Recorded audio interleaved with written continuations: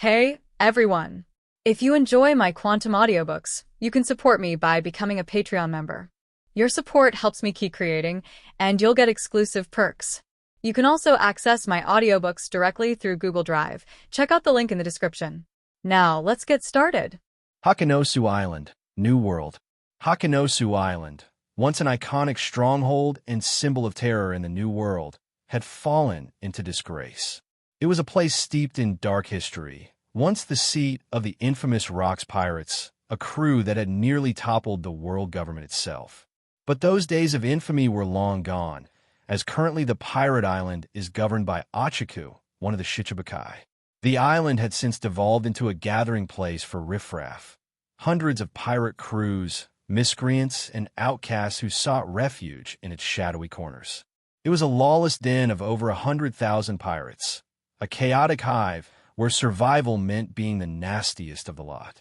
Yet today, the entire island trembled as a new era of terror dawned upon it.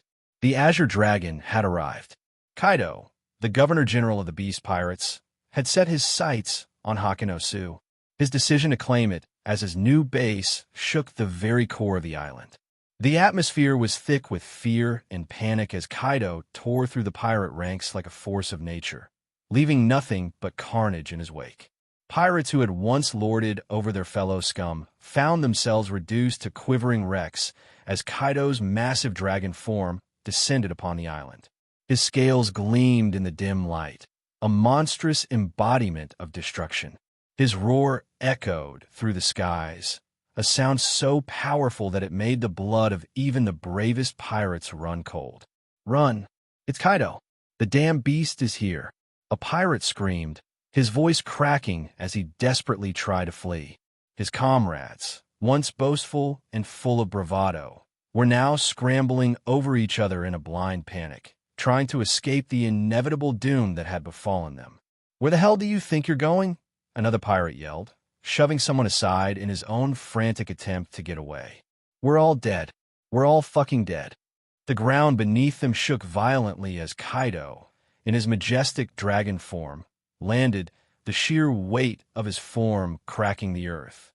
Buildings crumbled like sandcastles, and the air was thick with the acrid stench of smoke and blood. Kaido's eyes, glowing with a malevolent light, scanned the terrified masses below him. There was no mercy in his gaze, only a burning, all-consuming wrath. "Burrow breath." Kaido's deep, guttural voice bellowed from the skies above. With a terrifying intensity, he unleashed a torrent of dragon fire, a beam of concentrated destruction that tore through the island like a knife through flesh. The beam carved a path of devastation, obliterating everything in its wake. Pirates screamed in terror as they were incinerated where they stood, their bodies reduced to ash in an instant. "Please no." And lo, a pirate, tears streaming down his face, fell to his knees, begging for his life even as the inferno engulfed him. His cries were cut short by the scorching heat that consumed him, leaving nothing behind but charred remains. Why? Why is this happening? Another pirate, clutching a crude weapon that now seemed pitiful in his trembling hands, cursed his fate as he tried to stand against the onslaught. But his defiance was short-lived as Kaido's massive tail swept through the area, sending men and debris flying like leaves in a storm. Monsters were nothing but ants to them. A grizzled pirate, who had once boasted of his countless victories, now lay on the ground, clutching a severed limb. Blood pooled around him as he gazed up at Kaido's towering form, despair etched into his face. His last breath escaped him in a choked sob as the light faded from his eyes.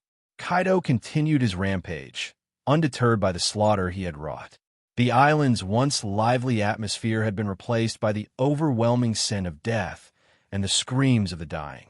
Pirates tried to escape by sea, but Kaido's aerial form circled the island like a predator stalking its prey.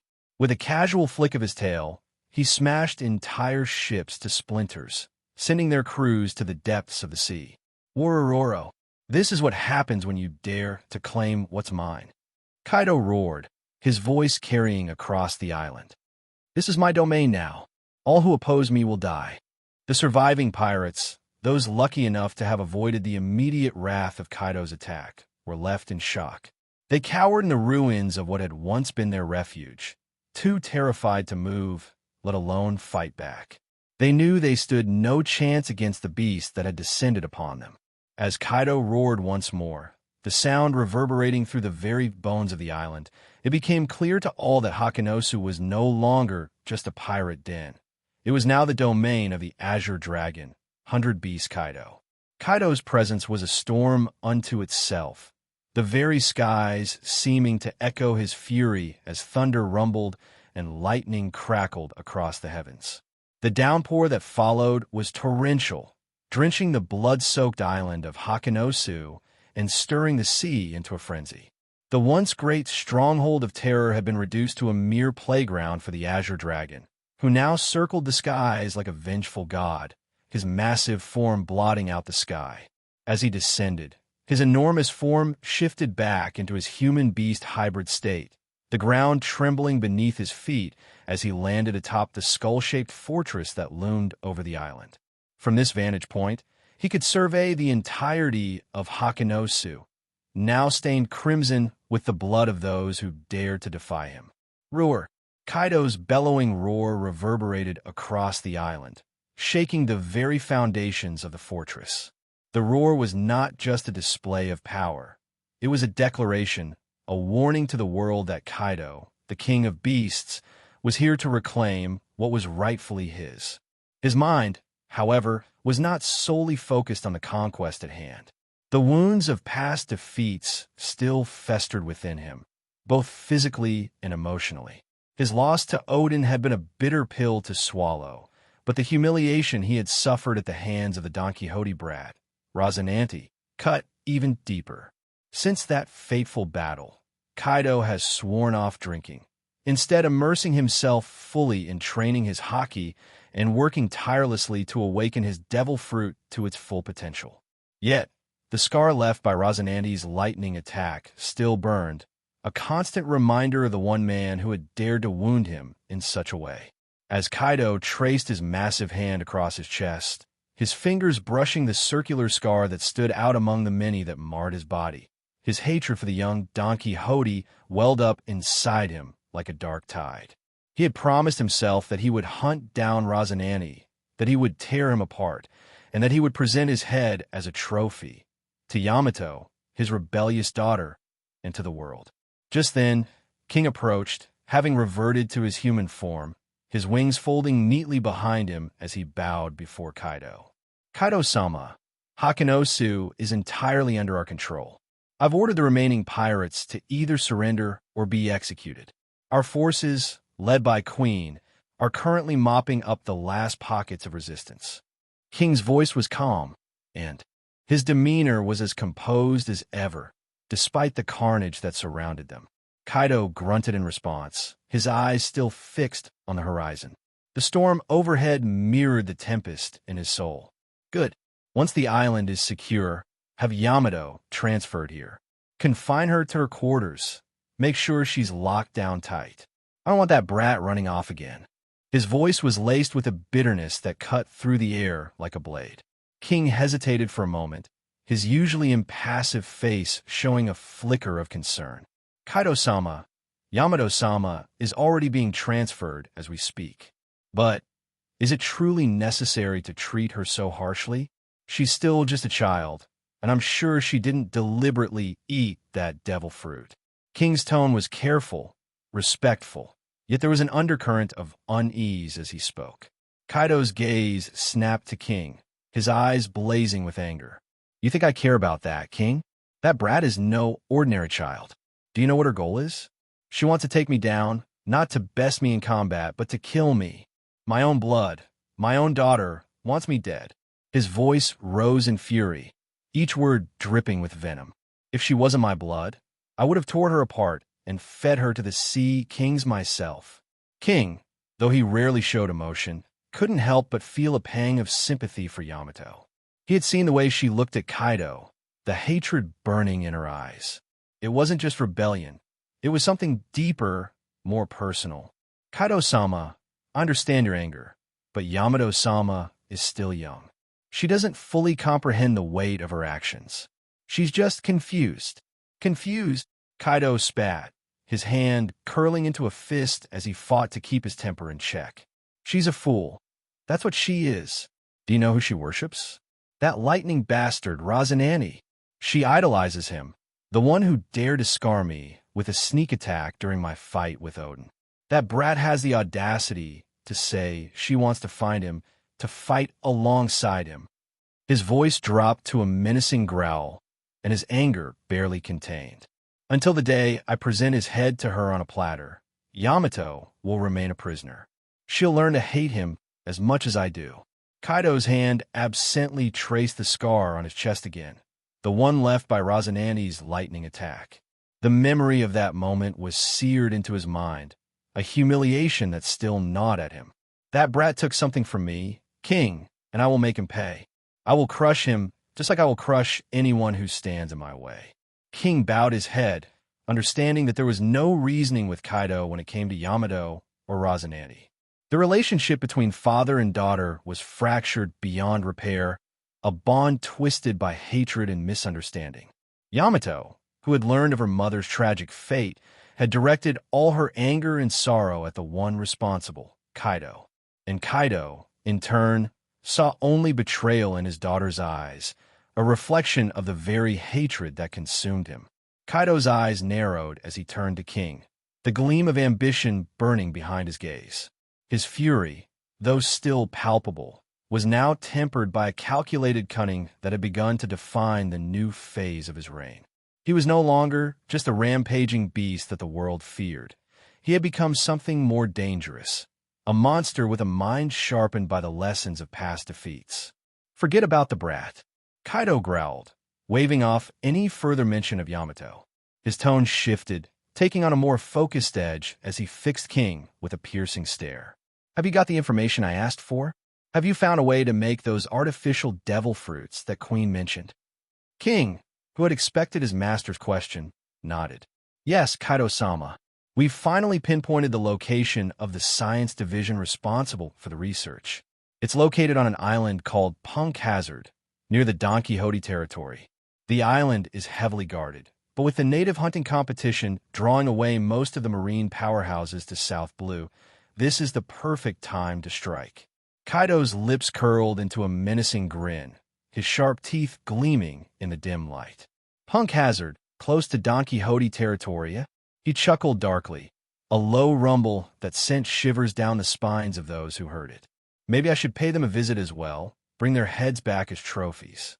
The Don Quixote brat has been a thorn in my side long enough. In the past, Kaido might have rushed headlong into an event such as the native hunting, driven by his thirst for battle and the thrill of conquest. But the Kaido who now stood atop the skull-shaped fortress was different. His defeats had forced him to evolve. He had reined in his impulsiveness, focusing instead on honing his own power and building a stable yet powerful crew. He did not want the repeat of what happened back in Wano. He was still a beast, but now he was a beast with a brain, more dangerous than ever before. King, noticing the shift in Kaido's demeanor, pressed on. If we move swiftly, we can catch them off guard. Queen's knowledge from his time with MADS gives us an edge about what we must look for. We know what Vegapunk and the others were working on, and now we can take that knowledge for ourselves. Kaido's grin widened. His mind was already racing with possibilities. The artificial devil fruits were just the beginning. If he could harness that power, he could build an army like no other, making the beast pirates truly unstoppable. The thought of it sent a thrill through him, a taste of the future he was carving out, one where he stood unchallenged as the mightiest in the world. Fine, Kaido barked, his decision made. Once you clear things up here, have Queen take care of Hakuno-Su. Then we'll head to Punk Hazard and pay that bastard Vegapunk a visit. We've both got debts to settle with him. His voice dropped to a dangerous whisper, his eyes narrowing with lethal intent. He thinks he can use us for his experiments and get away with it? This time, we'll be the ones doing the experimenting. King bowed deeply, understanding the gravity of the task ahead. As you wish, Kaido-sama. We'll make sure everything is in place. This time, we'll take what's ours. Kaido watched King retreat to oversee the final stages of the conquest of Hakanosu, his mind already racing ahead to the next phase of his plan. The native hunting competition, once something that would have enticed him to participate, now seemed trivial compared to the prize that awaited him. He could already picture it. The scientists of Punk Hazard kneeling before him, forced to bend their genius to his will, crafting the ultimate weapons that would secure his dominance. Just you wait, Kaido muttered to himself, his voice a low growl. I'll take everything back and more. The whole world will tremble before me.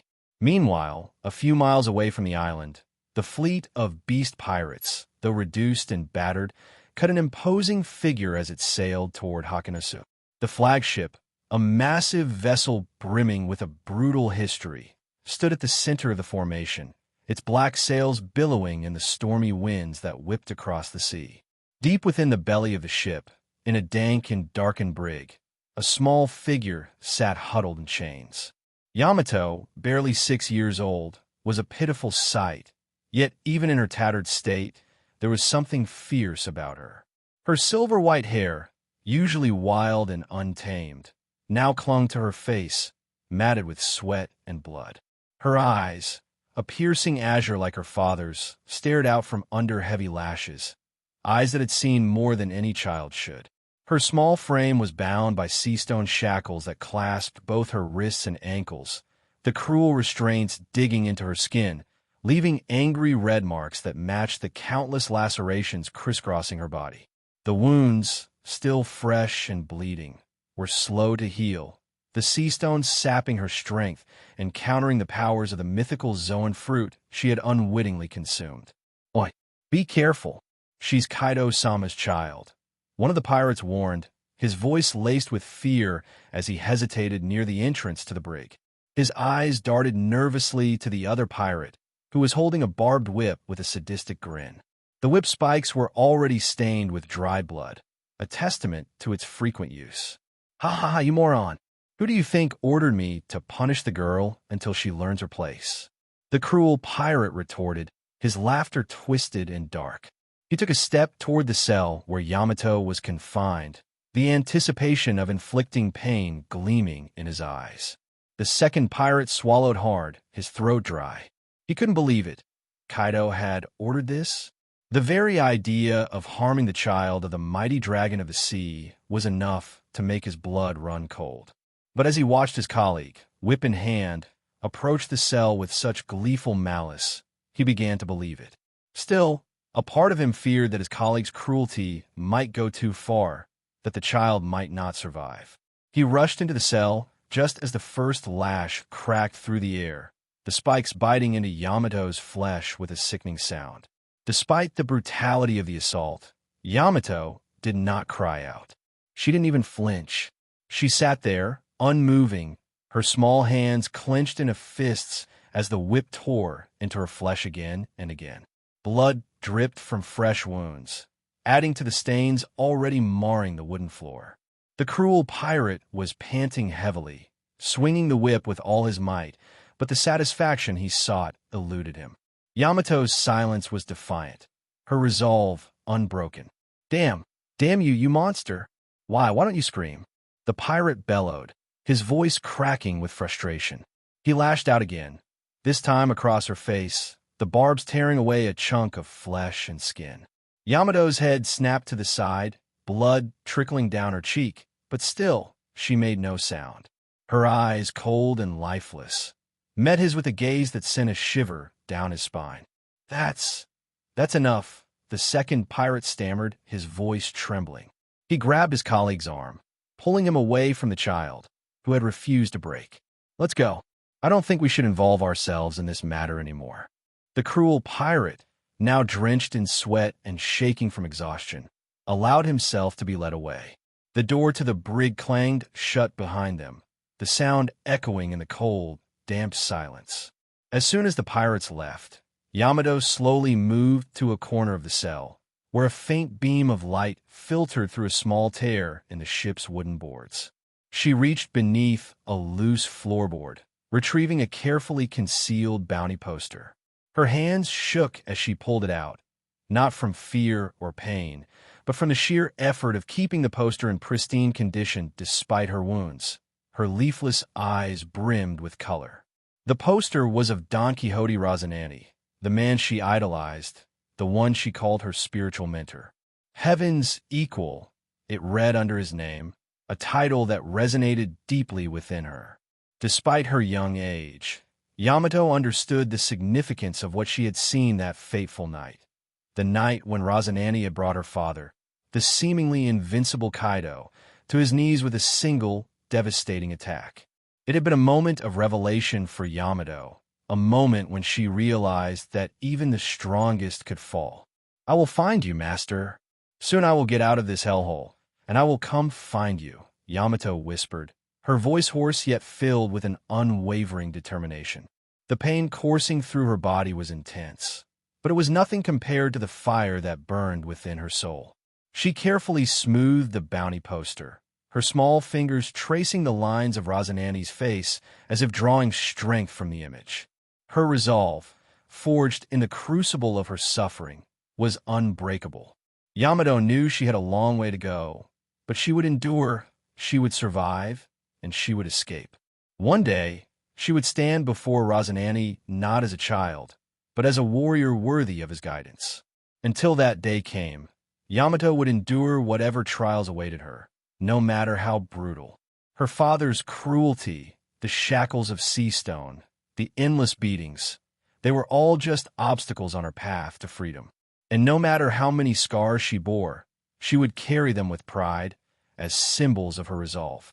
As the ship sailed closer to Hakanosu, the storm outside intensified, but within that small, dark cell, a different kind of storm was brewing, a storm of defiance and unyielding will, one that even the mighty 100-beast Kaido could not extinguish.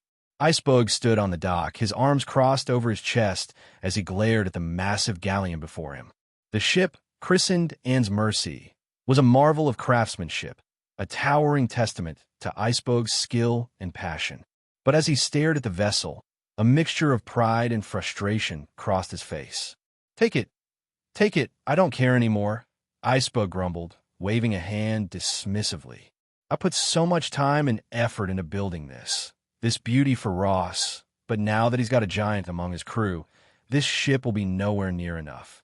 I'll have to start working on a new one. It seems like this ship had your name written all over it, anyway."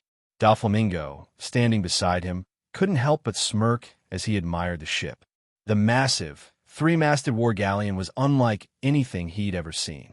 It was a behemoth of the seas, crafted from the treasured wood of the Atom Tree, and outfitted with the latest in weapon technology. The sleek hull gleamed in the sunlight, and the black sails, adorned with the Jolly Roger of the Don Quixote pirates, fluttered menacingly in the wind. The ship was a masterpiece, sporting two powerful railguns on the fore and aft, capable of unleashing devastation upon anyone foolish enough to cross its path. In addition, it was armed with 48 advanced cannons, each more deadly than the last. The decks were reinforced with steel, and the interior boasted the finest accommodations any pirate could ask for. Fu. Icebug, you sure being partial, aren't you? Look at my ship, and then look at this beauty. Doflamingo chuckled, casting a glance back at his current flagship, which now seemed pitiful in comparison. His ship, though formidable, was a third of Anne's Mercy's size, and even he couldn't deny the pang of jealousy that stirred within him. Icebug grumbled under his breath, clearly annoyed. I'm giving this ship to you because Ross might not need it anymore because of the giant. But don't think for a second that I'm happy about it. You don't even appreciate ships the way he does. Ross told me the legend of the Klabauterman wasn't just folklore, so I poured my heart and soul into this ship. I knew Ross would nurture it like a living being, but now it's yours. Just don't wreck it in a week. Doflamingo waved a dismissive hand. Fine, don't grumble. I'll take good care of her, you can rest assured. He teased, though there was a note of sincerity in his voice. As Doflamingo boarded the ship, he saw his crew working diligently to prepare for the maiden voyage. Wolf, the Don Quixote family's weapons specialist, was busy overseeing the final adjustments of the railguns and cannons. Even the cannons, he noted, were unlike anything seen in the pirate world, cutting-edge technology that could turn the tide of battle in an instant. "Ah, Daffy, just the man I wanted to see," Wolf called out, his eyes gleaming with excitement. "I made some modifications. In cases of emergencies, you can use your flame powers to give the ship a powerful boost.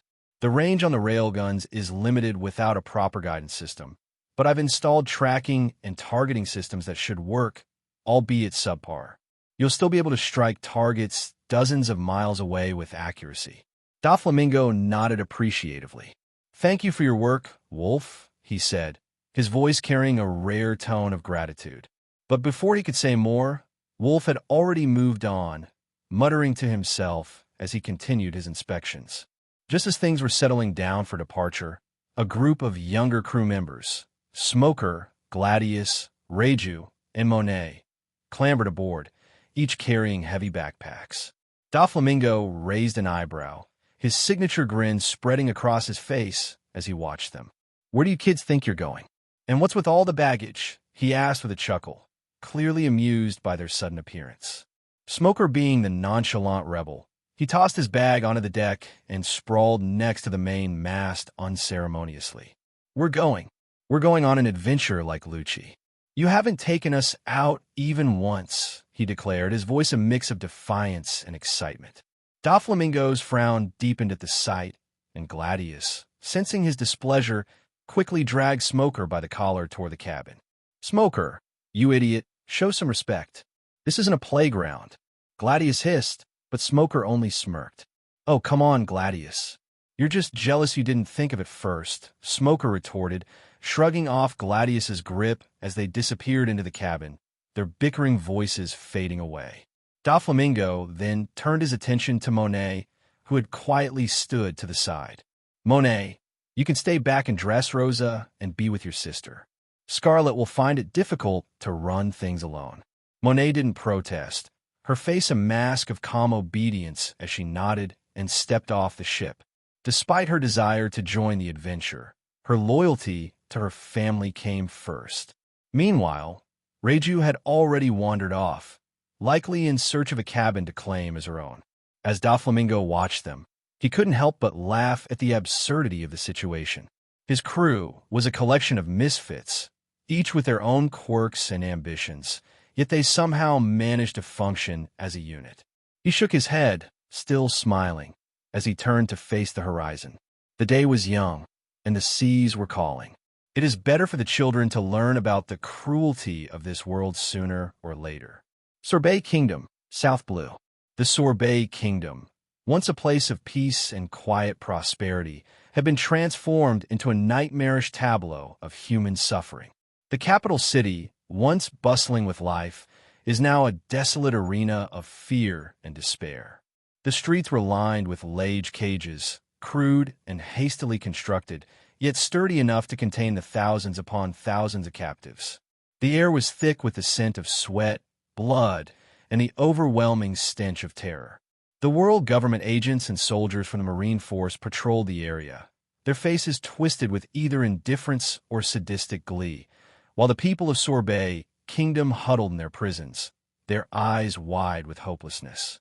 Within one such cage, a young mother clutched her infant child to her chest, her trembling hands caressing the baby's soft head. The child, no more than a few months old, whimpered weakly, too exhausted to cry out loud anymore. The mother, her face streaked with dirt and tears, rocked her baby back and forth, her mind racing with fear and desperation. "Please, please, someone help us," she whispered, her voice hoarse from days of crying out, her throat raw and parched. Her eyes darted around the cage, looking for anyone who might take pity on her. The cage was cramped, filled with others who were just as terrified and just as hopeless, their faces hollowed by hunger and fear. Suddenly, the door to the cage creaked open, and two soldiers stepped inside. The mother's heart leaped in her chest. She struggled to her feet, still holding her child close, her eyes wide with a glimmer of hope. "Please," she cried out, staggering toward them, her voice rising in desperation. "Please, take my baby. Take her to safety. I beg you." She held out the child, her hands shaking violently. She's innocent. She hasn't done anything. Please just take me and let her live. One of the soldiers, a man with a scarred face, looked down at the baby, then at the mother. His expression was unreadable, cold, and distant. He made no move to take the child from her arms. The other soldier, younger and with a cruel smirk on his lips, chuckled darkly. "What makes you think we'd do that?" The younger soldier sneered, taking a step forward and shoving the mother back with the butt of his rifle. She stumbled and fell to the ground.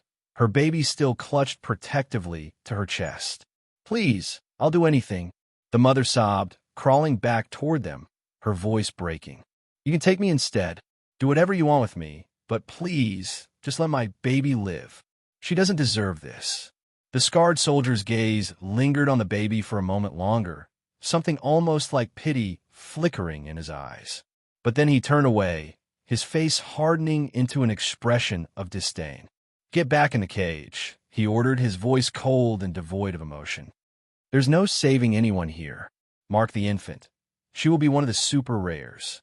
The other soldier, his face twisted into a cruel smirk, ignored the desperate pleas of the mother. Despite her protests, her screams, and the frantic way she clutched her baby, he roughly wrenched the infant from her arms. The mother's cries grew more frantic, her voice breaking as she begged for mercy. "Please, no, she's just a baby. Please don't do this," she screamed, her hands reaching out in vain as the soldier held the tiny child aloft. The soldier's chuckle was dark and callous, a sound devoid of any humanity. "Shut it, woman," he sneered, his eyes gleaming with sadistic pleasure. "It's not like she'll remember any of this. And besides, orders are orders." In his other hand, he held a branding iron, its tip glowing red-hot from the fire.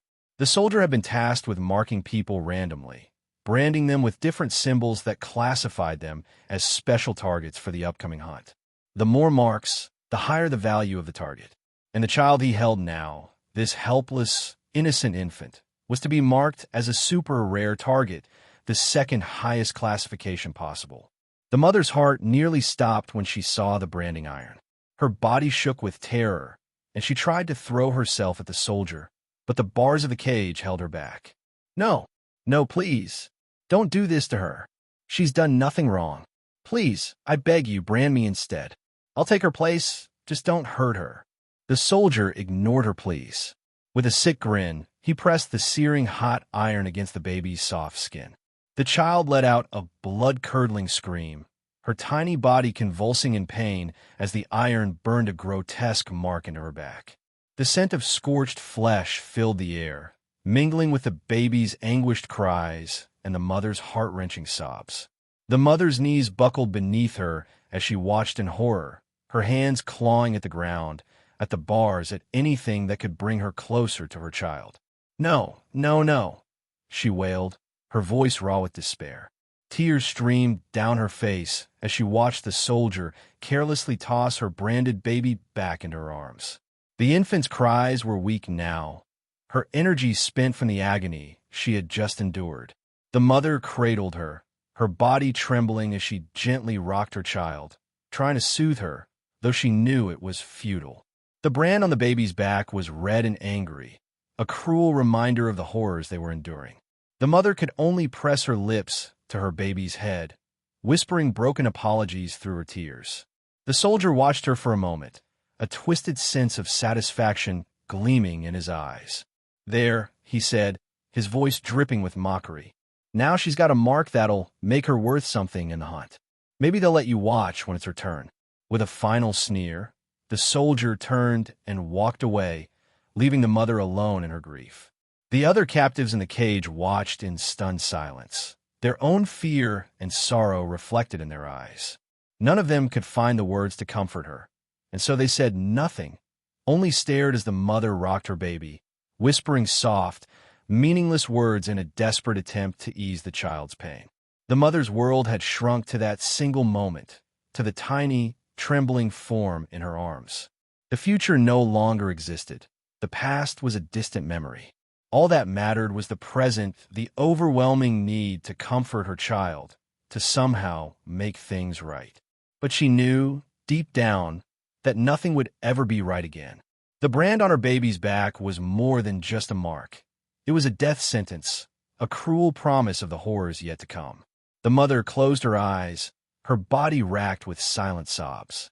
All she could do now was hold her child close and pray for a mercy that she knew would never come.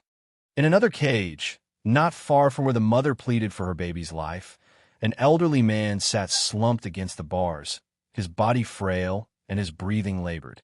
He had lived through wars, famines, and hardships that would have broken a lesser man. But this was beyond anything he had ever witnessed. The horror of seeing his beloved kingdom reduced to this state, his people caged like animals, was more than he could bear. Beside him, his granddaughter, a girl of about 8 years, sat with her arms wrapped around her knees, her face buried in her hands as she wept quietly.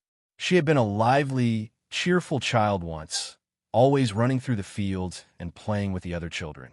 But now, her spirit was crushed, her joy extinguished by the horror she had seen. The old man reached out a trembling hand and gently placed it on her shoulder. "Hush, my dear, don't cry," he whispered, his voice quivering with age and emotion. "We'll get through this somehow." The girl looked up at him, her eyes red and swollen. "Grandfather, I'm scared. What's going to happen to us?" The old man didn't have the heart to tell her the truth, that there was little hope left for them. Instead, he forced a weak smile and brushed a tear from her cheek. "Everything will be okay, my dear. Everything will be okay." But the girl wasn't so easily comforted. She looked around at the other prisoners, at the soldiers who walked by, without a care for their suffering, and her fear deepened. "Grandfather, will they kill us?" she asked, her voice barely above a whisper. The old man's heart ached at her words. He pulled her into his arms, holding her close as if he could shield her from the harsh reality they faced. No, they won't. They can't." But the lie tasted bitter on his tongue, and he knew it was only a matter of time before the soldiers came for them. He had seen the cruelty in their eyes, the way they took pleasure in tormenting the prisoners. There was no mercy to be found here. As if on cue, a group of soldiers approached the cage. The old man's grip on his granddaughter tightened, his body tensing as they drew near. One of the government agents, a burly man with a cruel smile, pointed at the girl. "That one," he said, his voice thick with malice. "She'll do nicely for the hunt." The old man's blood ran cold. "No, please, not her," he pleaded, his voice shaking with desperation. "She's just a child. She hasn't done anything." The soldier sneered. "None of you have, old man. But that doesn't change a thing." The girl clung to her grandfather, her eyes wide with terror. "Grandfather, don't let them take me. Please." The old man's heart broke as he held her tighter, his mind racing for a way to protect her. But what could he do? He was old, frail, powerless against these men. All he could do was beg. "Please, take me instead," he offered, his voice cracking. "I'm old. I've lived my life. Let her go and take me." The soldiers laughed, a cold, heartless sound that sent shivers down the old man's spine. "You? We don't need old bones like yours," the burly soldier mocked. "The hunt is for sport, and we need fresh meat who can make the hunt thrilling." He reached into the cage and grabbed the girl by the arm, yanking her away from her grandfather's grasp. She screamed, kicking and struggling, but the soldier's grip was iron. "Let her go. Please, I beg you," the old man cried, his voice a desperate wail as he reached out for her. "She's all I have left, please." But his pleas fell on deaf ears. The soldier dragged the girl out of the cage, her screams echoing in the old man's ears like a knife through his heart. He collapsed to his knees, his frail body shaking with sobs as he watched her being taken away, his vision blurred with tears. No, he whispered, over and over, his voice breaking as he rocked back and forth, clutching his chest as if trying to hold onto the last pieces of his shattered heart. The other captives in the cage watched in silent horror, their own despair reflected in their eyes. There was no comfort to be found, no words that could ease the old man's pain. He had lost everything, and now he was truly alone. As the girl's screams echoed as she was branded, the old man curled up on the cold, hard ground, his body racked with grief. The world around him blurred into a haze of sorrow and loss, and all he could do was pray that, somehow, his granddaughter would escape the horrors that awaited her. But deep down, he knew that was a futile hope. In the grand central plaza of Sorbet, Kingdom's capital city, in stark contrast to the surrounding gloom that blanketed the rest of the nation, a vibrant and grotesque jubilation filled the air. The massive plaza, framed by towering statues and opulent buildings, buzzed with the excitement of a gathering unlike any the kingdom had seen in years. The celebration here was a mockery of the suffering elsewhere, a perverse display of power and privilege. Over 400 celestial dragons had descended upon the capital for this grand event. Each one was accompanied by an entourage of soldiers, slaves, and a menagerie of exotic beasts known as hunting hounds, specially bred and trained for this very occasion. These beasts, with their bloodthirsty eyes and razor-sharp teeth, strained against their chains, eager to be unleashed. The celestial dragons themselves, usually draped in flamboyant robes and ornate masks, had today donned more practical attire. Thick leather armor and protective garments reinforced with the finest materials adorned their bodies, offering both protection and a sinister aesthetic. Their masks, however, remained, hiding their faces but doing nothing to conceal the cruelty in their eyes.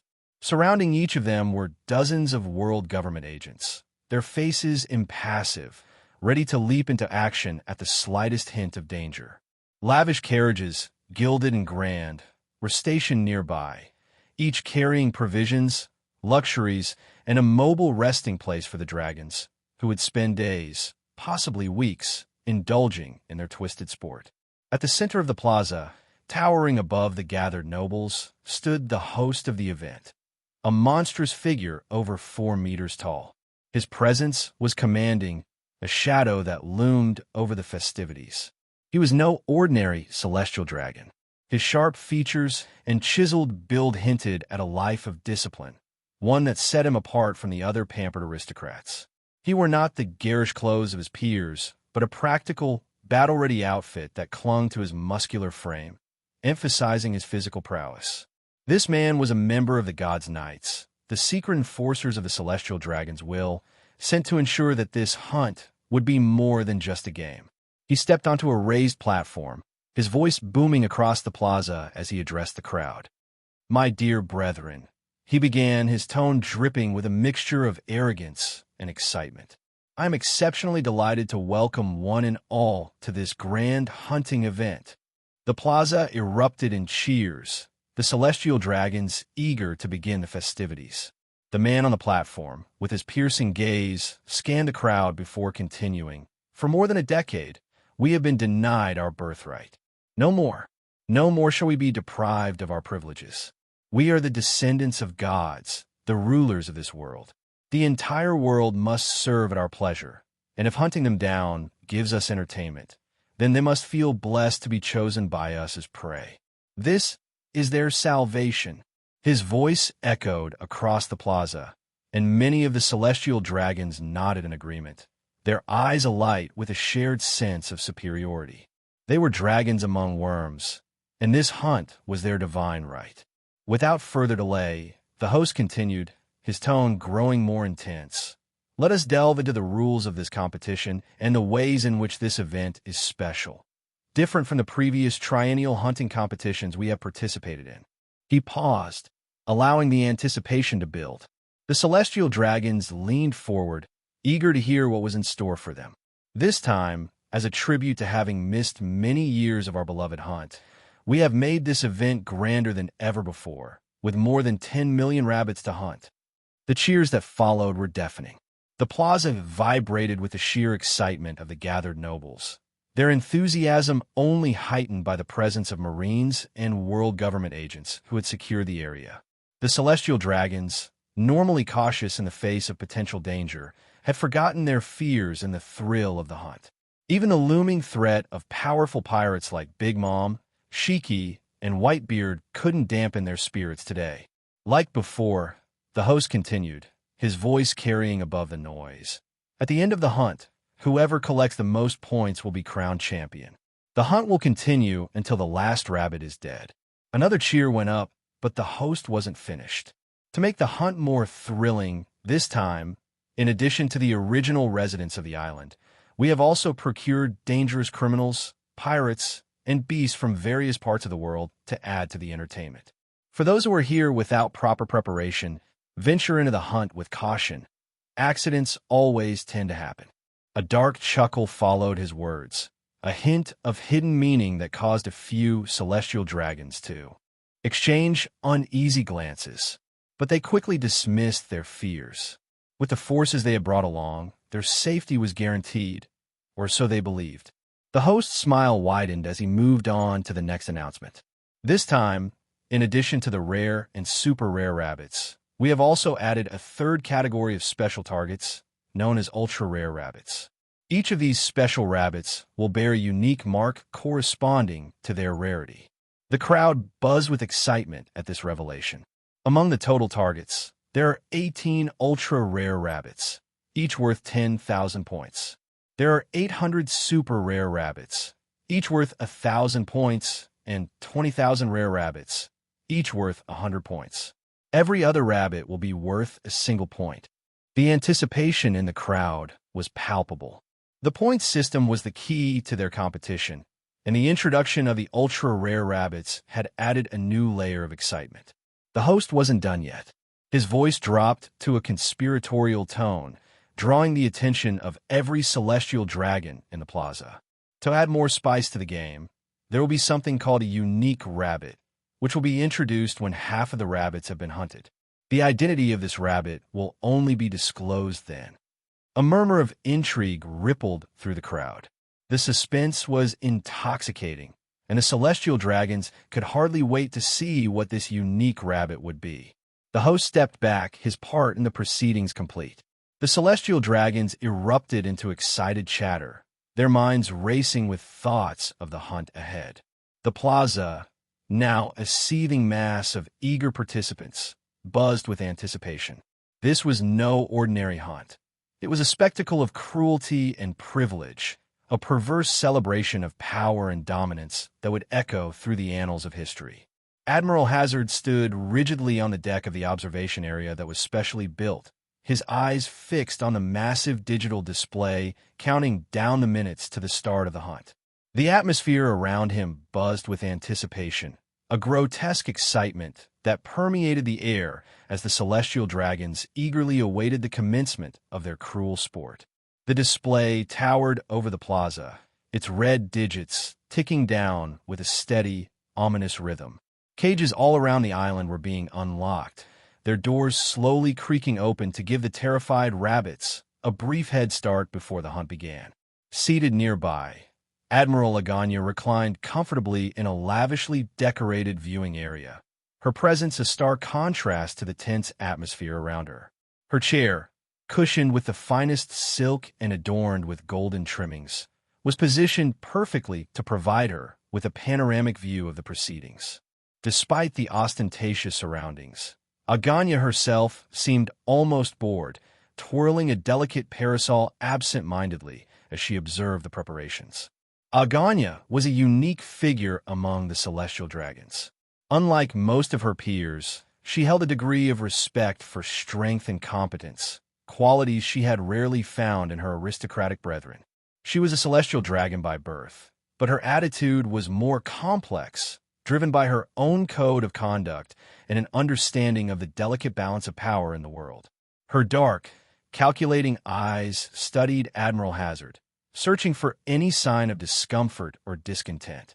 His stoic demeanor was difficult to read, but she had a keen sense for detecting the subtle nuances in people's behavior. Admiral Hazard, Aganya began, her voice smooth yet probing. Does this unnerve you? Hazard didn't turn to face her. His broad shoulders were squared, his hands clasped behind his back in a posture that exuded discipline and control. He was a man of few words, known for his calm under pressure and unwavering focus. His tall, imposing figure was a stark contrast to the frivolity around him. His spectacled gaze remained locked on the display, but there was no mistaking the tension in his jaw, a small but telling sign of his unease. Does my opinion change anything? He replied evenly, his voice carrying a deep, gravelly tone that matched his calm appearance. He knew better than to show overt displeasure in such company, but neither would he pretend to condone what was about to happen. Aganya's lips curled into a small, amused smile. Not really, she admitted with a light chuckle. But knowing where you stand would make it easier for me to decide how to treat you. The response was as calculated as it was revealing. Aganya wasn't here for the hunt itself, though her presence made it seem so. She had a deeper agenda, one that involved the complex and dangerous game of power within the world government and the celestial dragons. Her father, a powerful figure even among the highest echelon of celestial dragons, had sent her here with specific orders to ensure that certain members of their elite class would not leave the island alive. It was an internal purge disguised as a hunting event, a way to eliminate troublesome elements within their ranks without raising suspicion. Hazard's eyes narrowed slightly, catching the underlying meaning in her words. He was no fool. He knew that the hunt served more purposes than just the sadistic pleasure of the celestial dragons. It was a display of power, a message to the world, and in some cases, a method of silencing dissent among their own ranks. As a Marine admiral, Hazard was sworn to uphold justice, but the reality of his position was far more complex. The Marines served the world government, and by extension, the celestial dragons. Yet, Hazard had always walked a fine line, balancing his duty with his own sense of right and wrong. He finally turned his head slightly, just enough to catch Aganya's gaze. Justice, he said, his voice measured, is not so simple. My role is to maintain order, to protect those who are deemed innocent by the government. But here on this island, the lines blur. The law does not always align with justice. Aganya's smile deepened, a hint of mischief gleaming in her eyes. Indeed, Admiral, it's why I find you so fascinating. You're a man of principle in a world where principles can be a liability. Tell me, do you believe what's about to happen here falls under the mantle of justice? Hazard didn't answer immediately. He was a man who chose his words carefully, understanding the weight they carried. Finally, he spoke, his tone even but firm. What happens here today is far from justice. It's a spectacle, a display of power. My presence here is to ensure that things don't spiral out of control, to prevent unnecessary loss of life. Unnecessary, Aganya echoed, her voice carrying a slight edge of irony. And who decides what's necessary, Admiral? Is it you, or the world government, or perhaps the celestial dragons themselves? Hazard met her gaze, his eyes steely. I decide what I can, within the limits of my authority. But even an admiral's power has its boundaries. Aganya nodded thoughtfully, appreciating his candor. She leaned back, twirling the parasol once more, her demeanor returning to one of detached amusement. You're right, of course. We all have our roles to play in this grand theater. Yours is to uphold the law, even when the law is written by those who revel in the suffering of others. Hazard remained silent, his attention returning to the countdown, now at mere seconds. The reality of his situation weighed heavily on him. He was a man of action, of discipline, and yet here he was, a silent observer to an atrocity disguised as a game. The countdown hit 0, and a loud horn blared across the island, signaling the start of the hunt. The celestial dragons cheered, their grotesque masks unable to hide their glee as they prepared to unleash their hounds and begin their bloody sport. Aganya watched him closely, noting the subtle tightening of his fists, the barely perceptible furrow in his brow. Don't worry, Admiral. Your hands will remain clean today. Just do what you're here to do. Maintain order, ensure the hunt proceeds as planned. After all, you're not here to question the gods, are you? Hazard's jaw clenched, but he gave no other sign of his inner turmoil. No, he said quietly, almost to himself.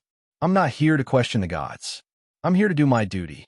As the massive iron gates of the cages groaned open, the air filled with a cacophony of raw, primal fear. The once contained masses, huddled together in dread, now surged forward in a frantic rush, the overwhelming instinct to flee overpowering any rational thought. Each person became a singular force of desperation, pushing, shoving, and scrambling to escape the horrific fate that awaited them. Mothers clutched their children to their chests, their eyes wide with terror, as they sprinted toward the dense forests that fringed the Sorbet Kingdom. A young mother, her face pale and streaked with tears, held her infant close, the child's wails piercing the air. She stumbled, nearly falling, but the thought of her child being caught propelled her forward, her breath coming in ragged gasps. She glanced back once, only to see the cruel grins of the celestial dragon soldiers as they watched the spectacle unfold, their hands resting casually on the weapons that would soon be unleashed. A group of elderly men and women, their frail bodies already weak from days of confinement, struggled to keep pace with the panicked crowd. One old man, his legs shaking with the effort, reached out to a younger, stronger man running beside him. "Please," he rasped, "help me. I can't." But the younger man, his face contorted with fear, shook him off and sped away, the survival instinct obliterating any sense of compassion. Children, separated from their parents in the chaos, darted in every direction, their small figures easily lost in the throng. A boy of about 7, his clothes torn and dirty, tripped and fell hard onto the ground. He cried out in pain, clutching his scraped knees, but was quickly trampled by the panicked crowd. He struggled to his feet, tears streaming down his face as he looked around, desperately calling for his mother. But his voice was swallowed by the overwhelming noise, and he was forced to keep running, driven by the fear of the unseen hunters who would soon be upon them. Near the edge of the cage, a group of young men and women tried to form a chain, linking arms to move together toward the shelter of the forest. Their eyes were wide, their breaths coming in short, panicked bursts as they tried to maintain some semblance of order amid the chaos. But their efforts were in vain. The sheer mass of people crashing toward the exit broke their chain, and they were swept apart, each one lost to the tide of humanity. A man, his face smeared with dirt and sweat, ran with a limp, his leg injured from the brutal treatment he'd endured in the cage. His eyes darted around, wild with fear, as he realized he wouldn't be able to keep up with the others. He spotted a group of people ahead, seemingly slowing down to help someone who had fallen. With a desperate burst of energy, he pushed himself toward them, hoping for aid. But as he reached them, he saw the group scatter, leaving behind a woman lying on the ground, her face twisted in agony as she clutched her ankle. The man hesitated, torn between helping her and saving himself.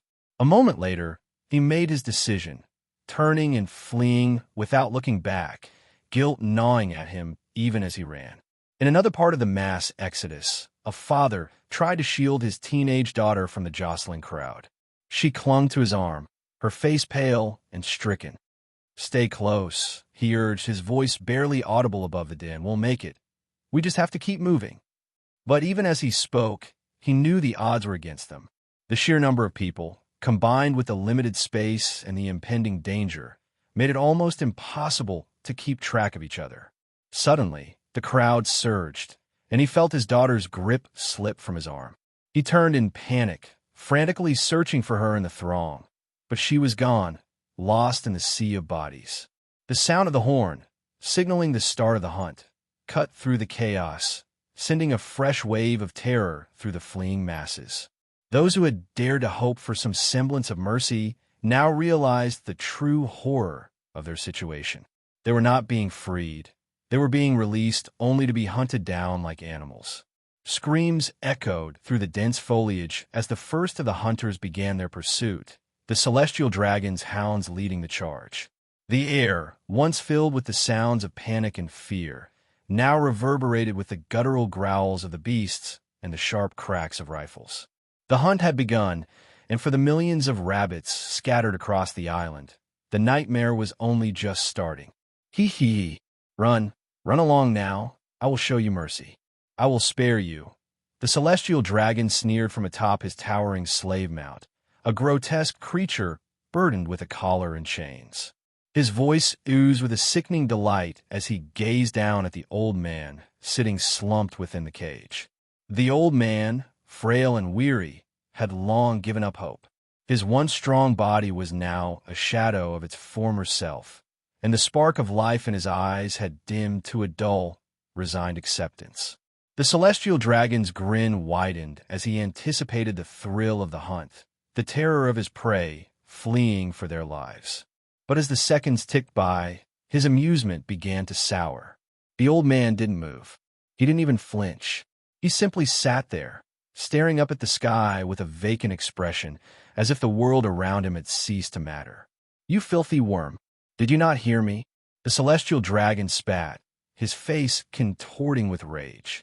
He tightened his grip on the ornate reins of his slave mount, pulling harshly, causing the creature to whimper in pain. "I said run." But the old man remained unmoved, his gaze fixed on the heavens above, where the sky stretched out endlessly, indifferent to the horrors below. His silence, his lack of fear or reaction, infuriated the celestial dragon. This was not how it was supposed to go. The prey was meant to beg, to plead, to scramble in terror. That was the entertainment, the twisted joy he sought. The celestial dragon's eyes narrowed, his twisted mind struggling to comprehend how this frail, insignificant worm could dare to defy him, to rob him of his pleasure.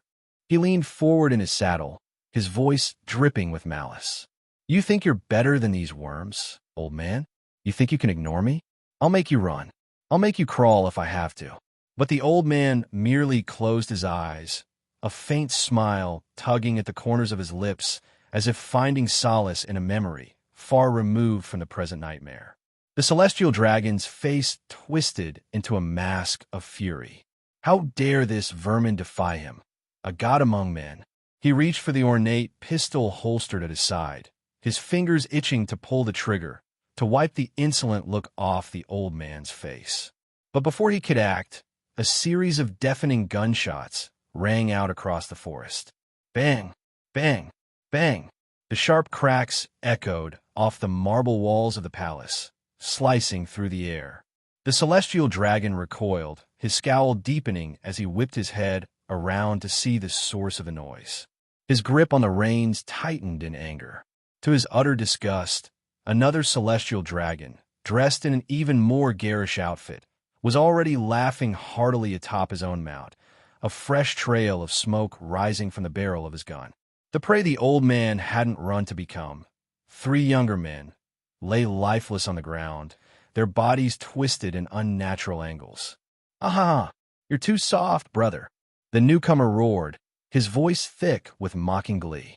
Playing with the prey is a waste of time.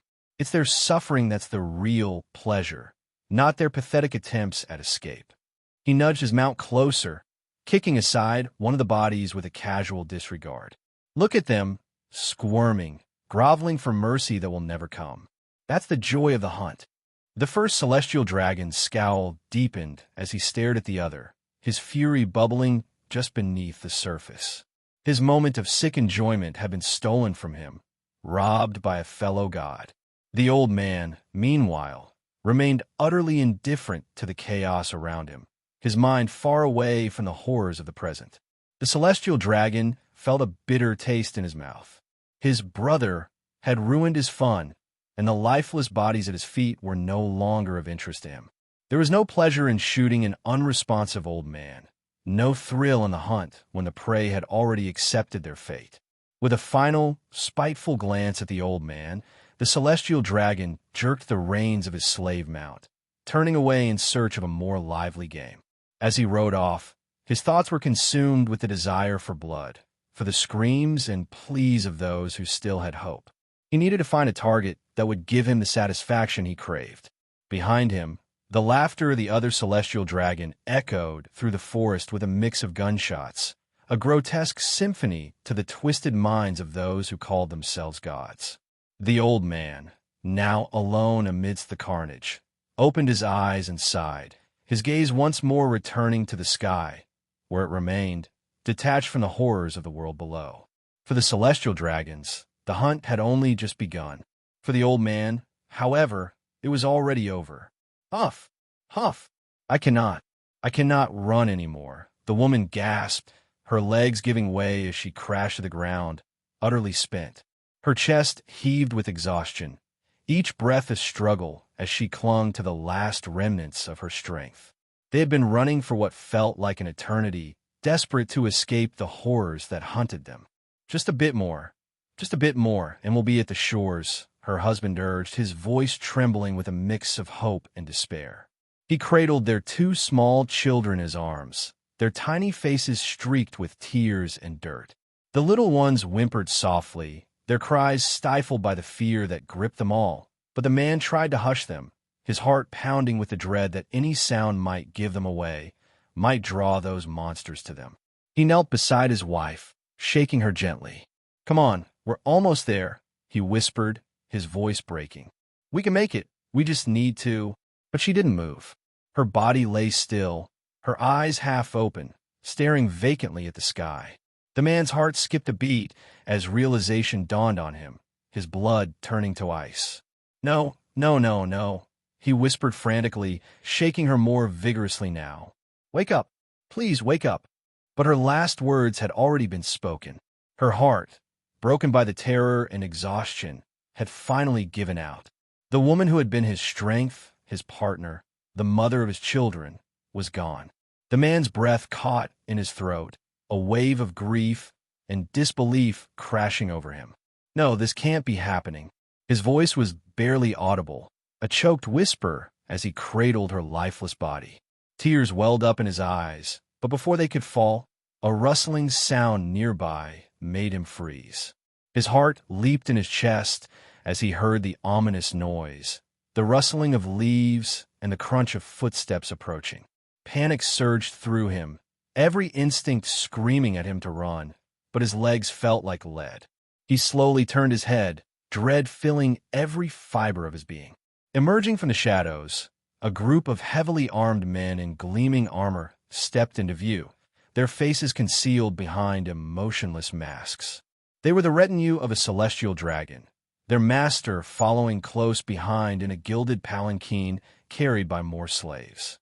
The dragon was dressed in luxurious hunting attire, a wide, twisted grin visible beneath the glass of his mask as he spotted his quarry. "Well, well, what have we here?" the celestial dragon mused, his voice dripping with malicious delight. He dismounted from his palanquin with exaggerated grace, his cold, calculating eyes scanning the small family before him.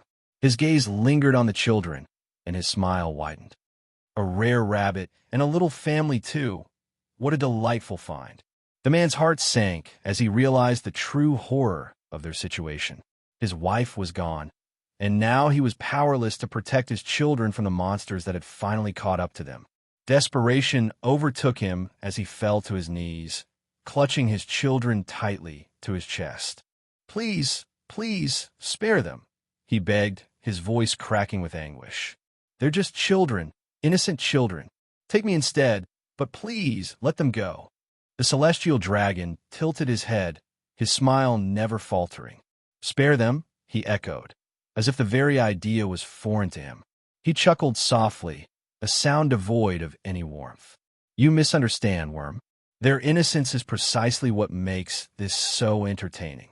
He gave a slight nod to his retinue, and the soldiers moved forward with practiced efficiency. The man tried to shield his children, but the soldiers were swift and merciless. One of them grabbed the man by the hair, yanking him away from his children and throwing him to the ground.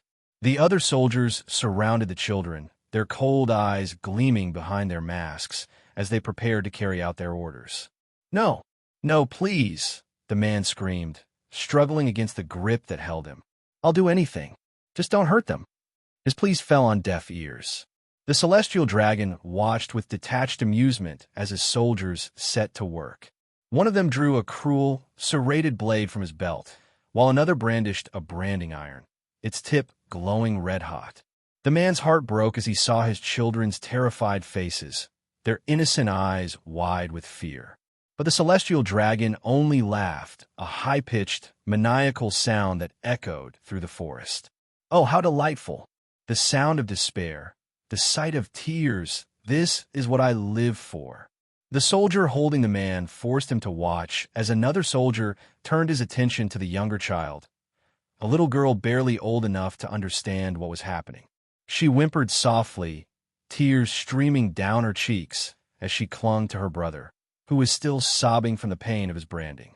The man struggled with all his might, but he was powerless to stop them. He could only watch in horror as the soldier with the blade raised it high, the metal glinting in the dim light. "No, please no," the man screamed, his voice breaking with despair. The celestial dragon's eyes gleamed with sadistic pleasure as he gave a small nod. The soldier grinned beneath his mask, and with a single, swift motion, he brought the blade down. The man's scream was drowned out by the sound of his children's cries, their small bodies trembling with fear and pain. The soldier's blade struck again and again, each time accompanied by the celestial dragon's cruel laughter. The man's heart shattered into a million pieces as he was forced to watch the unimaginable horror unfold before him, powerless to save the only things in the world that mattered to him. Finally, when the soldier had finished his gruesome work, the celestial dragon stepped forward, his smile wide and triumphant. He looked down at the man, who was now a broken shell of a person, his spirit crushed beyond repair. "There, wasn't that fun?" the celestial dragon said, his voice laced with mockery. "I hope you enjoyed the show, worm." The man could no longer respond. He lay on the ground, his body trembling with sobs, his eyes vacant and hollow. His children were gone, his wife was gone, and his soul had been ripped apart by the cruelty of the world. With a final, mocking laugh, the celestial dragon turned away, signaling for his retinue to finish off the man and follow. The soldiers left the man bleeding in the dirt, stabbing him a dozen times, alone with his grief and the shattered remains of his family. As the celestial dragon and his entourage disappeared into the distance, the man let out a choked, final sob. The world around him blurred as death embraced him, a nightmare from which he would never awaken. The sky above, once so bright with hope, was now dark and cold, as if it too had turned its back on him. "We need to fight back. Let's show those bastards who we really are," a pirate roared, his voice filled with desperation and defiance as he rallied a group of a dozen strong men around him. These were men who had once sailed the seas with pride and power, but now they huddled together like cornered animals, trying to muster the courage to survive the hell they had been thrown into. Their eyes burned with the last flickers of hope, and their hands trembled, not just with fear, but with the raw, untamed urge to strike back at their oppressors.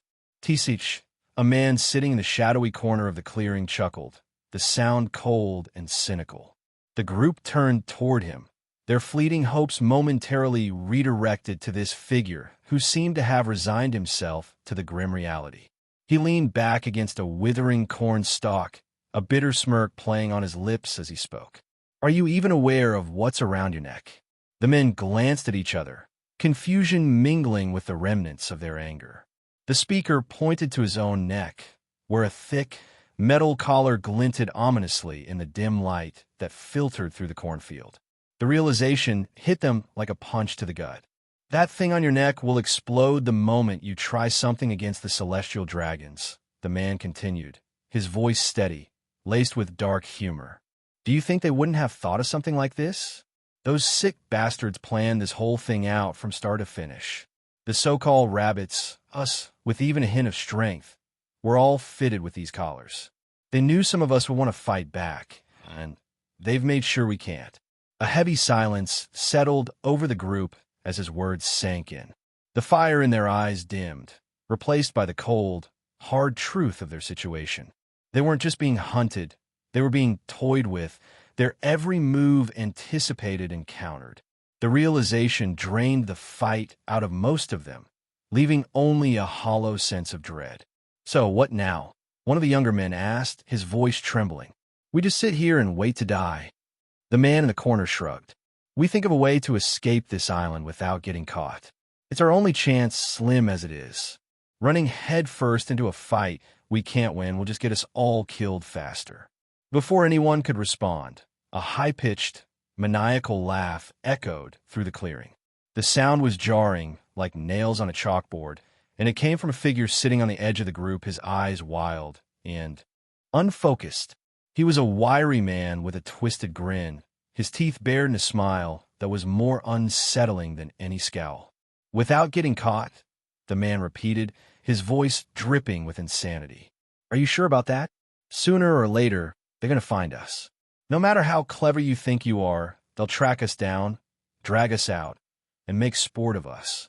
He paused, his eyes gleaming with a dangerous light. "So, I say we enjoy the time we have left. Let ourselves loose. If we're going to die, let's go out with a bang." The others stared at him, some in horror, others in grim agreement. The tension in the air was palpable, a cocktail of fear, anger, and despair, mixed with the madness of a man who had already accepted his fate. He stood up, his movements erratic, almost twitchy, as he began to pace back and forth, his mind clearly racing with dark thoughts. "Think about it," he urged, his voice rising with excitement. "We're dead either way, but we can make them pay for what they've done to us. We can take as many of those bastards down with us as we can. Let's show them that even their rabbits can bite back." His words ignited a spark in some of the men, their fists clenching as they imagined the chaos they could cause, the revenge they could take. But for others, it was a chilling reminder of just how hopeless their situation really was.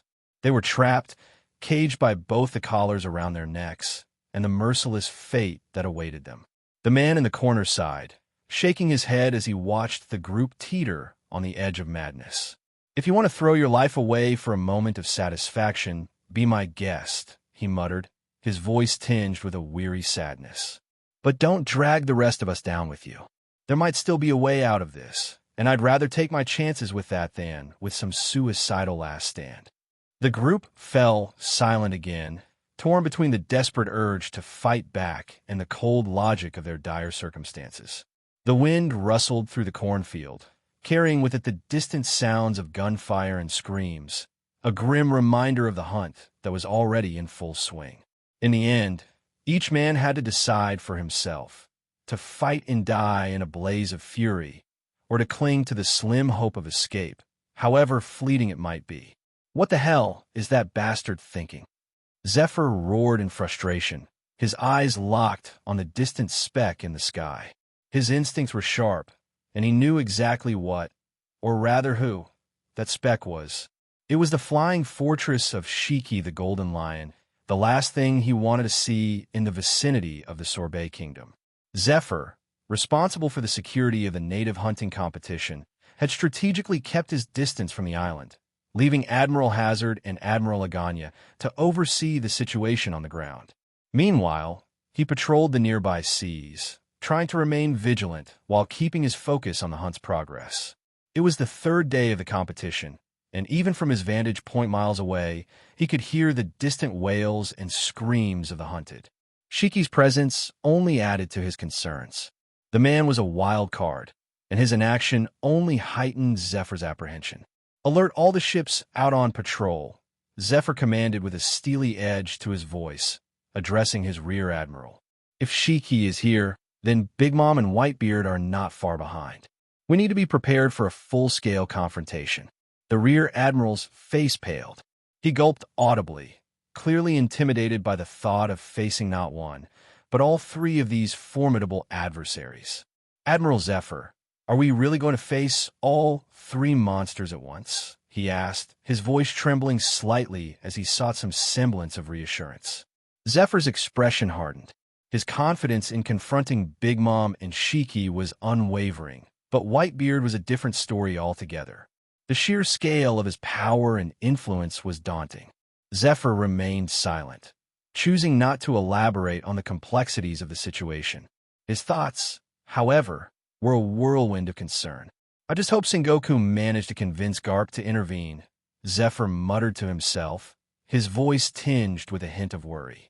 He had yet to receive a concrete response from Sengoku regarding Garp's involvement. The thought of facing these three titans without the intervention of Garp filled him with dread. Meanwhile, a dozen miles above the Sorbet Kingdom, Shiki the Golden Lion and his imposing first mate, Jack surveyed the island below. The flying fortress, with its grandiose design and massive size, hovered high in the sky, casting an ominous shadow over the land. Jack, towering and formidable, stood beside Shiki, his presence only slightly dimmed by the sheer aura of his captain. "What are we waiting for, Captain? Should we commence the attack?" Jack's voice was thick with impatience. His massive frame seemed almost eager for action, contrasting with the calm demeanor of Shiki. Shiki let out a hearty laugh, his voice echoing with dark amusement. "Shahaha, you seem more eager to hunt than even me." "Not yet, Jack, not yet. We still have a few players who need to make it to the venue. Once everyone is here, we'll start in earnest." Jack's eyes narrowed as he understood his captain's strategy. Shiki was waiting for the right moment, for the arrival of all the key players in their grand plan. The delay was deliberate, a part of Shiki's larger scheme. Despite the time spent waiting, Shiki's enthusiasm was palpable, and his eyes gleamed with anticipation. The fortress floated above the Sorbet kingdom, an imposing monument to Shiki's power and ambition.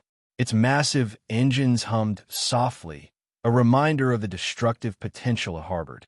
Shiki and Jack watched from their vantage point, their patience unwavering as they prepared for the chaos that was to come.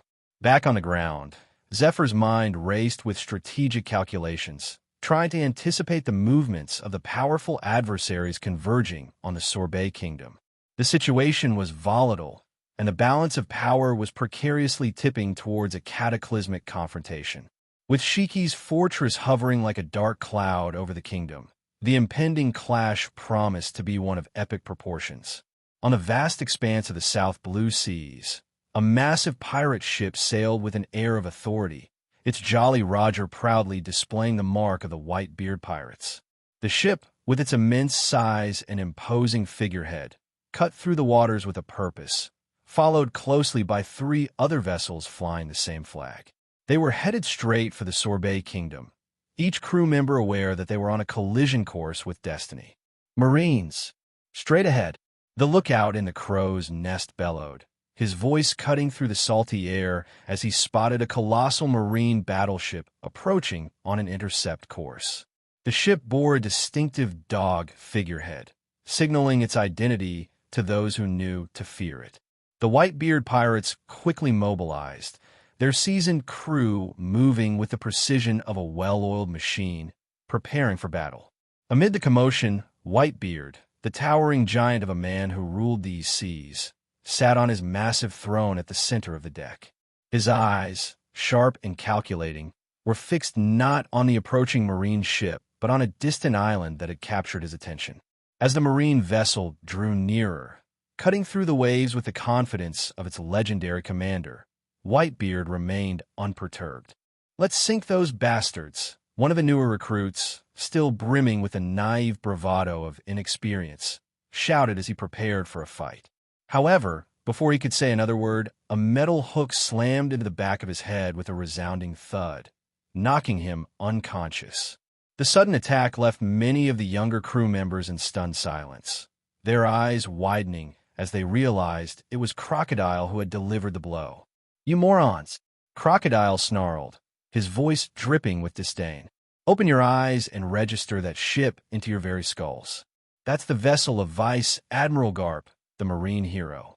Marco, standing nearby, nodded in agreement, his gaze stern as he addressed the assembled crew.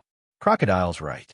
That ship belongs to Garp the Fist, and if you don't know who that is, then you've got a lot to learn. Disrespecting a man like Garp is a death wish." Marco's tone was educational yet firm, ensuring that every pirate on deck understood the gravity of the situation.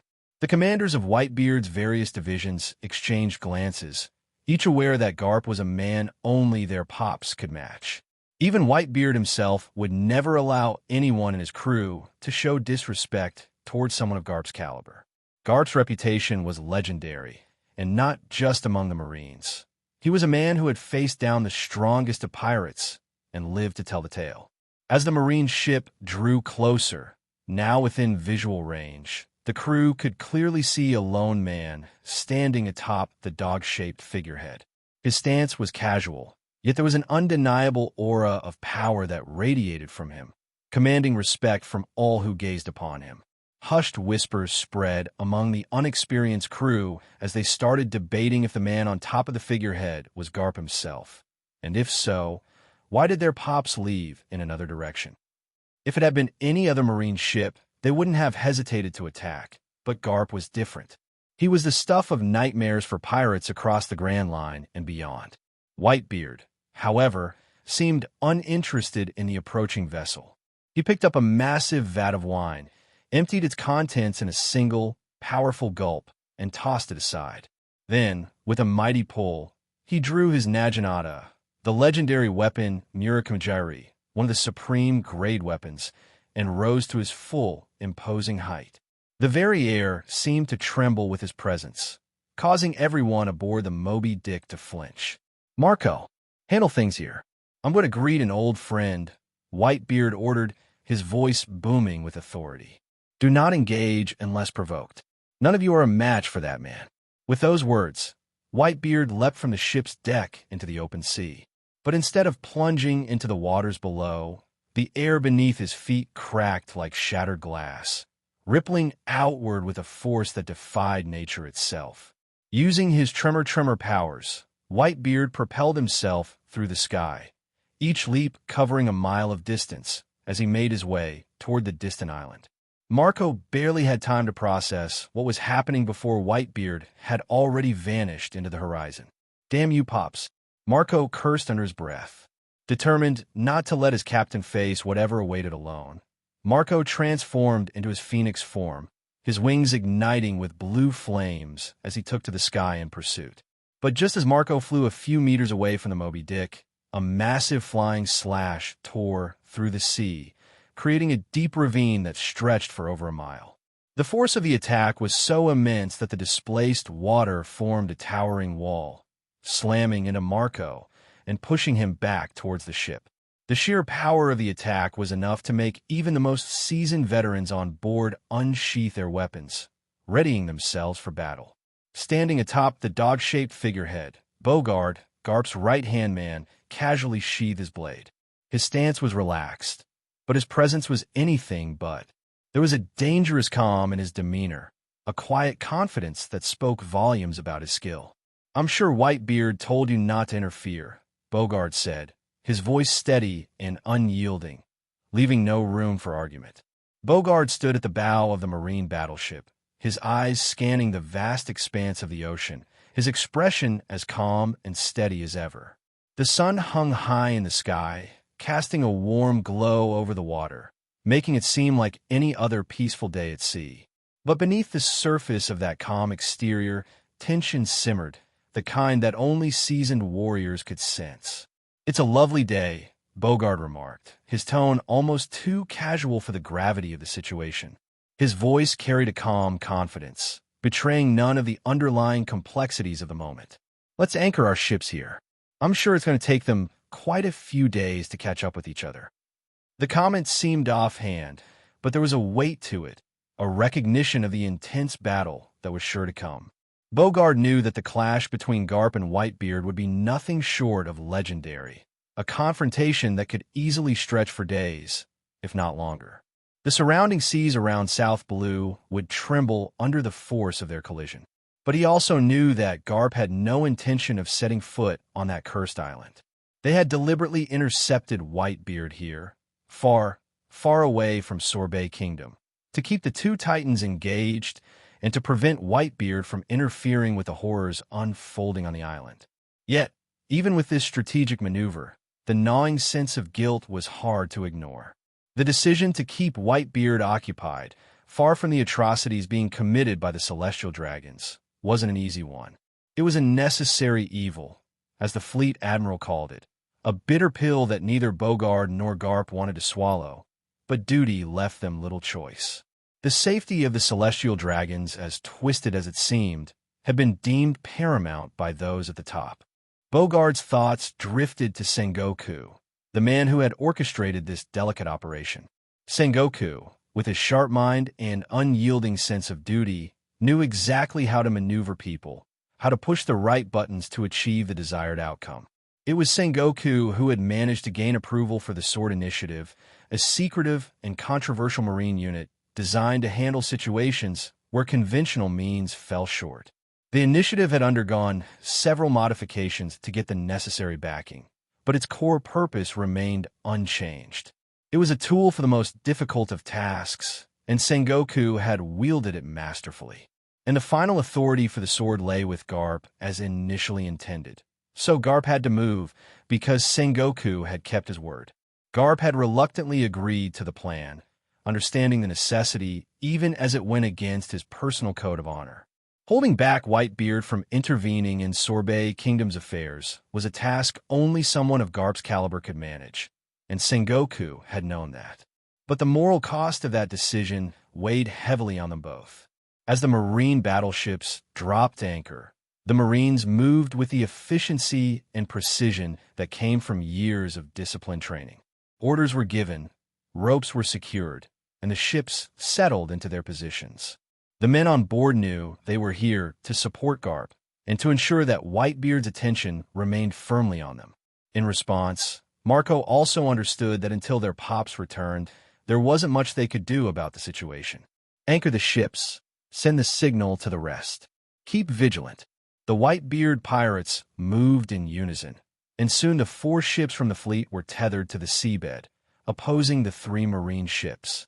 Beauregard's gaze shifted back to the distant island, barely a speck on the horizon. He couldn't help but think forward to the clash that was undoubtedly going to take place there soon enough. Garp's orders and his duty were clear. He was here to ensure that Whitebeard remained focused on them, far away from the Sorbet Kingdom. The moral implications of that duty were something he would have to reconcile with later. At least we're keeping Whitebeard away from it all, Beauregard muttered to himself, though the words did little to ease the turmoil within him. He knew that Garp shared similar feelings, despite the legendary Marine's outward composure. This mission wasn't one that either of them relished, but it was necessary. They were soldiers, bound by their oaths and by the responsibilities that came with them. The rest of the Whitebeard pirates were still stunned by the ease with which Beauregard had repelled Marco, but the message was clear. This man, who had served under Garp for years, was not to be trifled with. He was a living legend in his own right, known throughout the New World as a master swordsman whose speed and precision were unparalleled. The mere mention of Beauregard's name was enough to strike fear into the hearts of pirates and Marines alike. His reputation was built on countless battles, where he had single-handedly turned the tide, cutting through enemies with ruthless efficiency. Marco, returning to the ship after relaying the orders to the other ships, locked eyes with Beauregard. The memory of Whitebeard's warning echoed in his mind. It wasn't Garp they had been warned about. It was this man. Marco knew better than to underestimate Beauregard, whose unassuming appearance belied the deadly skill that lay beneath. The tension in the air was palpable, as both sides recognized the delicate balance of power at play. Beauregard's calm gaze swept over the Whitebeard pirates, his eyes sharp and observant. He didn't need to say more. His actions had spoken for him. With Whitebeard gone, the crew knew they had to tread carefully. This wasn't just a test of strength, but a test of their resolve, their ability to follow orders, and their respect for the unspoken rules of the seas. Garp sat comfortably on a wooden chair by the shore, the salty breeze ruffling his marine coat as he munched on rice crackers. The serene scene was deceptive, belying the tension that crackled in the air. Garp had chosen this island with care. Its vast, sturdy landscape would be more than enough to handle the titanic clash that was about to take place. His observation hockey had already sensed the familiar, overwhelming presence drawing closer, and a small smile tugged at the corners of his mouth. Sure enough, a tiny speck appeared on the horizon, rapidly growing larger. It was Edward Newgate, Whitebeard himself, traversing the sky in his own unique way. Unlike the Marines who relied on the Jeppo technique to move through the air, Whitebeard was using his tremor powers, each launch sending shockwaves rippling through the atmosphere. The ground trembled slightly with each distant impact as he closed the distance. Boom! The earth shook as Whitebeard landed with a thundering crash just a few meters from where Garp sat, a giant of a man, standing tall amidst the dust and debris that his arrival had stirred up. Despite the chaos, Garp didn't flinch. He casually popped another rice cracker into his mouth, the sound of his munching cutting through the silence that had settled between the two legendary figures. Garp! Whitebeard's deep, booming voice reverberated through the air, filled with a mix of surprise and curiosity. Long time, no see. How have you been? His tone was casual, but there was an underlying tension, a recognition of the gravity of their encounter. Garp finally stood, brushing off the dust that had settled on his marine coat. He cracked a grin, his typical carefree attitude on full display. Newgate, you really are a miser, aren't you? You come all this way to visit an old friend, and yet you come empty-handed? Garp's teasing tone contrasted sharply with the serious undertone of the moment, a habit of his that could disarm even the most tense situations. Whitebeard snorted, his deep laugh rumbling like distant thunder. You're still the same, Garp, always looking for a free meal. But beneath the banter, Whitebeard's sharp eyes missed nothing. He knew why Garp was here, and the realization brought a flicker of something dark and unreadable across his face. After what happened at God Valley, yours is the last marine face I expected to see here in the South Blue, Whitebeard said, his voice lowering as he planted his naginata into the ground with a resounding thud. The blade cut deep into the rocky surface, standing like a monument to the power he wielded. Garp's expression shifted subtly, his goofy demeanor giving way to a more serious, almost somber tone. The easy smile faded, replaced by the hardened resolve of a man who had seen too much. Tell me, Whitebeard, why are you here? Garp's voice was steady, but there was a hint of accusation in his words. I believe your Whitebeard pirates weren't interested in the allure of fame, power, or status. Was I wrong? Were your words about not needing anything simply fake? As he spoke, Garp slipped the half-empty packet of rice crackers inside his shirt, as if the mundane act could somehow defuse the tension. But there was no denying the weight of his question. It hung in the air between them, heavy and unyielding. Whitebeard met Garp's gaze, his eyes narrowing slightly. I was not aware I needed to inform anyone of my movements across these wide seas, Whitebeard replied, his voice low and steady, carrying the weight of his authority. I am Whitebeard. I roam the seas at my whim, free as the wind. For a moment, the two legends stood in silence, the tension between them palpable. It was a reunion, yes, but it was also a confrontation, a clash of ideologies, of paths that had diverged long ago yet remained intertwined by the currents of fate. Garp chuckled, though it lacked his usual warmth. Free as the wind, huh? But even the wind has its limits, Newgate. Even the wind can be caught in a storm. Whitebeard's lips curled into a slight smile, but there was no humor in it. Is that what you're here for, Garp? To be the storm that tries to catch me? Garp didn't answer immediately. Instead, he took a step closer, his gaze unwavering. I'm here to make sure the storm doesn't destroy everything in its path. I'm here to keep you from doing something you'll regret. Garp, do you really think you can stop me? Whitebeard's voice boomed like thunder as his haki surged, crashing against the waves with a force that sent them recoiling. The sea itself seemed to bow before the immense power he wielded. Yet, Garp remained unflinching, the intensity of Whitebeard's conqueror's haki nothing more than a gust of wind against his own indomitable spirit. Garp's haki rose in response, equally majestic and unyielding, meeting Whitebeard's force head-on. Wahaha! Newgate, I don't just think I know, Garp bellowed, his laughter echoing through the air as the atmosphere around them shifted. The time for pleasantries between old comrades had ended. Now, it was a marine against a pirate, a battle between titans who had shaped the world with their very wills.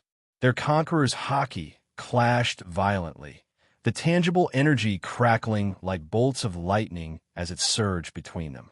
The island beneath their feet groaned under the pressure, tilting as if the very earth was struggling to withstand their combined might. The sea churned dangerously, waves rising and crashing in chaotic fury, mirroring the tumultuous energy in the air. Even miles away, where the marine and Whitebeard pirate ships lay anchored, The sheer force of their hockey could be felt. Those whose wills were not strong enough crumbled under the pressure, collapsing where they stood. The ships themselves groaned and creaked, visible cracks spreading across their hulls as if they, too, were struggling to endure the immense power. Gulp. Look at the sky. Monsters. They must be monsters. A young Marine stammered, clinging desperately to the last shreds of his consciousness.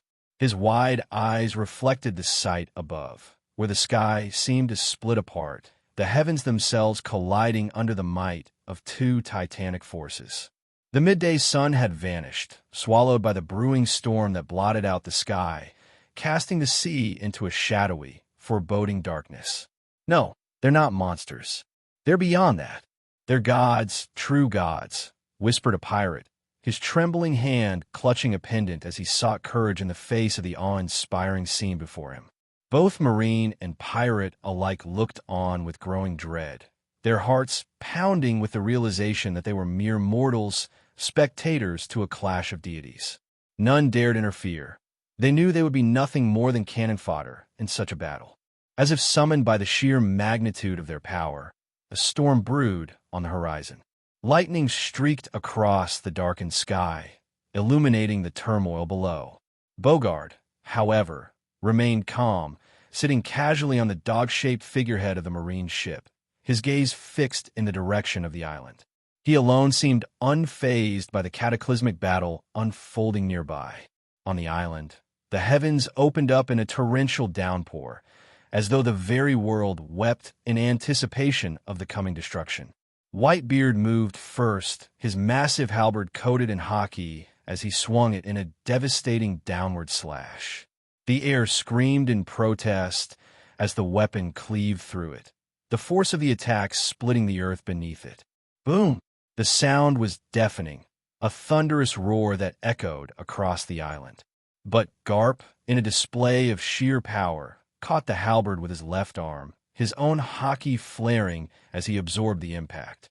The ground beneath him cracked, but Garp remained unmoved, his eyes locked onto Whitebeard's. Without hesitation, Garp launched a punch with his right hand, his fist glowing with the blackened sheen of hockey.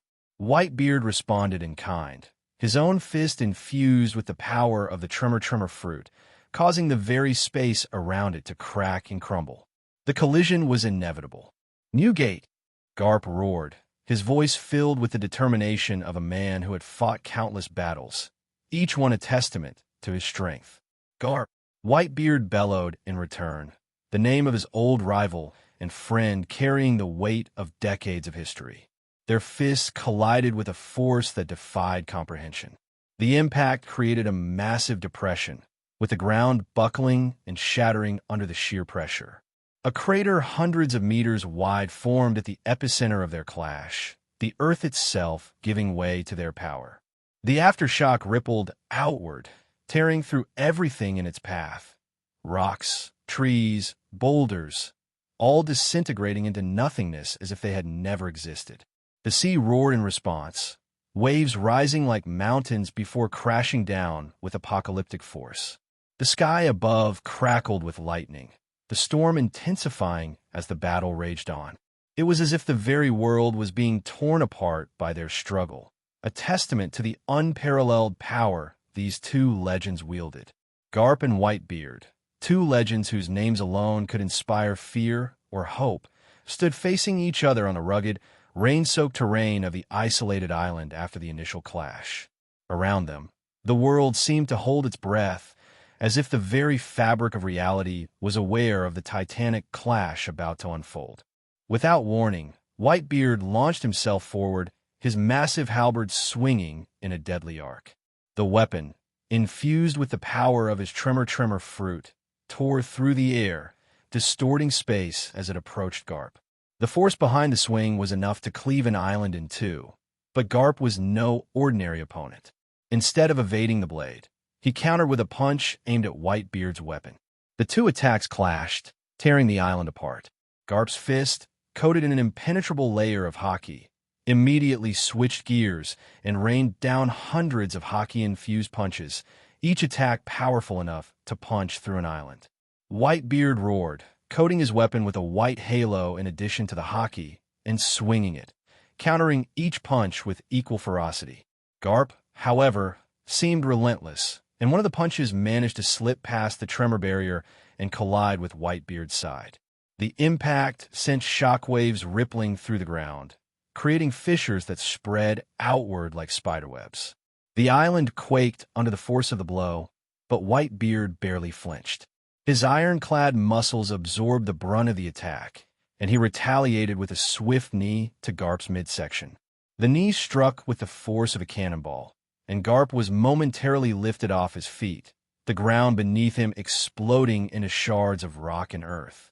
But even as he was propelled backwards, Garp twisted in midair, using the momentum infused his body with hockey to deliver a spinning kick to Whitebeard's temple.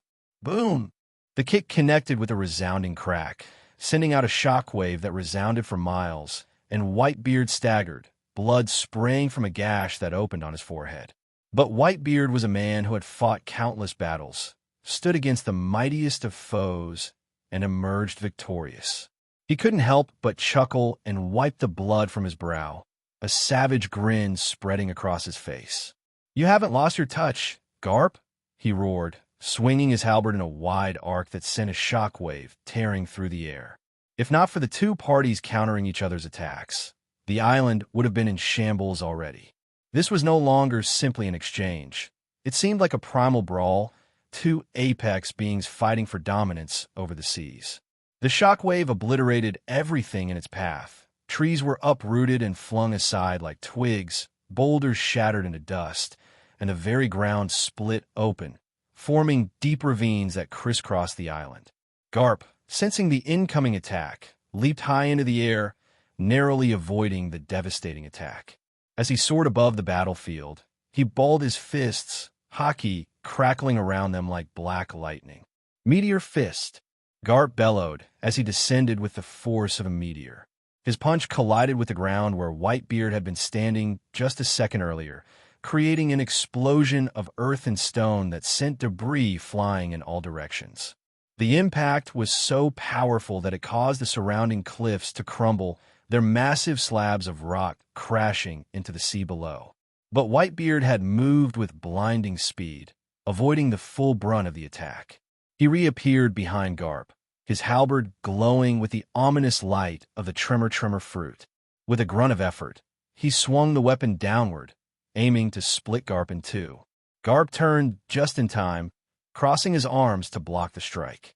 The force of the halberd meeting Garp's hockey-coated forearms sent a shockwave outward, flattening everything within a mile's radius. The ground beneath Garp's feet gave way, and he was driven into the earth, creating a crater that rapidly filled with water from the surrounding sea. For a moment, it seemed as if Whitebeard had gained the upper hand, but then the ground erupted as Garp launched himself upward, his fists a blur as he unleashed a barrage of punches on Whitebeard. Each punch was a force of nature, each one capable of shattering steel and bone. But Whitebeard met them all head-on, his own fists moving with a speed and precision that belied his massive frame. Their blows collided in midair, creating shockwaves that rippled outwards, tearing through the landscape and sending plumes of dust and debris skyward. The island itself began to suffer under the relentless onslaught. Massive chunks of land were torn from the ground, thrown into the air by the force of their clash. The seas surrounding the island boiled and churned, whipped into a frenzy by the aftershocks of their battle.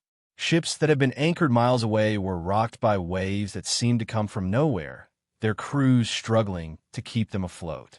Garp and Whitebeard were moving faster than the eye could follow, their forms blurring as they exchanged blows with a ferocity that defied comprehension. They fought not just with strength, but with a skill honed over decades of battle. Every movement was calculated, every strike designed to find an opening in the other's defense. Whitebeard, sensing an opportunity, feinted with his halberd, drawing Garp's attention before following up with a massive right hook. The punch connected squarely with Garp's jaw, sending him flying across the battlefield. Garp crashed into a cliffside with enough force to shatter it, the entire structure collapsing in on itself. But before the dust could even settle, Garp exploded out of the rubble, his expression fierce, his eyes blazing with determination. "You'll have to do better than that, Newgate," Garp taunted as he closed the distance between them in an instant. He delivered a bone-crushing punch to Whitebeard's sternum, the impact of which reverberated through the island. The force of the blow sent shockwaves rippling outwards, creating a pressure wave that flattened everything in its path. Whitebeard staggered, but he remained on his feet. He retaliated with a devastating uppercut, his fist imbued with the power of the tremor fruit. The punch connected with Garp's chin, sending him skyward. As Garp ascended, Whitebeard followed, using his tremor powers to launch himself after his opponent. High above the battlefield, the two titans clashed once more, their fists meeting in a cataclysmic collision that sent shockwaves rippling through the clouds. The sky above them cracked and shattered like glass, the force of their hockey tearing it asunder. Lightning flashed, illuminating the darkened heavens as the storm intensified. From their vantage point on the ships, both Marines and pirates watched in awe and terror as the two legends battled above the sea. The sheer scale of the fight was beyond anything they had ever witnessed. Every clash of their fists sent ripples through the atmosphere, every impact a reminder of the power these two men wielded. As they fought, Garp and Whitebeard seemed evenly matched, their blows landing with equal force, neither giving an inch. They were warriors at the peak of their strength, and the island trembled under the weight of their conflict. With a roar, Whitebeard unleashed a massive quake punch, the air distorting around his fist as he brought it down towards Garp. The force of the attack was enough to tear the very fabric of reality, and the shockwave that followed was cataclysmic. The ocean below parted as if cleaved by a giant blade, revealing the seafloor as water was pushed aside by the sheer force of the attack. Blue hole! But Garp countered with a punch of his own, his fist glowing with the black energy of hockey.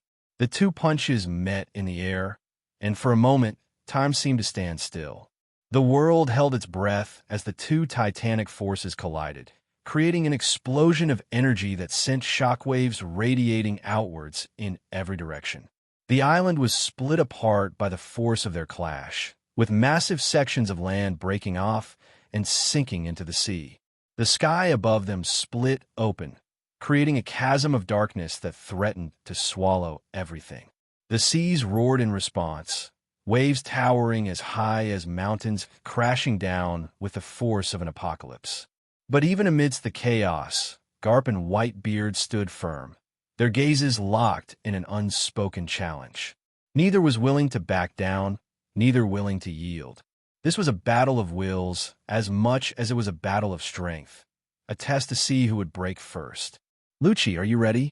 I asked, my gaze fixed on a massive island looming before us. Punk Hazard was a fortress, heavily cordoned off by Marines and world government forces. Though Vegapunk had already relocated to his new abode in the New World, the security around this island remained ironclad. We were waiting for Daffy to arrive so we could begin our assault, but there was an undercurrent of tension that was hard to ignore. "Yes, Master Ross. I will make sure to complete the task you've entrusted to me," Lucci replied, his voice steady and filled with resolve. "This isn't just a task, Lucci. It's a test," I said, my tone more serious than before. "The devil fruit you're about to acquire, it might not have been meant for you. Even I can't fully gauge the power of the replica Vegapunk created. There's a chance it could be defective. Are you absolutely certain about this?" I have my reservations. The fruit we were after was a gamble, a creation of Vegapunk's genius, yet also a product of his unpredictable experimentation. I couldn't shake the memory of Momonosuke's defective fruit from the canon. The thought of Lucci, with all his talent and potential, being burdened with something equally flawed gnawed at me. Lucci was an asset too valuable to risk on a faulty experiment. But Lucci was unwavering. "I am sure, Master Ross. I can feel it, this fruit, it calls to me. Maybe it is the one that's destined for me," he said, his voice filled with an unshakable conviction. I studied him for a moment, weighing his words. Lucci had always been a man of few words, but immense determination. His belief in destiny wasn't something he spoke of lightly. If he truly felt this fruit was meant for him, who was I to question his instincts? Yet the risks were real.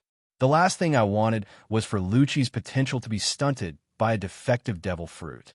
His skill, his raw power, it was something to be nurtured, not hindered.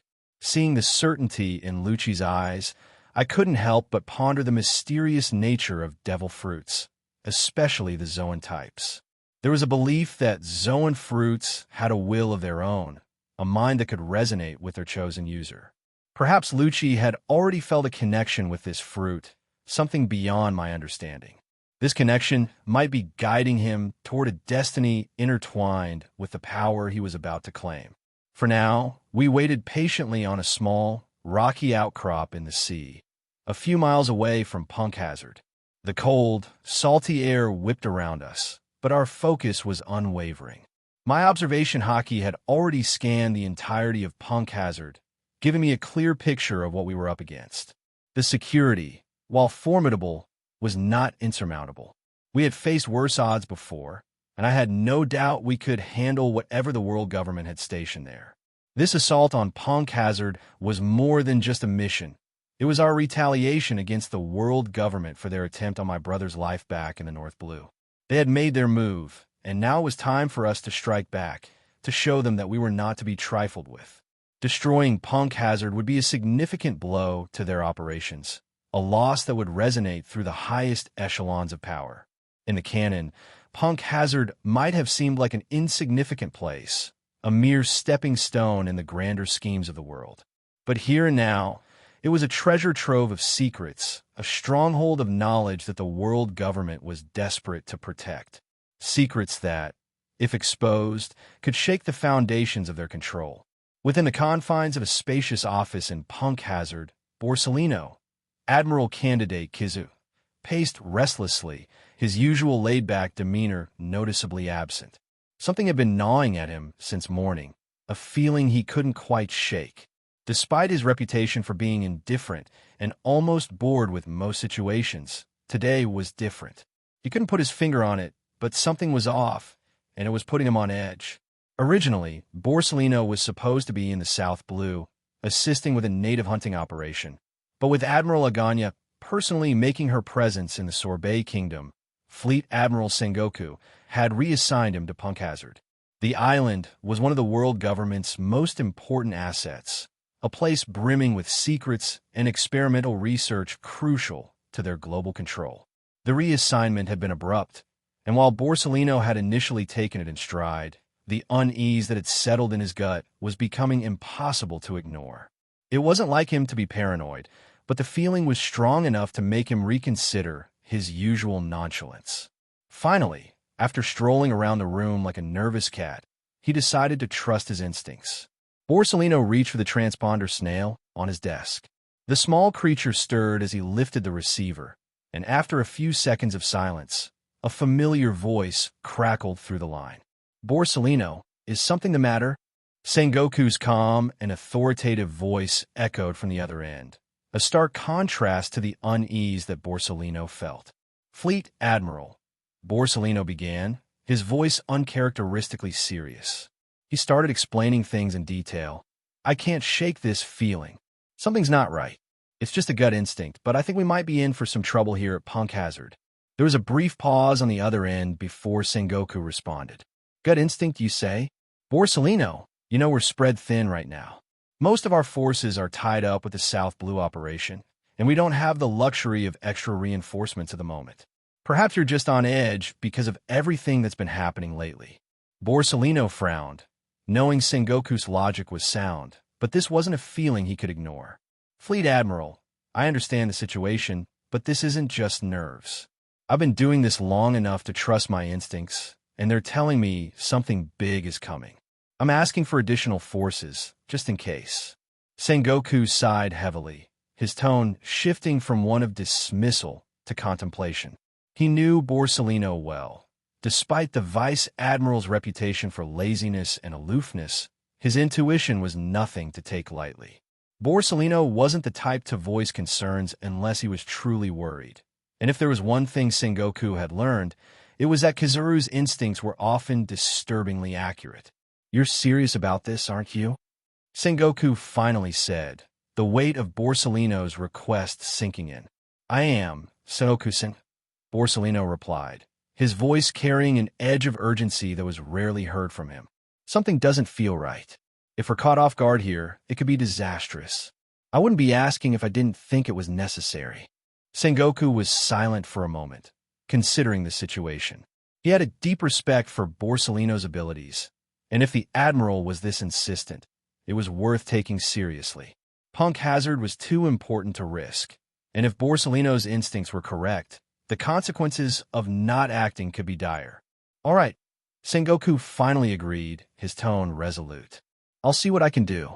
We don't have much to spare, but I'll reach out to the nearest bases and see if we can divert some forces to Punk Hazard, at least until the main fleet returns from South Blue. In the meantime, stay vigilant. If your instincts are right, we can't afford to be caught off guard." Borsellino felt a small measure of relief at Sengoku's response. "Thank you, Fleet Admiral. I'll keep a close eye on things here." "Be careful, Borsellino," Sengoku warned. "If something does happen, we'll need you at your best. I'll get back to you as soon as I have something." The line went dead, leaving Borsellino alone with his thoughts. He set the transponder snail down and took a deep breath, his unease still lingering but tempered by the knowledge that Sengoku was taking his concerns seriously. Reinforcements might be on their way, but until then, he would have to rely on his own strength and that of the forces already stationed on the island. Punk Hazard was a fortress of secrets, a place where the world government conducted its most clandestine experiments.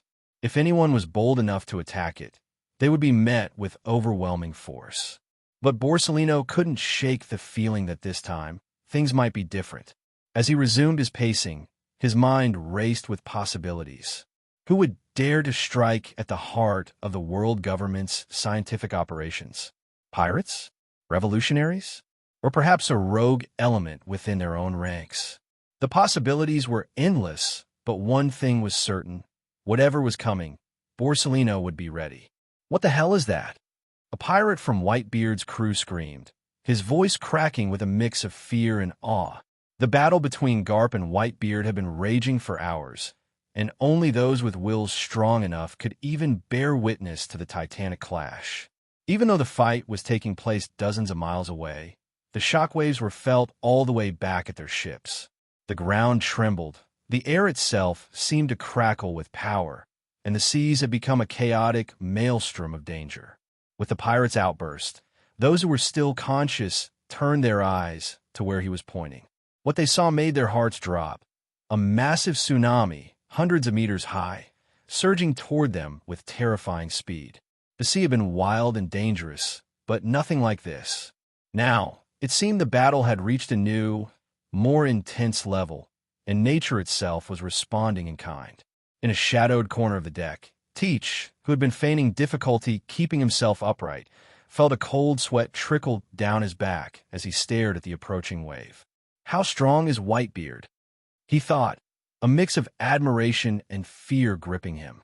Whitebeard's power was beyond anything he had ever imagined, and witnessing it firsthand only fueled his greed, his obsession with obtaining the Yami Yami no Mi. The thought of wielding that power, of having the strength to stand as an equal, or better, a superior, made his blood boil with anticipation. But as much as he yearned for that power, the presence of Garp threw a wrench into his plans. Damn Garp! Teach cursed internally, his teeth grinding in frustration.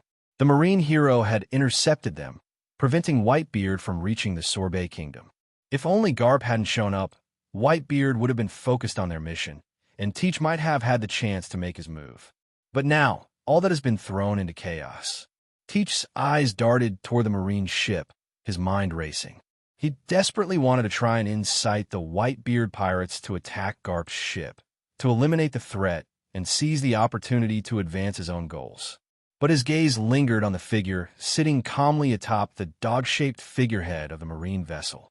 That man, Teach thought, a shiver of doubt creeping into his mind. Bogard, Garp's right-hand man, was no ordinary opponent. He radiated a silent, deadly confidence that made Teach hesitate. Normally, Teach would be the first to sow discord and push others into reckless action while keeping a low profile himself. But this time was different. Bogard's presence was a deterrent, a reminder that not every battle could be won with the power of Whitebeard alone. His frustration grew as he considered the stakes. The dark Logia fruit, the Yami Yami no Mi, was within reach. He couldn't let it slip through his fingers, couldn't let someone else claim it and wield the power he so desperately craved. But what could he do? Even with his growing ambitions, he wasn't ready to confront the likes of Whitebeard and Garp head-on. Not yet. Teach clenched his fists, his nails digging into his palms as he wrestled with his desperation and ambition. Every second that passed felt like a missed opportunity, a chance slipping away. The tsunami loomed closer, and the thought of losing his chance at the Yami Yami no Mi gnawed at him like a ravenous beast. But as much as he hated it, he knew that this wasn't the time to act recklessly. He needed to bide his time, to wait for the right moment when the odds were in his favor. The deck trembled as the massive wave bore down on them, and Teach's mind churned with schemes and plots. He would get that fruit, no matter what it took. But for now, he would have to endure, to watch, and to wait for the perfect moment to strike. And when that moment came, not even the likes of Whitebeard or Garp would stand in his way. "Stand back, everyone! Jozu! Vista, with me!" Marco's voice rang out with authority, his eyes locked on the monstrous tsunami that threatened to swallow their entire fleet. Without hesitation, he transformed into his majestic phoenix form, his blue flames burning brightly as he prepared to intercept the massive wall of water. If left unchecked, the wave would consume them all, turning the sea into their grave.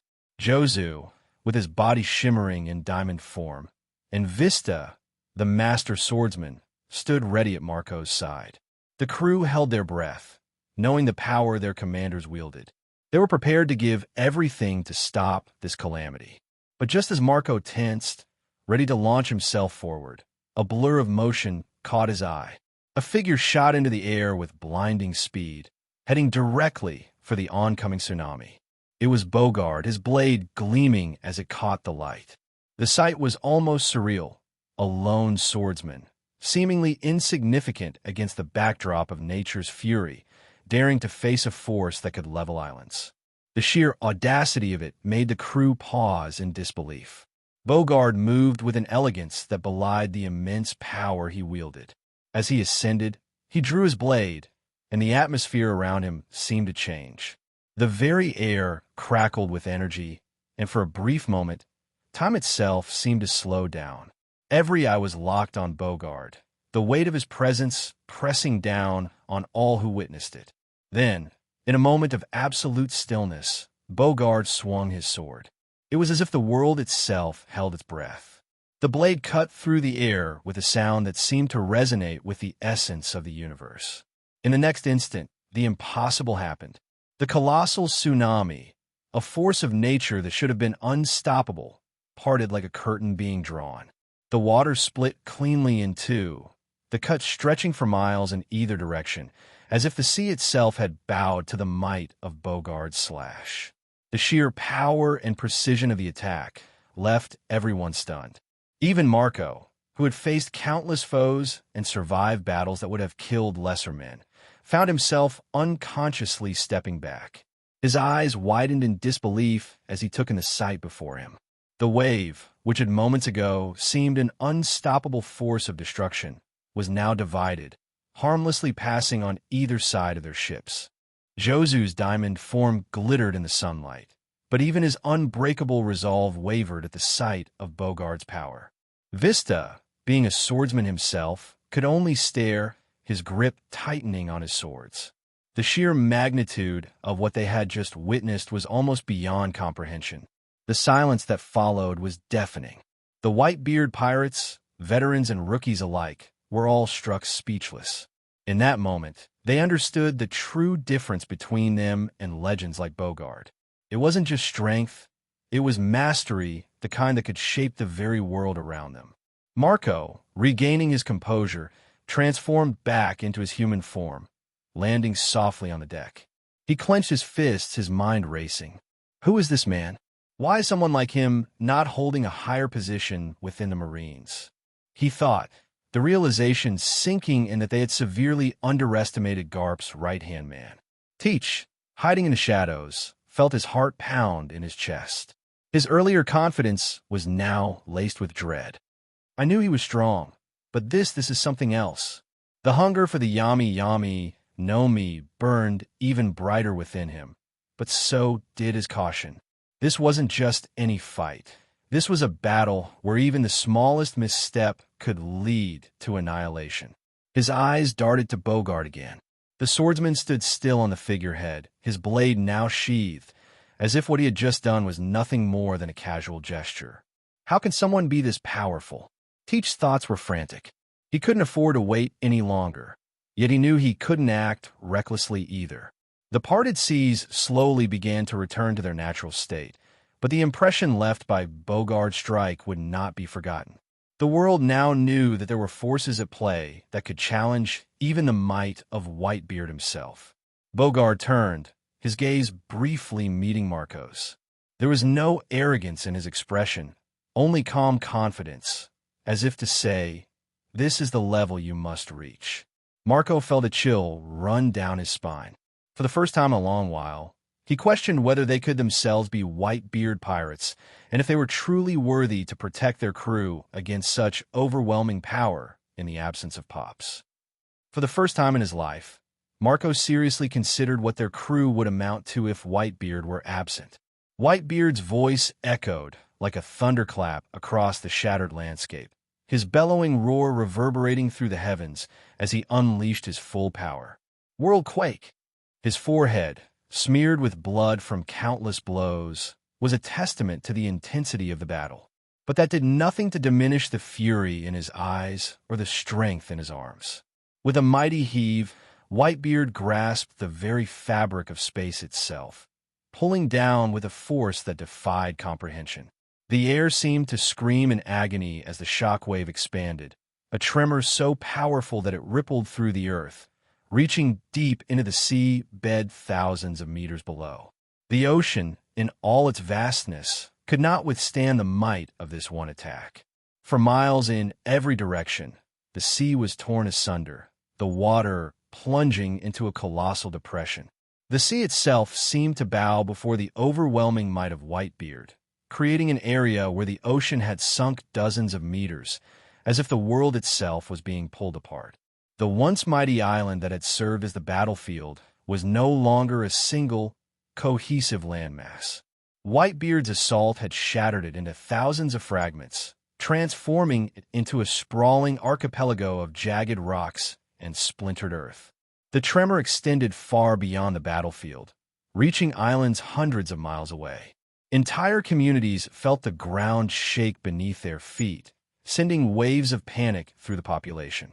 Many feared that their islands were sinking, as the shock waves from Whitebeard's attack seemed to herald the end of the world itself. But Garp was not to be outdone.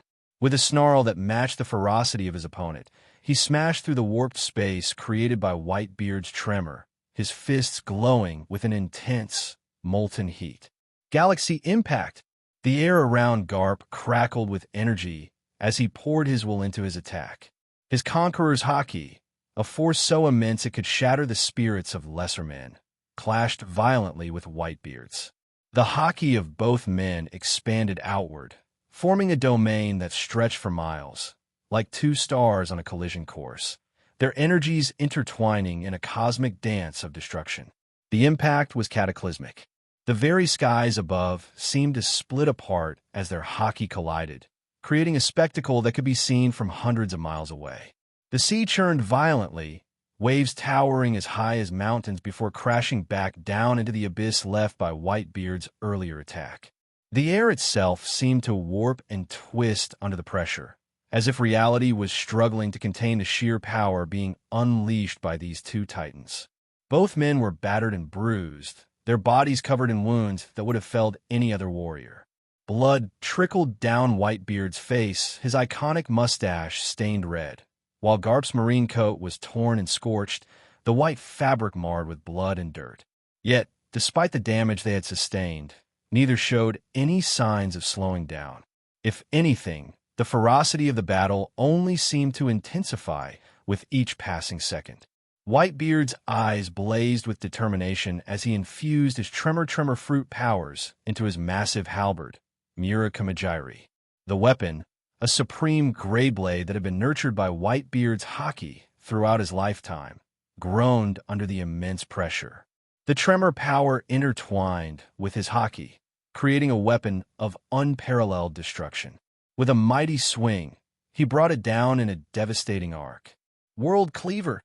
Garp met the attack head-on, his fists glowing like molten metal as he poured every ounce of his strength into them. World Annihilation! His fists clashed with the blade, the impact sending shockwaves through the air. The sheer force of their collision caused the ground beneath them to shatter even further, the very earth crumbling away under the weight of their power. The Supreme Gray Blade, Murakamajiri, seemed to scream in protest as it was caught between two opposing forces of nature. The weapon, infused with Whitebeard's haki, held firm, but even it seemed to strain under the assault of Garp's monstrous strength. The two warriors were locked in a primal brawl, neither giving an inch as they fought with everything they had. The ground beneath them gave way, collapsing into the sea as their battle raged on. Garp, his muscles straining with the effort, pushed back against Whitebeard's assault, his fists glowing even brighter. The impact of their blows sent shockwaves through the air, forming visible cracks in the space around them as their haki clashed. The force of their strikes was so immense that it seemed as though the very fabric of reality was being torn apart by their battle. Whitebeard, despite the blood streaming down his face and the fatigue weighing on his body, gritted his teeth and pushed forward.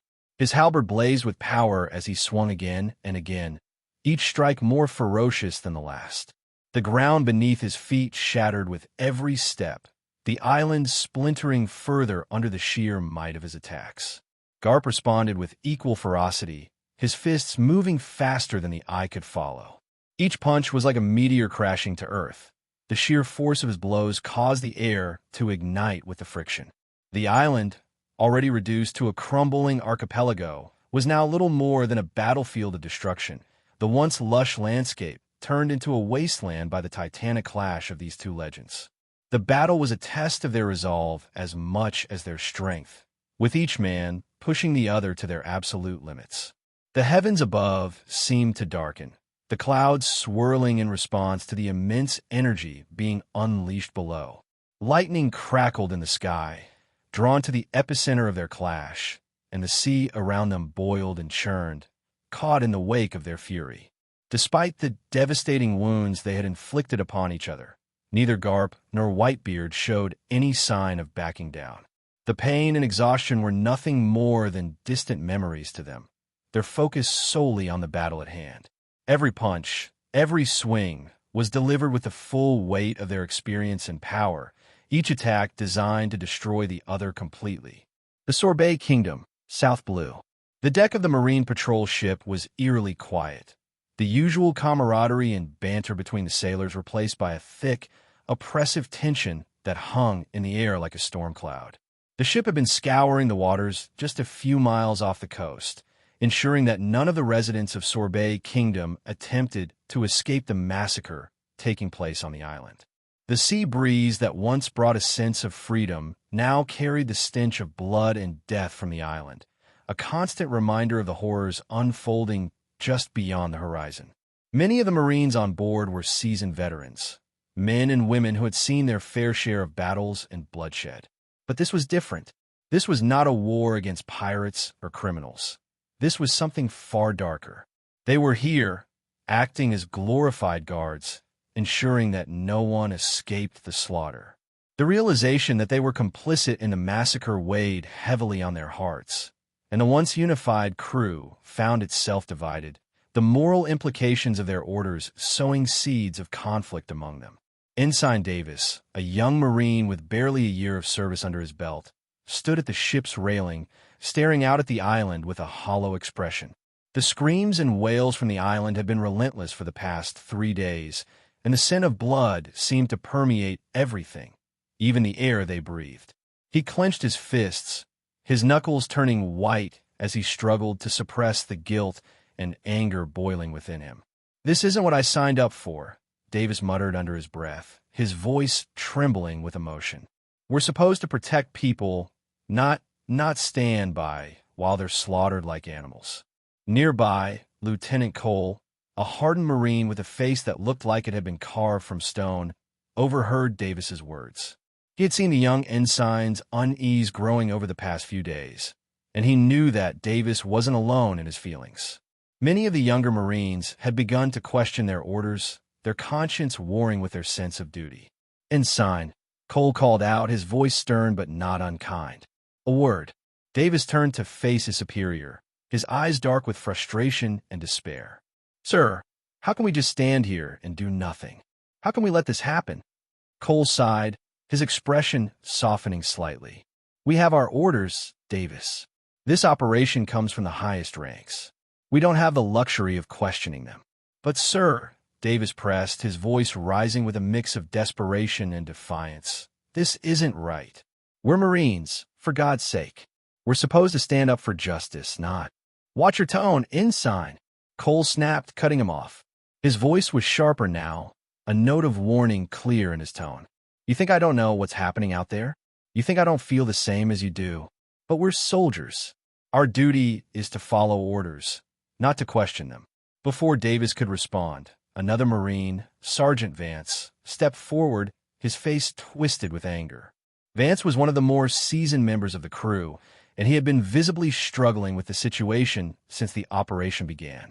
But unlike Davis, who was conflicted, Vance's emotions had boiled over into barely restrained rage. "Follow orders?" Vance spat, his voice dripping with contempt. "These orders are nothing but murder. We're not soldiers right now. We're butchers. And for what? So some twisted game can go on without a hitch." Cole's eyes narrowed, his hand instinctively moving to the hilt of his sword. "Careful, Vance. You're walking a dangerous line." Vance stepped closer, his fists clenched, and his knuckles cracked under the pressure. "You can't tell me you don't feel it, Cole. We're killing innocents here. And for what? For the glory of the Marines? To uphold some sick sense of duty? Where's the justice in that?" A tense silence fell over the deck as other Marines turned to watch the confrontation unfold. The air crackled with tension. The unspoken conflict that had been brewing among the crew was now coming to a head. "Enough," Davis shouted, stepping between the two men, his own fear and anger giving him a burst of courage. "We're all feeling this. We all know what's happening out there is wrong. But fighting among ourselves won't solve anything." Cole's grip on his sword tightened, his jaw clenched in frustration. "You think I don't know that, ensign? But what do you suggest we do? Disobey orders? Desert? That's treason, Davis. And treason means death." Vance sneered, his anger not yet abated. "Maybe death would be better than living with this on our consciences. At least then we die with some honor." Before the situation could escalate further, a commanding voice cut through the tension like a blade. "That's enough, all of you." Rear Admiral Jonas, a tall, imposing figure with a face etched with lines of experience, strode across the deck, his presence demanding attention. His sharp and piercing eyes scanned the gathered Marines, noting the anger and guilt etched on their faces. He had been aware of the growing unrest among the crew, and he knew it was only a matter of time before things came to a head. "Lieutenant Cole, Sergeant Vance, Ensign Davis," Jonas began, his tone calm but firm. "I understand the turmoil you're feeling. Believe me, I do. But now is not the time to let our emotions dictate our actions." Davis stepped forward, his voice still quivering with emotion. "Sir, how can we just stand by and let this happen? We're supposed to be protectors, not executioners." Jonas nodded, his expression softening slightly. "I know, Davis. What's happening on that island, it's hard to stomach. But we are soldiers of the world government, and we have our orders. Orders that we must follow, no matter how difficult they may be." "But, sir," Vance interjected, his voice thick with frustration, "those orders are wrong. You can't deny that.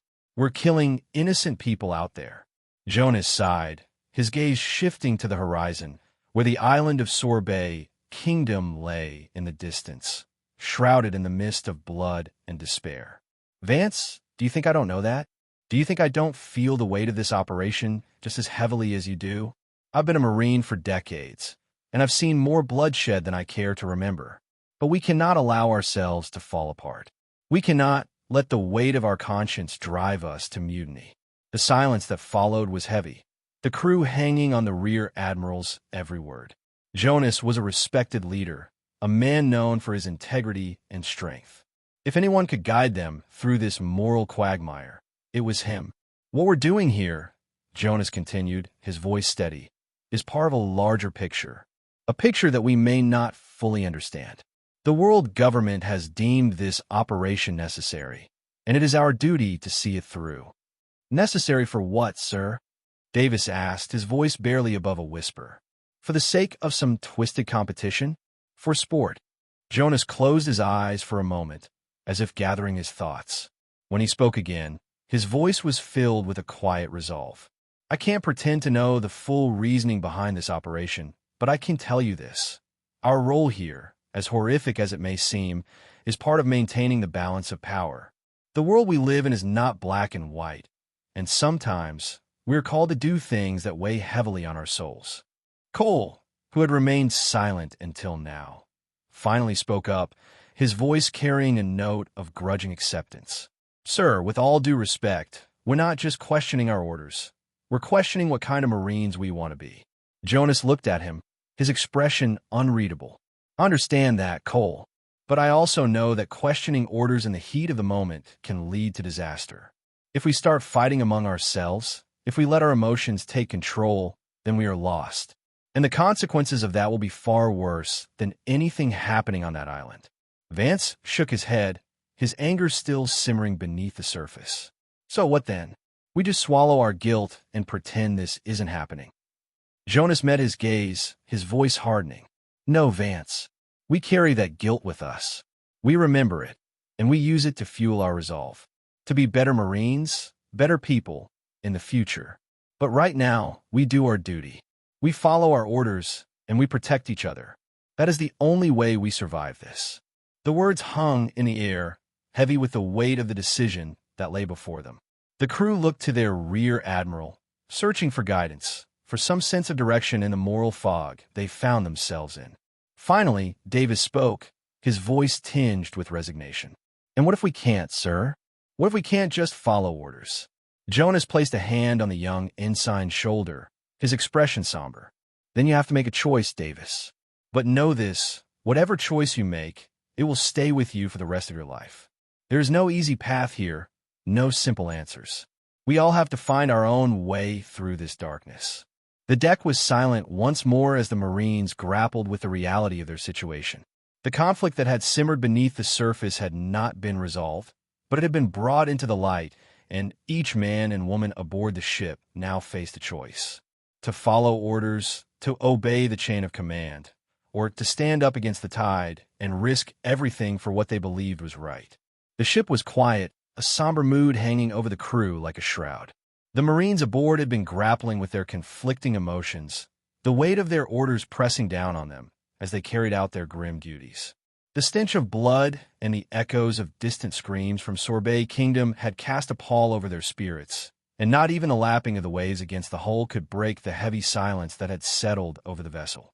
Suddenly, a voice rang out, shattering the stillness like a gunshot. Rear Admiral! The Marine stationed on the bow shouted, his voice laced with terror. The rear admiral, already on edge from the oppressive atmosphere, snapped at the outburst. What now? He barked, his frustration boiling over. His mood had been darkened by the events of the past few days, and the frantic shout from his subordinate only served to irritate him further. But before he could say more, the Marine on the bow, his eyes wide with fear, bellowed again, his voice almost cracking with panic. Look up there. The rear admiral's irritation turned to confusion as he followed the Marine's trembling finger, pointing upward. The crew, sensing something was wrong, turned their gazes skyward as well. What they saw made their blood run cold. High above them, descending rapidly from the heavens, was a massive ship. No, it was more than just a ship. It was colossal, so enormous that it seemed more like a floating island than a vessel. The sheer size of it dwarfed their own ship, casting a dark shadow over the deck as it plummeted from the sky with terrifying speed. The rear admiral's mouth went dry, and his heart pounded in his chest. "Oh, fuck," he muttered, the words slipping out before he could stop them. It was an instinctual response to the sheer scale of the disaster unfolding before his eyes. There was no time to react, no time to think. The ship above was descending directly toward them, its massive bulk hurtling down with the unstoppable force of a falling mountain. The Marines on deck were frozen in place, their faces pale as the reality of their situation sank in. There was no escape, no way to avoid the impending collision. The ship above was so vast, so immense that it blotted out the sky, leaving nothing but a wall of descending doom. The rear admiral's mind raced, but there was no strategy, no command that could save them from the inevitable. The ship was coming down right on top of them, and there was nothing they could do. The air was filled with the sound of the wind howling around the descending behemoth, and the ocean itself seemed to tremble at the approaching impact. For a brief moment, time seemed to slow, the impending disaster casting everything else into sharp relief. The rear admiral looked around at his men, seeing the fear etched on their faces, the desperation in their eyes. These were his men, his responsibility, and he had no way to save them. But then, as the massive ship hurtled ever closer, a strange calm settled over him. It was as if he had accepted the futility of the situation, knowing there was no escape from the fate that awaited them. His last thought was a silent curse at the heavens, at the unfairness of it all, before the world erupted in chaos. The ship slammed into the sea with a thunderous roar, the impact so powerful that it sent a massive shockwave rippling out in all directions. The water exploded upward in a geyser of foam and spray, and the marine vessel, caught directly beneath the falling colossus, was obliterated in an instant. With splintered, metal twisted, and the entire ship was crushed beneath the weight of the falling behemoth. High up in the sky, Shiki finally stirred. "Jack, prepare our men, it's time." Shiki bellowed, his voice carrying the weight of authority as it echoed across the deck of his floating island. The air around him seemed to crackle with tension as he honed in on a new presence within his observation hockey's range. This was no ordinary presence. It was massive, powerful, and had appeared within his domain out of nowhere. Shiki's golden mane of hair fluttered in the breeze, his sharp eyes narrowing as he scanned the sea below. He had spent decades honing his instincts, and there was no way he would mistake who the newcomer was, as he had spent quite a few years alongside this old crewmate. "How the hell did you manage to slip past the Marines' patrols?" he muttered to himself, a mix of mischief and intrigue flashing in his eyes. Down below, on the sea's surface, Admiral Zephyr stood on the deck of his ship, his gaze locked onto the floating island above. He, too, had sensed the sudden appearance of the powerful presence, and his brow furrowed in thought. "Impossible," he mused quietly, clenching his fists. "How did they manage to evade our entire blockade?" Zephyr's crew exchanged uneasy glances, sensing their commander's agitation. They had been on high alert, aware that the situation surrounding the island was volatile, but this was something entirely unexpected. The Marines were confident in their blockade, an impenetrable wall of naval might, or so they believed. And yet, someone had slipped through. Shiki, meanwhile, wasted no time. His island was a fortress, and his men were battle-hardened, but he knew better than to underestimate the world government. There was a reason why he waited patiently. His sharp, piercing eyes turned toward Jack, who stood nearby, ever ready for orders. "Jack, get our men ready for battle. I want them on high alert. Whoever just entered our airspace isn't here for tea and biscuits." Jack, a towering figure with a stoic demeanor, nodded sharply. He had been by Shiki's side for years and knew better than to question the Golden Lion's commands. "Understood, Captain," he rumbled, his deep voice carrying the same gravitas as Shiki's.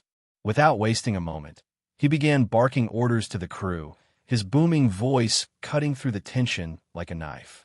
Back on the Marine ship, Zephyr's frown deepened. The presence he felt wasn't just powerful, it was familiar. A memory from years past, of battles fought against titans of the sea, surfaced in his mind. Could it be? He whispered, but the thought was too absurd to entertain. The timing, the location, it didn't add up. Still, Zephyr was a man who trusted his instincts. He barked an order to his crew, his voice snapping them out of their anxious murmurs. All hands, prepare for engagement. Increase our patrol radius, and keep a sharp eye on the island. Relay word to Admiral Hazard. Tell them Charlotte Linlin is here. Man, as if we weren't already bored enough. Why the hell did Vice Admiral Kazoru order us to double the patrols? Grumbled a Marine captain, barely stifling yawn. He had just finished his shift, but found himself back on duty, his eyes heavy with fatigue. The increased alert had mobilized all available forces within Punk Hazard, transforming the once mundane assignment into a nerve-wracking vigilance. A sudden, jarring sound pierced the air, the unmistakable, discordant ring of a transponder snail in the communication room. The captain, begrudgingly, picked up the receiver, his irritation barely concealed. "This is," he started, but his words were cut off by a deafening blast from the other end. "We are under attack. I repeat, we are under attack." The transmission was abruptly severed, leaving only static crackling through the receiver. The urgency in the voice was unmistakable, but the message was cut short, leaving the captain and the other Marines in a state of confusion. Almost immediately, the communication room was flooded with the shrill rings of multiple transponder snails, each one echoing the same frantic message. "What's going on?" one of the Marines in the room asked, his face pale as he fumbled with the controls. "BZZT. BZ." The static on the lines intensified, with the calls disconnecting as quickly as they had come, leaving the communication room in chaos. The captain's eyes widened as the gravity of the situation began to sink in. He gripped the edge of the desk to steady himself. "We need to inform Vice Admiral Kazoru. Now," he barked, his voice cutting through the din and shaking the other Marines into action. He swiftly relayed a series of urgent commands to his subordinates before racing out of the communication room, his mind racing as he made his way to find Kazoru. As he emerged from the room, he was met with a sight that froze him in place. There, standing atop the highest vantage point of Punk Hazard, was Vice Admiral Kazoru, his typically indifferent demeanor replaced with a sharp focus. But what truly caught the captain's attention was the massive, ominous figure that obscured the sky. A dragon, its scales glinting menacingly in the waning light, cast a massive shadow over the island. The mere presence of this beast was enough to send shivers down the spine of any seasoned Marine. "100 beasts, Kaido," the captain's voice was a strained whisper, his mind racing as he realized the gravity of the situation. "No, I need to notify HQ immediately that Kaido is here to lay siege to Punk Hazard." Without a moment's hesitation, he turned on his heel and sprinted back towards the communication room. His heart pounded in his chest, adrenaline surging through his veins. Kizaru was already aware of the threat, but the captain knew that what was coming was far more complex than a simple dragon attack. As he rushed through the corridors, he could hear the chaos unfolding around him. The Marines were scrambling, their usual order replaced by frantic, disorganized movements. The air was thick with tension, the once routine operation now a high-stakes battle for survival. The captain burst into the communication room, where the situation had only grown more dire. The snails continued to squawk in alarm, their operators frantically trying to re-establish contact. He threw himself into his chair and quickly relayed the alarming news to the higher-ups. "Vice Admiral Kazoru is already on the scene, but the real threat may not be Kaido alone," he said urgently, his voice barely concealing the panic. "There's another party moving towards Punk Hazard, and we need to be ready for whatever comes next." The Marine communication staff worked feverishly, their faces a mix of determination and fear as they transmitted the captain's message. Outside, the massive shadow of Kaido's dragon loomed, its dark presence a stark reminder of the peril that had descended upon them. As the captain's message reached the higher echelons of Marine HQ, the reality of the situation began to unfold. The combination of Kaido's unexpected arrival and the unknown second threat created a volatile mix that would test the limits of their preparation and resolve. Kaido, do you have a death wish? What are you doing on a government-controlled island? Vice Admiral Kizaru's voice cut through the tense atmosphere. His eyes narrowed with a steely resolve. He knew that any sign of weakness in front of Kaido would spell his doom. Although he was acutely aware of his current limitations compared to the monstrous beast, Kizaru was not without options. His light-based powers offered him unmatched speed, a potential escape route if things went south. However, with Punk Hazard behind him, a base critical for its research and the remaining work of Vegapunk, retreat was not an option. A mere Vice Admiral dares to block my path? Kaido's voice rumbled like an impending storm, his massive frame casting a formidable shadow over the island. His eyes burned with unrelenting fury as he looked down at Kizaru. Maybe you Marines have forgotten what you did to me, but I haven't. Every day, this cursed island remains as an insult to my name. I will raze it to the ground today. Kaido's roar shook the very heavens, a primal display of anger and power. He wanted everyone to believe his assault was motivated by revenge for the torturous experiments he endured years ago. Yet beneath that veneer of vengeance lay a more strategic aim. He was here to seize the vital research hidden within Punk Hazard and capture Caesar Clown. Step aside if you don't want to die. You Marine bastard. Kaido bellowed, his enormous maw opening wide as he prepared to unleash a devastating attack. His body crackled with energy, the very air vibrating with his immense power.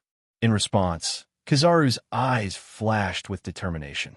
He knew he had to act swiftly. Channeling his light-based abilities, he gathered energy for a counterattack. A blindingly bright beam erupted from his outstretched hand, meeting Kaido's attack head-on. Burrow breath. Kaido's attack roared to life, a torrent of destructive energy cascading through the sky. The massive beam surged forward, intent on obliterating everything in its path. Simultaneously, Kizaru's laser beam shot out with incredible speed, streaking toward the incoming onslaught. The two beams collided midair with a thunderous explosion. The sheer force of the impact sent a shockwave rippling across Punk Hazard, the very ground trembling beneath their feet. The sky illuminated with a blinding flash, the blast resonating with a roar that felt like the island itself was being torn asunder. The explosion's shockwave propelled Kizaru backward, his body thrown several dozen meters before he managed to steady himself. Dust and debris exploded outward, creating a cloud of destruction that obscured the battlefield. The force was so overwhelming that even the sturdy structures of Punk Hazard quaked under the pressure. Kizaru, having regained his footing, quickly assessed the situation. Without missing a beat, he launched into his next move.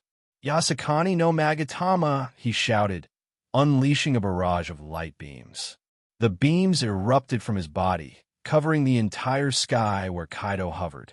The onslaught was a dazzling display of light, each beam a streak of pure energy aimed with precision at the towering Yonko.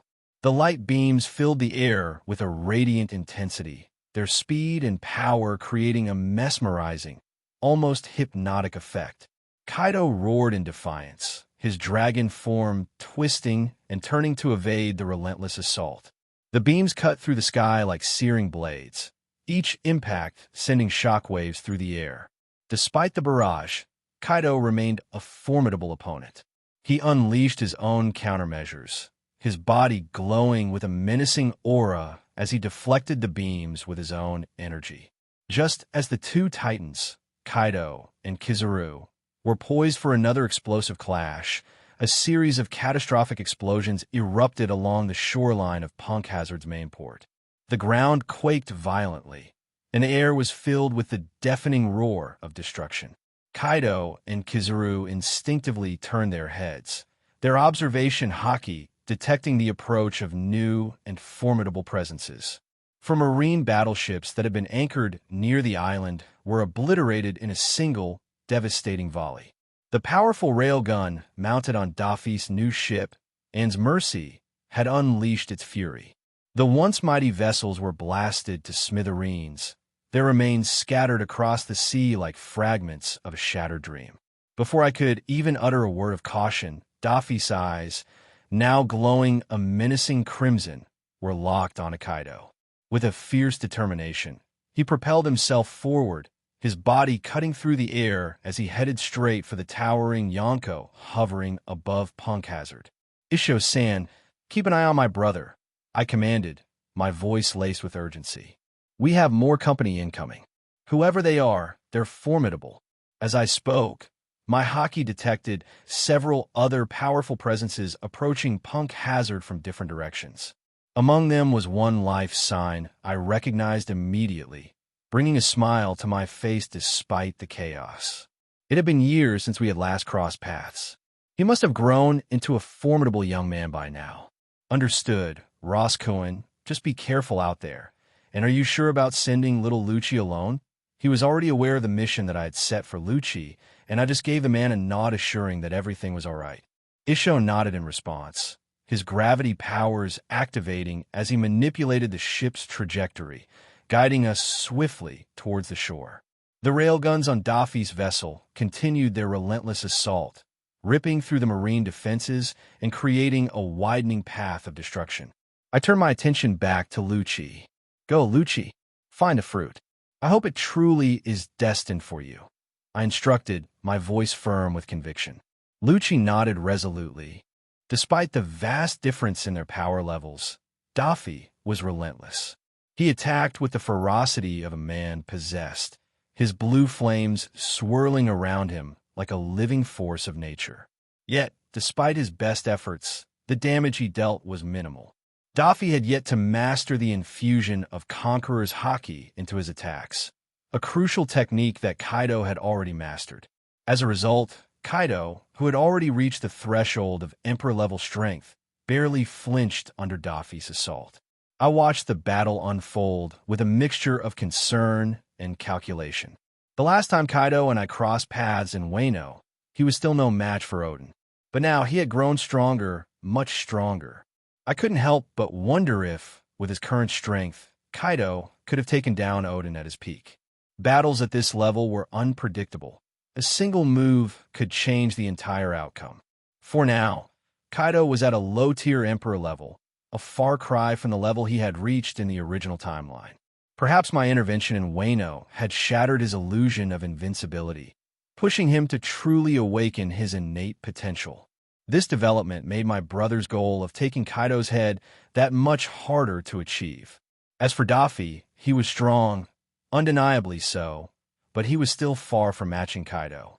At his current level, Dafi could be considered mid-tier admiral level, a significant achievement, but nowhere near enough to stand toe-to-toe with Kaido, especially considering Kaido's mythical Zoan powers. Despite this, I wanted my brother to experience this fight. It was only through clashing with someone of Kaido's caliber that Dafi could truly hone his haki, particularly his armament and Conqueror's haki.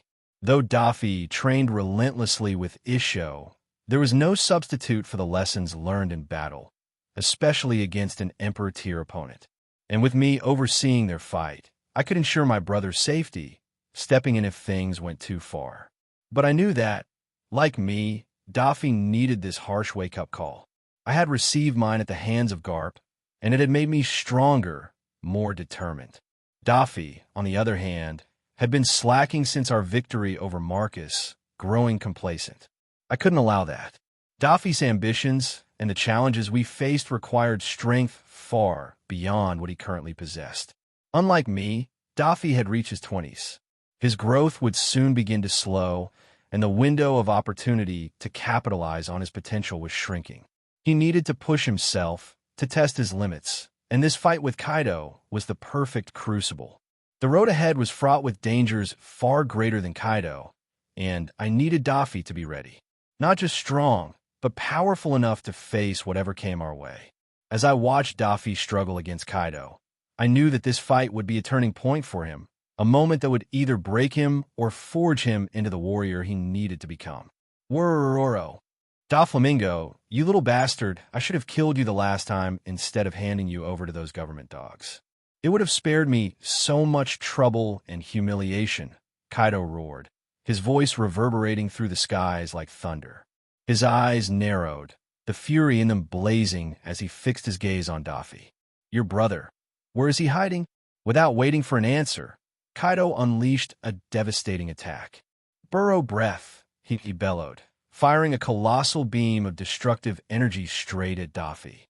In response, Daffy smirked, unfazed by the incoming attack. Dian Kai, he shouted, conjuring a blue miniature sun in his hand. The blazing orb crackled with intense heat as he hurled it towards the oncoming beam. The two attacks collided in the sky, and the resulting explosion was blinding. The sheer force of the impact sent shockwaves rippling through the air, shattering nearby rocks and uprooting trees on the island below. The sea itself recoiled, waves surging outward as the battlefield quaked under the immense pressure of their clashing powers. Daffy's mastery over the Mera Mera no Mi was nothing short of extraordinary. What was once considered a substandard devil fruit by many in my past life had been honed to near perfection in his hands. His flames were more than just fire. They were a manifestation of his will, burning with an intensity few could match. His ability to manipulate and weaponize his flames placed his Logia fruit at the very apex, a force to be reckoned with in the world of pirates. As the smoke cleared, Daffy laughed, his voice dripping with mockery. Fufufu. Tell me, Kaido, is it true that you ran away from my little brother with your tail between your legs back in Wano? I see that it wasn't just a mere rumor from the scars I can see on you.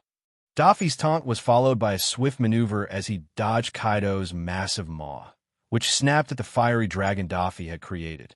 Though his flame dragon had been majestic, it stood no chance against Kaido's relentless assault, crumbling under the might of the Emperor's attack.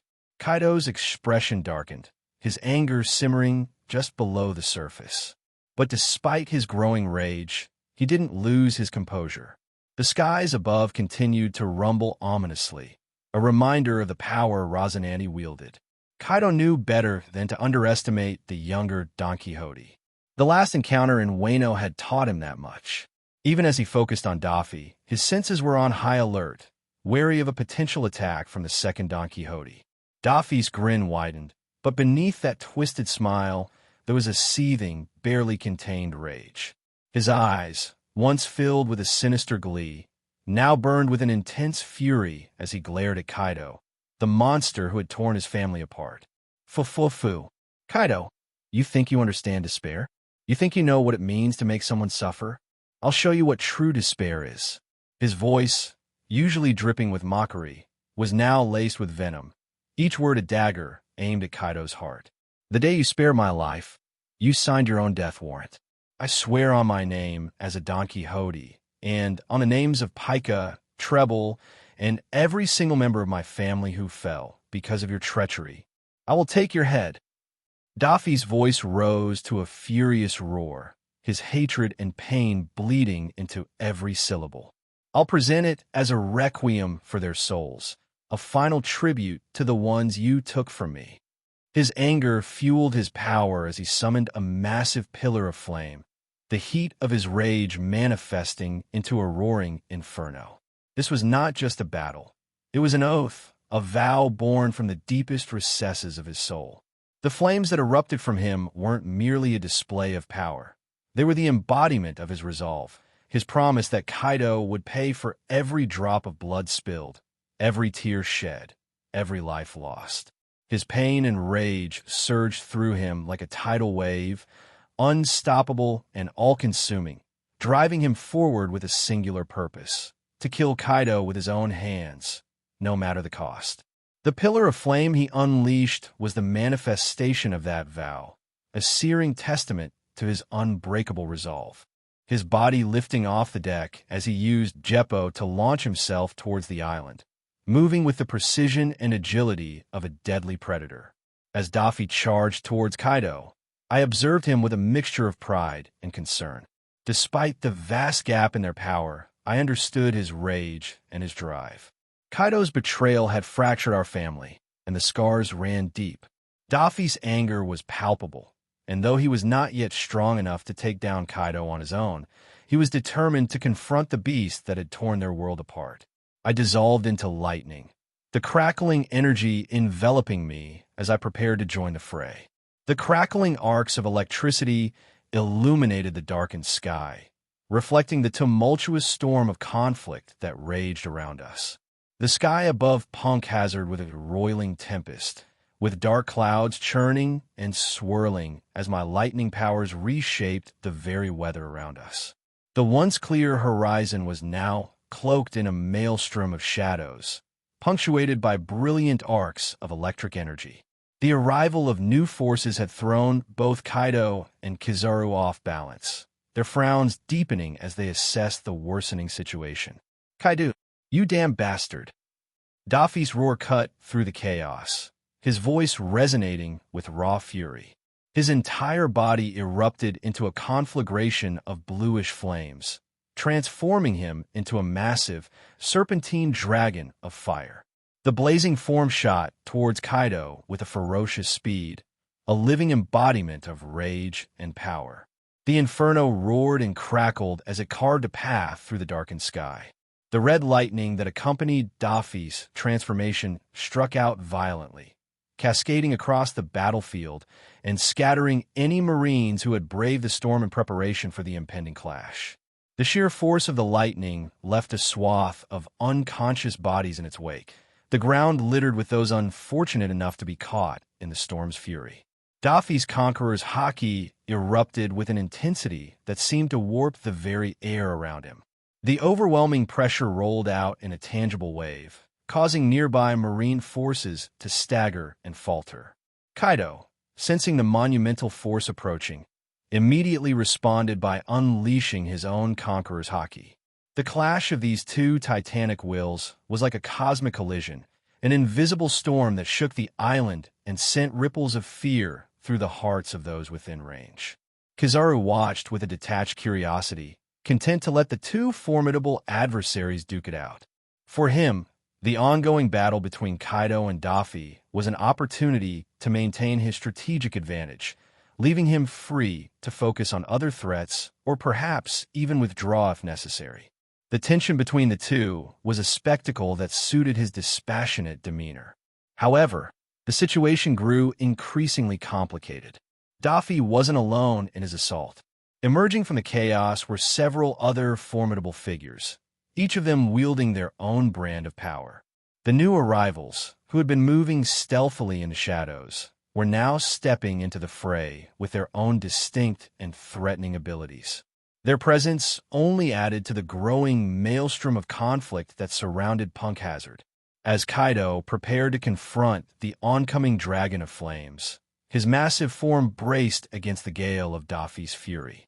His own conqueror's haki flared to meet the challenge, creating an immense pressure that clashed with Daffy's fiery onslaught. The skies seemed to crack open with the sheer magnitude of their wills colliding, a spectacle of divine wrath and mortal defiance. The chaotic scene was a testament to the scale of the conflict that had unfolded. The island itself shook with each blast, every clash of haki and elemental power. The Marine forces, who had initially been caught off guard by the sudden and overwhelming assault, scrambled to regroup and mount a defense, though their efforts were increasingly rendered futile in the face of such overwhelming forces. Anne's Grace maneuvered gracefully into port under the precise guidance of Isho. The ship, with its sleek lines and imposing presence, cut through the turbulent waters with ease, coming to a careful stop at the dock. The atmosphere was a mix of anticipation and tension as the crew prepared for the next phase of their mission. Isho, the revered mentor of the Don Quixote family, stood at the ship's helm, his presence commanding respect. He turned to address the three young figures standing by his side, their eyes wide with both excitement and apprehension. "Go on, what are you kids waiting for? Just remember to be careful and don't shed too much blood," he advised, his voice carrying the weight of both authority and concern. Turning his attention to the eldest among them, Smoker, Isho's tone was firm yet supportive. "Smoker, you're the eldest here, so take care of the others. If you guys feel overwhelmed, just retreat. This isn't a place to risk your lives. It's an opportunity to hone your skills. Is that understood? For the children who had joined the Don Quixote family, Isho was a figure of great significance. Though not one of the original members, his wisdom and experience had earned him a position of near equal standing with Ross and Doflamingo. His guidance was invaluable, and his words carried profound weight. Understood, Master Isho, Smoker replied, his voice steady with resolve. He reached out and ruffled the head of Reiju, who pouted slightly but nodded in agreement. Her gaze remained fixed on the island ahead, her excitement palpable. Galdius, standing slightly apart, couldn't help but let out a snort. It would be great if he didn't end up getting us into any trouble, this blockhead, he muttered under his breath. Isho, overhearing the comment, simply smiled, his amusement evident. What did you say, you bastard? Smoker snapped, turning to confront Galdius. You think you could do better? Before the confrontation could escalate, little Reiju stepped in. With a determined look on her face, she grabbed both Smoker and Galdius by the collars and tossed them off the ship with a practiced flick. She then turned to Isho, her eyes filled with determination. I will keep an eye on them, Isho-sensei. With that, Reiju grabbed her weapons and leapt onto the shore, her agile form cutting through the air with precision. Her physique and the presence of two Logia users by her side provided an added layer of security. Though the island ahead was fraught with danger, Isho was confident in their abilities. Furthermore, with Senor and Demonte remaining on the ship, ready to intervene if necessary, the young warriors had a safety net should things go awry. Don Quixote! Kaido's voice thundered through the skies, his fury erupting the moment he recognized the newcomers. The sting of his hatred toward the Marines was nothing compared to the seething rage he harbored towards the Don Quixote after his defeat and humiliation in Wano. However, that anger now found a new target as he turned his full attention toward the incoming blue, fiery dragon. The clash between Kaido and Daffy was immediate and explosive. The air itself seemed to tremble as their conquerors' haki collided, sending shockwaves rippling across the island. The sheer force of their wills clashing was palpable. A cataclysmic blast echoed throughout Punk Hazard as the two dragons collided. The impact sent debris flying, the ground beneath them cracking and splintering from the force. The fiery column surged upward, crashing into Kaido's dragon form with a thunderous impact. The force of the flames pushed the massive dragon back, scorching scales and singeing flesh. The surrounding environment bore the brunt of their clash. The intense heat from Daffy's flames ignited the very air, causing the atmosphere to shimmer with waves of distortion. The ground beneath their feet cracked and split, fissures snaking outward from the epicenter of their battle. Trees burst into flames, their trunks snapping under the pressure of the shock waves. The sea boiled and frothed, massive waves rising and falling as if the ocean itself was trying to escape the devastation. The sky, once clear, was now a swirling mass of dark clouds and crackling lightning, as if nature itself was responding to the fury of their fight. Kaido snarled, his massive form recoiling from the fiery onslaught, but his resolve remained unshaken. You've got a lot of nerve, Don Quixote, he roared back, his voice filled with unbridled fury. With a mighty swing of his tail, Kaido surged forward again, his dragon form twisting through the air with a speed that belied his size. He closed the distance between them in an instant, his claws swiping through the air with enough force to shatter mountains. Daffy barely managed to dodge the attack, the sheer force of Kaido's swipe sending a shockwave that ripped through the landscape. The ground directly beneath him, where he had stood moments before, was reduced to rubble, a massive crater left in its wake. Despite the danger, Daffy's eyes glinted with excitement. This was the kind of battle he lived for, where the stakes were as high as the sky, and every moment was a dance on the edge of death. Kaido, undeterred, continued his relentless assault. He unleashed another barrage of attacks, his massive claws and tail smashing through the air with devastating power. Each strike was a force of nature, capable of leveling entire islands. But Daffy met him blow for blow, his flames roaring to life as he countered each attack with precision and ferocity. Their conqueror's haki clashed continuously, the sheer force of their wills tearing apart the skies above them. Everywhere they went, the island quaked and trembled. Massive chunks of earth were torn from the ground and sent flying through the air. The very atmosphere seemed to vibrate with the intensity of their battle, the pressure so overwhelming that any weaker beings would have been crushed under its weight. Down below, Kizaru couldn't suppress the shiver that ran down his spine at Doflamingo's words. The raw force of the Conqueror's haki blast even managed to unsettle him, drawing a weary smile to his lips. Pirates sure have become terrifying these days. Maybe I should have followed Vegapunk when he left for his new base. This incident is going to leave quite the stain on my record, he murmured to himself, his usually laid-back demeanor slipping as he surveyed the battlefield below. Chaos reigned on the island. The Marines were being torn apart, and to Kizaru's dismay, it was by mere children. One in particular, the youngest among them, moved like a shadow, swift, precise, and deadly. He cut down Marines with a panther-like grace, his movements almost too fast to track. Kizaru sighed, his eyes narrowing. That kid, he'll become a real headache if left alone. Maybe I should eliminate him while I have the chance, he muttered, a smirk playing on his lips. But there was a reason Kizaru hadn't acted yet. He knew that young Rosinante was somewhere in the sky, hidden among the thunderclouds. The kid was a force to be reckoned with, and Kizaru had no desire to provoke him unnecessarily, not with reinforcements on the way.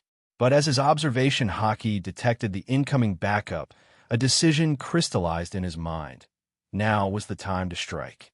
"Ama no Awato," Kizaru whispered, launching a deadly kick in Lucci's direction. A massive beam of light tore through the battlefield, aimed squarely at the young warrior who was cutting down Marines with ruthless efficiency. But just as the light beam was about to obliterate its target, it distorted, bending under a massive pressure that seemed to warp reality itself. The attack stalled in midair, as if frozen by an unseen force. "Jigaku Tabi," Isho intoned, intercepting the attack with a tangible pulse of gravity, forcing the light to crash into the ground, where it exploded with tremendous force, creating a massive crater. Kizaru's attention snapped to the blind swordsman who had deflected his attack. He wasn't surprised by the man's identity. This was Fujitora Isho, one of the core cadres of the Don Quixote family. Kizaru's frown deepened. He had hoped to take down the promising young Lucci, but as long as Isho was around, that was impossible. "Ama no Murakumo," Kizaru declared, materializing a blade of light. He knew that against Isho's gravity-based powers, most of his long-range attacks would be rendered ineffective. The only way to fight this opponent was up close, where his speed could give him an edge. Without hesitation, Kizaru launched himself at Isho, but the blind swordsman was ready. Isho brought his shikamazu up to meet the blade of light, and their weapons clashed with a force that shook the ground beneath them. The impact created a crater that spread for hundreds of meters, a testament to the sheer power of their confrontation. As Isho and Kizaru engaged in their deadly dance, Lucci, Smoker, and Gladius unleashed themselves upon the remaining Marines, while Reiju provided cover fire with pinpoint precision. The battlefield became a blur of motion, the two titanic figures above moving at blinding speeds, their blows landing with earth-shattering force. For anyone below the level of an admiral, the fight was impossible to follow, a storm of light and gravity that threatened to tear the island apart. To Kizaru's surprise, Isho was not only holding his own, but gaining the upper hand. The blind swordsman was relentless, each strike infused with a crushing force that pushed Kizaru back, inch by inch. The admiral's eyes widened as he recognized the sword Isho wielded. There was no mistaking it. This was a supreme grade blade, one of the rarest and most powerful swords in existence. Since when did supreme grade blades become such an easy commodity? Kizaru quipped, his voice tinged with a mix of amusement and irritation. The last time they clashed in Dressrosa, he had suspected, but now he was certain. Isho allowed himself a small, grim smile. "Just a blind man's luck," he replied, before unleashing a sudden gravity well that pulled Kizuru off balance. With a fluid motion, Isho sheathed his blade, the act alone sending out a shockwave of gravity that distorted the very air around them. Kizuru barely managed to avoid being crushed, his light-based abilities allowing him to slip out of the gravity well's grasp. But the effort left him momentarily vulnerable, and Isho pressed the advantage, launching a series of powerful strikes that kept Kizuru on the defensive. Above them, the sky was a roiling tempest of storm clouds and lightning, and the weather itself seemed to react to their battle. The air crackled with the energy of their attacks, and the island's landscape was scarred by the ferocity of their fight. In the midst of the chaos, Lean's eyes narrowed with a dangerous glint. "You think you can stop me, Zephyr? I'll burn this island to the ground if I must, along with all those golden bastards you are so keen to protect," she roared, her voice filled with unwavering resolve. Zephyr's response was equally fierce. "I won't let you desecrate this place any further, Lin. I'll stop you, no matter what it takes," he declared, his voice a resolute challenge. Back on the island, the reactions of the celestial dragons were mixed. The majority had retreated toward the capital, where their safety would be assured. Despite the pirates' failure to breach the island's defenses, a lingering unease pervaded the air. The more cautious celestial dragons couldn't shake the feeling that this might turn into another God Valley incident. They didn't want to risk a hunt amidst such dangers, so they chose caution over recklessness. However, not all celestial dragons shared this sentiment. Many bold and reckless ones believed that the pirates would soon be chased away and slaughtered. Their confidence bordered on arrogance, and they continued their mad hunt. Even after 5 days of relentless slaughter, their bloodlust remained unsated. The more they killed, the more depraved they became, and the ever-changing scoreboard only fueled their frenzy. Each one sought to prove their superiority over their fellow dragons. "Ahaha! Those fools! It's good that most have retreated. More rabbits for me to hunt," bellowed a young scion of the Jupiter family, his voice tinged with madness. He beheaded a half-naked woman he had just ravaged, his once pristine celestial dragon attire now stained with blood. The scion no longer cared about maintaining the immaculate image that the celestial dragons were known for. He wanted to cherish this feeling, this primal surge of power. At first, most of the killings were carried out by his subordinates. Then he switched to firearms and later to melee weapons. As time passed, he began inventing increasingly perverted ways to kill his targets. His mind was consumed with a singular obsession: to rise on the leaderboard. He was 13th, but not for long. Ding! The device on his wrist beeped, drawing his attention. His eyes widened in delight as he saw that his position had just shot up to 9th place. His points had soared by 10,000 in an instant. Giddy with excitement, he rushed back to the headless corpse, tearing away the remaining clothes in a frenzied search for the reason behind his sudden rise. And then he saw it, the mark of an ultra-rare rabbit. Each of these kills granted him a staggering 10,000 points. "Ah!" He bellowed in mad laughter, his joy uncontained. But as his laughter echoed across the blood-soaked ground, a massive change occurred in the central plaza of Sorbet, Kingdom's capital. On the enormous billboard that had been counting the number of surviving rabbits, the counter hit a grim milestone. After 5 days of relentless carnage, half of the rabbits had been killed. True to their word, the event organizers were now ready to declare the unique rabbit. The massive signboard flickered, a new portrait was displayed. Simultaneously, notifications were sent to the wrist devices of all participants. The announcement was met with stunned silence, the 100,000 points for hunting the unique rabbit flashing in bold, ominous letters. But it wasn't the points that shocked the onlookers. It was the portrait. The image sent a wave of disbelief through the gathered celestial dragons.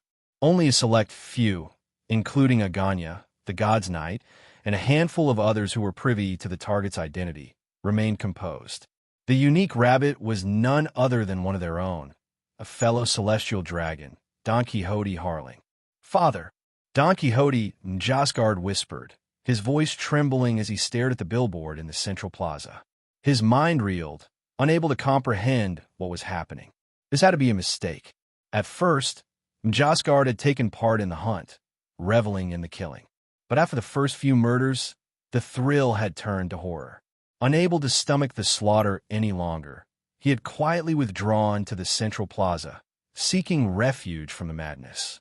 No, this must be a mistake. Njosgard's denial gave way to panic. He rushed toward the event organizers, desperate for answers. But before he could reach them, a group of Cypherpole agents blocked his path. "Move, you bastards! I'll have your heads if you stop me," Njosgard threatened, his voice filled with a mix of fury and desperation. Yet, despite his threats, the Cypherpole agents remained steadfast, their expressions cold and unyielding. As Njosgard's own men prepared to intervene, a chilling voice froze them in their tracks. It was the current head of the Don Quixote family, an imposing figure whose authority was unquestionable. "It's an order from the elders," the old man intoned, his voice devoid of emotion. "Harling has tarnished his noble lineage by colluding with outsiders to bring harm to the celestial dragons. He is no longer part of the Don Quixote family, and all his privileges as a celestial dragon have been stripped. Njosgard, if you value your position, I suggest you keep your mouth shut." Why? What has my father done to deserve such a fate?" Njosgard roared, still unable to reconcile with the reality before him. The thought that his father, once a revered celestial dragon, was now to be hunted like common prey was unbearable. The patriarch's gaze hardened as he delivered the damning truth. "You can thank those pirate scum who have become a thorn in our family's side. It seems your father was colluding with Doflamingo, leaking information from within the Holy Land." No, that's bullshit. Njosgard's voice cracked with the weight of his denial. "We both know that's a lie. Yes, my father worried about my cousins, but he would never do something that would harm my position. He's too much of a coward for that." The patriarch leaned in close, his voice dropping to a whisper only Njosgard could hear. "Of course, we know your father had no hand in such treachery. Like you said, he never had the guts for it. But the elders demanded a scapegoat, and who better to blame than your father? Listen well, Njosgard, I could have added your name to the list, but I chose to spare you. So, I suggest you understand your position and play your part." With that, the patriarch walked away, leaving Njosgard to grapple with the horrifying reality. Around the plaza, other celestial dragons began to murmur among themselves, the name Harling already tainted by the patriarch's admission. In their eyes, he was a traitor, no longer one of them. The battlefield trembled under the might of their clash, each impact sending shockwaves that tore through the landscape. Below, the young Don Quixote family members fought with a ferocity that mirrored their elders, their battles echoing the titanic struggle above. The very air seemed to crackle with energy as the forces of gravity and light clashed in a display of power that would be remembered for ages. Kizaru, for the first time in a long while, found himself being pushed to his limits. The casual smirk that usually adorned his face was gone, replaced by a look of grim determination. He was up against a foe who not only matched him, but might actually surpass him in sheer power. The realization sent a thrill through him, a mix of fear and exhilaration. This was a battle that would not be decided easily, and the stakes had never been higher. "Ikaku, sovereignty!" Lin roared, her voice carrying the weight of her fury as she unleashed a colossal slash towards the ship that dared to obstruct her path. Her eyes blazed with an infernal rage, the red glow reflecting the vengeance that consumed her.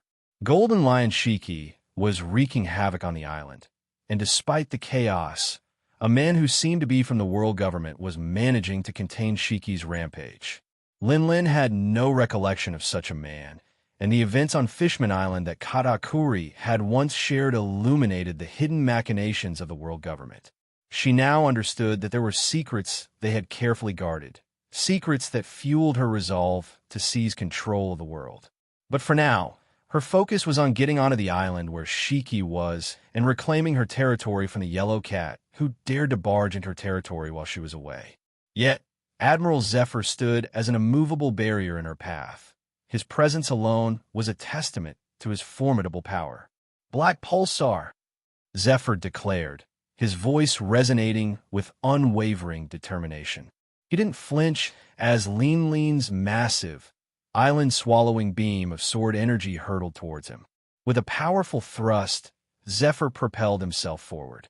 His fists radiated an ominous, dark glow akin to black diamonds, and the surrounding space seemed to absorb all light, the darkness deepening as his haki exuded a suffocating pressure. Boom! The clash of their attacks was cataclysmic. The deafening explosion echoed across the seas, sending a shockwave so powerful that it sent ripples through the surrounding waters. Even Big Mom's massive, island-like ship was shoved backward by the sheer force of their confrontation. The pressure from the collision pushed Zephyr back to the island's shore, the recoil a testament to the monumental scale of their battle. "Mama, mama!" Lin's laughter cut through the tumult, brimming with scorn and mockery. "Zephyr, you miserable wretch, do you wish to die so badly? Why are you here? Oh yes, I forgot. You're Marine dog. Did you not once prattle on about being a righteous Marine? Look at you now, reduced to a glorified guard dog in a slaughterhouse." Her voice was laced with venomous amusement, each word designed to undermine Zephyr's composure. Despite Lin's taunts, Zephyr remained stoic. Known as the Black Fist, his reputation for power and resilience was well-earned. His ability to match the legendary Garp in terms of raw strength was no idle claim. Though perhaps not on par with Garp, his might was not to be underestimated. As the forces of their clash reverberated across the battlefield, the very ground trembled, and the air was charged with the intensity of their struggle. The battlefield roared with the fury of a tempest as Lin and Zephyr clashed with titanic force. The sky above Sorbet Kingdom darkened, and a storm of elemental fury ensued, reflecting the ferocity of their battle. Lin's eyes gleamed with a predatory light as she summoned her strength. "Mama Raid," she bellowed, her voice a thunderclap that split the heavens. A massive, crescent-shaped slash of energy erupted from her sword, its sheer size and destructive power turning the air into a storm of cutting wind and fiery shards. The blade's edge shimmered with an intense, golden light, slicing through the very fabric of space as it barreled toward Zephyr. Zephyr, unfazed by the approaching onslaught, narrowed his eyes. With a grunt, he focused his haki into his arms, the dark aura around him coalescing into a dense, protective shield. "Dark Horizon," he roared in return, his fists glowing with a menacing, metal-like sheen. He swung his fists forward, unleashing a powerful wave of dark energy that collided with Lin's attack. The explosion was apocalyptic. The force of their clash created a shockwave that rippled across the island, throwing debris and wreckage into the air. The sea surged violently, crashing against the shore in a frenzy as if trying to escape the devastation. The island itself quaked, its ground splitting and trembling under the immense pressure of their confrontation. Lin's eyes flared with unrestrained fury as she roared, her homies Zeus and Prometheus igniting with a fierce intensity. "Tartarus Wrath!" she cried, summoning a blazing torrent of energy that spiraled around her like a fiery maelstrom. The lightning inferno shot towards Zephyr, engulfing everything in its path. Lin's flame attack was a swirling vortex of destructive fire and lightning, a blazing inferno designed to incinerate everything it touched. Zephyr responded with equal ferocity, his aura darkening as he prepared to counter. He drew upon his haki-based abilities, his body radiating an intense force. "Bolt Mamba!" he shouted, his voice echoing with the weight of his power. A palpable wave of energy emanated from him, distorting the very fabric of space around him. The energy he created morphed into a massive black serpent and lunged forward. The energy vacuum it created bent the trajectory of Lin's firestorm, pulling the searing flames away from him and redirecting them into the sky. With a swift, almost imperceptible movement, Zephyr closed the distance between them. His fists, now enveloped in a dark aura, lashed out with pinpoint precision. "Dark sphere!" he shouted, sending a barrage of black energy spheres created by his rapid barrage of punches toward Linlin. Each sphere exploded on impact, creating blinding bursts of light and darkness that crackled with devastating force. Linlin dodged and countered with incredible agility. She twirled her sword in a complex pattern, summoning waves of golden energy that cut through the air like a serrated storm. "Heavenly thunder flames!" she roared, calling forth a massive golden smitter formed from her flames and lightning. The colossal weapon swung down upon Zephyr with the weight of a mountain, aiming to crush him under its sheer force. Zephyr gritted his teeth, his haki flaring up in a protective aura. He raised his arms, channeling his Armamnet haki to reinforce his defense. As the attack descended, he used his haki to create a counterforce, meeting Lin's attack head-on. The ground beneath them shattered into fragments, and the shockwave from their clash sent tremors through the island, causing the very earth to crack and split. The two combatants remained locked in their fierce struggle, neither willing to yield. Lin's sword glowed with an intense, searing light, and Zephyr's dark aura pulsed with a menacing gravity field. Each attack they launched was met with a counter, each blow absorbed by defense, and the battle continued in an unyielding display of raw power and skill. The earth trembled as a massive crater, spanning hundreds of meters, formed beneath him. Shiki, hovering high above, erupted in laughter, unable to contain the thrill coursing through him. It had been years since he'd experienced such a heart-pounding battle. The god's knight slowly rose from the debris, brushing dust off his armor as if the colossal strike was merely an inconvenience. His expression hardened, but a smirk tugged at the corner of his lips. "Shiki, you bastard. Don't get too complacent. You're not the only one with a special devil fruit," he sneered, his voice carrying an undercurrent of menace. Shiki, still floating above, watched with keen interest, knowing full well that his formidable opponent wouldn't be defeated so easily. The god's knight scanned the battlefield, his sharp gaze taking in the chaos around him. In every direction, except for where Zephyr clashed with Big Mom in a distant stalemate, the Marines and world government agents were steadily overpowering the pirates. His focus shifted momentarily to a specific location where he had sensed Aganya's presence earlier. "Aganya," he called out, his voice firm and commanding. "Take care of the mission assigned to you by the elders. I'll handle this so-called Golden Lion and see if he truly deserves to be called the Overlord of the Seas." Under Shiki's watchful eyes, the god's knight began to morph, his body shifting and expanding as he transformed into a massive beast. Shiki's confident grin faltered slightly as he observed the transformation, sensing the escalating threat. The battlefield grew tense as the monstrous form of the god's knight loomed, his power now magnified to terrifying levels. Meanwhile, Aganya, who had been leisurely cutting down pirates with ruthless efficiency, heard the god's knight's orders.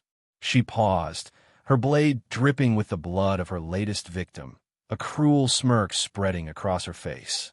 With Shiki occupied by the god's knight and his strongest cadre, Jack, pinned down by Vice Admiral Sakazuki, Aganya was free to carry out her true mission, eliminating the celestial dragons on her list with cold precision. With the island already overflowing with blood, Aganya felt right at home in the carnage. This was her haven, a place where she could indulge in her deadly talents without restraint. Without a word, she vanished from sight, her mission clear.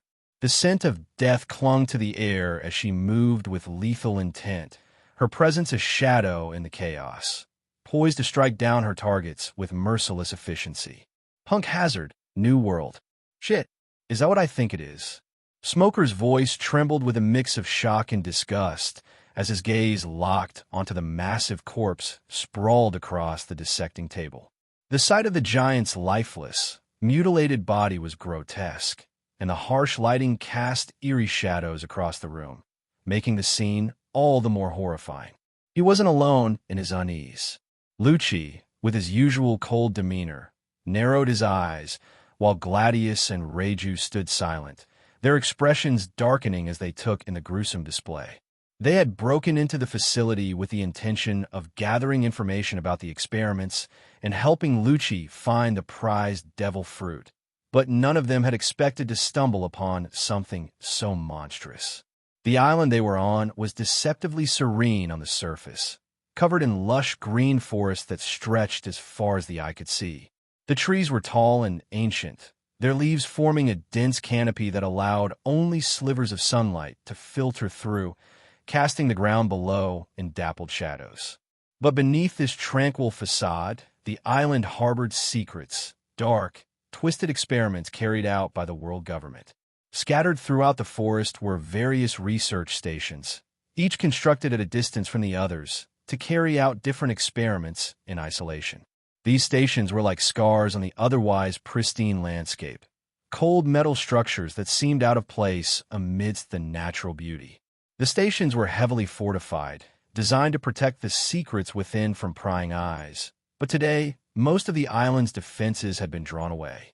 A fierce battle raged elsewhere on the island as the combined forces of the Don Quixote family and the Beast Pirates clashed with the Marines and world government agents. This distraction had given the four young warriors, Lucci, Smoker, Gladius, and Reju, a rare opportunity to infiltrate the research stations with relative ease. Reju, despite being the youngest, had suggested they clear out the smaller stations first before advancing to the main base at the island's core, a towering structure that loomed over the rest of the island like a dark sentinel. It was a sound plan. By disabling the outer stations, they could cripple the island's operations and gather valuable intelligence before facing whatever horrors awaited them in the heart of the facility. The first two stations had been relatively easy to clear out, their defenses weakened by the absence of the island's main force. But as they entered the third station, the atmosphere grew heavier. The air inside was thick with the stench of chemicals and something far more sinister, death. The walls were lined with containment units, some empty, others holding specimens in various stages of dissection and decay. But it was the sight of the giant's corpse that truly shook them. The body was enormous, nearly filling the room. Its flesh had been cut open, its organs exposed, and its limbs severed with brutal precision. Tubes and wires were connected to the body, leading to strange machines that hummed quietly, recording data on the giant's physiology. The entire scene was a testament to the cruelty and inhumanity of the experiments being conducted here. "This is sick," Gladius muttered, his usual bravado giving way to revulsion. Reju's expression was unreadable as she stepped forward, her eyes scanning the equipment. "They're experimenting on giants," she said, her voice steady despite the horror before them. "This must be part of the world government's efforts to replicate or control their power." Lucci, after the initial pause, was already searching the room for anything of value.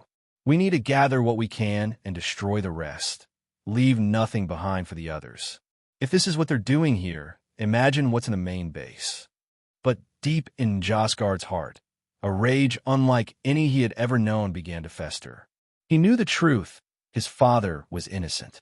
It was Josgard himself who had been the mole, the one secretly aiding Doflamingo and his brother.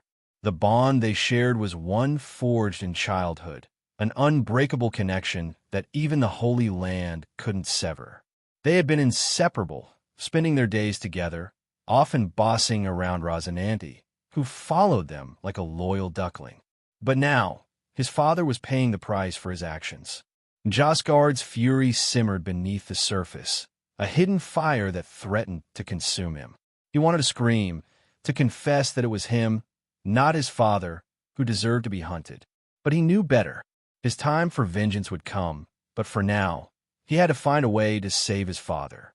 Yet as he looked at the faces around him, at the cold indifference of the celestial dragons, he knew the chances were bleak. And so, Josgard's rage remained hidden, a dark secret that would one day burst forth in flames of retribution. The island's atmosphere had been tense for days, thick with the stench of death and the echoes of distant screams. The celestial dragons who remained on the island continued their hunt with a mixture of frenzied excitement and cold detachment. But now, as the announcement of the unique rabbit spread, their reactions varied, each one a reflection of the cruel reality that defined the celestial dragons. One celestial dragon, a woman of aristocratic bearing with a permanent sneer etched on her face, stared at the portrait of Don Quixote Harling displayed on her wrist device. Her hands trembled, not out of fear, but disbelief. This can't be right," she muttered to herself, her voice shaking. "A celestial dragon? One of our own? How could he be the target?" She stood there, frozen, her mind grappling with the impossibility of the situation. The very idea that a fellow noble, someone who had shared their divine bloodline, could be reduced to mere prey was an affront to everything she believed in. Her hunting party noticed her hesitation, and for the first time in days, she felt a pang of something unfamiliar, doubt. The pride and superiority she had always held as a celestial dragon seemed to crack, ever so slightly, under the weight of this revelation. But her disbelief was met with the cold reality that in their world, nothing was sacred, not even their own. Not far from her, another celestial dragon reacted quite differently. This one, a rotund man with a face twisted by years of sadistic pleasure, let out a shrill, gleeful laugh. His eyes sparkled with a manic light as he realized what this meant. "Oh, this is splendid. A fellow celestial dragon, hunted like the rest of those worthless vermin," he cackled, his laughter echoing through the blood-soaked trees. The thrill of hunting one of his own sent shivers down his spine, a sensation so perverse and exhilarating that it surpassed any pleasure he had derived from the slaughter so far. Imagine the prestige, the glory, the honor of being the one to claim Harling's head. 100,000 points, and the chance to assert my dominance over all the others. His thoughts raced as he imagined the looks of envy and fear on the faces of his peers. To him, the hunt had just reached its pinnacle, a perverted game where the ultimate prize was the death of someone who, until now, had been untouchable. Meanwhile, another celestial dragon stood apart from the others, his gaze cold and calculating. He didn't care about the identity of the unique rabbit.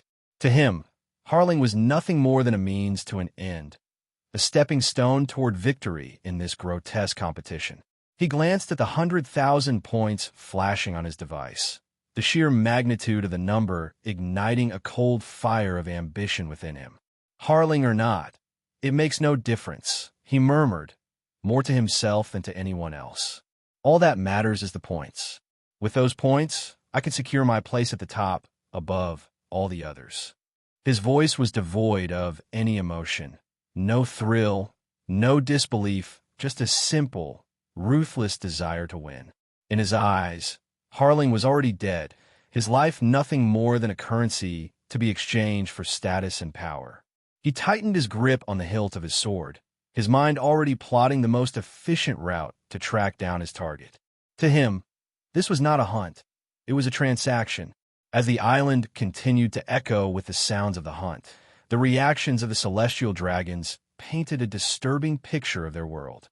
Disbelief, thrill, and cold indifference all mingled, revealing the twisted nature of their existence. To them, the hunt was not just a game. It was a reflection of their innate cruelty, their belief that they stood above all others, even their own. In the end, Harling's life was worth no more than the points it could bring, a grim testament to the hollow, merciless reality of the celestial dragons. Shiki's laughter echoed across the island, a manic grin plastered on his face as he observed the display board with the celestial dragon's portrait. "Shahaha, so, you guys have started hunting your own? Now, this is getting interesting." His eyes glinted with amusement, though his grip on his twin swords tightened. The man he was fighting, a formidable opponent, was clearly skilled, perhaps only slightly weaker than Shiki himself. Swinging his blade, Shiki taunted, "So, what are you supposed to be exactly? Those bastards in the Holy Land sure know how to keep secrets." With a fierce roar, he unleashed a massive flying cross slash, the air around it crackling with power.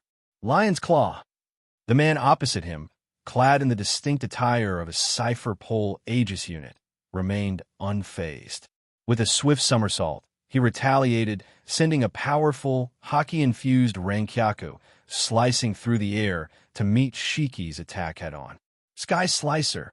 The two attacks collided midair, the force of their clash sending shockwaves rippling through the skies. Shiki's attack began to overpower the knights, the sheer intensity of it forcing the knight to unleash a barrage of additional flying slashes in a desperate attempt to hold back the pirate's might. Lion's Majesty, Shiki bellowed, launching himself into a fearsome free-fall. A massive, ethereal lion materialized behind him, its roar shaking the very heavens. The lion, a manifestation of Shiki's conqueror's haki, was wreathed in crackling yellow lightning, which formed an intangible armor around its spectral form. Shiki's twin blades, now glowing with a brilliant haki-infused light, cut through the air with lethal precision as he aimed to strike down his opponent with a single, overwhelming attack. The lion, infused with Shiki's indomitable will, charged downward with ferocity, its mighty claws poised to tear through anything in its path.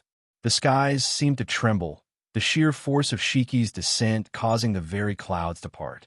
The battlefield was bathed in an ominous glow as Shiki's majestic onslaught drew nearer to his opponent, the sheer power of his attack threatening to obliterate everything in its wake.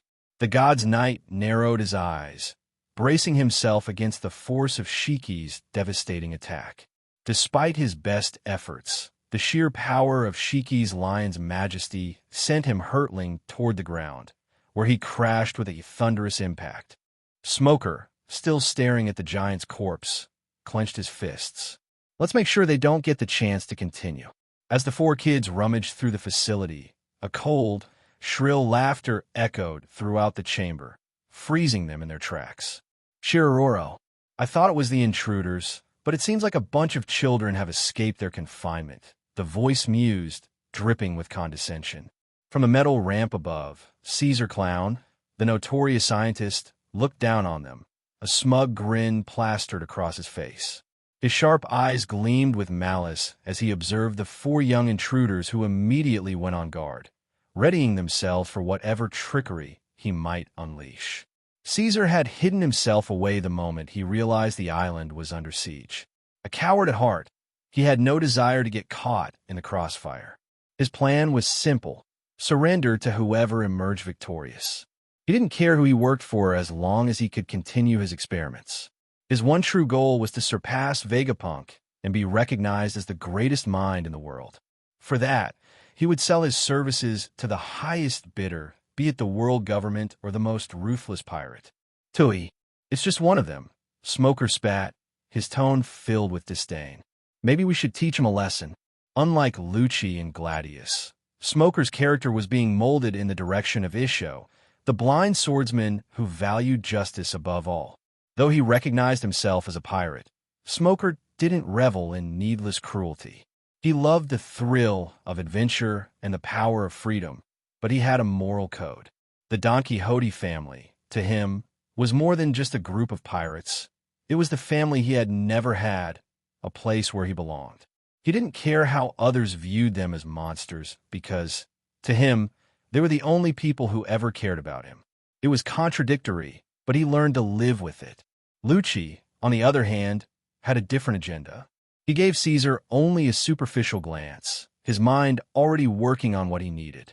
All this time, he had been searching for the artificial devil fruit facility, but even the low-level guards had no clue where it was hidden. However, Master Rosinante had mentioned Caesar Clown. This man, with his rank and knowledge, would surely know where the facility was located. Shirororo, a bunch of brats think they can, Caesar began, but before he could finish his taunt, gunshots echoed through the chamber. Bang, bang, bang. Reiju had pulled the trigger without hesitation. Caesar couldn't help but laugh at the child's naivety. A Logia-type devil fruit user, he was invulnerable to physical attacks. Ordinary bullets were useless against him. But his laughter died abruptly as searing pain tore through his chest. He looked down, bewildered, to see blood dripping from two gaping wounds. The realization struck him like a thunderbolt. Kairosaki, he screamed in agony, his voice filled with disbelief and panic. The little girl had loaded her gun with sea-stone bullets, the one thing that could bypass his intangibility. Raw fury contorted Caesar's face. He manipulated his gas powers, instantly depriving the air around Reiju, causing her to choke and gasp for breath. The young girl's vision blurred as the oxygen was sucked out of her body, but she gritted her teeth, refusing to succumb to the pain. "Shiroro die, you little brat." Caesar sneered, relishing the sight of Reiju's suffering. But before he could savor his victory, a sea-stone staff slammed into his face with brutal force. The impact was devastating, infused with haki, and it shattered Caesar's jaw, sending teeth flying as he crashed into the wall behind him. The wall cracked under the force, and Caesar slumped to the ground, his head spinning. Smoker stood over him, sea-stone staff in hand, his face a mask of cold fury. Reiju gasped for air as she was released from Caesar's grip, her breaths coming in ragged gulps. She quickly composed herself, her eyes blazing with determination despite the close call. Gladius turned to Lucci, his grin wicked. "Search the facility. We're more than enough to take care of this clown," he shouted, launching himself forward using Jeppo, his feet seeming to kick off the air itself as he closed in on Caesar. He wasn't about to let Smoker have all the fun beating the living daylights out of the scientist. Unfortunately for Caesar, killing him wasn't an option. They needed him alive, because he was one of the targets for capture. "You really made our job easy, Caesar. Now we don't have to waste time looking for you," Gladius sneered, his eyes gleaming with a sadistic edge. He raised his hand, forming a massive crystal spear, the tip crackling with armament haki. With a swift motion, he hurled it towards Caesar, who had just managed to groggily pull himself to his feet. Caesar's heart nearly stopped as he realized what was happening. These were barely teenagers, yet they were using haki with such skill that it sent chills down his spine. He dodged the spear at the last possible moment, the crystal tearing through the wall behind him, leaving a gaping hole. As he staggered backward, his mind raced, trying to place the young faces in front of him. Then it hit him. These weren't children from the facility. He'd seen these faces on bounty posters. These kids were part of the infamous Don Quixote family. Wait. We can talk this out, right? It was just a misunderstanding.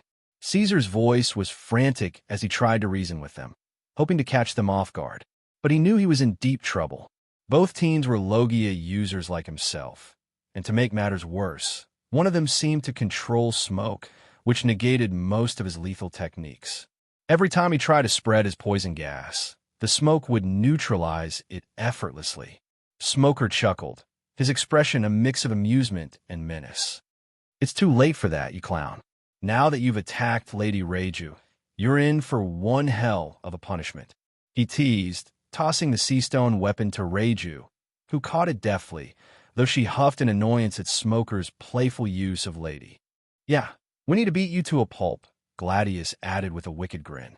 "But maybe we can compromise on how much of a beating you'll take if you're willing to share some information." Before Caesar could even consider agreeing, Smoker transformed into a cloud of smoke and launched himself at Caesar.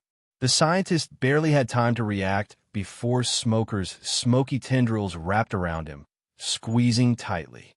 Wait, please," Caesar wheezed, his voice choked as Smoker tightened his grip. I'll talk. I'll tell you everything. Just let me go." "Too late for that, Caesar." Reiju snapped, swinging the sea-stone staff with all her might. It connected with Caesar's midsection, sending a shockwave of pain through his body. He howled in agony, his gas form flickering as the sea-stone disrupted his powers. "You're right, Newgate. I'm a stubborn fool," Garp admitted, his voice softening for just a moment. "But I'd rather be a fool who believes in something, even if it costs me everything. Gururara. And that's why you'll always be Roger's equal, and my greatest rival," Garp, Whitebeard replied, a rare smile breaking through his battered face. "But don't say I didn't warn you. The world we've shaped, it's not one for dreams." Their words hung in the air, heavy with the weight of their shared history.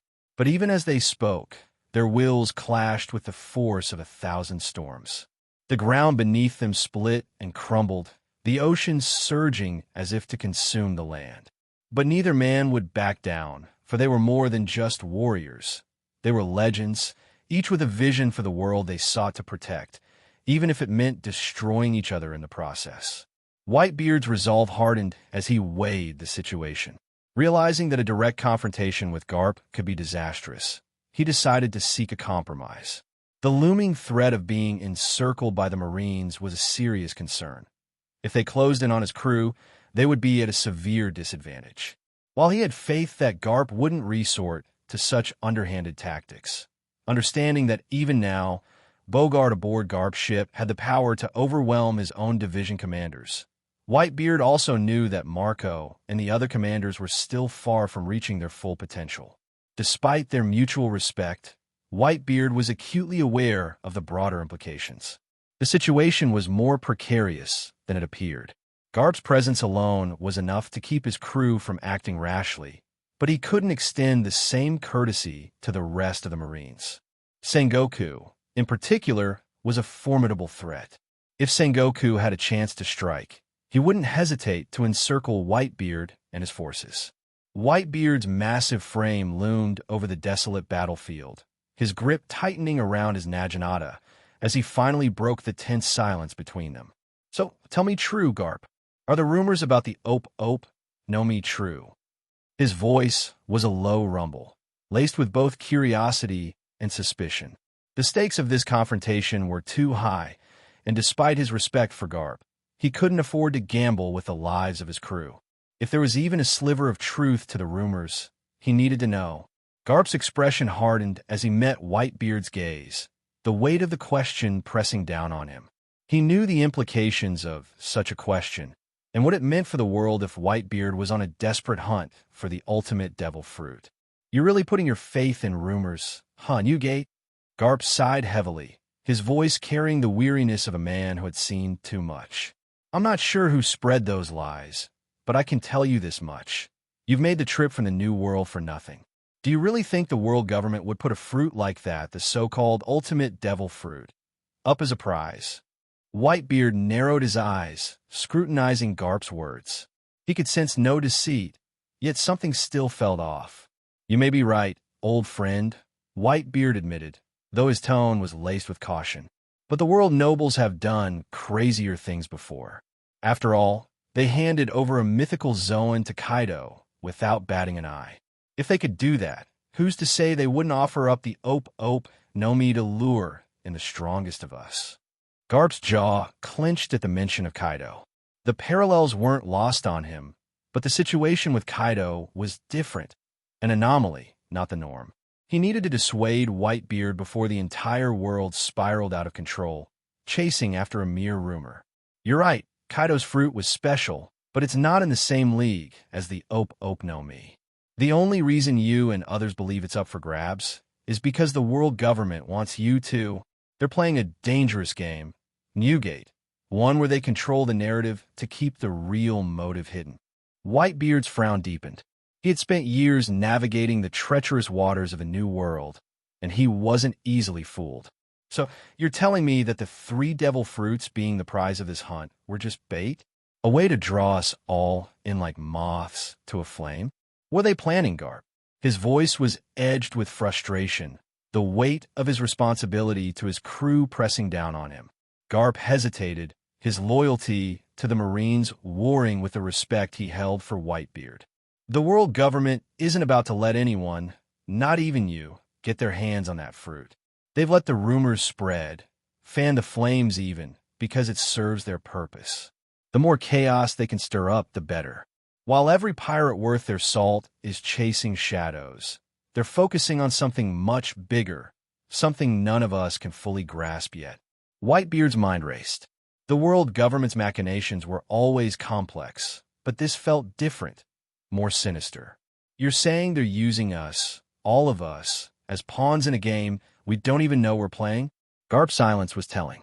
He had already said too much, but he knew Whitebeard wasn't the type to back down without understanding the full picture. "You've always been a perceptive man, Newgate. Just remember, Some games aren't worth playing. And this one, it could cost more than just your crew. The two legends stood in the ruins of their battlefield, their wills clashing with a force that threatened to tear the world apart. But beneath the physical conflict, there was a deeper struggle, a battle of ideologies, of understanding the true nature of power and the hidden strings that control their fates. Whitebeard's voice softened, though the tension remained. Garp, I'm not just doing this for myself. My crew, my sons, they deserve a future where they're not constantly hunted, and I know what awaits my sons if I'm no longer there. If there's even a chance that fruit could save them from such a fate, I have to take it. Garp nodded slowly, the weight of his own choices pressing down on him. I understand, Newgate, but just know, the path you're on, it's one fraught with shadows and lies. Be careful you don't lose yourself in the chase. Room of Authority, Mary Geos. How are things progressing on the island? Elder Saturn inquired, his voice carrying a note of anticipation. All 5 elders had gathered, stepping away from their usual responsibilities to focus on the unfolding events in the Sorbet Kingdom. Unbeknownst to the wider world, they were poised to execute a masterful gambit, a move so bold that even the other elders couldn't help but admire Elder Saturn's audacity. He had secured the consent of Imusama to implement this maneuver, aiming to recalibrate the balance of power across the seas with a single, decisive action. Everything is proceeding according to our plan, Elder Nustero reported, a hint of satisfaction in his tone. The celestial dragons are being evacuated discreetly, and Aganya should have neutralized the most troublesome individuals. The others will remain behind on the island when the ancient weapon reveals its might once more. We're on track for a flawless execution. Gladius joined in, forming crystal spikes that jabbed into Caesar's sides, each one infused with hockey to bypass his defenses. Caesar screamed, flailing desperately, but the teens were relentless. They hit him from all sides, a barrage of punches, kicks, and sea stone-infused strikes that left him battered and bruised. Please, I'm begging you. Caesar wailed, trying to shield himself with his arms, but it was useless. Smoker's smoky fists pounded into him, each hit landing with the force of cannonball. Reiju followed up with sharp, precise strikes, aiming for his weak points, while Gladius kept him pinned with his crystalline spikes. Caesar's mind was a whirl of pain and terror. How had it come to this? He had always seen himself as untouchable, a genius above the petty squabbles of the world. But now, here he was being pummeled by a group of kids who barely looked old enough to be out of school. Not so tough now, are you? Smoker taunted, landing a particularly hard punch to Caesar's jaw, sending him reeling. Shiroro, please? I'll do anything, just stop. Caesar begged, tears streaming down his face as he curled into a ball, trying to make himself as small as possible. Reiju rolled her eyes at his pathetic display. Honestly, this is just sad, she muttered, though there was a hint of pity in her voice. Should we let him off easy? Gladius asked, his tone mockingly contemplative. Nah, Smoker replied with a grin. Not until he spills everything he knows. Caesar didn't need to be told twice. All right, I'll tell you everything. The research, the experiments, the hidden labs, just please stop hitting me. The 3 kids exchanged glances, and then, almost as if by an unspoken agreement, they stepped back, giving Caesar a moment to catch his breath. He looked up at them with a mix of fear and gratitude, his body trembling from the beating he had just endured. You'd better start talking, Caesar, Smoker said, his voice dangerously calm. Because if you don't, we could go back to where we left off. And with that, Caesar Clown, the once proud scientist, began to spill every secret he knew, the pain still fresh in his mind as a reminder of what would happen if he tried to deceive them again. Newgate, it seems like the tremor fruit has already started to take its toll on your body. Would you like my help in healing those internal injuries? I don't think even Saints Island would have a solution for such a problem. I don't want you to lose your edge like Roger did. That bastard didn't even tell me he was dying from an ailment. Garp roared, his voice echoing through the battlefield. Blood flowed freely from his wounds, streaming down his bare, muscled chest. His upper body was a canvas of brutal slashes, deep cuts that wept crimson, and dents in his flesh where Whitebeard's attacks had landed. Despite the sheer brutality of his injuries, the light in Garp's eyes was brighter than ever, burning with the fire of an indomitable will. For 5 days, Garp and Whitebeard had been locked in a relentless battle, their clashes shaking the very foundations of the earth.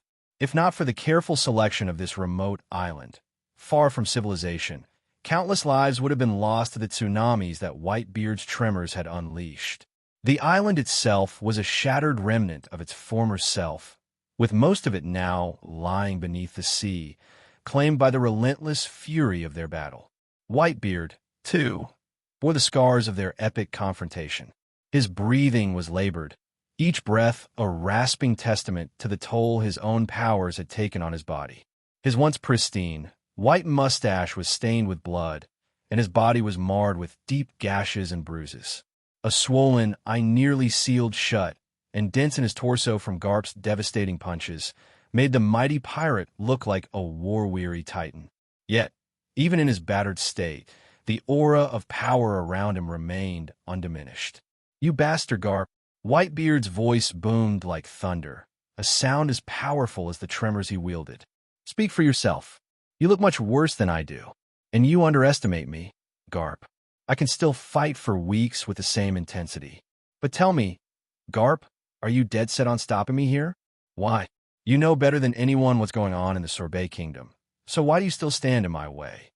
With a mighty swing, Whitebeard slammed his bicinto into the ground, unleashing a shockwave that tore through the battlefield, sending debris flying in every direction. Garp's expression darkened, his voice grave and filled with an intensity that matched the tremors around them. "Because you may not be able to handle the consequences of your actions, Whitebeard. The world may call you the strongest, but do you truly believe that? I'm sure Roger must have shared some things with you. Things only he knew about this world. Gurururara. Then you should have never joined the Marines, Garp." Whitebeard's laughter rumbled like an earthquake, filled with both mirth and an undercurrent of regret. "You should have fought for what your name, D, truly stands for. And who knows? Unless one crosses blades, we can't say who is truly the strongest. Aren't you also hiding your strength from the world government? I just wonder sometimes how the seas would have been if you had become a pirate." Garp stood tall, his breath heavy but unwavering. "I've chosen my path, Newgate," he declared, the weight of his words hanging in the air. His voice was tinged with a sadness that came from years of battles fought, not just with enemies, but with his own convictions. "Regretting it now won't change anything. I still believe that someday the Marines will become what they were always meant to be, a true force for justice. And this world will witness the Marines as I've always envisioned them, a symbol of hope, not fear." As he spoke, his fists clenched, radiating the aura of a man who had seen too much, but still held onto a flicker of belief. It was that belief, as fragile as it sometimes seemed, that had driven him all these years. It was the flame that refused to die, even in the face of overwhelming darkness. Whitebeard, battered and bruised, stared at his old rival with a mix of frustration and deep, abiding respect. The ground beneath them trembled as if responding to the intensity of their clash, the sky above darkening with the weight of their wills. "Garp, I've met stubborn men in my life, and I've met foolish ones," Whitebeard growled, his voice like rolling thunder. "But never have I come across a stubborn fool like you." He paused, his eyes narrowing, the concern in his voice cutting through the tension like a blade. "Keep this up, and sooner or later, you'll have the blood of your own family on your hands. The day you realize that, it'll be too late for regret." The island quaked under the weight of Whitebeard's words, each syllable carrying the force of a tremor.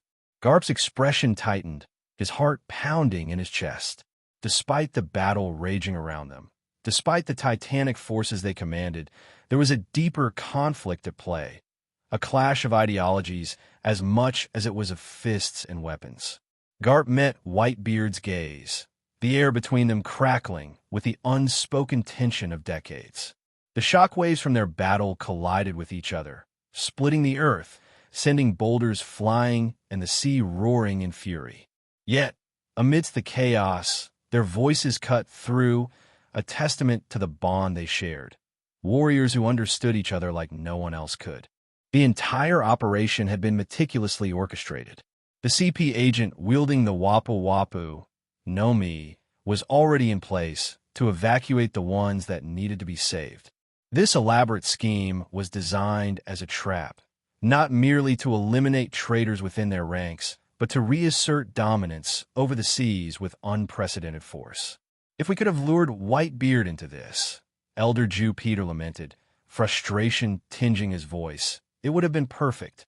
Perhaps agreeing to Sengoku's request was a mistake. Whitebeard, alongside Lin and Shiki, would have been buried in the same stroke, along with the countless pirates currently besieging Sorbet Kingdom. Careful, Elder Saturn interjected, his eyes sharp and calculating. It would have been too obvious a trap, and leaving Whitebeard unchecked could have created an anomaly. Unlike Shiki and Lin, Whitebeard lacks ambition. As long as we don't provoke him, he will remain a passive threat.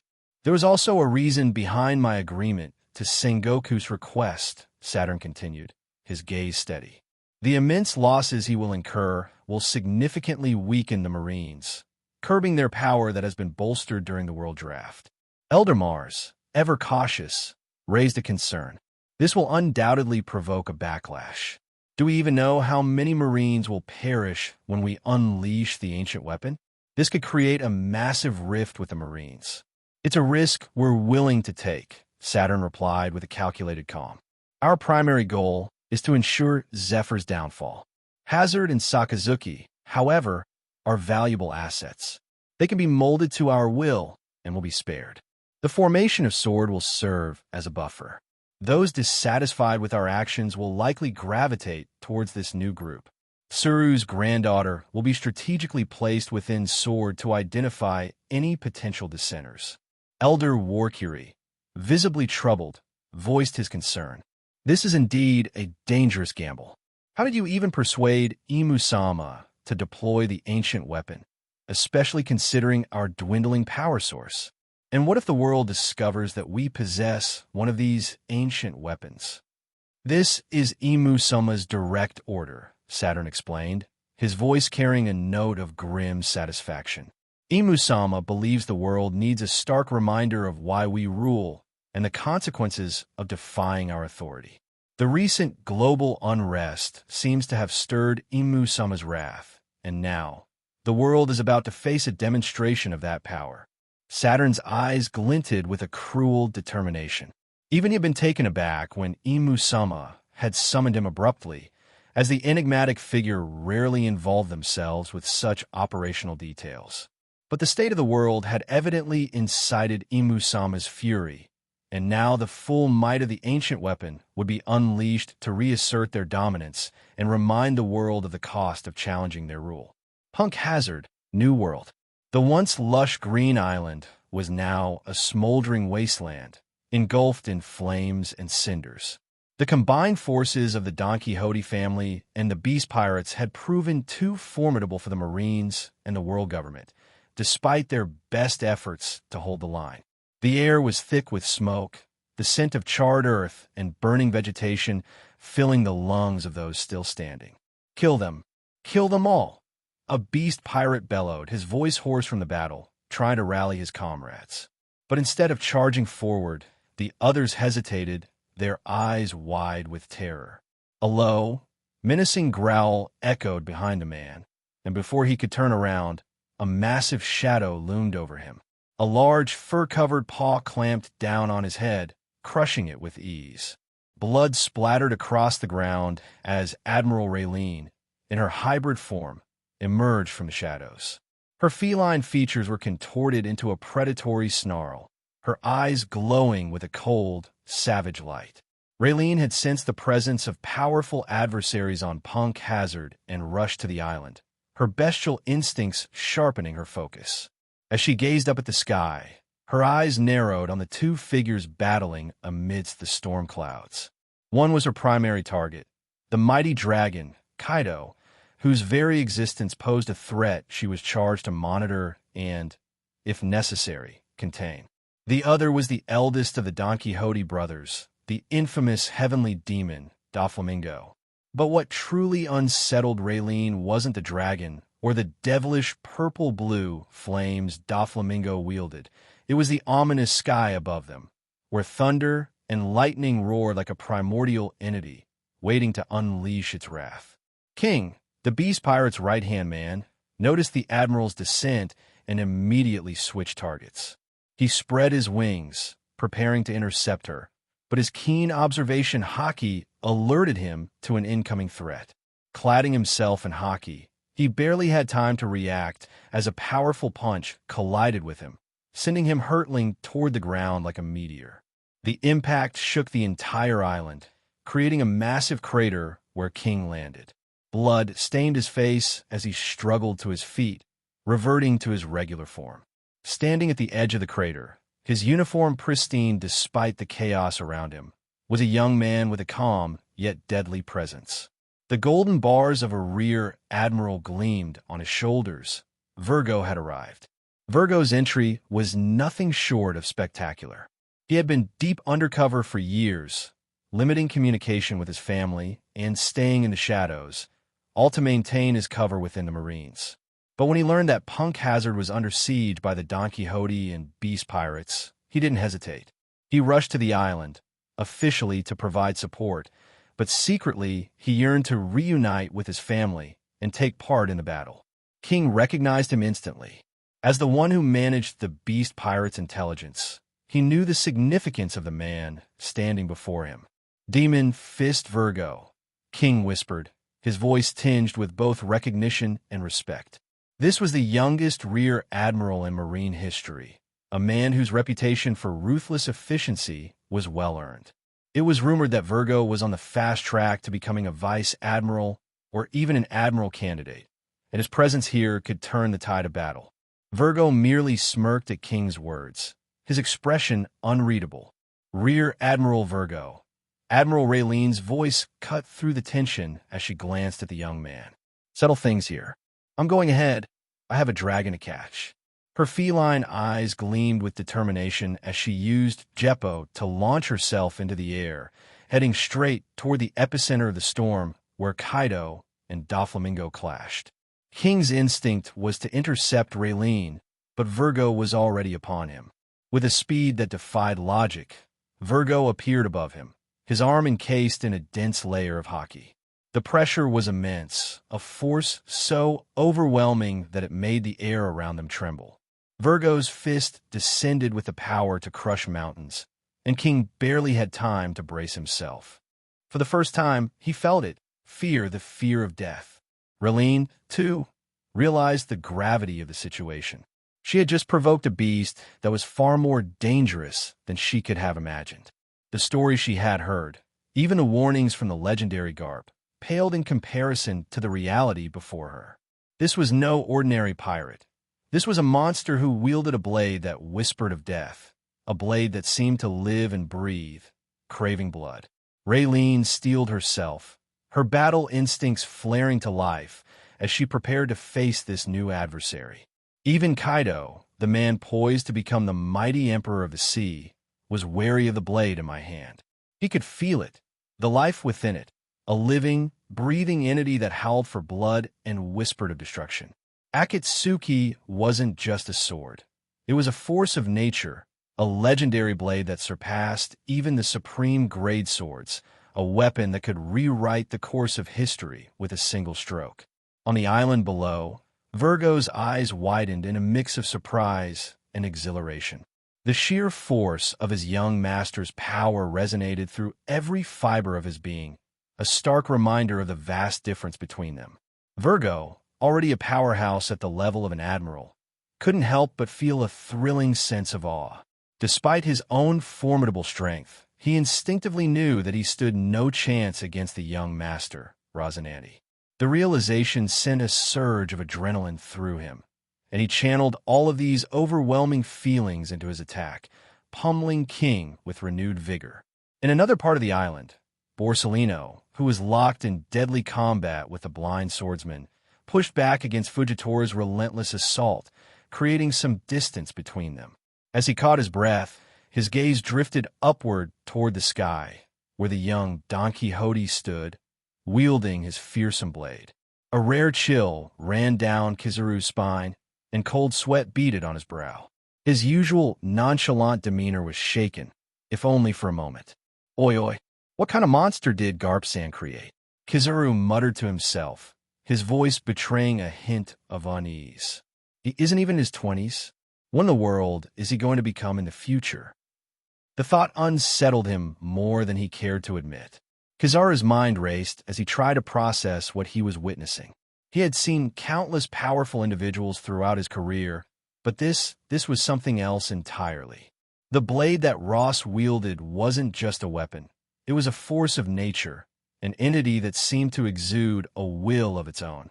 Even from such a distance, Kizaru could feel the oppressive aura emanating from the sword, as if a colossal reaper loomed over the entire island, its cold, merciless scythe ready to reap the lives of everyone below. The more Kizaru observed, the more he realized that the only thing keeping that terrifying blade in check was Ross's own will. The young man's mastery over such a weapon at his age was nothing short of extraordinary. But there was something darker, more foreboding, lurking beneath the surface. Kizaru couldn't shake the feeling that if Ross ever lost control, if his will faltered for even a moment, that blade would devour them all, friend and foe alike. Isho, standing across from Kizaru, could sense it too. His observation haki was honed to perfection, and it allowed him to perceive the true terror of the situation. He could feel the weight of Ross's presence, the sheer magnitude of his power. It was as if the island itself was holding its breath, teetering on the edge of oblivion. The blade wasn't just a tool of destruction. It was a harbinger of death, and only Ross's iron will keep the inevitable at bay. Kizaru's usual carefree attitude faltered as he grappled with the implications. What kind of future is waiting for us with someone like him around? He mused silently, the unease gnawing at him. For the first time in a long while, Kizaru found himself truly uncertain about what lay ahead. I stood with my sword poised, the weight of the situation heavy in the air. Surrounding me were two mythical beasts straight from ancient lore. To my right, Kaido's enormous azure dragon form coiled in the sky, exuding a malevolent aura that seemed to darken the very heavens. To my left, Admiral Raylene, in her fearsome white tiger form, floated effortlessly on the clouds she conjured, her presence no less imposing than Kaido's.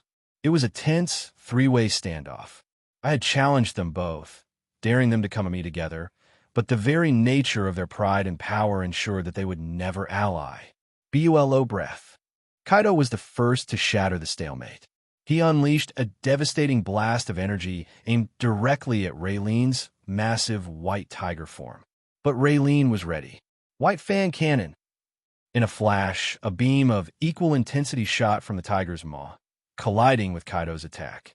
The two forces met in a violent explosion, the shockwave rippling through the seas with a force that could be felt for miles. Kaido's frustration was palpable. His arrogance had been his shield for years, a self-declared overlord of the seas, unchallenged only because the truly strong had no reason to target him. Though he boasted of his invincibility, I knew the truth. There were a select few in this world who could bring him down, even with his formidable dragon form. You Marine, stay out of this. Kaido roared, his massive body coiling, muscles tensing for a strike. He is my prey. I don't like it when someone comes between me and my prey. Raylene, however, showed no fear. She understood Kaido's strength, knew that his mythical fruit might give him a slight edge in brute force. But she also knew that her own mythical Zoan was not to be underestimated. The earlier clash had revealed something crucial. She held an advantage in haki. In a true battle to the death, the outcome was far from certain. But it wasn't Kaido who gave her pause. It was the young man standing between them, his weapon drawn, the aura around him causing her feline instincts to tingle with unease. TCH, if you're dead set on facing me, I don't mind burying you alongside this little brat too. Before Kaido could finish his taunt, I had already moved. With a burst of speed, I closed the distance and delivered a powerful, hockey-infused kick to his massive jaw, sending him reeling. I'd had enough of Kaido's arrogance, and the beating he'd given Doflamingo earlier still burned in my mind. This was the perfect opportunity to test my skills, to see just how far I'd come since acquiring Akatsuki. Little bastard, Kaido roared, rage fueling his massive form as he righted himself. But I was already upon him, launching my next attack. Boom! The impact was cataclysmic, sending shockwaves rippling through the island.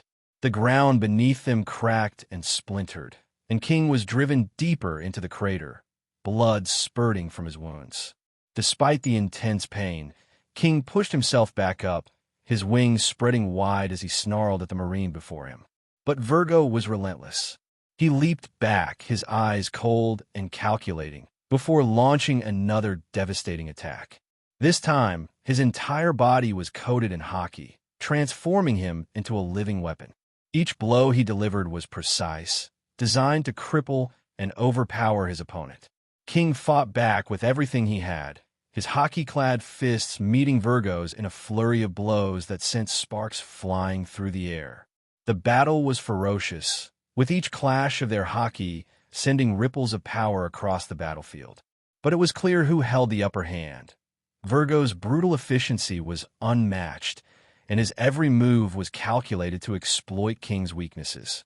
And as the fight intensified, King found himself increasingly on the defensive, struggling to keep up with Virgo's relentless assault. "You've made a grave mistake coming here, you pirate scum," Virgo said, his voice calm despite the chaos around them. "Today, I'll show you what it means to face the true might of the Marines." The air was thick with the acrid stench of smoke and burning debris, and the ground trembled with the aftershocks of the fierce battle still raging above. Kaido sensed something amiss. His gaze snapped to where King was engaged, only to find his right-hand man being mercilessly besieged by a Marine, none other than the infamous Demon Fist Virgo. His attention shifted to Queen, who was also struggling, held back by two of Doflamingo's subordinates. One was a Logia user, and the other wielded strings with deadly precision, keeping Queen's hands full. Kaido's eyes narrowed in anger. His subordinates were faltering, and yet, before him, stood a single man who dared defy him with relentless tenacity, Doflamingo. Though battered and bruised, Doflamingo fought on with every ounce of his strength, refusing to yield. The heavenly demon wasn't just fighting to survive. He was pushing himself beyond his limits, honing his haki against the strongest creature in the world. Tatsumaki Keifu. Kaido roared, unleashing a barrage of deadly twister blades. The air itself seemed to scream as the razor-sharp wind tore through it, hurtling toward Doflamingo with devastating force. But Doflamingo was not done yet. "Hypernova!" he roared in return, summoning a massive explosion of compressed flames to counter. The sky lit up with a brilliant blaze as the two attacks collided, shaking the heavens. Doflamingo poured every ounce of his strength into the attack, determined to hold his ground. Just then, his observation haki detected a new presence, a lethal one, closing in on him from the flank. He was fully invested in countering Kaido's attack, leaving him vulnerable. Out of nowhere, an Odachi was poised to strike his heart. Admiral Raylene, in her hybrid form, had chosen the perfect moment to strike, her feline instincts guiding her to the kill. For Raylene, pirates were the enemy, and it didn't matter who they were. Her duty was to eliminate them. She knew Doflamingo was a dangerous threat, one that needed to be nipped in the bud before it grew into something uncontrollable. Clang! The deafening clash echoed across the battlefield as a gleaming black blade intercepted Raylene's strike. Her eyes widened in shock. Despite her overwhelming strength, the attack had been effortlessly blocked. She glanced at the wielder of the blade, her predatory instincts screaming a warning. "Daffy, get back to the island. We have quite a few treasures to dig up," the young teen said calmly, his gaze never leaving Admiral Raylene. It was the younger of the two Don Quixote brothers, Rosinante, the heaven's equal standing between Doflamingo and the Admiral. My tone was firm, yet there was a hint of concern as I assessed Daffy's condition. He was holding his own, but I could sense the broken ribs, the fractures, and the dwindling reserves of hockey. Daffy was reluctant, but a stern look from me made him chuckle, and he began to retreat toward the main facility of Punk Hazard. Kaido's fury erupted as he was completely disregarded, his massive frame trembling with rage. "You little bastards! Do you think I'm some kind of whetstone for you to train with and just leave? Doflamingo, I will have your head today!" Kaido bellowed, his voice shaking the heavens, as he prepared to pursue Doflamingo. Keeping Raylene's blade locked with Shusui, I reached for my second sword. The moment Akatsuki, the legendary crimson-black blade, was unsheathed, Raylene's instincts screamed at her to retreat. She leaped back over 100 meters, her breath hitching as I swung Akatsuki toward Kaido. Kaido, intent on chasing Doflamingo, suddenly felt an overwhelming sense of danger. An ominous threat, unlike anything he had ever experienced, washed over him. Even in Wano, where he ruled as an unchallenged force of nature, Kaido had never felt such primal fear. Even against someone like Odin, he did not feel such a threat. For the first time in a long while, Kaido felt his heart race, not with excitement, but with genuine terror. Without a second thought, he reverted back from his massive dragon form. His reverted form barely managed to dodge the invisible sword attack that was meant for his neck. The entire battlefield froze as the blade tore through the skies, silent yet filled with an oppressive aura. The air itself seemed to hold its breath as Akatsuki moved, a pulse of energy radiating from its edge. The ominous pressure spread across the island, sending chills down the spines of everyone present. Pirates, Marines, even the mightiest among them. It was a cut that transcended mere physicality. It was a cut that divided reality itself. Doflamingo, retreating toward the facility, felt cold sweat trickle down his spine despite the distance. Though the attack wasn't directed at him, the sheer magnitude of its power left him shaken. Everyone on the island felt it. An unstoppable force, a creeping dread that clung to their very souls. Many simply collapsed under the weight of the pressure, their minds unable to comprehend the magnitude of the power they had just witnessed. Then, as if reshaped by the hands of a god, a neat, serene slash appeared across the entire breadth of the island, splitting it in two. There was no grand display of power, no deafening explosion, just a cold, serene cut that parted the land and sea alike, stretching for miles in each direction. "Kaido," I called out, my voice carrying across the battlefield with unyielding authority. "I will be your opponent from now on." Then, turning my gaze to Raylene, I added, "You dare to sneak attack my brother, did you? Let's see what the wielder of the mythical white tiger fruit can do. Come at me, both of you." My conqueror's haki erupted, tearing through the island's core, sending shockwaves that even Kaido's monstrous haki faltered against. Kaido, the unshakable beast, couldn't deny the cold chill that gripped his heart. "Twin dragons," I called out, and the sky answered. Lightning cracked as the heavens tore apart. Two colossal dragons, one crimson, the other pitch black, manifested from the arc of my blade, roaring as they surged toward Kaido. But my instincts, sharpened by countless battles and honed by future sight, warned me of Raylene's movement. She was fast, and she intended to catch me off guard by attacking from my flank. Without hesitation, I redirected Shusui to intercept her while continuing my original strike with Akatsuki toward Kaido. Shusui gleamed with a black aura as I swung it toward Raylene's exposed flank. But just as my blade was about to connect, Raylene's head whipped around with terrifying speed, her jaws snapping shut around Shusui. The impact was like striking solid steel. Her teeth clamped down on the blade, preventing it from biting into her exposed flank.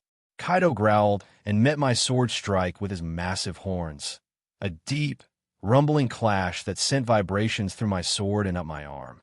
But I was not deterred. With a swift motion, I twisted Akatsuki in the opposite direction and drove it toward his eye. Kaido reared back in shock as his observation haki was nowhere near fast enough to trace the trajectory of my lightning-infused slash. Realizing the danger out of instinct, he retreated just in time to avoid the strike from Akatsuki, but the tip of my blade still grazed his brow, drawing a thin line of blood.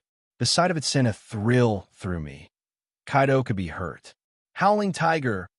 Raylene, however, was ready.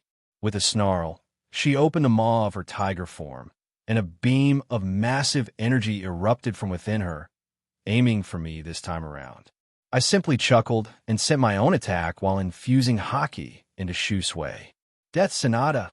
A massive flying scythe formed as it launched towards the incoming attack. The attacks clashed mid-air, sending shockwaves across the battlefield that rippled through the seas below. The scythe ripped through the white tiger's attack before dissipating. Kaido's eyes narrowed as he studied the blade in Ross's hand, a growing unease gnawing at the back of his mind. He had initially dismissed the ominous feeling as nothing more than the presence of a powerful weapon, likely a supreme gray blade, but nothing he hadn't faced before.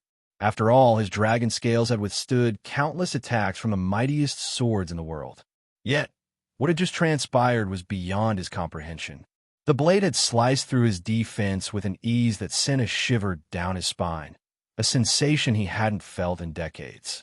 He was certain Ross hadn't infused the blade with Conqueror's haki. Kaido had enough experience to sense that. Yet, the cut had been deeper, sharper, more devastating than anything he had encountered before. What kind of blade is that? Kaido's voice, though outwardly composed, carried an edge of disbelief that he couldn't completely mask. The words were more for himself than anyone else, an attempt to rationalize the irrational. His usually unwavering confidence faltered for a few seconds as he replayed the moment in his mind. The blade hadn't just cut. It had torn through his legendary scales as though they were mere paper. He couldn't shake the feeling that this was no ordinary sword, not even among the fabled supreme grade blades. It was something else, something far more dangerous, and it exuded an aura that defied explanation. Kaido's heart, as hardened as it was, beat a fraction faster. He had faced countless enemies and survived countless battles, but never had he felt this level of unease from a single weapon.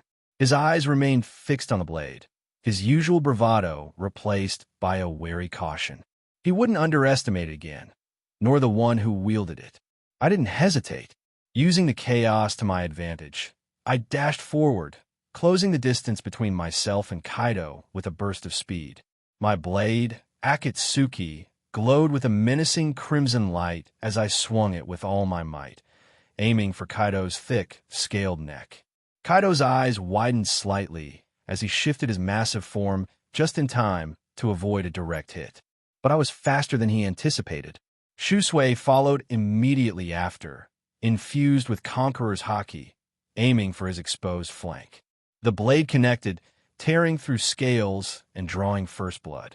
Kaido roared in pain and fury, his massive tail whipping around to strike me, but I leapt back, narrowly avoiding the deadly blow. "You little bastard, you can infuse Conqueror's haki into your attacks," Kaido roared, his voice echoing with both fury and disbelief as the pain coursed through his massive body. The attack had been shallow, but it was enough to confirm what he had dreaded. I could genuinely harm him. I smirked, my grip tightening on my blade as I prepared for the next exchange. "Of course, Kaido, what did you think? That I would just swing my sword mindlessly against your near-indestructible scales until I wore myself out? No, I'm not that foolish. But don't worry, I'm not the one who'll be taking your life today. Daffy has given you his word on that."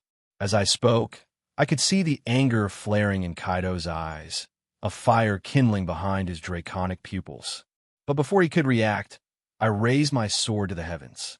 In an instant, a massive pillar of black lightning descended from the stormy skies, crashing directly onto Kaido's dragon form. The bolt struck with a deafening crack, the force of it sending shockwaves through the air.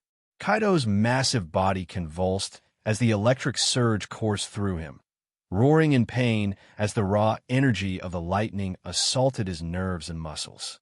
The ground beneath us trembled as Kaido struggled against the attack, his scales crackling with residual electricity. The storm above seemed to respond to the clash of wills below, the clouds swirling with ominous intent as if nature itself recognized the intensity of the battle. Despite the agony etched on his face, Kaido's defiance was unwavering, his eyes blazing with a mix of rage and newfound caution.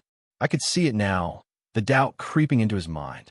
For the first time in years, Kaido was faced with an opponent who could genuinely challenge him, who could bypass his nearly invincible defenses.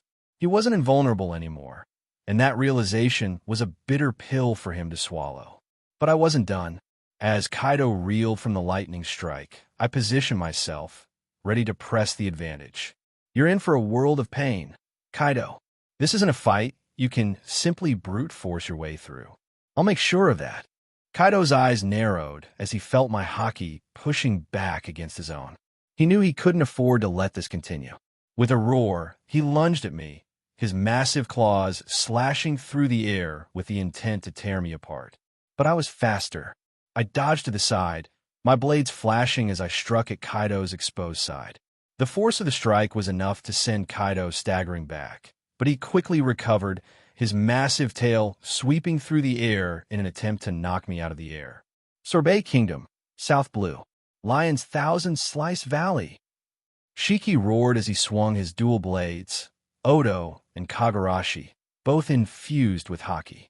The slash ripped through the island, a force of nature made manifest, cutting through the air with such intensity that the very atmosphere seemed to scream in protest.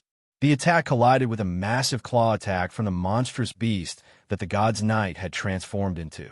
The impact of the clash sent shockwaves across the sea, causing tsunamis to rise in the distance and splitting the island's surface in a jagged line that stretched for miles. The force of Shiki's attack was undeniable. It sent his opponent crashing into the ground below, creating a massive crater that splintered the earth and caused parts of the island to crumble into the ocean. Debris and dust filled the air as the island shuddered under the sheer power of the collision. Ha ha! Not bad, Golden Lion Shiki.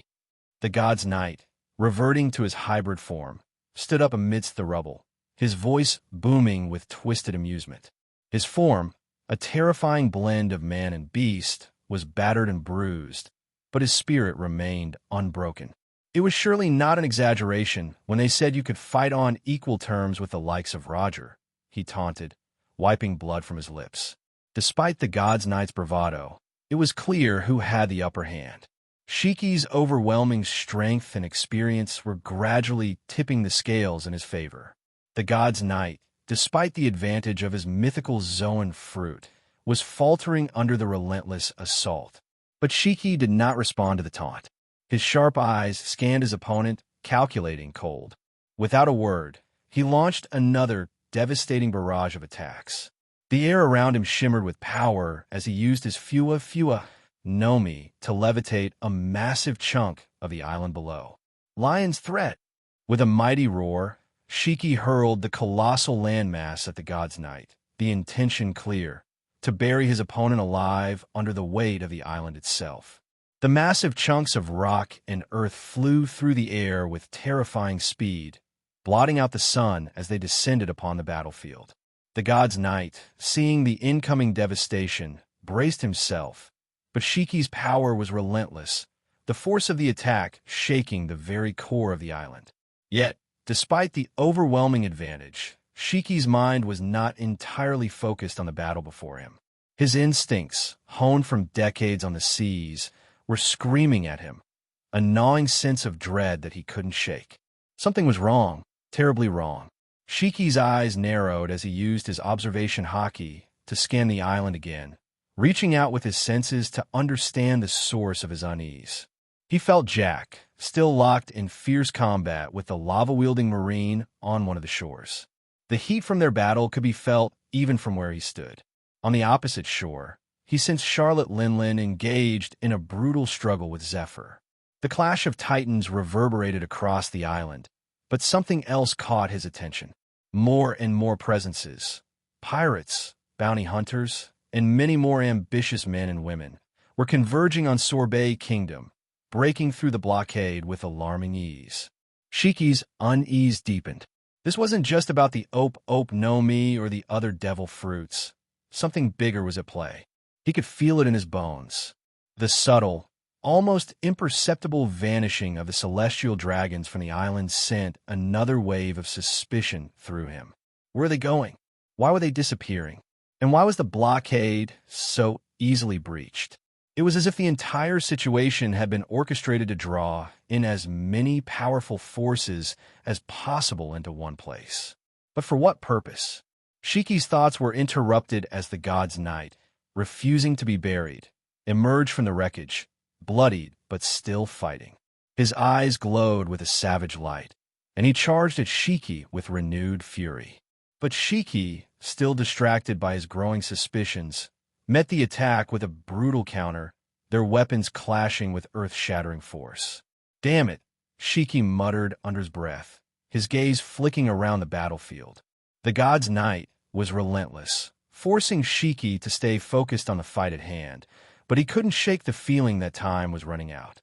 The world government was planning something catastrophic, and he needed to figure out what it was before it was too late. The island continued to tremble under the weight of their battle, but in the back of Shiki's mind, the unease grew, a dark cloud overshadowing his every thought. His instincts screamed at him to retreat, to abandon this fight, and to uncover the true nature of the threat looming over the Sorbet Kingdom. But his pride, his drive to stand above all others, kept him rooted in the fight. Lion's roar! As Shiki launched another devastating attack, his mind raced. What was the world government hiding? Why had so many pirates been drawn here? And what was the ominous feeling that made even the legendary Golden Lion consider fleeing? The answers eluded him, but one thing was clear.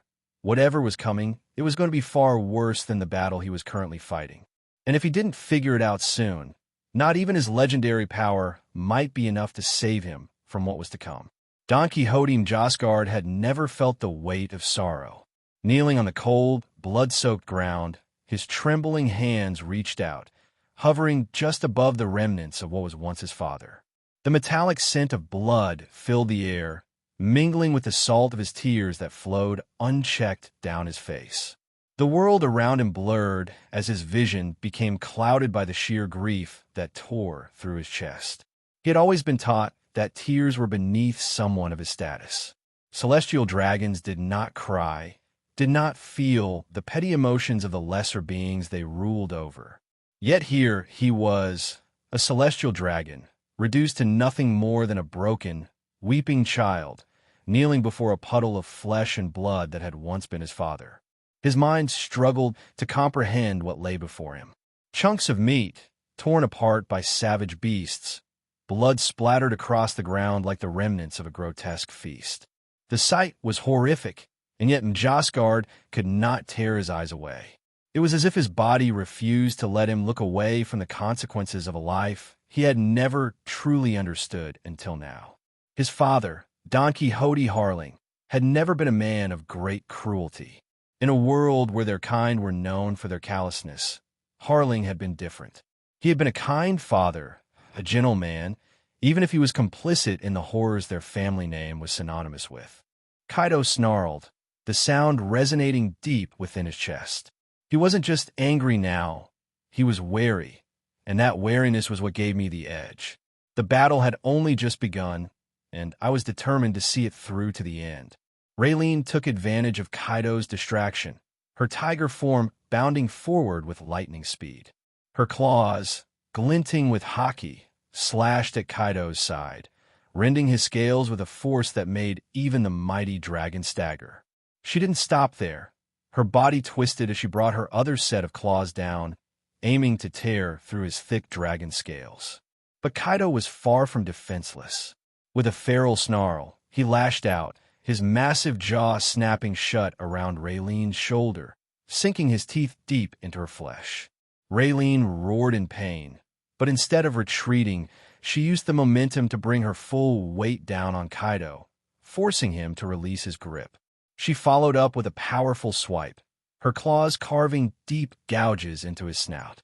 Seeing an opening, I darted forward, my blades a blur as I launched a flurry of strikes at Kaido. Each swing was infused with haki, and each strike aimed to bypass Kaido's formidable defenses. I struck again and again, relentlessly, as Kaido struggled to fend off attacks from both sides. Kaido's eyes burned with fury. He knew he couldn't afford to let this continue. With a mighty roar, he released a shock wave of Conqueror's haki, the force of it rippling outwards, pushing me and Raylene back. The sheer pressure was enough to crack the ground beneath us, and for a moment, everything seemed to freeze as Kaido's haki dominated the battlefield. "You think you can overwhelm me?" Kaido growled, his voice reverberating through the air. "I'm the king of beasts. No one can stand against me." But to his surprise, Raylene was undeterred. With a roar that shook the very heavens, she released her own Conqueror's haki, the force of it clashing with Kaido's in a brutal battle of wills. The air crackled with power as their haki clashed, neither willing to back down. The sheer force of their combined haki caused the sky to darken, the clouds swirling ominously above as the very atmosphere seemed to bend under the pressure. Kaido's eyes flickered with surprise as he felt Raylene's haki pushing back against his own. You have Conqueror's haki," he snarled, his voice laced with disbelief. "Why would someone like you join Marines? Why would you waste your potential hunting down pirates?" Raylene's eyes narrowed as she met Kaido's gaze. "Why? To hunt down scum like you," she spat, her voice dripping with venom. "The world doesn't need more tyrants. It needs people who can stand against them." Kaido's fury only intensified. "You think you can stop me? You think you can stand against the strongest in the world? I'll crush you both." As Kaido and Raylene prepared to clash, I couldn't help but feel a surge of excitement. The two of them were strong, incredibly so, but they had yet to face the full extent of my power. With a smirk, I released my own Conqueror's haki, the force of it slamming into both Kaido and Raylene with the weight of a tidal wave.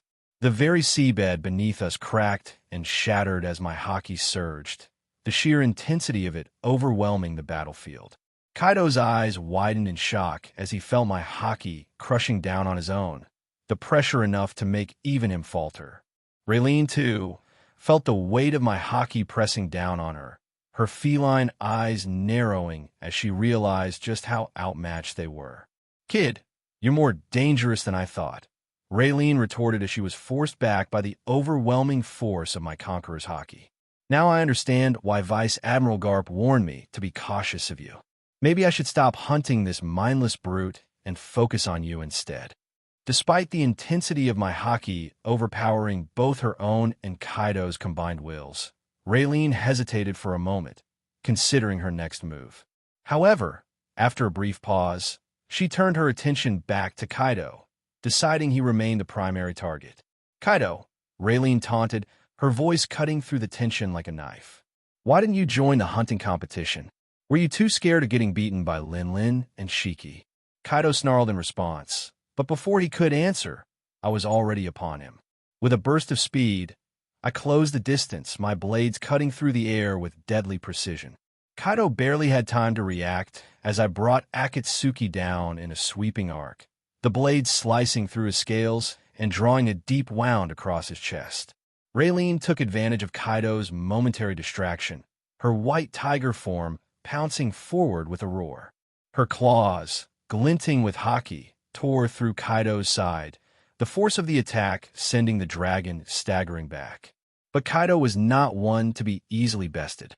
With a bellow of rage, he unleashed another torrent of BOLO breath, the fiery energy scorching the earth as it tore towards Raylene. Raylene nimbly dodged to the side, but Kaido was already moving, his massive tail sweeping through the air in a brutal arc. The tail struck Raylene with the force of a battering ram, sending her crashing into the ground with a thunderous impact. The ground cracked and shattered beneath her, but she quickly recovered, pushing herself back to her feet with a snarl. Kaido didn't give her a chance to recover. He was already upon her, his massive claws slashing down with the intent to rend her apart. Raylene dodged the first strike, her form blurring as she moved with lightning speed. But Kaido was relentless, each strike coming faster and more powerful than the last. It was all Raylene could do to keep up, her white tiger form barely managing to avoid Kaido's deadly attacks. But I wasn't about to let Kaido have all the fun. With a burst of speed, I closed the distance between us, my blades cutting through the air as I launched a series of powerful strikes at Kaido's exposed side. Dark descent. My blades connected, each strike sending a shockwave through the air as they tore through Kaido's scales. Kaido roared in fury, his massive form twisting as he turned to face me. But I was already moving, my blades a blur as I danced around him, each strike precise and deadly. Kaido struggled to keep up. His massive form was too slow to match my speed. I could see the frustration in his eyes, the realization that he was outmatched. Raylene launched herself at Kaido once more. Her white tiger form moved with the speed and grace of a predator, her claws flashing as she tore into Kaido's side. Kaido roared in pain, his massive tail lashing out in an attempt to knock her away. But Raylene was too quick. She darted to the side, avoiding the tail and launching herself at Kaido's throat. But Kaido was far from finished. With a bellow of rage, he unleashed another wave of Conqueror's haki, the force of it rippling outwards and knocking Raylene back. The sheer power of his haki was enough to crack the island beneath him, the air itself seeming to tremble under the weight of it. But I was ready.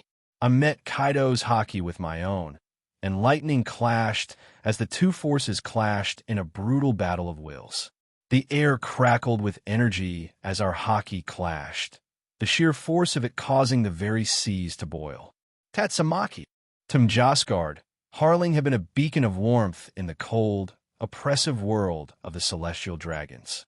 But now, that beacon was snuffed out, reduced to nothing more than lifeless flesh.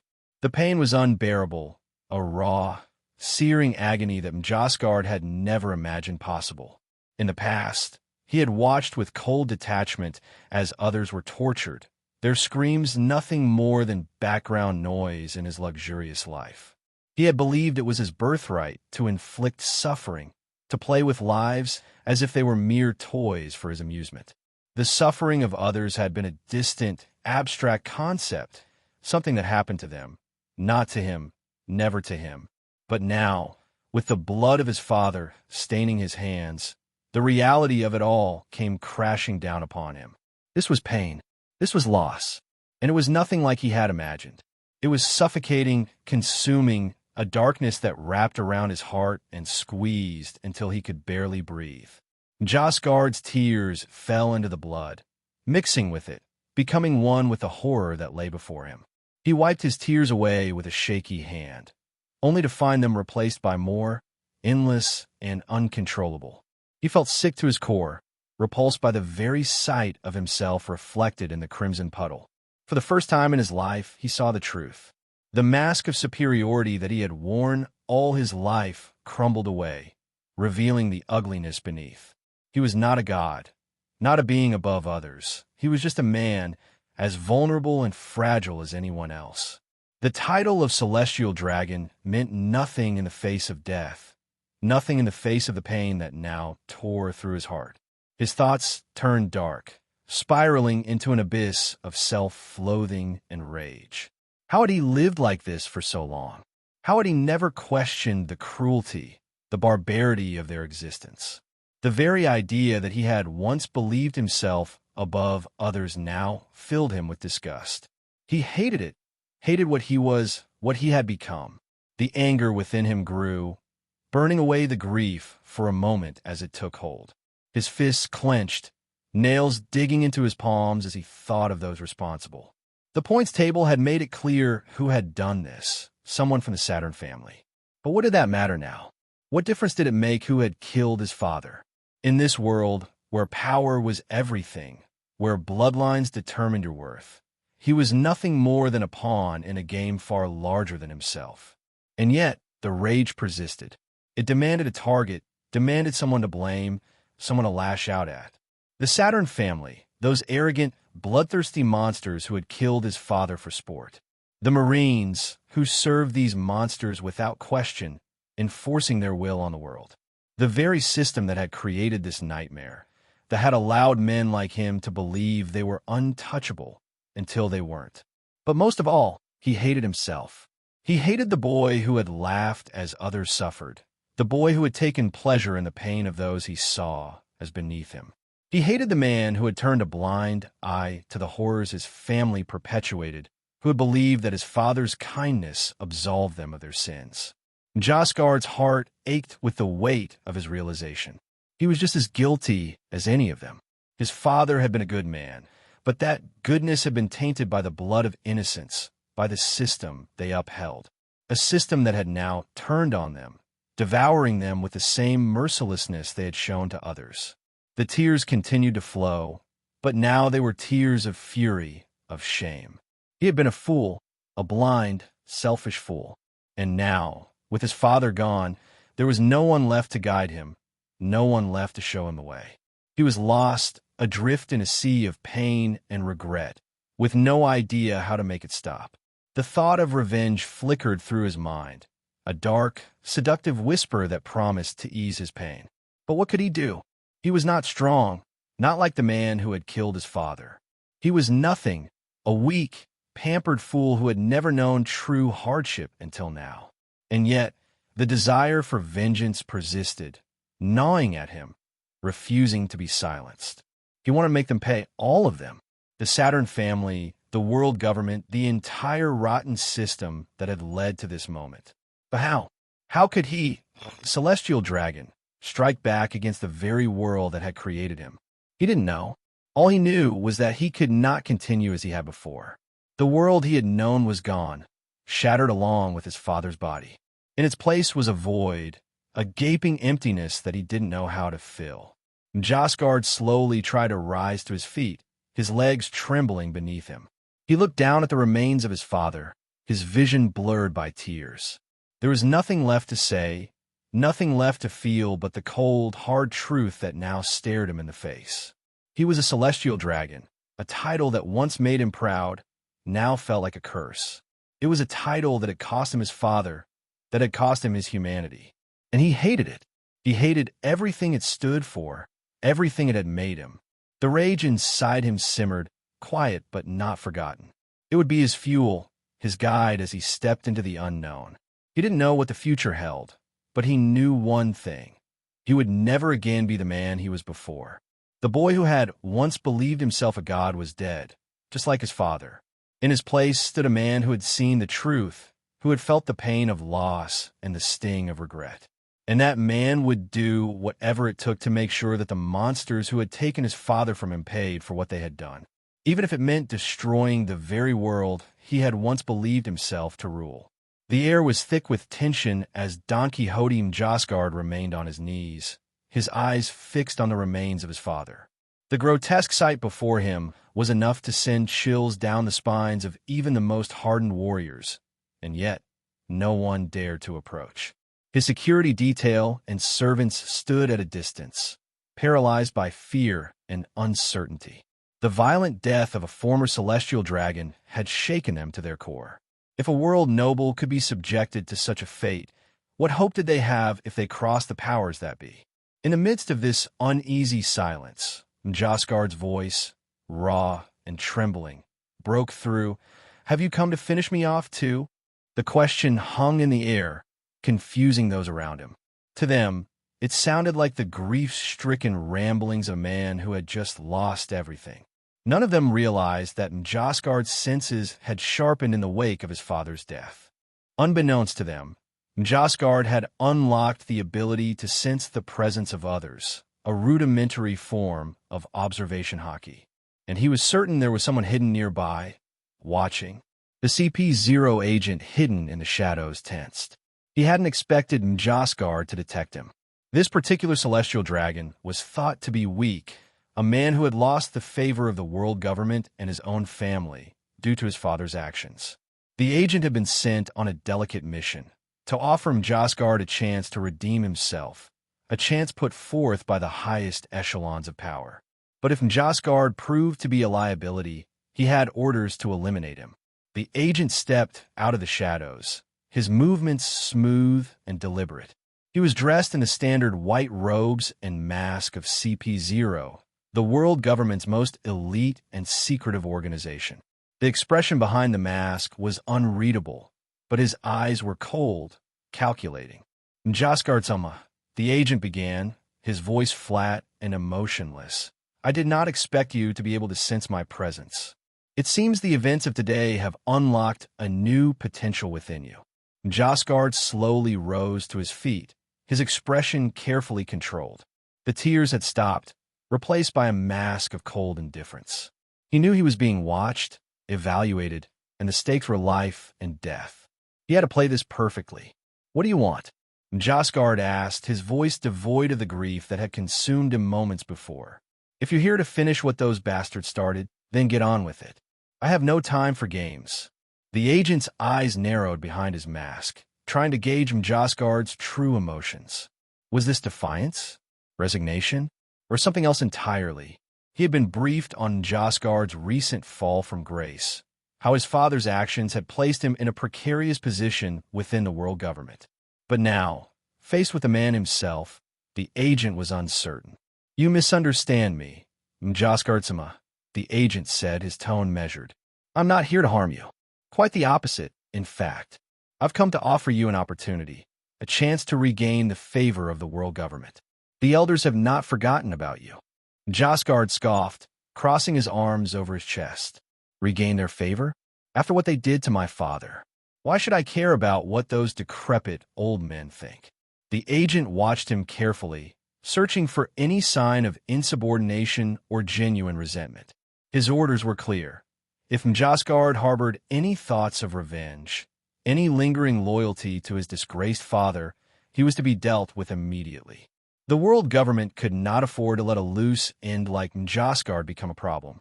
You must understand, the agent continued, choosing his words carefully. Your father's fate was unfortunate but necessary. He acted against the interests of the world government, and such actions cannot go unpunished. However, you are not your father. You still have a place within the world noble ranks, should you choose to accept it. Njasgard's eyes flickered with something. Was it anger? Pain? The agent couldn't be sure. But when Njasgard spoke, his voice was calm, almost dismissive. My father was a fool, Njasgard said, the words tasting like ash in his mouth. He allowed his emotions to cloud his judgment, and he paid the price. I won't make the same mistake. I know what's expected of me as a celestial dragon. If the world government wants to make use of me, then so be it. The agent's suspicion deepened. The words were right, but something about the way Njasgard said them didn't sit well with him. It was too clean, too rehearsed. Still, there was no outright defiance, no signs of rebellion. But he needed to be sure. You speak wisely, Njasgard-sama, the agent said slowly, but understand this. The world government does not tolerate disloyalty. If there is even a hint that you might follow in your father's footsteps, the consequences will be severe. Njasgard gave the agent a cold, appraising look. Is that a threat? Do you think I'm so dumb that I would challenge the authority of the world government? My father was foolish enough to believe he could change things and collude with traitorous scum, but I know better. I've seen what happens to those who defy the elders, and I have no intention of ending up like him. The agent fell silent for a moment, weighing Njasgard's words.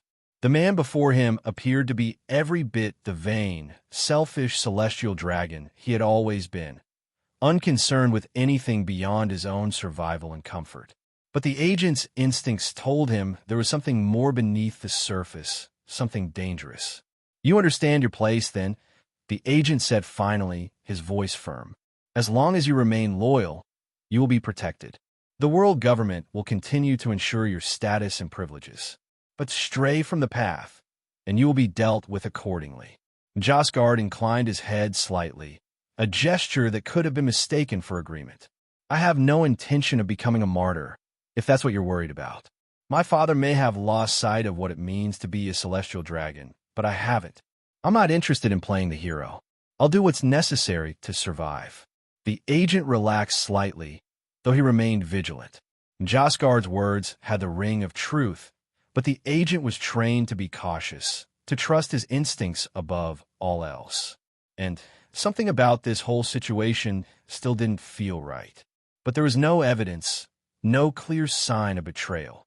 For now, it seemed Jaskard was still the same vain, self-serving noble he had always been. And it was not truly his place to judge Jaskard, and he would relay to the elders to let them make the decision. Very well, Jaskard-sama, the agent said, inclining his head slightly, a gesture meant to convey both respect and superiority. His tone was smooth, almost too smooth like oil on water. In that case, I suggest it's time to leave. You wouldn't want to be buried here along with the rest of these scum, now, would you? His words dripped with disdain, and a smirk curled beneath his mask, barely hidden from Jaskard's view. Before Jaskard could fully process the insult, the agent moved with the swiftness that characterized CP0. In an instant, his hand clamped down on Jaskard's shoulder. There was no time to react, no time to question. The world around Jaskard blurred as the agent activated his devil fruit powers, and in the next instant, both vanished from the island. Scorching heaven! Admiral Hazard moved with deadly precision, his body a blur as he unleashed a devastating attack. The air around him crackled with energy as he summoned the full power of his plasma Logia devil fruit, one of the rarest and most destructive of all Logia fruits. A massive discharge of plasma erupted from his body, a searing wave of superheated energy that cut through the battlefield like a blade. The attack was so intense that it melted the dozen or so pirates surrounding him, their bodies reduced to nothing but ash in an instant. Hakanosu Island, New World. Hakanosu Island, once an iconic stronghold and symbol of terror in the New World, had fallen into disgrace. It was a place steeped in dark history, once the seat of the infamous Rocks pirates, a crew that had nearly toppled the world government itself. But those days of infamy were long gone, as currently the pirate island is governed by Achiku, one of the Shichibukai. The island had since devolved into a gathering place for riffraff, hundreds of pirate crews, miscreants, and outcasts who sought refuge in its shadowy corners. It was a lawless den of over 100,000 pirates, a chaotic hive where survival meant being the nastiest of the lot. Yet today, the entire island trembled as a new era of terror dawned upon it. The Azure Dragon had arrived. Kaido, the Governor-General of the Beast Pirates, had set his sights on Hakanosu. His decision to claim it as his new base shook the very core of the island. The atmosphere was thick with fear and panic as Kaido tore through the pirate ranks like a force of nature, leaving nothing but carnage in his wake. Pirates who had once lorded over their fellow scum found themselves reduced to quivering wrecks as Kaido's massive dragon form descended upon the island. His scales gleamed in the dim light, a monstrous embodiment of destruction. His roar echoed through the skies, a sound so powerful that it made the blood of even the bravest pirates run cold. "Run! It's Kaido! The damn beast is here!" A pirate screamed, his voice cracking as he desperately tried to flee. His comrades, once boastful and full of bravado, were now scrambling over each other in a blind panic, trying to escape the inevitable doom that had befallen them. "Where the hell do you think you're going?" another pirate yelled, shoving someone aside in his own frantic attempt to get away. "We're all dead. We're all fucking dead." The ground beneath them shook violently as Kaido, in his majestic dragon form, landed, the sheer weight of his form cracking the earth. Buildings crumbled like sandcastles, and the air was thick with the acrid stench of smoke and blood. Kaido's eyes, glowing with a malevolent light, scanned the terrified masses below him. There was no mercy in his gaze, only a burning, all-consuming wrath. "Burrow breath." Kaido's deep, guttural voice bellowed from the skies above. With a terrifying intensity, he unleashed a torrent of dragon fire, a beam of concentrated destruction that tore through the island like a knife through flesh. The beam carved a path of devastation, obliterating everything in its wake. Pirates screamed in terror as they were incinerated where they stood, their bodies reduced to ash in an instant. "Please, no." And lo, a pirate, tears streaming down his face, fell to his knees, begging for his life even as the inferno engulfed him. His cries were cut short by the scorching heat that consumed him, leaving nothing behind but charred remains. Why? Why is this happening?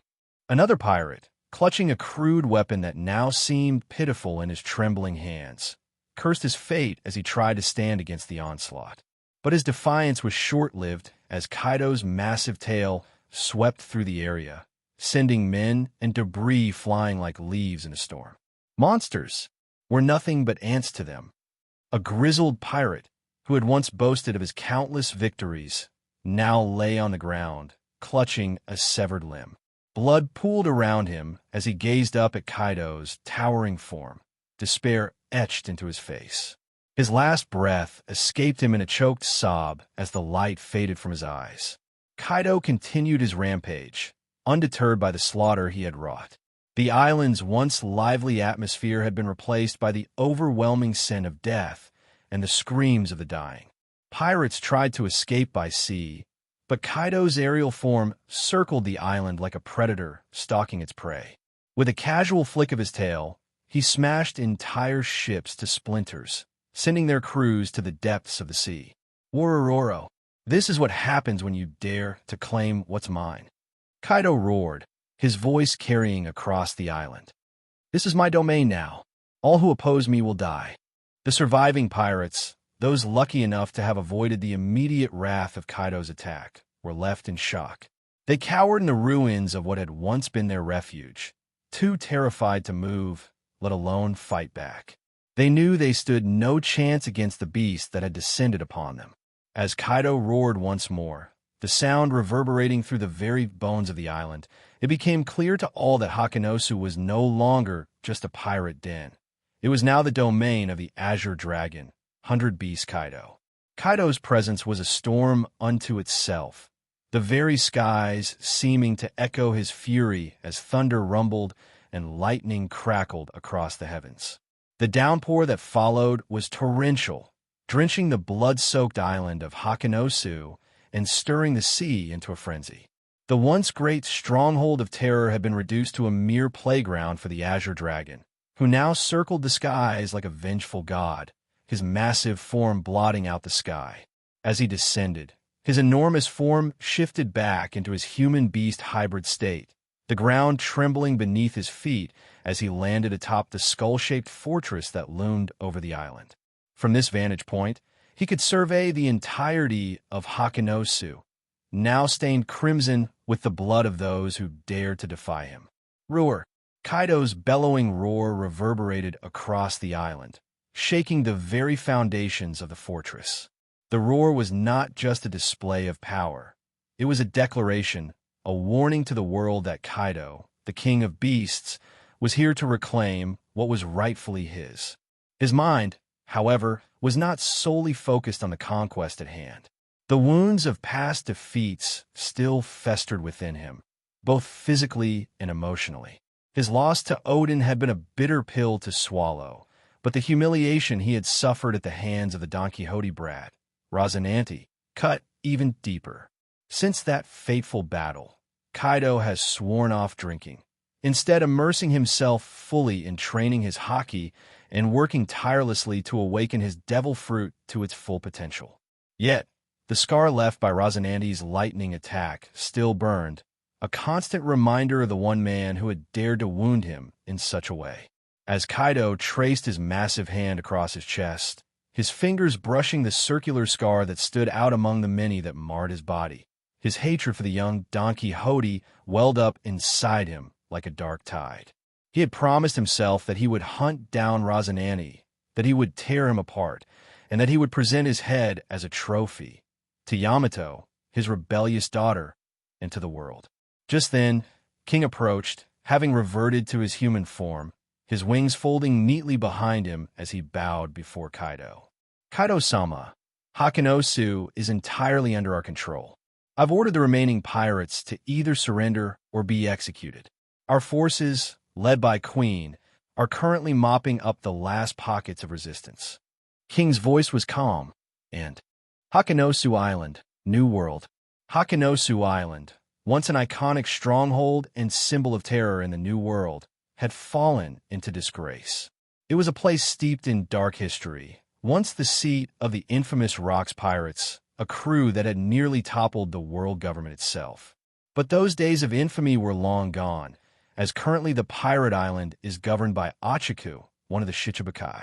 The island had since devolved into a gathering place for riffraff, hundreds of pirate crews, miscreants, and outcasts who sought refuge in its shadowy corners. It was a lawless den of over 100,000 pirates, a chaotic hive where survival meant being the nastiest of the lot. Yet today, the entire island trembled as a new era of terror dawned upon it. The Azure Dragon had arrived. Kaido, the Governor-General of the Beast Pirates, had set his sights on Hakanosu. His decision to claim it as his new base shook the very core of the island. The atmosphere was thick with fear and panic as Kaido tore through the pirate ranks like a force of nature, leaving nothing but carnage in his wake. Pirates who had once lorded over their fellow scum found themselves reduced to quivering wrecks as Kaido's massive dragon form descended upon the island. His scales gleamed in the dim light, a monstrous embodiment of destruction. His roar echoed through the skies, a sound so powerful that it made the blood of even the bravest pirates run cold. "Run! It's Kaido! The damn beast is here!" A pirate screamed, his voice cracking as he desperately tried to flee. His comrades, once boastful and full of bravado, were now scrambling over each other in a blind panic, trying to escape the inevitable doom that had befallen them. "Where the hell do you think you're going?" another pirate yelled, shoving someone aside in his own frantic attempt to get away. "We're all dead. We're all fucking dead." The ground beneath them shook violently as Kaido, in his majestic dragon form, landed, the sheer weight of his form cracking the earth. Buildings crumbled like sandcastles, and the air was thick with the acrid stench of smoke and blood. Kaido's eyes, glowing with a malevolent light, scanned the terrified masses below him. There was no mercy in his gaze, only a burning, all-consuming wrath. "Burrow breath." Kaido's deep, guttural voice bellowed from the skies above. With a terrifying intensity, he unleashed a torrent of dragon fire, a beam of concentrated destruction that tore through the island like a knife through flesh. The beam carved a path of devastation, obliterating everything in its wake. Pirates screamed in terror as they were incinerated where they stood, their bodies reduced to ash in an instant. "Please no." And lo, a pirate, tears streaming down his face, fell to his knees, begging for his life even as the inferno engulfed him. His cries were cut short by the scorching heat that consumed him, leaving nothing behind but charred remains. Why? Why is this happening? Another pirate, clutching a crude weapon that now seemed pitiful in his trembling hands, cursed his fate as he tried to stand against the onslaught. But his defiance was short-lived as Kaido's massive tail swept through the area, sending men and debris flying like leaves in a storm. Monsters were nothing but ants to them. A grizzled pirate, who had once boasted of his countless victories, now lay on the ground, clutching a severed limb. Blood pooled around him as he gazed up at Kaido's towering form, despair etched into his face. His last breath escaped him in a choked sob as the light faded from his eyes. Kaido continued his rampage, undeterred by the slaughter he had wrought. The island's once lively atmosphere had been replaced by the overwhelming scent of death and the screams of the dying. Pirates tried to escape by sea, but Kaido's aerial form circled the island like a predator stalking its prey. With a casual flick of his tail, he smashed entire ships to splinters, sending their crews to the depths of the sea. "Worororo, this is what happens when you dare to claim what's mine." Kaido roared, his voice carrying across the island. "This is my domain now. All who oppose me will die." The surviving pirates, those lucky enough to have avoided the immediate wrath of Kaido's attack, were left in shock. They cowered in the ruins of what had once been their refuge, too terrified to move, let alone fight back. They knew they stood no chance against the beast that had descended upon them. As Kaido roared once more, the sound reverberating through the very bones of the island, it became clear to all that Hakanosu was no longer just a pirate den. It was now the domain of the Azure Dragon, 100 Beast Kaido. Kaido's presence was a storm unto itself, the very skies seeming to echo his fury as thunder rumbled and lightning crackled across the heavens. The downpour that followed was torrential, drenching the blood-soaked island of Hakanosu and stirring the sea into a frenzy. The once great stronghold of terror had been reduced to a mere playground for the Azure Dragon, who now circled the skies like a vengeful god, his massive form blotting out the sky. As he descended, his enormous form shifted back into his human-beast hybrid state, the ground trembling beneath his feet as he landed atop the skull-shaped fortress that loomed over the island. From this vantage point, he could survey the entirety of Hakanosu, now stained crimson with the blood of those who dared to defy him. Roar! Kaido's bellowing roar reverberated across the island, shaking the very foundations of the fortress. The roar was not just a display of power. It was a declaration, a warning to the world that Kaido, the king of beasts, was here to reclaim what was rightfully his. His mind, however, was not solely focused on the conquest at hand. The wounds of past defeats still festered within him, both physically and emotionally. His loss to Odin had been a bitter pill to swallow, but the humiliation he had suffered at the hands of the Don Quixote brat, Rosinante, cut even deeper. Since that fateful battle, Kaido has sworn off drinking, instead immersing himself fully in training his haki and working tirelessly to awaken his devil fruit to its full potential. Yet, the scar left by Rosinante's lightning attack still burned, a constant reminder of the one man who had dared to wound him in such a way. As Kaido traced his massive hand across his chest, his fingers brushing the circular scar that stood out among the many that marred his body, his hatred for the young Don Quixote welled up inside him like a dark tide. He had promised himself that he would hunt down Rosinante, that he would tear him apart, and that he would present his head as a trophy to Yamato, his rebellious daughter, and to the world. Just then, King approached, having reverted to his human form, his wings folding neatly behind him as he bowed before Kaido. Kaido-sama, Hakanosu is entirely under our control. I've ordered the remaining pirates to either surrender or be executed.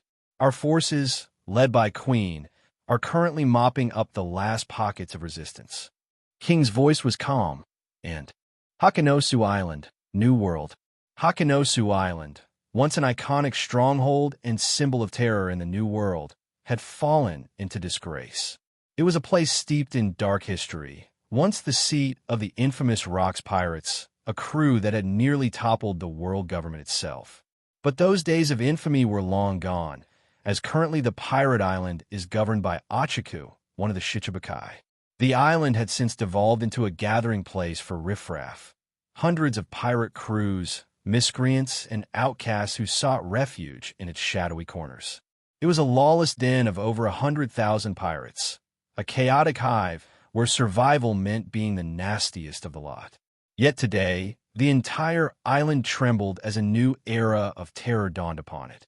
The Azure Dragon had arrived. Kaido, the Governor-General of the Beast Pirates, had set his sights on Hakanosu. His decision to claim it as his new base shook the very core of the island. The atmosphere was thick with fear and panic as Kaido tore through the pirate ranks like a force of nature, leaving nothing but carnage in his wake. Pirates who had once lorded over their fellow scum found themselves reduced to quivering wrecks as Kaido's massive dragon form descended upon the island. His scales gleamed in the dim light, a monstrous embodiment of destruction. His roar echoed through the skies, a sound so powerful that it made the blood of even the bravest pirates run cold. "Run! It's Kaido! The damn beast is here!" A pirate screamed, his voice cracking as he desperately tried to flee. His comrades, once boastful and full of bravado, were now scrambling over each other in a blind panic, trying to escape the inevitable doom that had befallen them. "Where the hell do you think you're going?" another pirate yelled, shoving someone aside in his own frantic attempt to get away. "We're all dead. We're all fucking dead." The ground beneath them shook violently as Kaido, in his majestic dragon form, landed, the sheer weight of his form cracking the earth. Buildings crumbled like sandcastles, and the air was thick with the acrid stench of smoke and blood. Kaido's eyes, glowing with a malevolent light, scanned the terrified masses below him. There was no mercy in his gaze, only a burning, all-consuming wrath. "Burrow breath." Kaido's deep, guttural voice bellowed from the skies above. With a terrifying intensity, he unleashed a torrent of dragon fire, a beam of concentrated destruction that tore through the island like a knife through flesh. The beam carved a path of devastation, obliterating everything in its wake. Pirates screamed in terror as they were incinerated where they stood, their bodies reduced to ash in an instant. "Please no." And lo, a pirate, tears streaming down his face, fell to his knees, begging for his life even as the inferno engulfed him. His cries were cut short by the scorching heat that consumed him, leaving nothing behind but charred remains. Why? Why is this happening? Another pirate, clutching a crude weapon that now seemed pitiful in his trembling hands, cursed his fate as he tried to stand against the onslaught. But his defiance was short-lived as Kaido's massive tail swept through the area, sending men and debris flying like leaves in a storm. Monsters were nothing but ants to them. A grizzled pirate, who had once boasted of his countless victories, now lay on the ground, clutching a severed limb. Blood pooled around him as he gazed up at Kaido's towering form, despair etched into his face. His last breath escaped him in a choked sob as the light faded from his eyes. Kaido continued his rampage, undeterred by the slaughter he had wrought. The island's once lively atmosphere had been replaced by the overwhelming scent of death and the screams of the dying.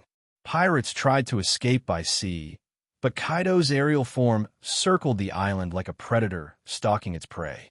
With a casual flick of his tail, he smashed entire ships to splinters, sending their crews to the depths of the sea. "Worororo, this is what happens when you dare to claim what's mine." Kaido roared, his voice carrying across the island. "This is my domain now. All who oppose me will die." The surviving pirates, those lucky enough to have avoided the immediate wrath of Kaido's attack, were left in shock. They cowered in the ruins of what had once been their refuge, too terrified to move, let alone fight back. They knew they stood no chance against the beast that had descended upon them. As Kaido roared once more, the sound reverberating through the very bones of the island, it became clear to all that Hakanosu was no longer just a pirate den. It was now the domain of the Azure Dragon, 100 Beast Kaido. Kaido's presence was a storm unto itself, the very skies seeming to echo his fury as thunder rumbled and lightning crackled across the heavens. The downpour that followed was torrential, drenching the blood-soaked island of Hakanosu and stirring the sea into a frenzy. The once great stronghold of terror had been reduced to a mere playground for the Azure Dragon, who now circled the skies like a vengeful god, his massive form blotting out the sky. As he descended, his enormous form shifted back into his human-beast hybrid state, the ground trembling beneath his feet as he landed atop the skull-shaped fortress that loomed over the island. From this vantage point, he could survey the entirety of Hakanosu, now stained crimson with the blood of those who dared to defy him. Roar! Kaido's bellowing roar reverberated across the island, shaking the very foundations of the fortress. The roar was not just a display of power. It was a declaration, a warning to the world that Kaido, the king of beasts, was here to reclaim what was rightfully his. His mind, however, was not solely focused on the conquest at hand. The wounds of past defeats still festered within him, both physically and emotionally. His loss to Odin had been a bitter pill to swallow, but the humiliation he had suffered at the hands of the Don Quixote brat, Rosinante, cut even deeper. Since that fateful battle, Kaido has sworn off drinking, instead immersing himself fully in training his haki and working tirelessly to awaken his devil fruit to its full potential. Yet, the scar left by Rosinante's lightning attack still burned, a constant reminder of the one man who had dared to wound him in such a way. As Kaido traced his massive hand across his chest, his fingers brushing the circular scar that stood out among the many that marred his body, his hatred for the young Don Quixote welled up inside him like a dark tide. He had promised himself that he would hunt down Rosinante, that he would tear him apart, and that he would present his head as a trophy to Yamato, his rebellious daughter, and to the world. Just then, King approached, having reverted to his human form, his wings folding neatly behind him as he bowed before Kaido. Kaido-sama, Hakenosu is entirely under our control. I've ordered the remaining pirates to either surrender or be executed. Our forces, led by Queen, are currently mopping up the last pockets of resistance. King's voice was calm, and, "We're being left behind," another soldier murmured, his voice heavy with dread. He had been serving the celestial dragons for years, and though he despised them, he had always believed that they were untouchable, protected by the world government's power. But now it seemed like they were being abandoned, left to fend for themselves. The servants, those who had been forced to carry out the celestial dragon's every twisted desire, began to share uneasy glances. They had seen their masters act with impunity, with the knowledge that they were above the law. But now that certainty was crumbling, "They're leaving us," one of the servants whispered, her voice barely audible. "The Marines, the world government, they're leaving us to die." The realization hit like a hammer blow. The servants and soldiers, who had lived in fear of the celestial dragons, now felt a new fear, one that was even more terrifying, being left to the mercy of whatever fate awaited the island. "They're using us as bait," one of the soldiers said, his voice shaking with anger and fear. "We're nothing to them, just pawns in their game." As the truth sank in, panic began to spread. The soldiers and servants who had once been bound by duty and fear now found themselves questioning everything. They had always known that the celestial dragons were cruel, but now they understood just how expendable they were in the grand scheme of things. "We have to get out of here," a servant urged, her voice filled with desperation. "We can't stay here. We'll die if we do." But escaping wasn't so simple. The celestial dragons, still confused and unwilling to believe they had been abandoned, were demanding answers, forcing their servants to stay by their side. "Don't be ridiculous," one celestial dragon snapped at a trembling servant who dared to suggest retreat. "We are the celestial dragons. We're not going anywhere. Now, fetch me that civilian. I want to finish this hunt." But even as the orders were given, the fear in the eyes of the soldiers and servants grew. They knew, deep down, that this was the end of the line.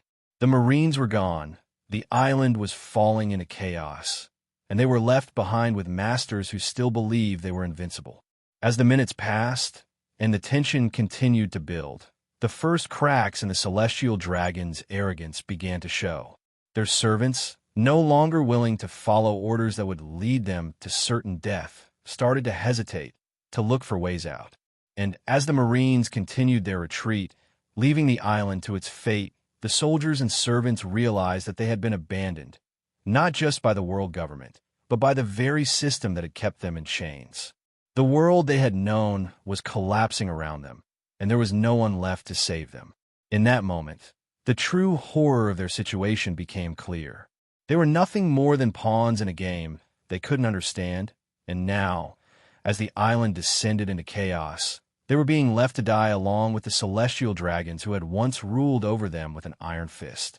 Punk Hazard, New World. Shirororo. It seems like I must have forgotten it again. This doesn't seem like Vegapunk's Devil Fruit facility.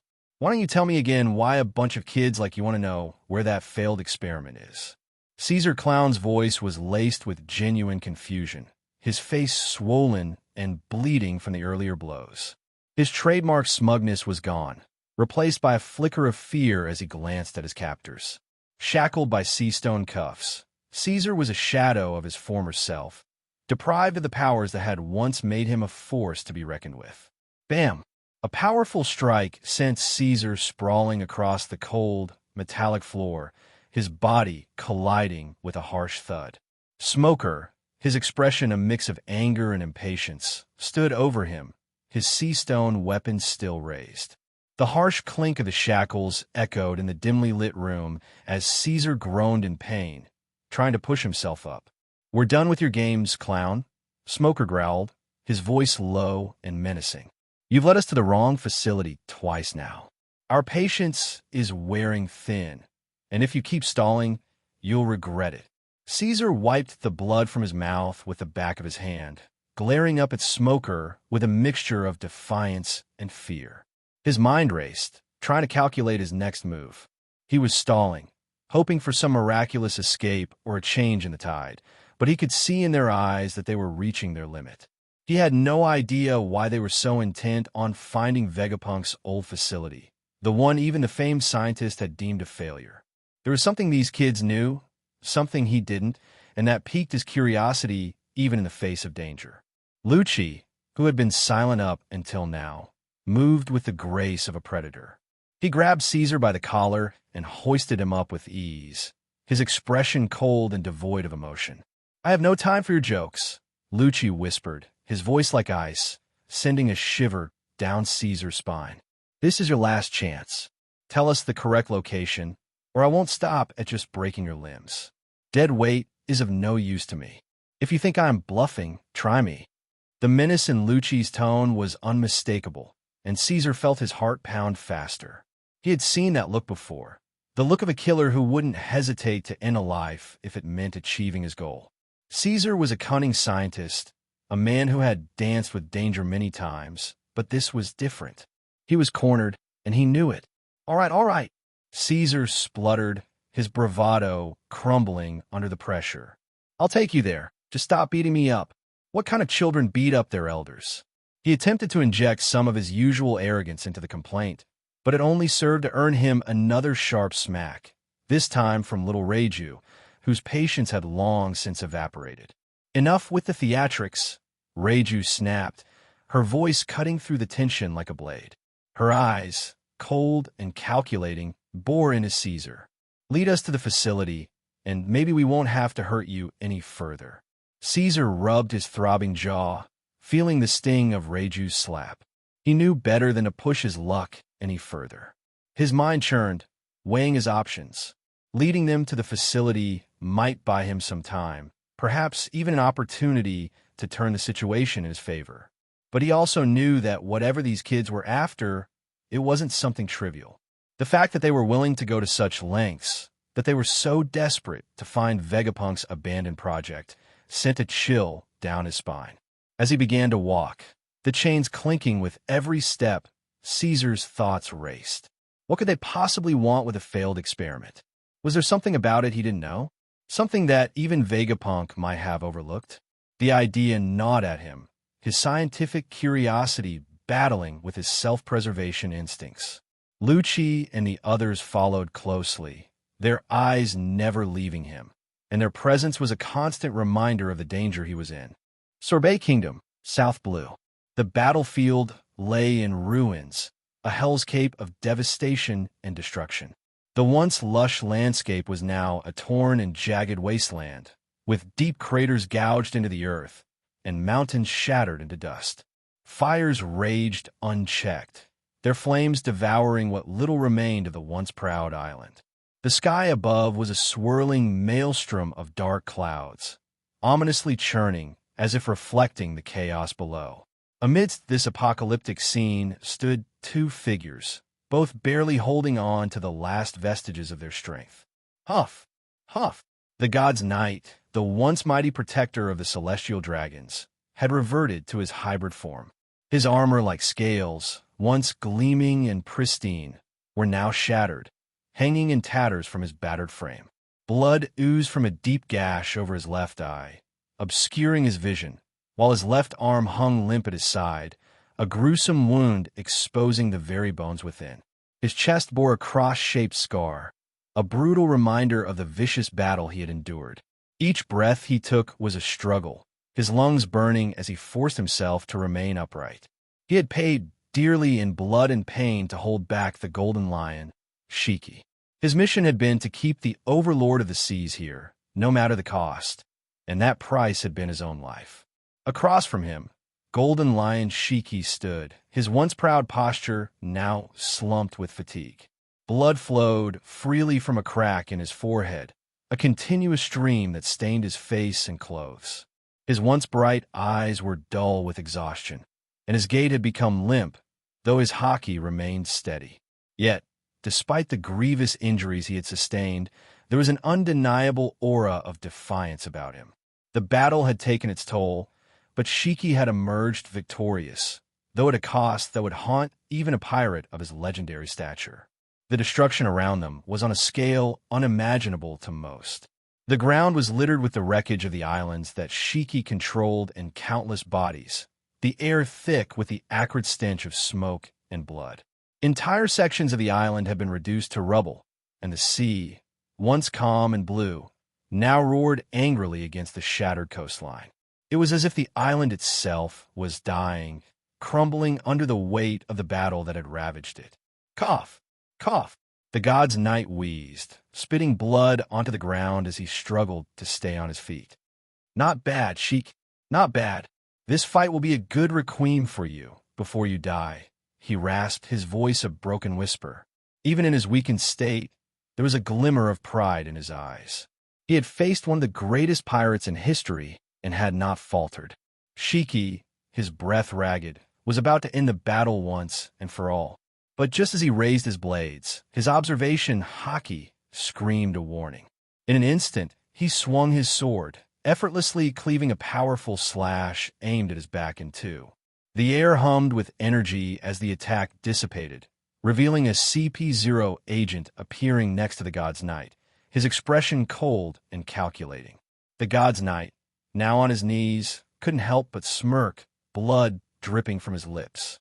"May your soul rest in peace, Shiki," he bellowed, his voice filled with a mix of triumph and resignation as he vanished from the spot, whisked away by the CP0 agent's teleportation power.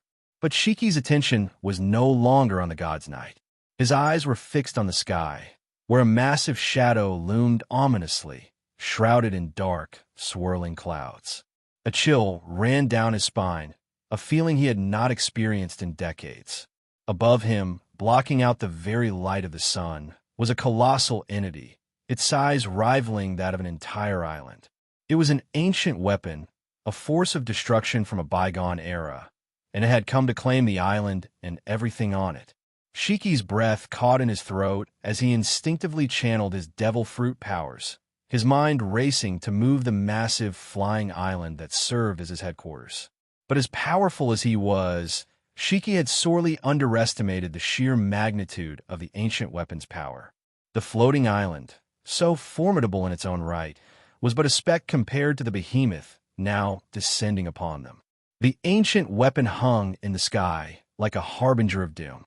Its massive form was hidden behind a veil of swirling clouds, but the power it radiated was palpable, sending waves of fear even into the heart of the legendary pirate. Dark, ominous lightning crackled around its edges, illuminating glimpses of its impossible size and intricate, otherworldly design. This was a weapon that had shaped the very history of the world, a relic of an ancient era that had the power to level nations.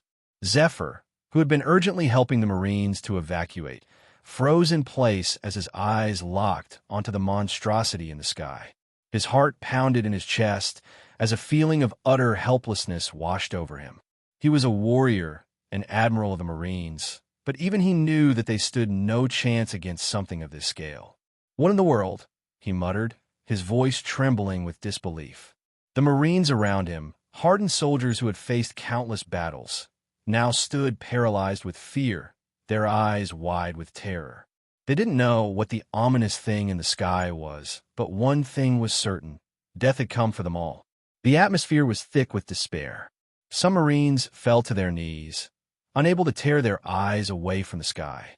Others ran aimlessly, driven by the primal instinct to survive, even though they knew there was nowhere to run. The dread in the air was suffocating, as if the island itself had resigned to its fate. A few miles away from the shore, Big Mom's ship was making a hasty retreat. The sea churned violently around the massive vessel as her crew worked frantically to put as much distance between themselves and the island as possible. But deep down, Big Mom knew they wouldn't make it. The power of the ancient weapon was too great, its presence too overwhelming. Her mind raced, searching for a way to escape the inevitable doom. And then, in that moment of crisis, her eyes gleamed with a desperate idea. Bruley, where's Bruley? Have her create a mirror portal and take us the hell out of here. She roared, her voice filled with both command and urgency. Her crew, already on the edge of panic, scrambled to obey. They knew what was at stake. Failure meant certain death. In the lower decks of the ship, Bruley was barely conscious, her body weak and drained from the earlier battle. Bringing them to this island, using her devil fruit powers, had pushed her to the brink of death, and she had yet to recover. But Big Mom was ruthless. She had already made up her mind. If sacrificing Bruley meant a chance at survival, then so be it. Two of Big Mom's sons roughly dragged Bruley into the main cabin, her body limp and barely responsive. "Hurry! She doesn't have much time," one of them shouted, desperation clear in his voice. "Bruley!" Big Mom's voice was low, almost a growl, as she leaned over her daughter. "Open a portal. Now." Master Ross had advised him not to reveal his powers too soon. Doing so would undoubtedly alert the world government to the fact that Vegapunk had succeeded in his research. For now, Lucci would bide his time, waiting for the right moment to unleash the power of the fruit. The Don Quixote family's acquisition of Vegapunk's research files in the future would conveniently shift any suspicion away from the possibility that the scientist had betrayed the world government. After all, if a second dragon fruit appeared in the world, the government might begin to question Vegapunk's allegiance. But Ross couldn't risk exposing Vegapunk just yet, not when the scientist played such a crucial role in their plans. As Lucci stood there, feeling the latent power of the fruit settle within him, he knew that his gamble had paid off. He had chosen this fruit for a reason, one that went beyond logic or reason. It was a connection, a calling. And soon, the world would witness the birth of a new legend, one that would shake the very foundations of power. As the battlefield trembled beneath our feet, I stood resolute, gripping my two blades firmly, their edges glowing with an ominous energy that seemed to draw the very life out of the air around us. The ground beneath me cracked and split as though the earth itself was retreating in fear of the power I was about to unleash. My gaze locked onto Kaido, the formidable azure dragon, whose mere presence had struck terror into the hearts of countless warriors. But today, even the mightiest would learn what it meant to face true power. Nitin Ichi Ryu, journey to the afterlife. I roared, my voice echoing across the desolate battlefield. My twin blades, their edges wreathed in a dark, foreboding aura, infused with haki, and lightning slashed through the air with the precision of a reaper's scythe. The ominous energy surrounding the blades intensified, casting an eerie glow that seemed to steal the color from the world around us, leaving only shades of death and despair. Across from me, Kaido's massive form rippled with raw power as he prepared to meet my attack head-on. His eyes, filled with a mix of rage and recognition, blazed with an intensity that mirrored the molten fury within him. "Kane Daiko!" Kaido roared, his entire being morphing into a terrifying visage of boiling lava. The air around him shimmered with heat as his immense dragon form surged forward, a living embodiment of wrath and destruction. His scales glowed red-hot, and flames licked at the edges of his colossal frame as he channeled every ounce of his anger and power into a single devastating charge. Despite the immense size and power of my opponent, I felt no fear, only a steely resolve and an overwhelming thrill of the battle. Kaido had come to realize the truth, that despite my youth, despite the fact that I was barely into adulthood, I possessed the strength to wound even the mightiest of creatures. The fact that I wielded Akatsuki, a blade forged in the deepest depths of darkness, only deepened his rage and fear. Behind Kaido, Raylene picked herself up from the rubble, her body battered but her spirit unyielding.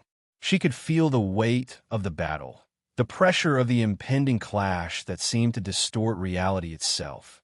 Even though both Kaido and Raylene had consumed mythical Zoan fruits, granting them power and regenerative abilities beyond that of most beings, they had failed to gain any significant advantage over me. The scars that now marred their once invincible forms were testament to that fact. If this had been a one-on-one fight, I would have overwhelmed them already, leaving them broken and bloodied far more than they are now. Shoryu, Cane Hack! Kaido bellowed, his voice shaking the heavens as he unleashed his ultimate attack. The sheer force of his charge sent shockwaves rippling through the air, and for those watching from afar, it was as if two colossal entities, one a massive dragon of molten fire, the other an ethereal reaper wielding a scythe of death, were about to collide in a world-ending clash.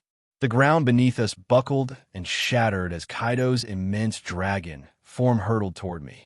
The heat of his approach was so intense that the very air ignited and the ground crystallized, creating an inferno that roared and crackled with unimaginable fury. But I remained unshaken, my focus unyielding. With a surge of dark lightning, I propelled myself forward to meet his charge, my blade slicing through the searing heat as if it were nothing but a light breeze. And then, the moment of impact. The world seemed to freeze for an instant as our attacks collided. My blades, wreathed in darkness, clashed against Kaido's molten form with a force that sent shockwaves rippling through the battlefield.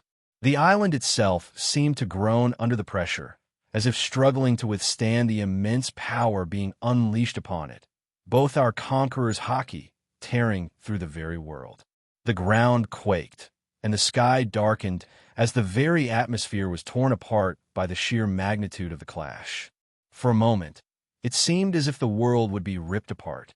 The immense dragon roared with fury, his molten body writhing and churning as he struggled to overpower me.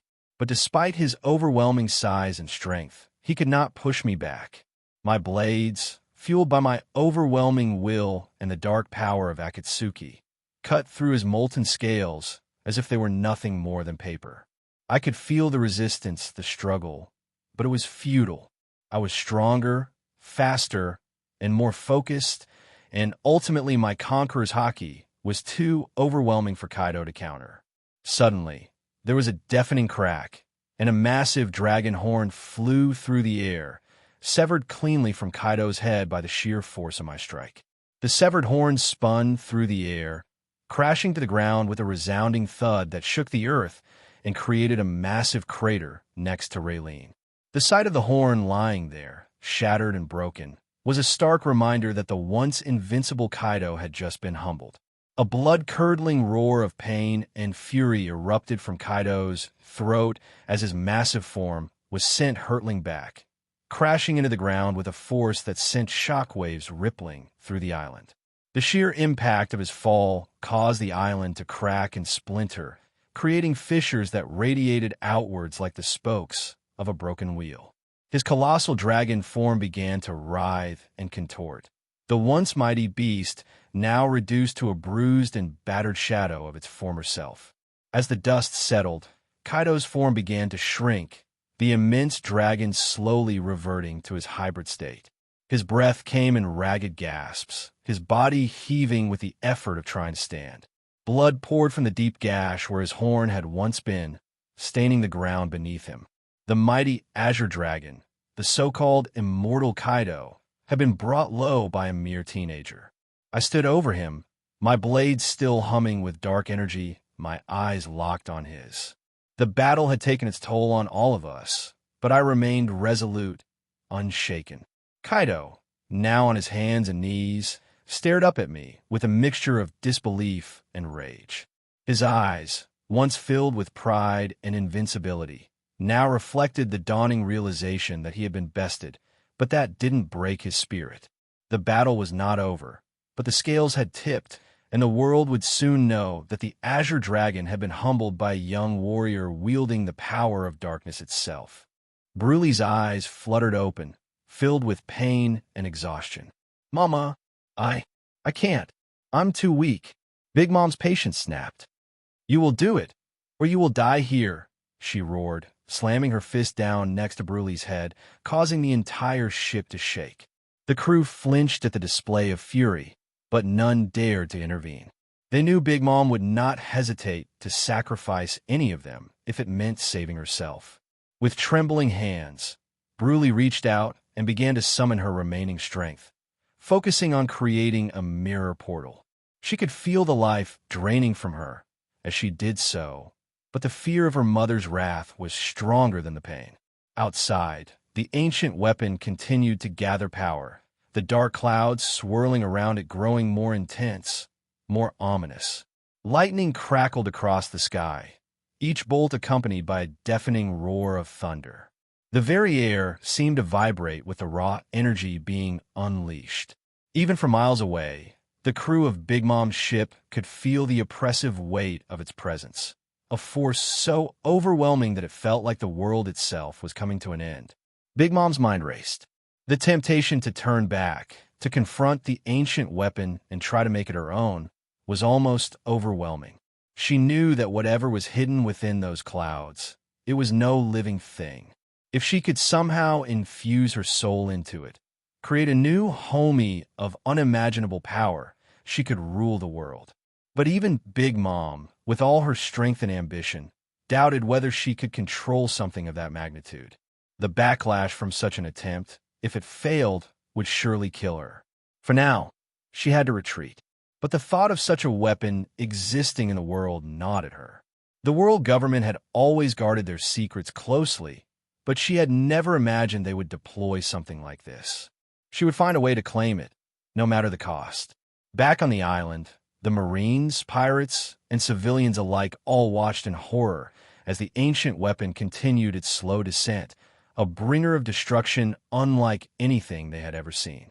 The island trembled under its looming presence, and for those who remained, there was no escape. They were about to witness the true terror of an ancient weapon, a force that had shaped the history of the world, and now it had returned to remind them of the price of power. The air grew thick with anticipation and dread as the ancient weapon charged up for its full-blown attack.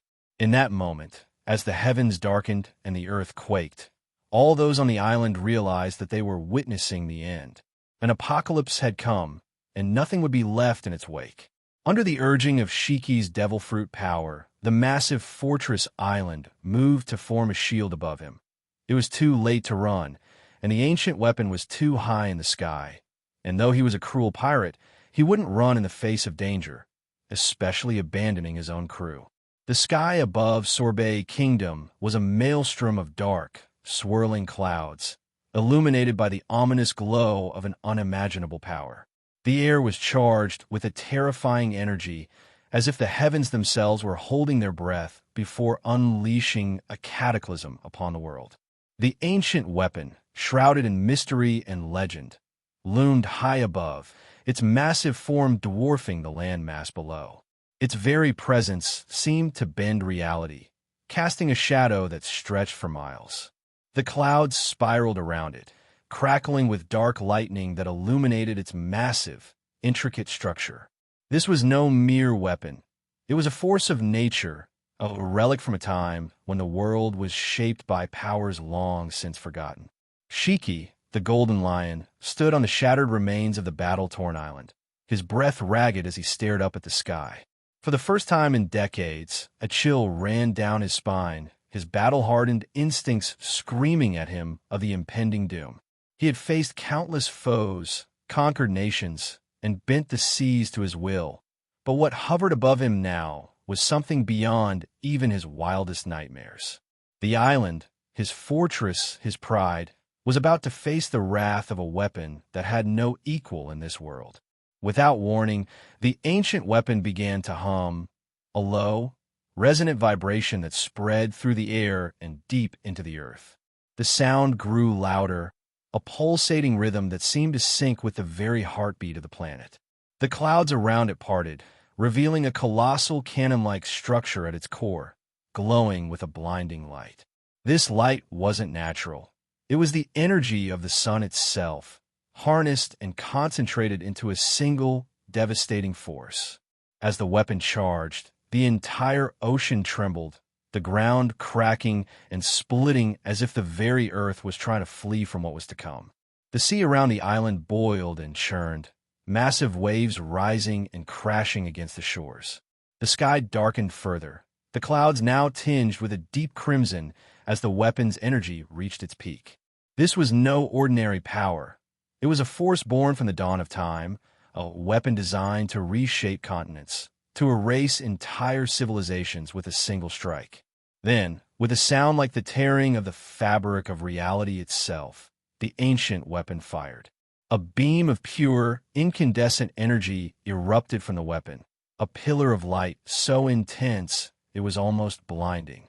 The beam shot downward, moving with impossible speed, and struck the heart of Shiki's floating island. The moment it made contact, the entire world seemed to freeze, the air itself sucked away by the sheer power of the blast. For a fraction of a second, there was an eerie silence, as if time had stopped to witness the annihilation. Then, all hell broke loose. The floating island, once a mighty fortress in the sky, disintegrated in an instant. The beam of energy didn't just destroy, it obliterated, and the floating shield proved useless as the massive beam of energy tore through it and descended on the island below. The ground beneath it vaporized, turning to ash and dust as the force of the weapon tore through it. Buildings, mountains, and forests were consumed in a blinding flash of light, reduced to nothingness. The very atoms that made up the island were ripped apart, scattered to the winds as the energy beam continued its relentless path downward, deep into the Earth's crust. The world, after countless years, welcomed the wrath of the gods. A shockwave of unimaginable power erupted from the point of impact, spreading outwards in a massive, expanding ring. The force of it was so great that the sea itself was pushed back, massive tsunamis rising thousands of feet into the air. These waves, towering and ferocious, rushed outward in all directions, engulfing everything in their path. Islands that lay miles away from Sonarbit Kingdom were caught in the blast, their shores shattered by the force of the waves. Entire lands were swallowed by the sea, their populations lost in the blink of an eye. The very earth groaned under the assault, tremors spreading out from the epicenter of the blast, felt far across the South Blue. Villages, cities, and ports, even those far from the immediate destruction, trembled as the shock waves reached them. In distant lands, people looked to the horizon in terror, seeing the sky darken and the sea rise, knowing that something unimaginable had occurred. But the ancient weapon was not done. As the first beam faded, leaving behind nothing but a smoking, searing crater where Shiki's island had been, the weapon's massive form shifted. The cannon-like structure at its core and along the surface of the weapon glowed once more, gathering energy from the atmosphere, from the very essence of the world itself. The clouds above swirled faster, the air crackling with the raw power being drawn in. Then, in a series of rapid, devastating blasts, hundreds of beams of light shot out from the ancient weapon, each one targeting a different point in the Sorbet Kingdom.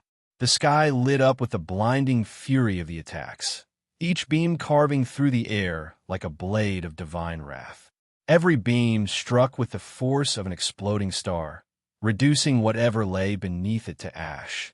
The sea around the island for miles was bombarded, the water vaporizing in great plumes of steam, leaving behind gaping chasms in the ocean floor. The devastation was total. The island was not just destroyed, it was erased from existence. The seas churned violently as the remnants of the land mass were swallowed by the waves. The surrounding islands shattered by the blast waves, their remains sinking into the depths. The tsunamis, fueled by the energy of the weapon, grew even larger, now towering over the horizon like walls of death. They crashed into distant shores, obliterating everything in their path. Entire coastlines submerged in moments. Across the South Blue, the effects were felt. The seas churned, the skies darkened, and the earth trembled. Ships far from the site of the attack were tossed like toys in the raging seas, their crews struggling to comprehend the scale of the disaster. Coastal towns, unaware of what had occurred, were swallowed by the waves, their inhabitants caught in a nightmare from which there was no escape.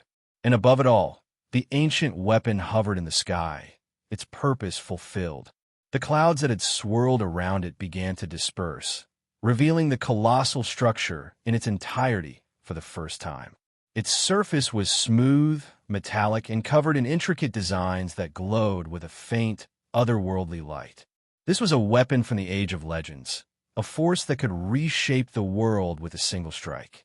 And today, it had reminded the world of its existence in the most brutal way possible. As the last of the beams faded and the sky began to clear, a heavy silence fell over the South Blue. The once bustling sea and the island were now a graveyard, the waters littered with debris and bodies, and the air thick with the smell of salt and death.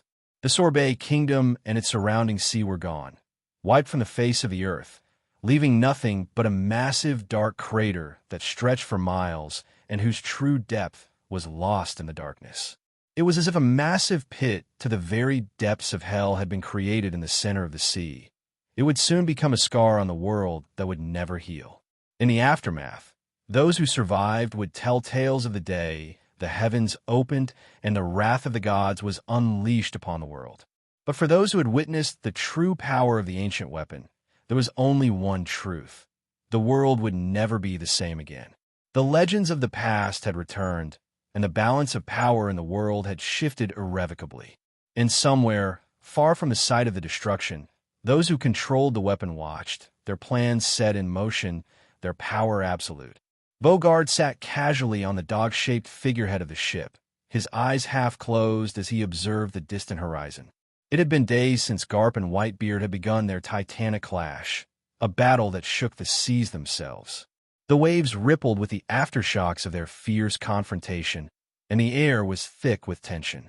The Whitebeard pirates had been on edge the entire time, their anxiety palpable as they worried for their captain.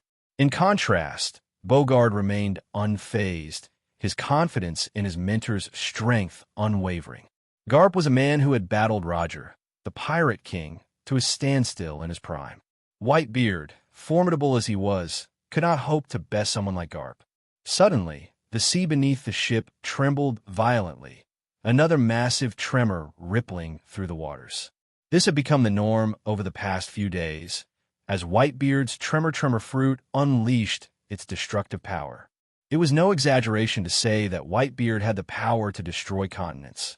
Each quake he generated was a reminder of that terrifying potential.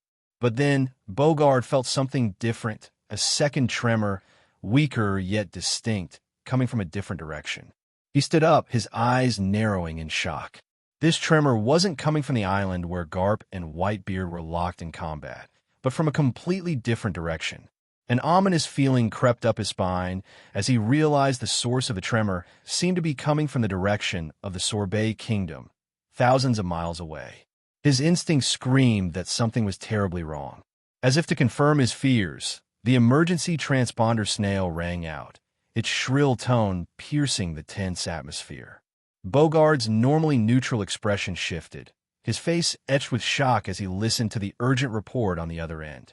His demeanor changed completely, his calm composure shattered by the gravity of the news. "What?" Bogard's voice, usually steady, quivered with disbelief. The words he heard left no room for doubt. The situation was dire. Without a moment's hesitation, he dropped the receiver and launched himself in the direction of the island where Garp and Whitebeard were battling. If the news was true, they couldn't afford even a second of delay. On the deck of the Whitebeard pirate's ship, Marco and the others watched in shock as the previously composed Bogard suddenly sprang into action, his aura skyrocketing as he moved with unprecedented urgency towards the battlefield. The abrupt change in atmosphere sent a wave of anxiety through the crew.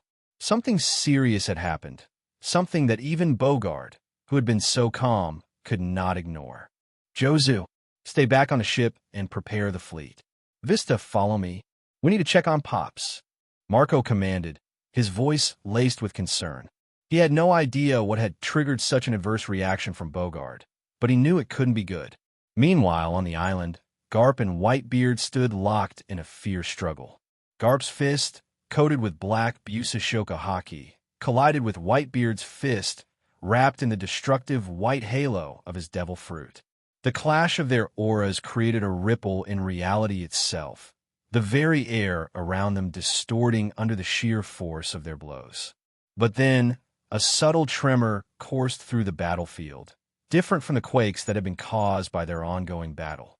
Both fighters, their senses heightened to superhuman levels by the relentless combat, felt the disturbance.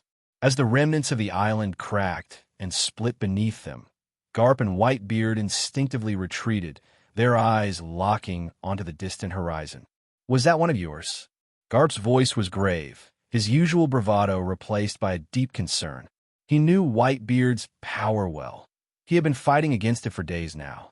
But this tremor was different. Though it was weaker, it was unmistakably powerful, and it had traveled an incredible distance to reach them. Garp's mind raced, momentarily considering a terrifying possibility, but he quickly dismissed it. Surely, the world government wouldn't go that far, would they? Just as the thought crossed his mind, both Garp and Whitebeard detected a rapidly approaching figure. The speed and precision of the movement left no doubt. Whoever it was, they were coming directly for them. It took Bogard only minutes to cross the dozens of miles separating the ship from the battlefield. As he arrived, landing with a thud next to Garp, the old Marine felt a sinking feeling in his gut. Something was very wrong. He had known Bogard for years, had trained him, and he had never seen his protege so shaken. Garp turned to Bogard, his expression darkening. The fact that Bogard had come himself, interrupting their battle, spoke volumes. There was an ominous weight in the air, a silent dread that neither Garp nor Whitebeard could ignore. "What is it, Bogard?"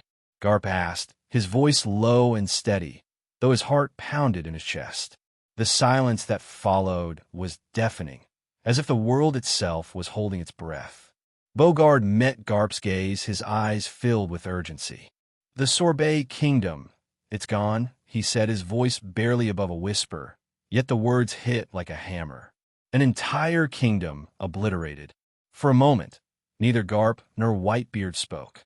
The significance of those words hung in the air, heavy and foreboding. An entire kingdom wiped off the map. The tremor they had felt, the one that had reached them even from thousands of miles away, was the aftermath of a cataclysmic event, something far beyond the scope of any battle, even one between two of the strongest men in the world. Garp clenched his fists, his knuckles turning white. There is only one thing in this world that could cause such devastation from such a distance. He had dismissed the thought earlier, but now it was impossible to ignore. The ancient weapons, had one been unleashed? What of the Marines on the island? Garp's voice, usually steady and unyielding, trembled with a mix of dread and urgency. His eyes bore into Bogard, seeking even the faintest glimmer of hope. But Bogard simply shook his head, his expression grim. The truth was unbearable. There was no way to know how many Marines had perished. The attack had just occurred, and it would take days, perhaps even weeks, to fully grasp the extent of the devastation. The silence that followed was thick with unspoken despair. A storm of rage began to brew within Garp, raw and uncontainable. His blood boiled, and his pulse thundered in his ears. He had always known the elders to be ruthless, but never had he imagined they would sink to such depths. Destroying God's Valley all those years ago had been justified under the pretense of eradicating the legacy of rocks. But this was nothing short of a power play, a demonstration of their willingness to annihilate anything or anyone that stood in their way. It was senseless, monstrous. As the realization settled in, Garp's fury reached its boiling point. A torrent of Conqueror's haki exploded from him, surging like a tidal wave of wrath. The very air seemed to crackle with its intensity, the ground beneath his feet quaking as if in fear. Even Whitebeard, a man who had stared death in the face countless times, found himself momentarily unbalanced by the sheer force of Garp's rage. He took a few steps back, instinctively bracing himself. The fight was over. Whitebeard knew that all too well. Even he, the strongest man in the world, would think twice before confronting Garp in such a state unless he was truly prepared to wager his life. The island itself seemed to groan under the weight of Garp's anger, the skies darkening as if the world responded to his fury. Just then, Marco appeared on the horizon, his majestic phoenix form blazing as he carried Vista on his back. But as they neared the battlefield, the overwhelming force of Garp's conquerors' hockey hit them like a sledgehammer. Marco's transformation faltered, his phoenix form flickering as if the very power of his devil fruit was being denied by the sheer willpower emanating from Garp. With a sudden lurch, Marco plummeted toward the ground, but he managed to land safely, though not without a jarring impact. Marco and Vista, both shaken but unharmed, quickly rose to their feet. They were veterans of countless battles, but the scene before them was unlike anything they had ever encountered. Garp, a man who had always been a pillar of strength and composure, now stood like a titan consumed by wrath, his fury palpable in the very air they breathed. It was a sight that made even the fiercest warriors hesitate. But as their eyes found Whitebeard, who stood tall and unharmed, their initial fear was replaced by relief. Their captain was safe, and that was all that mattered. They cautiously approached Whitebeard's side, their eyes flickering between their captain and the enraged marine hero. But before they could say anything, Bogard's emergency transponder snail rang out again, its shrill tone cutting through the tension. He picked it up immediately, his expression darkening with each passing second as more reports flooded in about the Sorbet Kingdom. The news was dire. No survivors had been confirmed, and the scale of the destruction was incomprehensible. The kingdom, once a thriving realm, had been reduced to nothing more than ash and ruin in an instant. The wrath of an ancient weapon had been unleashed, and the consequences were catastrophic. Garp's fists clenched tighter, his knuckles turning white as he listened to the grim updates. Every word was like a dagger twisting in his gut, fueling the inferno of anger within him. About 100 miles away from the Sorbet Kingdom, on a secluded, uninhabited island, a lone man stood at the shore, his eyes fixed on the distant horizon. The once serene sky had been marred by a monstrous mushroom cloud that towered ominously into the heavens, visible even from such a vast distance. It was as if the sky itself had been torn apart, a grim testament to the unimaginable destruction that had just unfolded. The dark plume stretched high, curling at the top, and from beneath it, the remnants of an unfathomable force continued to surge outward, a stark reminder of the devastation that had wiped the Sorbet Kingdom from existence. This man, with his long black hair swept back and his sharp, determined features, was none other than Monkey D. Dragon. The usual calm resolve in his eyes was now tinged with something more, a deep, unshakable sorrow. Earlier, he had witnessed the massive tsunami that had threatened to engulf the entire archipelago to which this island belonged. The sheer size of the wave had been enough to darken the sky, and its approach was as inevitable as death itself. Dragon had acted swiftly, his power surging as he fought against the tide. He alone had stood between the towering wall of water and the islands it sought to swallow. His hands had cut through the air, his will shaping the winds, forcing the ocean back with all the might he could muster. Even so, many islands had not been so fortunate. Those that housed more than 100,000 souls had been consumed, vanishing beneath the sea in a matter of moments. As Dragon watched the distant cloud, a silent tear slid down the side of his face. It was a tear for the lives lost, for the innocent souls he couldn't save. The normally stoic man felt the weight of his failure pressing heavily on his heart. For all his strength, for all his resolve, he had not been able to save them all. The agony of that realization cut deeper than any physical wound could, and for a moment, Dragon allowed himself to feel that pain, to acknowledge the raw, searing grief that came with knowing that despite his efforts, he had failed. But even as the tear fell, it was as if a new fire ignited within him. His sorrow gave way to something stronger, a resolve forged in the crucible of his grief. Dragon's eyes, once filled with pain, now hardened with determination. His will, unbreakable before, now seemed to have been tempered to an even sharper edge. He swore silently, on the souls of all those innocent lives lost, that he would liberate this world from the clutches of the monsters who ruled it. The world government, the elders, all those who had allowed such atrocities to occur, they would be brought to justice, no matter the cost. Taking a deep breath, Dragon composed himself. He turned to face Livia, his most trusted subordinate, who had been standing nearby, respectfully waiting. Livia was a tall woman with a strong, commanding presence. Her sharp eyes and firm demeanor spoke of countless battles and unyielding loyalty. In her hands, she held a specialized ink, prepared meticulously for this moment. Dragon nodded to her, and without a word, he removed the upper part of his cloak, baring his back. Livia stepped forward, her expression solemn as she dipped the needle into the ink. This was no ordinary ink. It had been crafted with care, infused with the essence of the ashes of martyrs. It would mark him with a symbol that would forever remind him of this day, of the lives lost and the responsibility he bore. As Livia began the process, the needle pricking his skin with each deliberate stroke, Dragon's mind remained focused on the promise he had just made to himself. The pain of the needle was nothing compared to the pain in his heart, and with each mark that Livia etched onto his skin, that pain was transformed into resolve.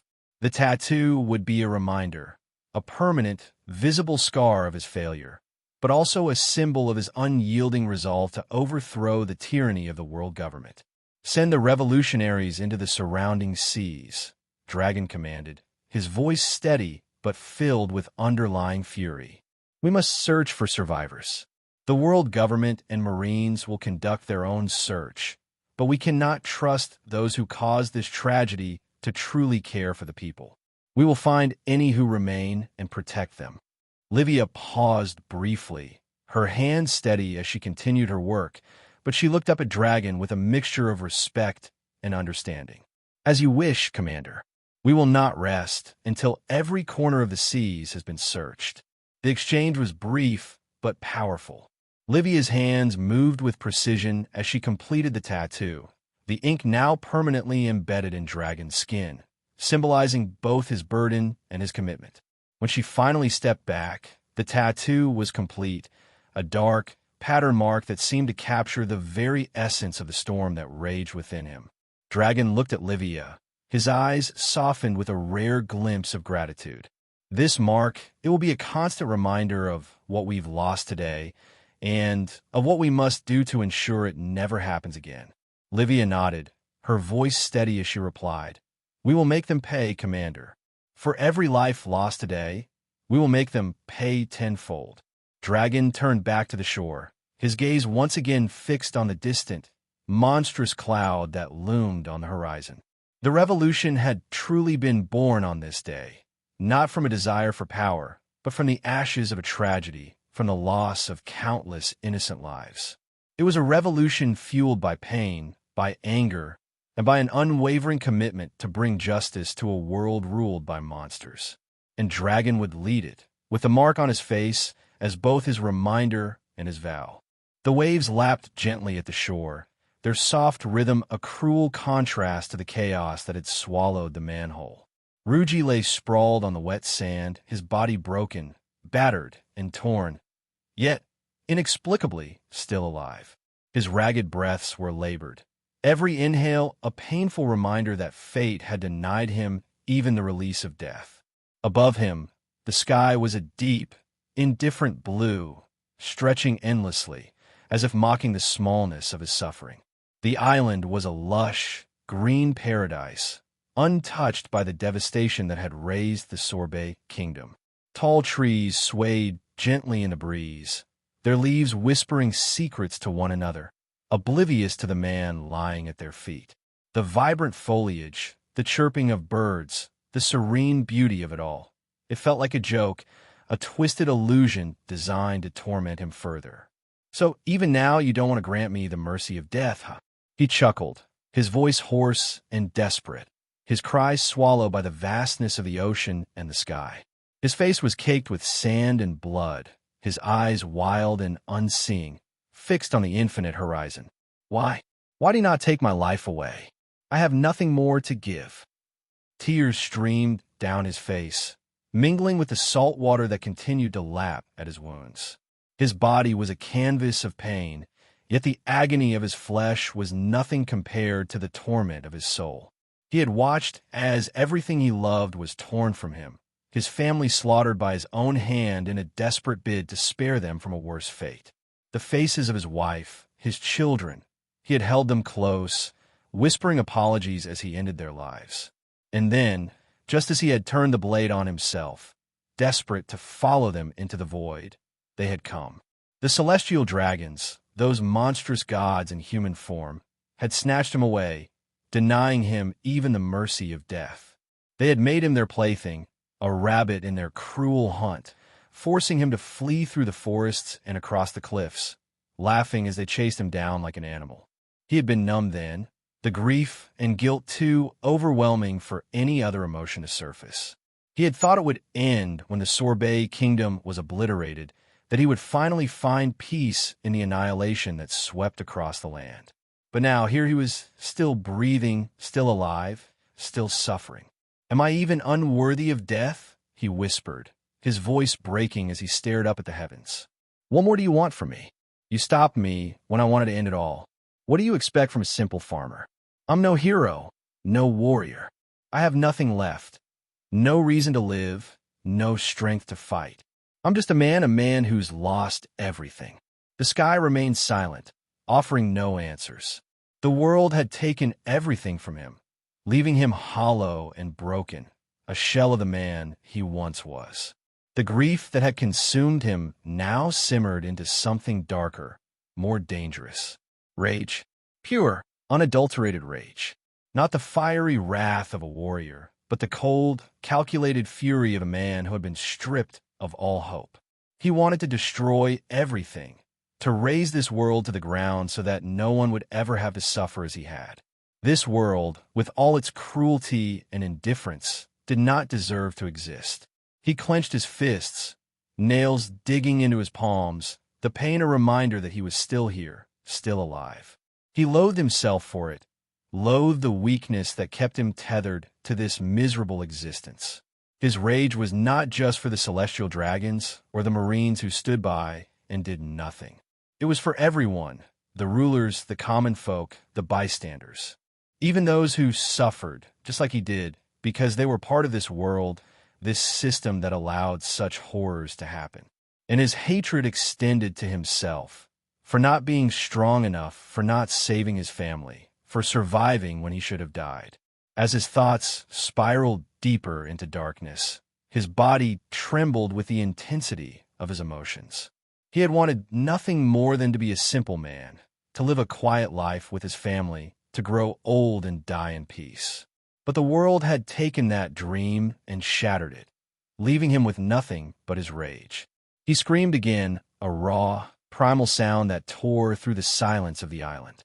"What do you expect of me?" His voice cracked as he pounded the ground with his fists, the sand beneath him turning crimson as his wounds reopened.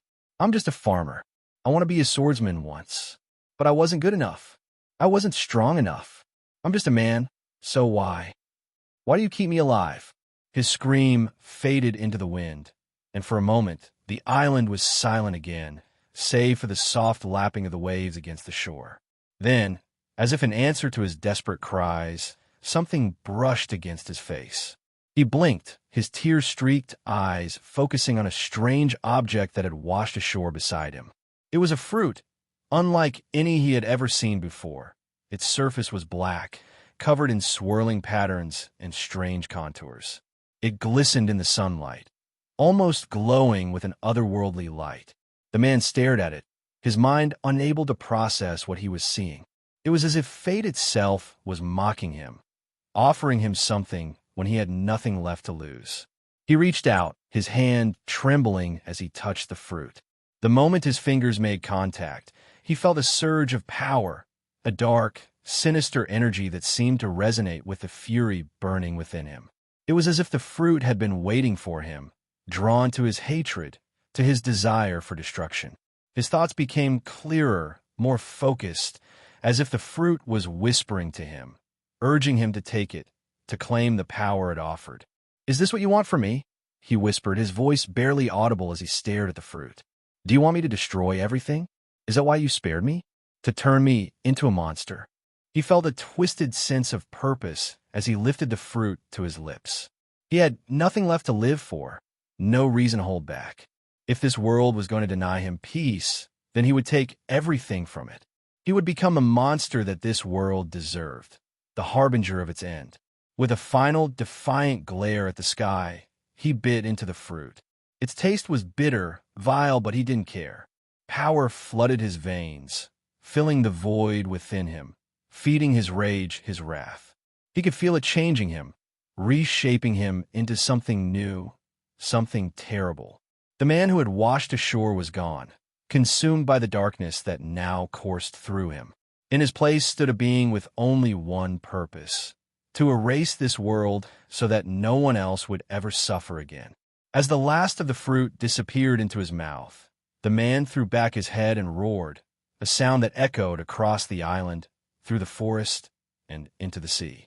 It was the birth cry of a true monster, one born from pain, grief, and unrelenting fury. And with it, the world would soon come to know the wrath of a man who had lost everything. Punk Hazard, New World. Relay my orders. I want you and Borsellino to report back to HQ. Now!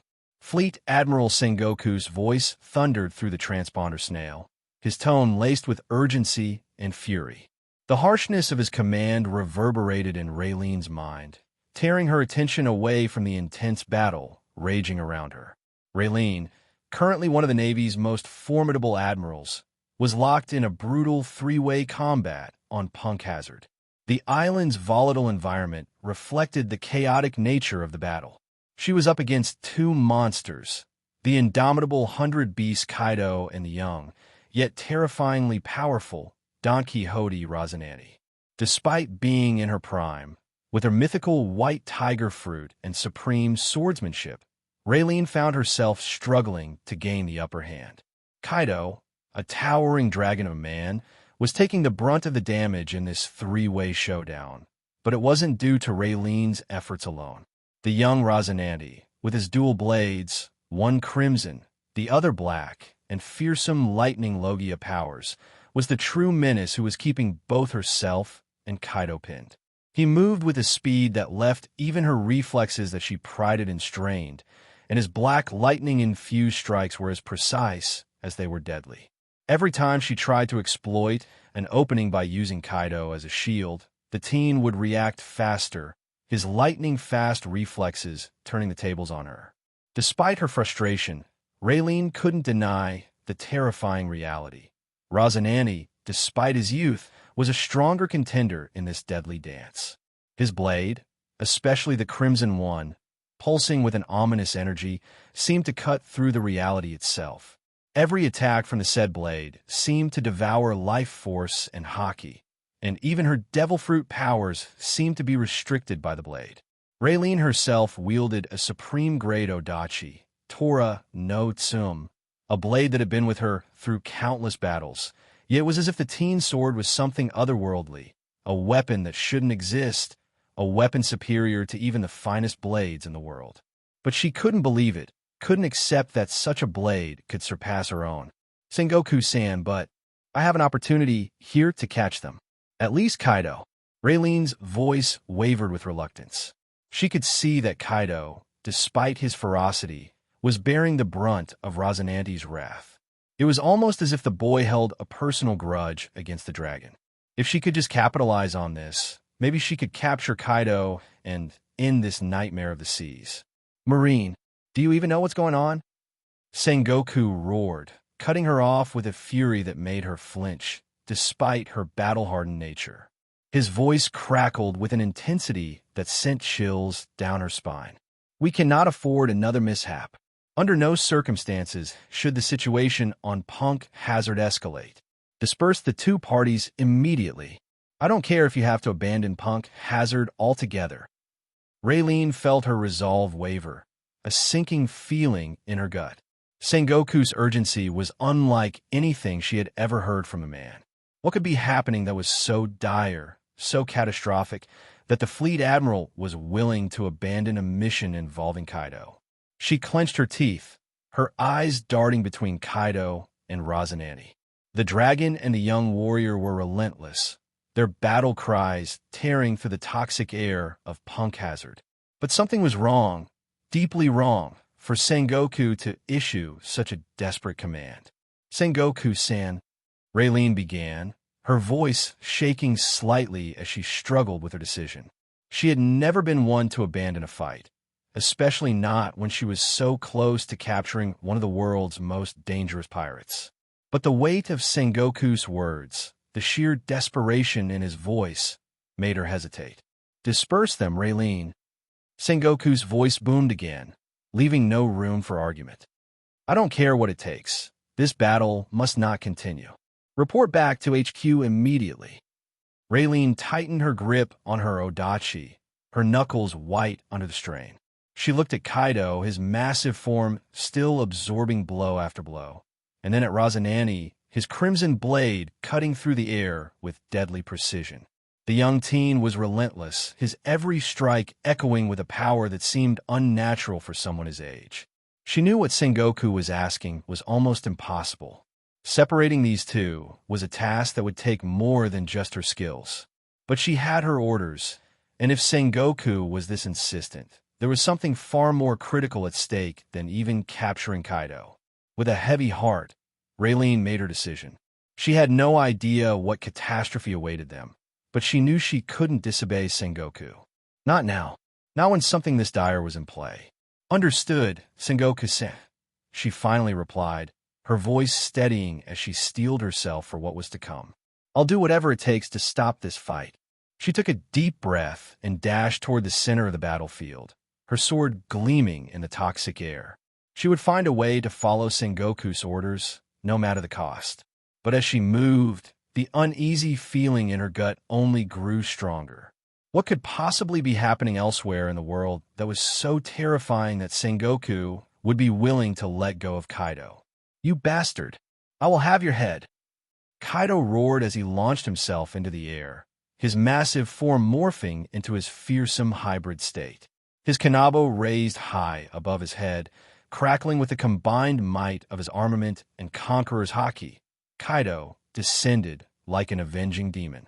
The sheer force of his presence was enough to make the very air around him tremble. Despite the intensity of the situation, I couldn't suppress a snicker. The sight of Kaido now, with one of his dragon horns severed by my earlier strike, was oddly comical.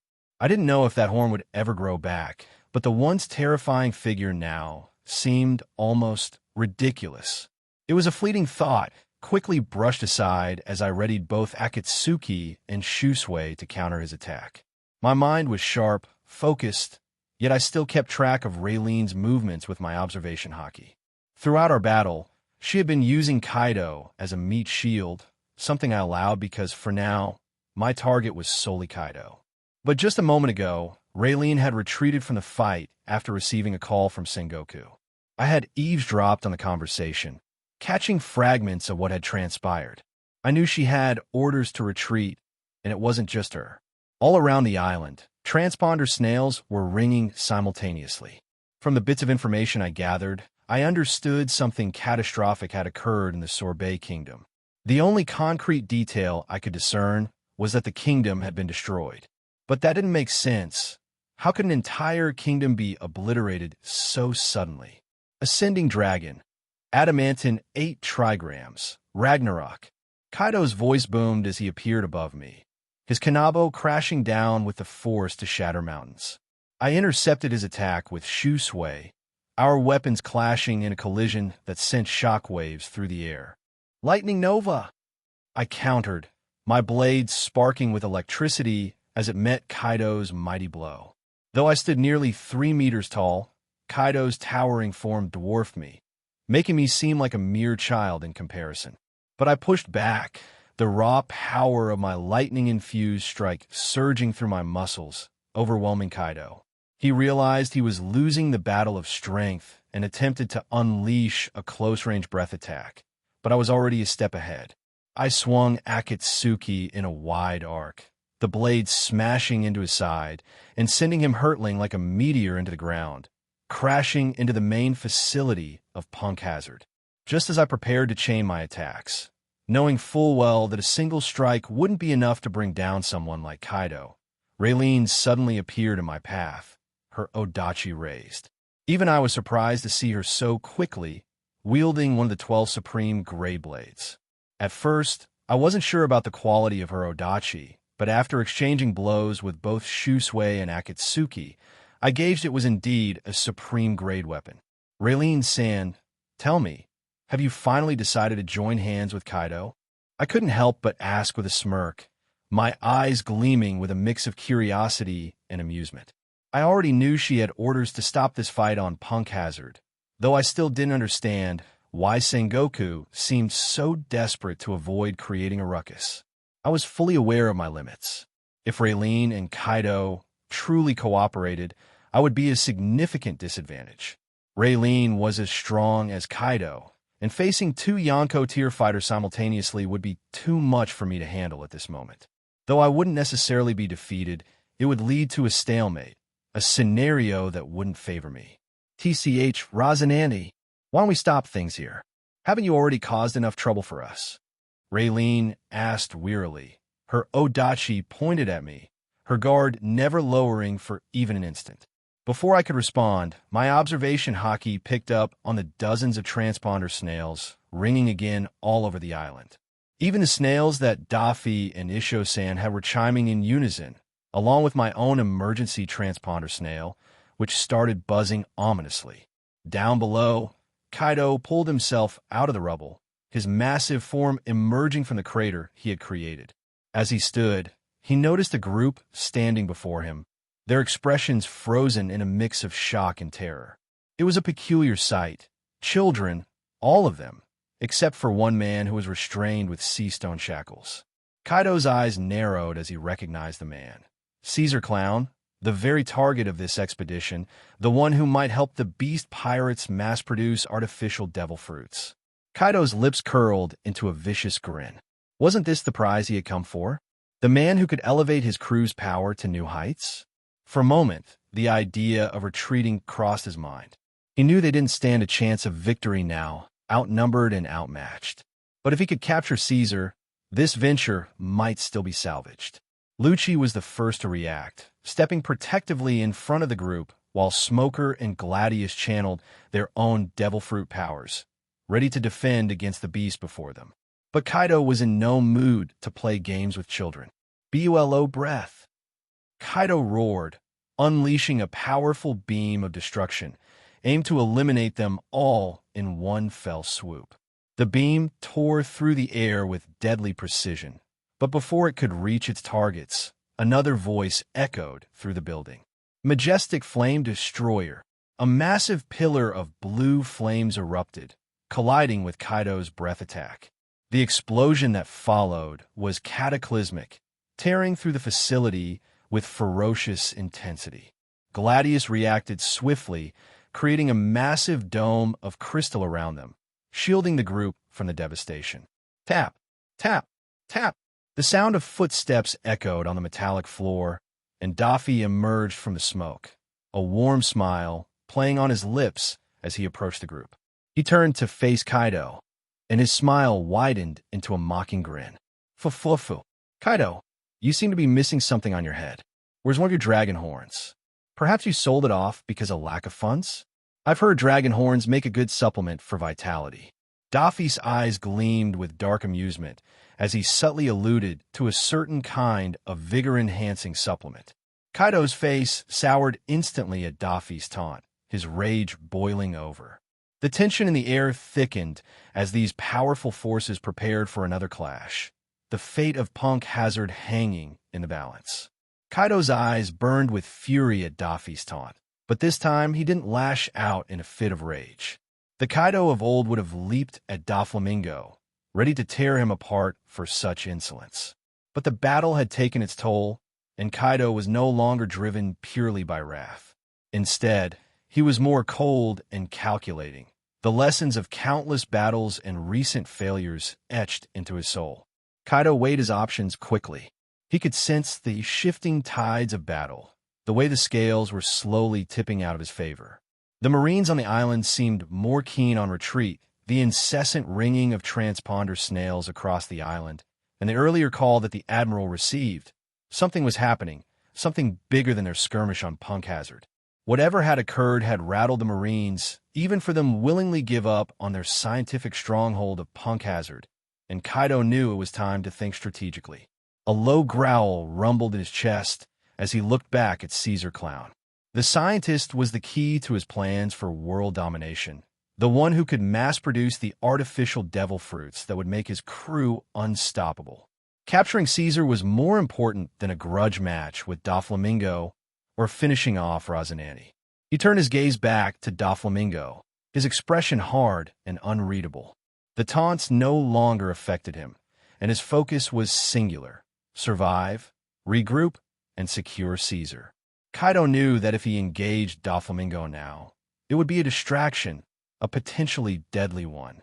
Rosinante could easily slip past Raylene, and then Kaido would find himself surrounded by two more powerful enemies while the rest closed in. He already knew that despite the initial momentum, the Beast Pirates were being pushed back, and no matter how he saw it, the Don Quixote brats were winning. Now, he realized how important it was to have more powerful subordinates. Kaido's grip tightened on his kanabo as he made his decision. This isn't over, Doflamingo. Sooner or later, I will come for both of your heads, he rumbled, his voice a low, dangerous growl. But today, I have more important things to attend to. Without another word, Kaido leaped back toward the crater where Caesar had fallen, still stunned and shackled. He had been separated earlier when Kaido crashed through the facility. He moved with surprising speed for someone of his size, his eyes never leaving his prize. I was still locked in combat with Raylene, our blades clashing with a ferocity that sent shockwaves through the air. Each strike was a test of skill, speed, and endurance, and despite the chaos unfolding around us, neither of us was willing to back down. My observation hockey was fully active, and it wasn't just focused on Raylene. I could sense the shifting dynamics of the battlefield around us, especially the main facility where my brother and the kids faced off against Kaido. Within a few moments, Isho, with his imposing presence, had joined the fray, accompanied by Diamante and Senor. They took their positions next to Doflamingo and whispered hurriedly about the information that was being passed back and forth through transponder smails all over the island. Daffy stood gauging his options with that ever-present smirk on his face. Their arrival changed the balance of power, adding more weight to an already tense situation. At the same time, I noticed King disengaging from his skirmish and moving to Kaido's side. It seemed the battlefield was realigning, and everyone must have received the same disturbing news about the Sorbet Kingdom. The urgency in their movements, the hastened pace of the Marines' retreat, told everyone present that something catastrophic had occurred, something that had shaken even these hardened warriors to their core. I spared a brief glance toward the main facility. My observation hockey was sharp, piercing through walls and distances, revealing everything within its radius. I could see Kaido's intentions as clear as day. He was making a move for Caesar Clown, the scientist cowering in fear, still shackled and helpless. Kaido was preparing to retreat with his prize, and it was clear that this battle, at least for now, was coming to a close, and as much as I wanted it, it seemed like Caesar Clown was not meant to be a part of the Don Quixote family. But my hands were tied, and I was not sure about Isho's chances against someone like Kaido. Raylene was relentless, her Odachi a blur of deadly steel as she pressed the attack. Her supreme gray blade was a force to be reckoned with, and despite the situation, she wasn't giving me an inch to break away. Even as I blocked and countered, my mind raced, trying to figure out a way to regroup with the rest of my family. And then, as if things couldn't get any worse, I sensed another presence joining Raylene's side. Kizaru, the admiral candidate, appeared in a flash of light, his laid-back demeanor doing nothing to mask the threat he posed. With his arrival, the balance tipped even further against me. I was now facing two formidable opponents, both of whom had the power to keep me pinned down, preventing any chance of regrouping with my crew. Kizaru's lazy drawl cut through the clamor of battle. "Yo, Rosinante-kun, it seems like you're in quite the bind. Care to surrender?" I couldn't help but chuckle at his audacity, not bothering to respond. The situation had become far more complicated. I could sense the urgency in Kaido's crew as they regrouped, their focus now on a strategic retreat. The news from Sorbet Kingdom must have been dire enough to prompt such a coordinated withdrawal. Raylene's attacks grew fiercer, as if she knew that every second I was held here was a way to defuse the situation. I parried her strikes with shoe sway, the black blade humming with energy, while Akatsuki crackled with lightning in my other hand. The clash of our weapons sent sparks flying, but my mind was already calculating my next move. With Kizaru's lightspeed attacks and Raylene's relentless swordsmanship, stopping Kaido from retreating was no easy task. I could feel the combined pressure of their assault, forcing me into a defensive stance. They were buying time for Kaido and his forces to make their escape, and I knew it. But I couldn't allow myself to be distracted, not when my family's safety was on the line. Kaido, towering and unyielding, grabbed Caesar by the collar, lifting the terrified scientist like a rag doll. Caesar whimpered, too petrified to put up any resistance. Kaido's eyes flicked toward Raylene once more. He knew she wouldn't be able to hold me off much longer. The situation was on the brink of spiraling out of control, and Kaido was wise enough to recognize the need to retreat. "Let's go," Kaido commanded, his voice brooking no argument. This was a retreat, not a regroup. His forces understood the gravity of the situation. They would either follow or be left behind. With a final, menacing glare at Doflamingo, Kaido launched himself into the sky, Caesar clutched in his grip. The battlefield beneath him was left in disarray, but Kaido no longer cared. He had what he came for, and nothing else mattered. As Kaido ascended, Raylene felt the shift in the battle. Her orders were clear: disengage. With Kaido pulling out, she knew the time had come. With a final, powerful slash, she created enough distance between herself and me to break away. Raylene's eyes narrowed as she quickly assessed the situation. With Kaido retreating and the chaos on Punk Hazard still raging, the balance of power had dangerously shifted. I was a force to be reckoned with. My wrath had already proven to be unstoppable, and with my observation haki, I was aware of every move on the battlefield. If I decided to turn my fury on the Marines, it would spell disaster. Even with Raylene, Kizaru, and Virgo combined, they might not be able to contain the destruction I could unleash. Raylene couldn't afford to gamble on that possibility. Taking a deep breath, she made a decision that went against every instinct as a warrior, but aligned with her duty as a Marine. The destruction of Sorbet Kingdom had changed everything, and Sengoku's orders were unambiguous. But Raylene knew she needed to ensure that her forces could retreat without further bloodshed. "Kizaru," she called out, her voice slicing through the chaos like a blade. The vice admiral, who had been preparing to launch another lightspeed assault, paused, turning his gaze toward her. His usual nonchalant expression gave way to a hint of curiosity. "Have all the Marines retreat. Now." Raylene's voice carried an urgency that even Kizaru couldn't ignore. "Raylene-san, are you sure?" Kizaru began, but she cut him off. "Just do it," she snapped, her tone allowing no room for argument. Kizaru raised an eyebrow, but with a casual shrug, he began to move, his light flickering as he relayed the command through the ranks. Raylene turned her focus back to me, her heart pounding as she faced the cold intensity in my eyes. She knew I was weighing my options, calculating the consequences of every possible move. The tension in the air was palpable. One wrong word, and this island would become a graveyard for the Marines. Realizing she needed to appeal to something deeper, something that might stay my hand, Raylene took a step forward. Garp's name held weight, and she knew I had a deep respect for the man who had been like a father to me. Rosinante, for Garp Sand's sake, she called out, her voice steady but tinged with a subtle plea. Do me this favor. Let the Marines retreat safely. I'll repay this debt in the future. I promise you that. Her words hung in the air, a desperate attempt to appeal to whatever attachment I had left to my former institution. She knew that if I chose to, I could unleash a storm of destruction that even the combined might of the Marines couldn't withstand. But she also knew that Garp's teachings had left a mark on me, a mark that might just be enough to sway my decision. The battlefield was silent for a moment, the only sound being the distant echoes of retreating footsteps. I stared at Raylene, my mind racing.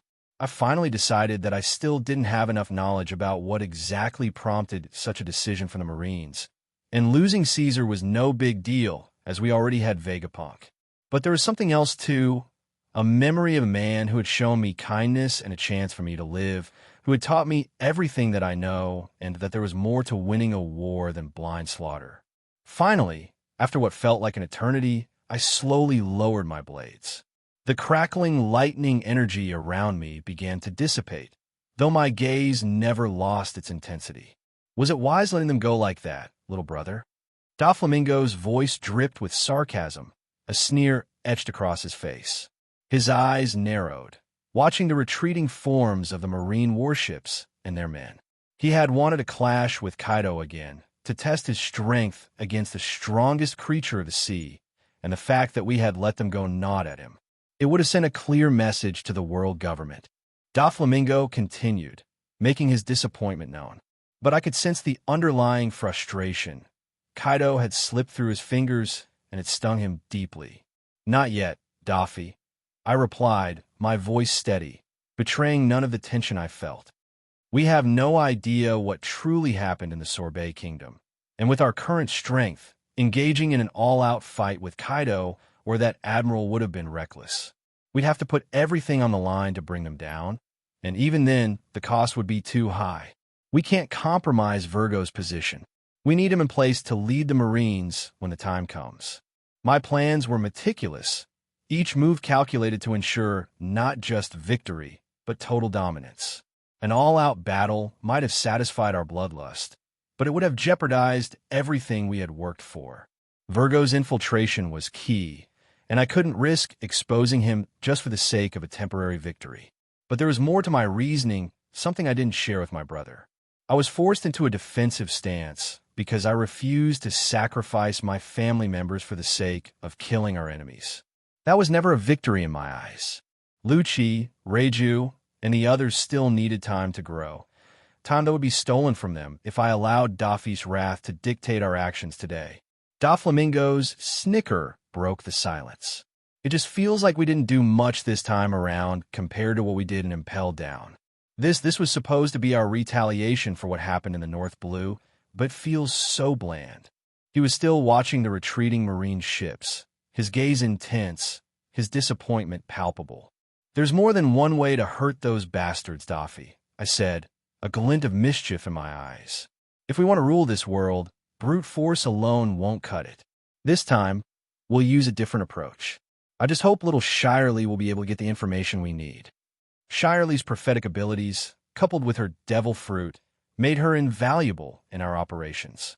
I had already sent word to Dressrosa, instructing her to scry into what had really happened in the Sorbet Kingdom. The information we had was fragmented, half-baked. We needed the full picture before making our next move. Doffy's attention shifted as Lucci approached, carrying a stack of folders.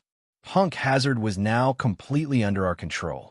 The world government agents, realizing the Marines had abandoned them, had initiated a self-destruct sequence to bury the island and all its secrets. But their plan had failed, and now we were securing all the scientific data left behind. Did you get the devil fruit you were looking for? Doffy asked, his gaze flickering to Lucci, who was unusually composed for someone who had just consumed a mythical Zoan fruit. Yes, Master Doffy. Lucci gave a slight bow, the little white pigeon that was always with him fluttering over from the ship to land gracefully on his shoulder. I apologized for failing to complete the second task assigned to me. I didn't anticipate Kaido's intervention. Even after consuming the mythical dragon Zoan fruit, Lucci showed little emotion, his stoicism masking any sense of accomplishment. His concern was not for himself, but for the failure to secure Caesar. This was the depth of his character, unwavering focus, driven by the mission, not by personal gain. "Forget it," Daffy said, surprising both Lucci and me. He ruffled Lucci's hair in an uncharacteristically affectionate gesture. It was my little brother's fault for letting Kaido slip past his net. Though he wanted Caesar, he wasn't someone we needed desperately. I couldn't help but smirk at the sight. Doflamingo, who had taken a beating from Kaido, was now complaining that I had let him escape. Yet here he was, showing a side of himself I hadn't seen in years, one that wasn't all sharp edges and venom. At least toward those in the family. He had softened, though his ambition and ruthlessness remained intact. As we discussed the next steps, little Reiju approached, carrying another stack of folders. "Master, what do we do about the giant's corpse?" "We found two, one mostly intact, the other." She paused, and we all knew what she meant. Daffy turned to me, curious about my plans. He was particularly interested in this project, knowing it delved into the possibility of enhancing one's physique using giant genes. He also knew that I wanted to build a relationship with Elbaf, especially with Dora, now part of our crew.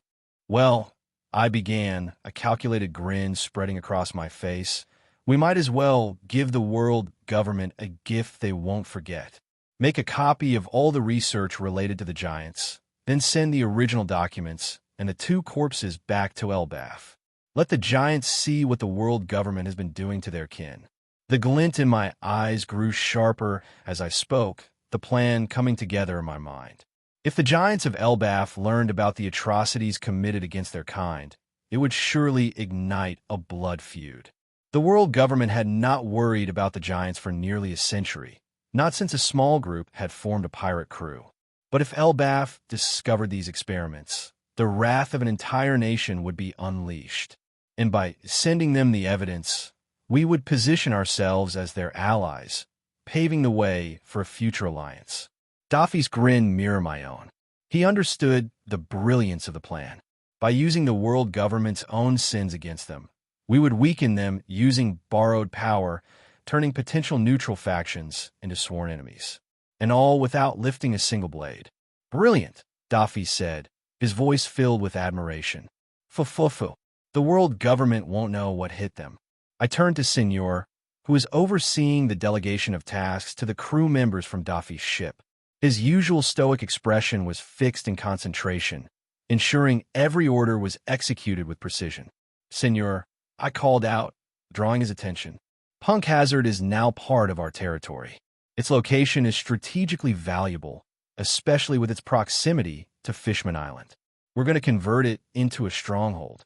Get in touch with the fishmen on Dressrosa and let them know we're offering sanctuary for their kind here on Punk Hazard. Also, make it clear, anyone who targets fishmen in our territory without just cause is to be sent to the gallows." Senor's eyes flickered with understanding as he nodded, already thinking ahead. He knew the importance of what I was asking. "And what about King Neptune?" he asked, his voice measured. "Have the fishmen reach out to King Neptune," I continued. "Send him a proposal to develop Punk Hazard together.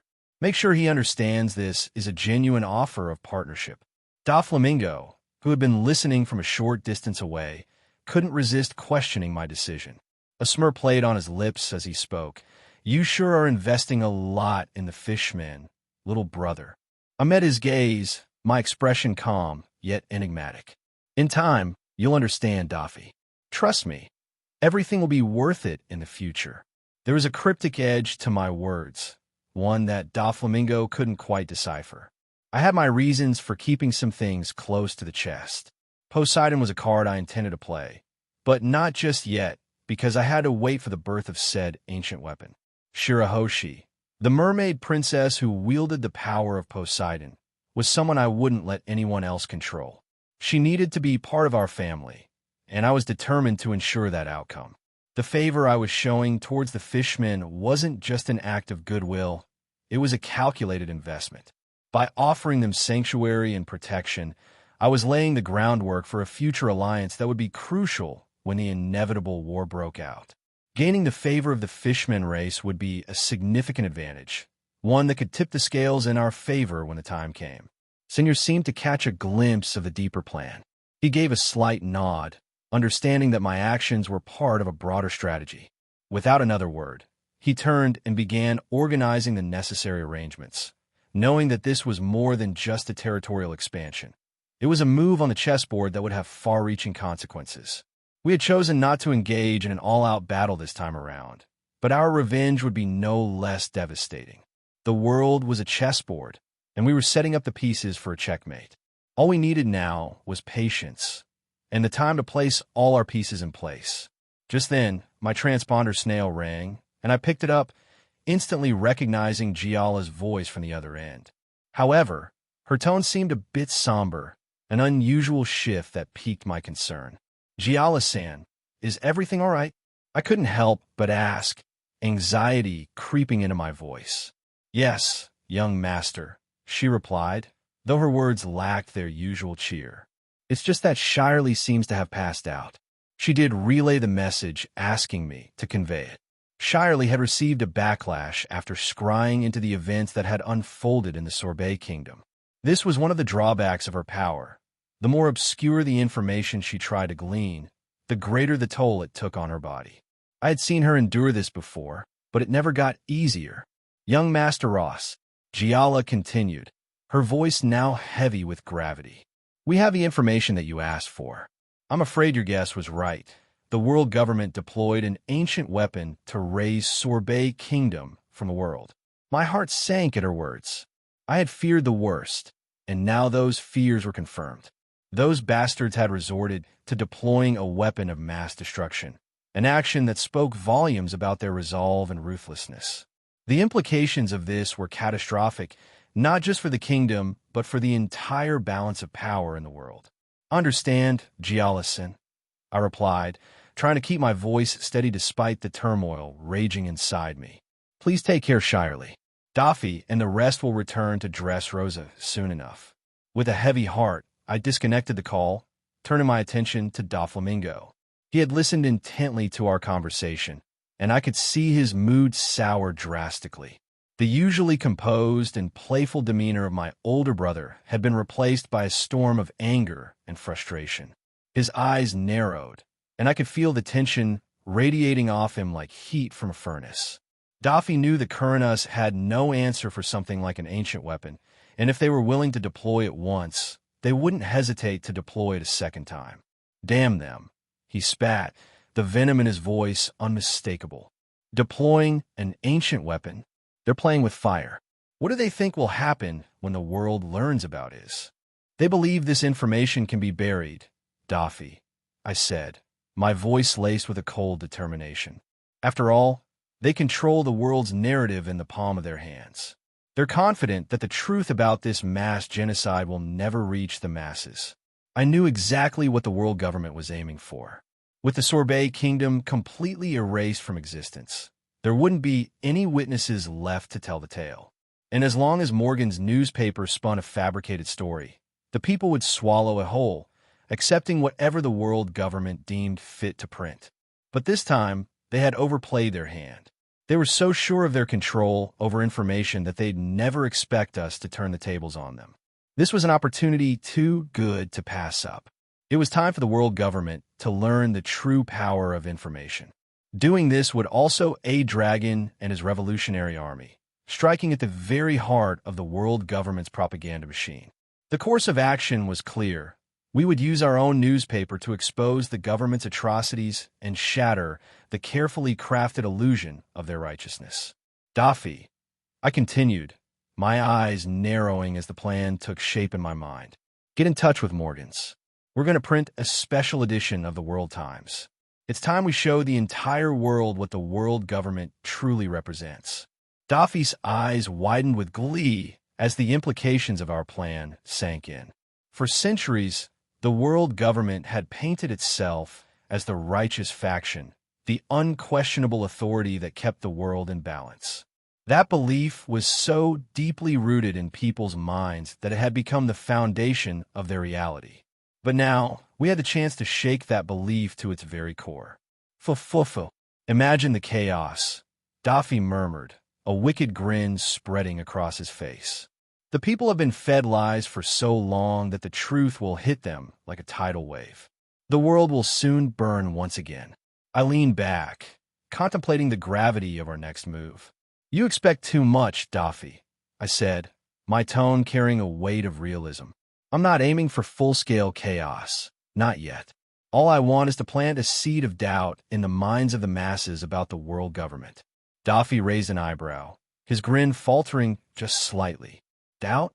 You think that'll be enough? I chuckled, a sound tinged with bitterness. Daffy, most people are content in their ignorance. As long as their own homes aren't burning, they won't lift a finger for someone else. The sad truth is that humanity, for all its supposed virtues, is inherently selfish. They turn a blind eye to suffering if it doesn't directly impact them. I paused, letting the harsh reality settle between us. It's like that old saying, the only time people truly care about a tragedy is when it knocks on their front door. They see the headlines, maybe even shed a tear or two, but then they go back to their lives, unaffected and unmoved. The world could be crumbling around them, but as long as their small corner remains untouched, they'll stay blissfully unaware. Daffy's eyes narrowed, a mix of understanding and disdain crossing his features. So you think planting a seed of doubt will be enough to shake them? Not the masses, no, I admitted. But it's not them we're aiming to shake, not directly. What we're really doing is creating a rift between the world government and the Marines. You see, doubt is a powerful tool. It may not cause an immediate uproar, but it starts to eat away at the foundation like termites in wood. Over time, that doubt will spread, infecting those who are already weary of the government's lies. And when that happens, even the most loyal will start to question their allegiance. Daffy nodded slowly, starting to grasp the intricacies of my plan. And if we can exploit that rift? Exactly, I said, my voice growing colder. If we play our cards right, we might even divert the elders' attention away from us. They'll be too busy dealing with the fallout from within to focus on us. I glanced out over the horizon, my thoughts swirling with the painful truths of this world. People like to think they're good, that they care about others. But in reality, they only care about themselves and those closest to them. The suffering of strangers is just another story, another statistic. It's easier to look away, to convince themselves that it's not their problem. I could see Daffy's smirk returning, though it was more tempered now, tinged with a new understanding. So, we hit them where it hurts. We don't need to bring the whole world crashing down. Not yet. Just make them doubt, make them question. And in time, that doubt will spread like a virus. Exactly, I replied. The first step is making them see the cracks in the facade. Once they start to question the narrative they've been fed, the rest will follow. We're not just playing the long game, Daffy. We're playing the smart game. And in this world, that's the only game that matters. The truth was brutal, but it was also undeniable. People were selfish, more concerned with their own well-being than with the suffering of others. It was a painful reality, but one we could use to our advantage. By planting that seed of doubt, we could start a chain reaction that would, in time, bring the whole rotten structure crashing down. And when that day came, we'd be the ones holding all the cards. The early morning light filtered through the curtains of a small, worn-down house on a quiet island in the East Blue. Inside, a young boy named Kai stirred from his sleep. He was just 12, but his mother often said he had the spirit of someone much older. It was a spirit born out of necessity. His father had been lost at sea years ago, and his mother struggled to make ends meet. Kai did what he could to help, running errands, fishing, and sometimes doing odd jobs for the neighbors. Today, however, he was hoping for something easier, something that would let him keep the 1,000-berry bill he had found the day before. Yesterday, late in the night, Kai woke up to find a strange package outside their door. A thick stack of newspapers, more than he had ever seen in one place, sat neatly tied with twine. On top of the stack was a single 1,000-berry bill and a handwritten note. The letter was simple, but it left an impact that Kai couldn't shake. To the finder, these newspapers must be distributed to every home on the island. Inside, you will find the truth that the world government does not want you to see. The berry bill is yours for the effort, but know this. Failure to spread this truth will bring consequences not just for you, but for everyone who deserves to know what is really happening in this world. Do your part. A friend of justice. Kai had stood there for a long moment, staring at the note and the money. The urge to take the 1,000 berries and leave the newspapers untouched was strong. It would be enough to buy food for at least a few days. But something about the note made him uneasy. The words "failure to spread this truth will bring consequences" played over and over in his head. Who was this friend of justice? And what truth were they talking about? In the end, the decision was made for him. If the newspapers held something important, something the world government didn't want people to know, then maybe it was worth doing. Plus, how hard could it be to hand out a few newspapers? Kai spent the night tossing and turning, wondering if he had made the right decision. By morning, he had resolved to see it through. As the sun rose, Kai set out with the stack of newspapers tucked under his arm, his small frame hunched over from the weight. He didn't want to wake his mother. She would probably tell him not to get involved, but he left the 1,000 berries on the kitchen table. They needed the money, and it wasn't really his anyway. The island was beginning to stir with the early morning hustle. Fishermen were heading out to sea, merchants were opening their shops, and the few farmers on the island were already at work. It was a peaceful place, far removed from the chaos of the Grand Line or the politics of the world government. Most of the islanders had lived here all their lives, content to be left alone by the world. But today, something different was in the air. Kai approached the first house, an old, creaky building that belonged to Mrs. Kumi. She was a kind woman, always giving him a sweet when he helped her with groceries. As he knocked on the door, he felt a pang of nervousness. What would she say? Would she even care about the newspaper? The door opened slowly, and Mrs. Kumi's wrinkled face appeared. "Oh, Kai, what brings you here so early, dear?" "Good morning, Mrs. Kumi." Kai greeted her with a bright smile, though his nerves made his voice tremble slightly. "I've got a newspaper for you. It's a special edition of the World Times. It's free." Mrs. Kumi's eyes widened in surprise. "Free, you say? What's so special about it?" Kai hesitated, remembering the warning in the letter. "I'm not sure exactly, but the note said it's important. Something the world government doesn't want us to know." She frowned, her expression shifting from surprise to curiosity. "The world government, huh? Well, I suppose it wouldn't hurt to take a look." She reached out and took the paper, giving Kai a gentle pat on the head. "Thank you, Kai. I'll give it a read later." Relieved, Kai nodded and moved on to the next house. As he walked through the narrow streets of the island, he noticed other kids doing the same thing. Each had a stack of newspapers and the same determined look on their faces. They, too, had found bundles outside their homes, each with a 1,000-berry bill on top and a note with the same mysterious message. Kai handed out the newspapers to anyone who would take one. Some people waved him off, uninterested in anything that wasn't directly related to their daily lives. But most were curious, their interest piqued by the mention of the world government. For many of them, the world government was a distant entity, something they only heard about in passing. But if there was something hidden from them, something they weren't supposed to know, that was enough to make them stop and listen. As he moved through the town, Kai noticed a growing buzz among the islanders. Conversations that usually centered around the weather or the catch of the day now turned to the mysterious newspapers. What could be so important that someone would pay to have it spread for free? And why was the world government trying to keep it a secret? Kai reached the town square, where a small crowd had gathered. Some of the island's elders were already leafing through the paper, their faces growing more serious with each passing minute. Others stood by, waiting to hear what they had to say. Kai handed out the last of his newspapers and joined the crowd, curious to see what all the fuss was about. One of the elders, a grizzled fisherman named Henry, cleared his throat. "Listen up, everyone," he called out, his voice rough but commanding. "This here paper's talking about something big.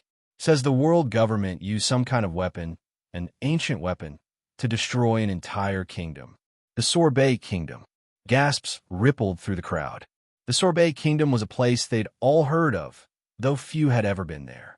It was supposed to be a peaceful place, one of the last untouched by the chaos of the world. They're saying it's been erased from the map, Henry continued, his eyes scanning the crowd. Wiped out just like that. And the world government's trying to keep it quiet. A murmur of disbelief spread through the onlookers.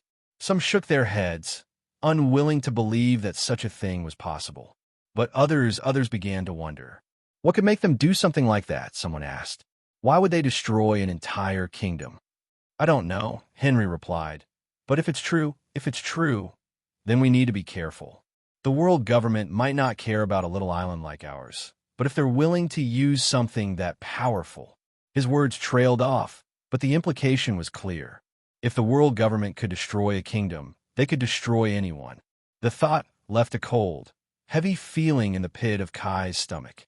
As the crowd began to disperse, some people clutching their newspapers tightly, Kai couldn't help but feel a strange mix of emotions. He had done what the note asked. He had spread the news, planted the seed of doubt. But now that he understood the gravity of what was in those papers, he wasn't sure how to feel. Fear, anger, and a sense of foreboding swirled within him. For the first time, Kai realized that the world outside his small island wasn't as far away as it seemed. The Sorbet Kingdom might have been distant, but its destruction could have ripples that reached even here. And as much as he wanted to believe that his island was safe, that it was too small and insignificant to be noticed by the powers that be, a part of him couldn't shake the fear that they were all just as vulnerable as the Sorbet Kingdom had been. The truth was out now, or at least a version of it. And whatever happened next, Kai knew one thing for sure. The world would never be the same again. The morning sun had fully risen over the island in the Grand Line, casting warm light on the small coastal town. Normally, the island was a peaceful place, where the most exciting news was the arrival of a particularly large fish or a new shipment of goods from a nearby port. Today, however, the air was thick with tension as groups of islanders gathered in the town square, clutching the special edition of the World Times. Among them was Old Man Gary, the retired Marine who had been the first to speak out when the papers were distributed. His weathered hands gripped the newspaper tightly as he read through the shocking details once more, his face a mask of disbelief and anger. Beside him stood Maya, the baker's wife, her eyes wide with horror. "I can't believe it, Gary," she whispered, her voice trembling. 10 million souls, they were hunted like animals. Gary shook his head slowly, his voice rough with emotion. "It's more than that, Maya. They weren't just hunted. They were declared terrorists, their lives snuffed out like they didn't even matter. And the Marines, our supposed protectors, stood by and let it happen."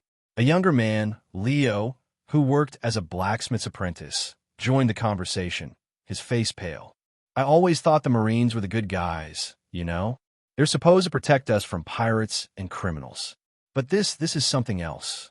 Maya nodded, her hands shaking as she held the paper. "It's not just that they didn't protect those people, Leo. They helped with the slaughter. They blockaded the kingdom, so those poor souls had nowhere to run, nowhere to hide. They facilitated the massacre." Gary spat on the ground, his disgust palpable.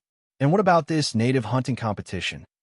They've been doing this for decades, maybe longer, treating entire kingdoms like some kind of sport, hunting them down like rabbits.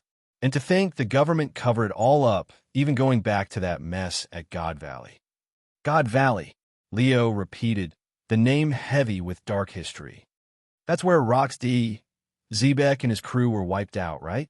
I've heard stories from my old man, but they always made it seem like it was just pirates fighting each other, nothing more." Maya leaned in closer, her voice dropping to a hushed tone. "But the paper says otherwise. It mentions that the world government has been burying the truth for years. The Marines didn't just fight pirates at God Valley, they exterminated them. And now it's happening again. Sorbet Kingdom. It's like history repeating itself." The small group fell silent for a moment, the weight of the information settling over them like a dark cloud.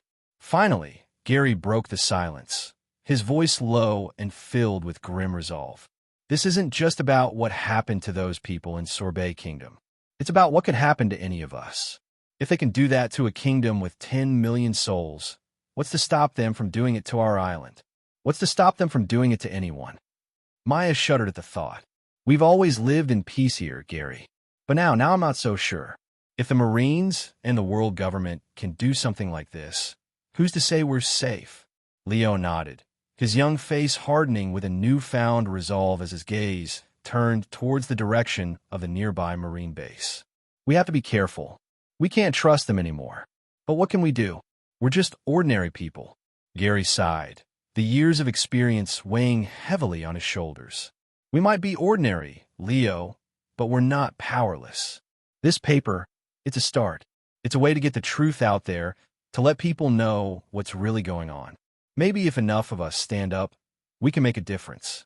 But we have to be smart about it. The world government isn't going to take this lying down. The special edition of the World Times spread across the seas like wildfire, carried by the winds of curiosity, outrage, and fear. On islands and in cities scattered across the vast oceans, from the tranquil East Blue to the tumultuous waters of the New World. The reaction was immediate, visceral, and varied. The revelations contained within the pages of a newspaper were unlike anything the world had seen before, peeling back the layers of secrecy and deceit that had long shrouded the actions of the world government and the Marines. As the truth came to light, the world's inhabitants found themselves grappling with a new, unsettling reality. In the bustling streets of Lowtown, a town often regarded as the gateway to the Grand Line, the atmosphere was electric with tension. The townspeople, who usually went about their business with a sense of routine comfort, now huddled in tight groups, their faces etched with shock and anger. A shopkeeper, a stout man known for his genial demeanor, stood in front of his store, waving the newspaper in the air as he shouted to anyone who would listen. Did you read this? The Marines, our Marines, helped with the slaughter in Sorbet Kingdom. His voice was thick with disbelief, his cheeks flushed with a combination of fury and betrayal. They're supposed to protect us, not murder innocent people. A crowd began to form around him, drawn by the fervor in his voice. Among them were sailors, men who had spent their lives at sea and had always considered the Marines as their protectors against the dangers of the ocean. But now, as they listened to the shopkeeper's impassioned words, they felt the ground shift beneath their feet. "Aye," muttered one of the sailors, his voice heavy with resignation. "But what are we supposed to do about it? We're just small fry. The world government doesn't care about us." Another sailor, younger and less jaded, clenched his fists, his eyes burning with a newfound resolve. "Maybe it's time we stopped caring about them," he said darkly. His words hung in the air, a seed of rebellion taking root in the minds of those who heard him. The shockwaves of the newspaper's revelations weren't confined to the East Blue. In the cold, industrial cities of the North Blue, where the influence of the world government was declining due to the presence of the Don Quixote family, the reaction was more complex, tinged with a mixture of skepticism and concern. In a smoky tavern, where the walls were lined with portraits of past and present government officials, a group of businessmen and local leaders gathered around a table, the newspaper spread out before them. "This is all propaganda," scoffed one man, his voice dripping with disdain as he tossed the paper aside. "The world government wouldn't do something like this without good reason. Those people in Sorbet Kingdom were probably all terrorists. We're better off without them." His words were met with nods of agreement from some of the others, but not everyone was so quick to dismiss the newspaper's claims. A younger man, dressed in the crisp uniform of a junior government official, stared at the paper with a troubled expression. "But what about the part where they used an ancient weapon? Why was the government hiding something like this from the masses?" he asked, his voice quieter, more tentative. "That's not something you use lightly, from how the newspaper puts it. And if they can justify it there, what's to stop them from using it elsewhere?" The older man waved him off, his confidence unwavering. "You're too naive," he said dismissively. "The world government knows what it's doing. They wouldn't jeopardize the safety of the world over a few lives. But at what cost?" The younger man murmured, more to himself than to anyone else. The question lingered in the air, unanswered, as the men around the table continued to debate the implications of the newspaper's revelations. Meanwhile, in a small, close-knit village in the South Blue, the reaction was one of pure, unfiltered outrage. The village elder, a woman known for her fiery spirit and unyielding sense of justice, slammed the newspaper down on a table with such force that the wood creaked in protest. "This is monstrous," she cried, her voice ringing out across the room, drawing the attention of everyone present. "The world government has gone too far this time. We need to do something." The villagers, who had always looked up to the elder for guidance, exchanged uneasy glances. "But what can we do, elder?" One of them asked, his voice tinged with fear. "If they've got weapons like that, we're just ants to them." The elder's eyes burned with defiance, her posture rigid with determination. "Ants can still bite," she declared. "We may not be able to fight them head-on, but we can spread the word. Let everyone know what they've done. If enough of us rise up, they won't be able to silence us all." Her words ignited a spark in the hearts of the villagers, a flicker of hope amidst the growing darkness. They knew the path ahead would be dangerous, that they were risking everything by defying the world government, but they also knew that they could not stand by and do nothing. In the lawless, pirate-infested waters of the West Blue, the news was met with a different kind of reaction. On a notorious pirate ship, the captain leaned back in his chair, a wicked grin spreading across his face as he read the newspaper. "So, the world government's showing its true colors, huh?" He chuckled, tossing the paper to his first mate. "This is good for us. If the people start to turn against the Marines, it'll be easier for us to move around without getting caught." The first mate, a seasoned pirate with a scarred face and wary eyes, frowned as he skimmed the article. "Maybe, Captain, but what if they start using those ancient weapons more often? We could be next." The captain's grin faltered slightly, but he quickly shook off the doubt. "Do you think they would even bother with using such a weapon of mass destruction on us?" "Even if they did, we'll cross that bridge when we come to it," he said dismissively. "For now, we focus on taking advantage of the chaos. Keep your ears to the ground. I want to know how people are reacting to this. There's bound to be some opportunities for us." Not everyone reacted with defiance or anger. In some places, fear took hold, leading to desperate actions. In a small village in the West Blue, far removed from the centers of power, the reaction was one of panic. "They're going to come for us next," cried a villager as he ran through the streets, waving the newspaper wildly. "If they did it to Sorbet Kingdom, they'll do it to us. We have to destroy these papers before they find out we've read them." The fear was contagious. Soon, other villagers began to follow his lead, gathering the newspapers and setting them on fire in the village square. The flames roared as the papers turned to ash, the fear in the villagers' eyes growing with each passing moment. "What if they find out we had these?" a woman whispered, her voice trembling. "What if they come for us?" Another man shook his head, his face pale. "We have to hope they don't. But if they do, we're finished." As the last of the newspapers burned, the villagers watched in silence, their fear turning to dread. The world government's power had always been a distant, almost abstract concept, but now it felt all too real. And in that moment, they realized just how small and vulnerable they truly were. Across the seas, in the farthest reaches of the Grand Line and the treacherous waters of the New World, the reactions were as varied as the people who inhabited those dangerous territories. In some places, the news sparked outrage and defiance, with people vowing to fight back against the world government's tyranny. In others, it fueled fear and paranoia, as people scrambled to protect themselves from the potential repercussions of possessing such dangerous knowledge. In one remote village, far from the reach of any government or military force, a man sat alone in his small home, the newspaper spread out before him. His hands trembled as he read the headlines, his heart pounding in his chest. The implications of what he was reading were almost too much to bear. "So finally the winds have started to shift," he whispered to himself, his voice shaking as his conqueror's hockey burst through, shaking the very island to its core. Room of authority, Marigios. The atmosphere in the room was suffocating, the tension so thick it could be cut with a knife. The five elders, who usually radiated an aura of untouchable authority, now sat in a rare state of unease. Their meticulously laid plans, which had been executed with the precision and ruthlessness of a well-oiled machine, had suddenly backfired in a grand and public way. The reason? A newspaper, just sheets of inked paper, circulating throughout the world like a plague, revealing secrets they had guarded with their lives for centuries. Elder Saturn's eyes blazed with barely contained fury.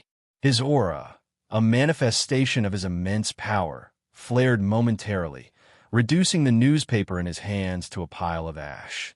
The others watched in silence, their own tempers simmering beneath the surface. Even Saint Figureland, whose usual cunning nonchalance was his trademark, had abandoned his facade. This emergency meeting was too critical for posturing. The world was learning of some of their most closely guarded secrets, and the worst part, they had no idea who was responsible. Every detail, Elder Saturn hissed through gritted teeth. Every cursed detail of what happened in the Sorbet Kingdom, published for the entire world to see. Even the deaths of the celestial dragons. We've been compromised, and they dare to insinuate, to cast doubt on whether the world government is truly in control, or if some shadowy figure pulls the strings behind the scenes. Elder Nustero, usually the most composed of the group, was visibly trembling with rage. He clenched his fists around the hilt of his blade so tightly that his knuckles turned white. How did it come to this?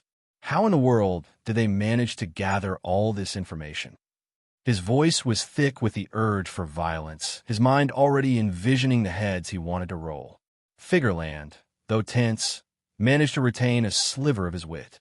He turned to the lone figure standing at the edge of the room, his face obscured by a mask, the director of Cipher Pole Aegis Division, the shadowy enforcers of the world government. Is it possible to stop the distribution of these newspapers? Figureland asked, though his tone betrayed little hope. The tall man in the white suit, the epitome of stoic professionalism, spoke with an unsettling calmness. It's too late, Figureland-sama. Even if we attempt to intercept now, it would be futile. The opposition is not relying solely on news coup for distribution. They're using unconventional methods to ensure the newspaper's reach extends to every corner of the world. His lack of emotion was almost unnerving in the midst of such a crisis. Elder Jew Peter, his frustration palpable, offered a desperate suggestion. We should declare that anyone propagating the world times will be seen as criminals and dealt with accordingly. We need to curb this damage before it spirals out of control. But Elder Saturn, ever the strategist, quickly shot down the idea. No, that will only give the world times more traction.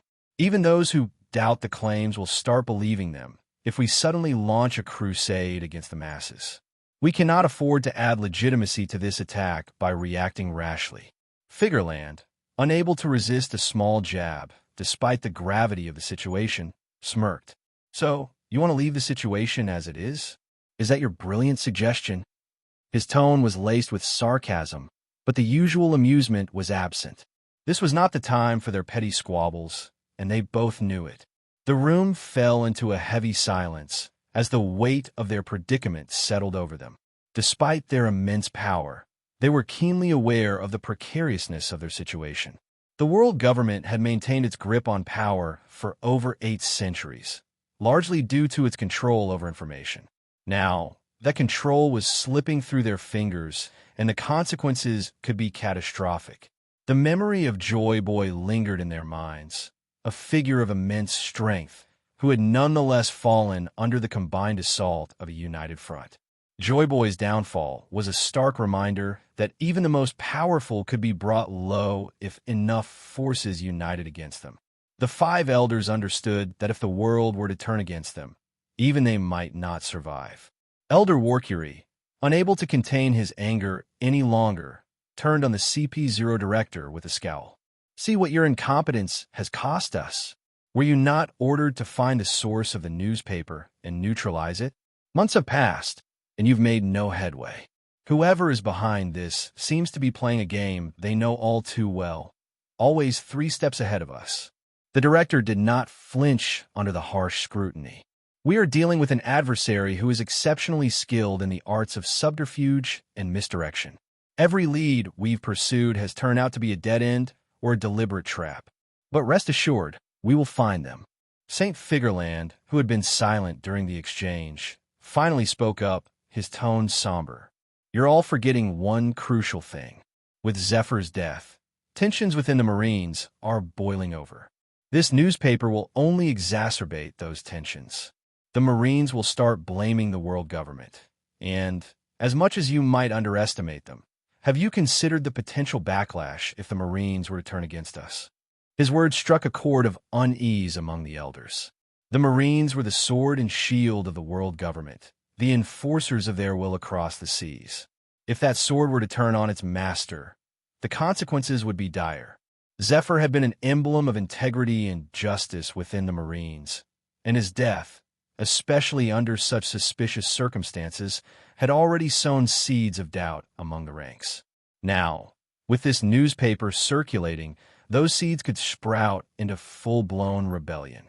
Elder Saturn's mind raced as he tried to piece together a solution. The situation was spiraling out of control faster than they could manage, and they were running out of time. We should have handled Zephyr's matter much more discreetly, Figureland continued, his voice heavy with scrutiny. If I had known what you planned, I would have advised against it. There were more subtle ways to eliminate him, but you chose to strike at the heart of the Marines' morale. Zephyr was in his prime, with deep connections across the ranks. Even a next generation of admiral candidates were groomed by him. Now, you've turned him into a martyr. The room fell silent once more, the gravity of Figureland's words settling over them like a shroud. The implications of their actions were becoming clearer by the moment, and the full extent of the damage was beginning to dawn on them. Elder Warcury clenched his jaw, his frustration palpable. What we need now, he began, his voice tight with determination, is to contain this situation before it spirals any further. We need to find out exactly how much the publishers of the World Times know and who is feeding them this information. We need to root out every mole, every traitor within our ranks, and eliminate them. And what of the Marines? Elder Mars interjected. If they begin to fracture, if they start to doubt us, we will deal with that when the time comes, Saturn replied, though the uncertainty in his voice was undeniable. For now, our priority must be regaining control of the narrative. We need to remind the world of our strength, of why they have feared us for centuries. We must make an example of those who would dare challenge us.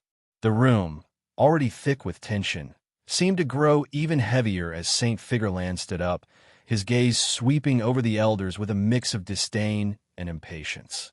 He had only attended this emergency meeting out of obligation, having been sent by Imu-sama to deliver a message that none of them could afford to ignore. Well, it was the respected elders who created this mess, Figureland began, his voice carrying a cold edge that sliced through the room silence. So, I hope you clean this up before you get a personal summons from Imu-sama. We must consider the worst-case scenario. Whoever is behind this may already know about the Void Century and even the matters related to Imu-sama, and you should know better than anyone what happens if Imu-sama decides to intervene personally. His words hung in the air like a death sentence, the threat implicit but unmistakable. Without another word, Figureland turned on his heel and exited the room, leaving the elders to grapple with the aftermath of his ominous message. Damn him! Elder Mars roared, slamming his fist onto the table, his frustration boiling over. The recent string of failures had only added to the tension between the elders and Figureland, whose smug demeanor had become increasingly insufferable. The bitter memory of their recent humiliation over the Ope No Me still stung, where they had been forced to concede to Figureland's demands, even relinquishing Tsuru's prize technique. Forget him! Elder Nushiro snapped, his voice sharp as a whip. We must focus on what our next move will be. The message from Imu-sama had been clear, more of a warning than a suggestion.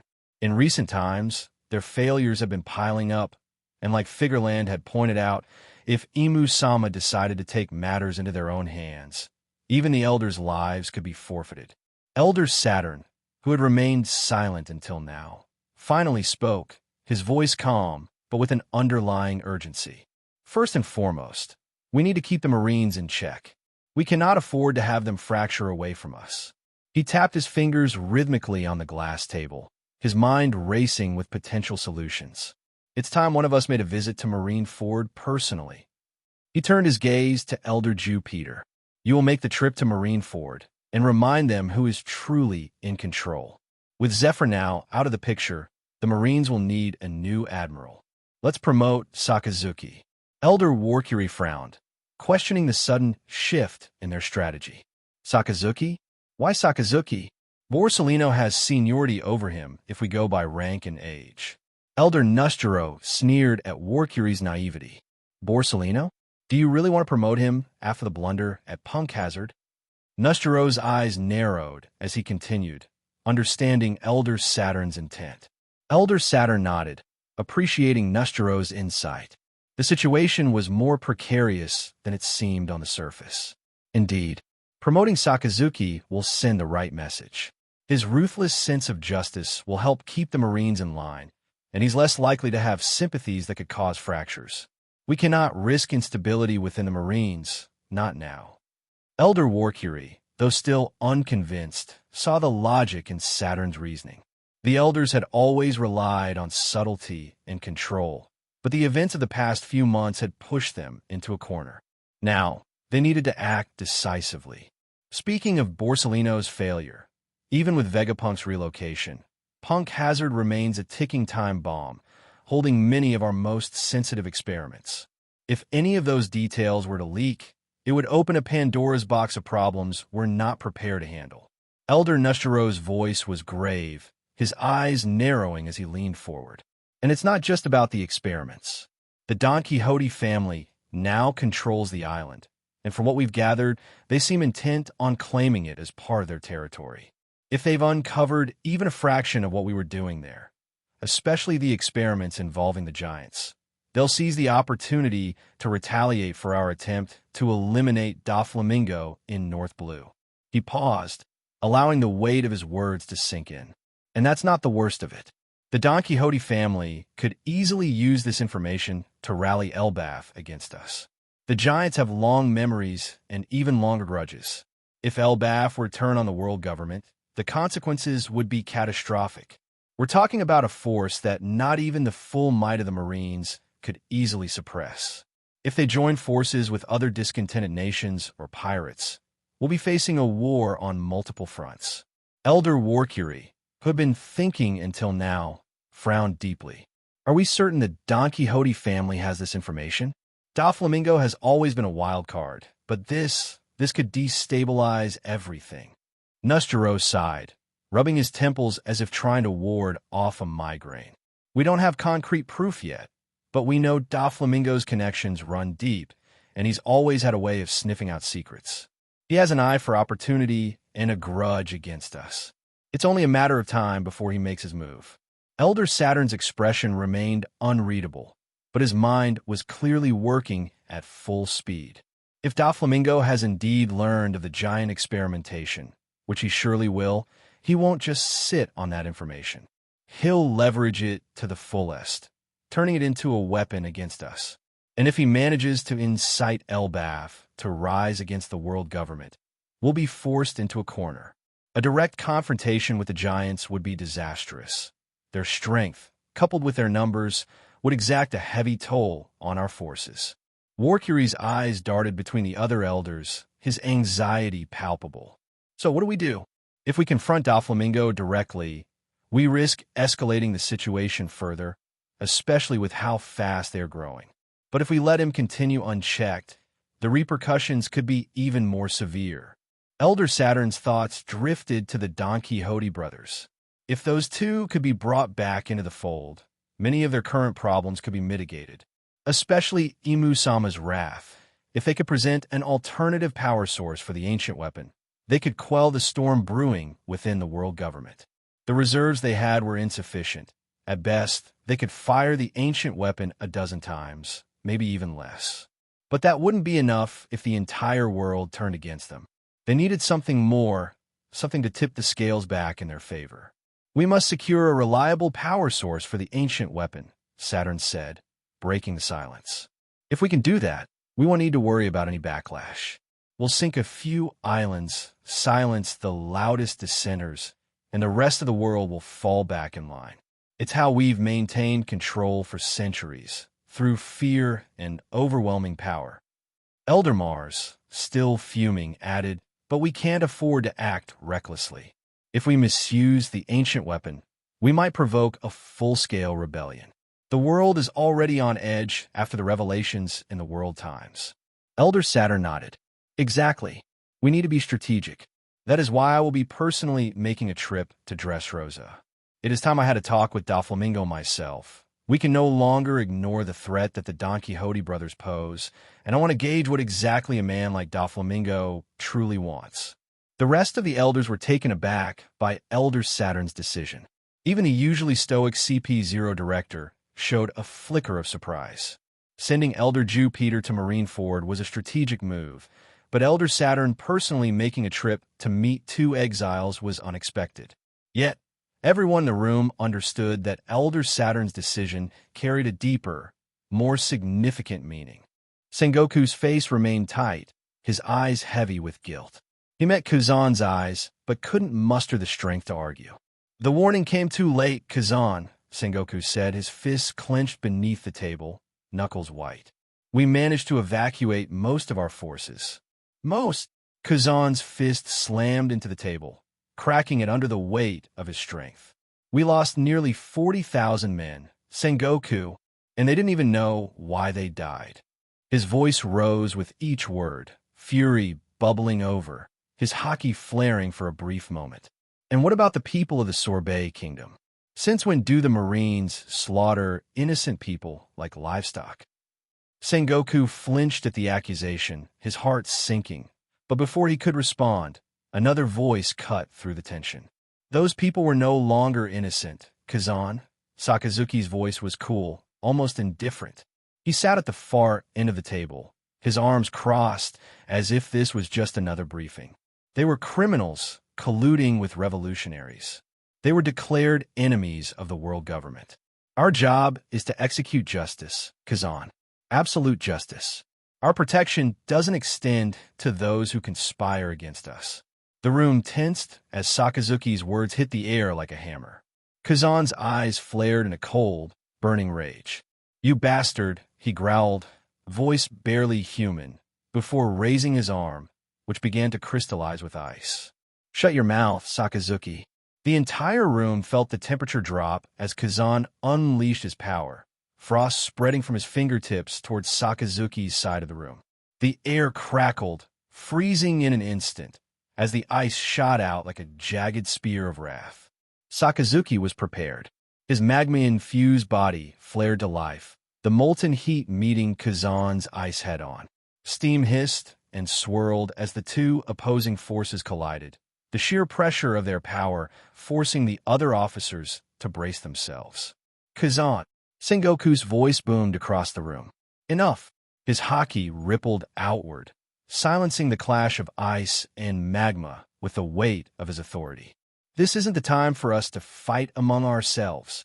Kazan's eyes remained locked on Sakazuki, his chest heaving with barely restrained fury, but he relented, letting the ice recede. Sakazuki's lava simmered down as well, though his stoic expression never faltered, showing no remorse for his cold, calculating words. Just then, the tense silence of the room was broken by a knock at the door. A Marine officer entered hastily, bowing deeply as he approached Sengoku, his face pale with urgency.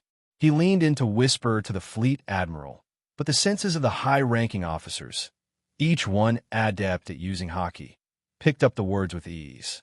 Asterisk, a ship from the Holy Land has docked at Marineford, sir.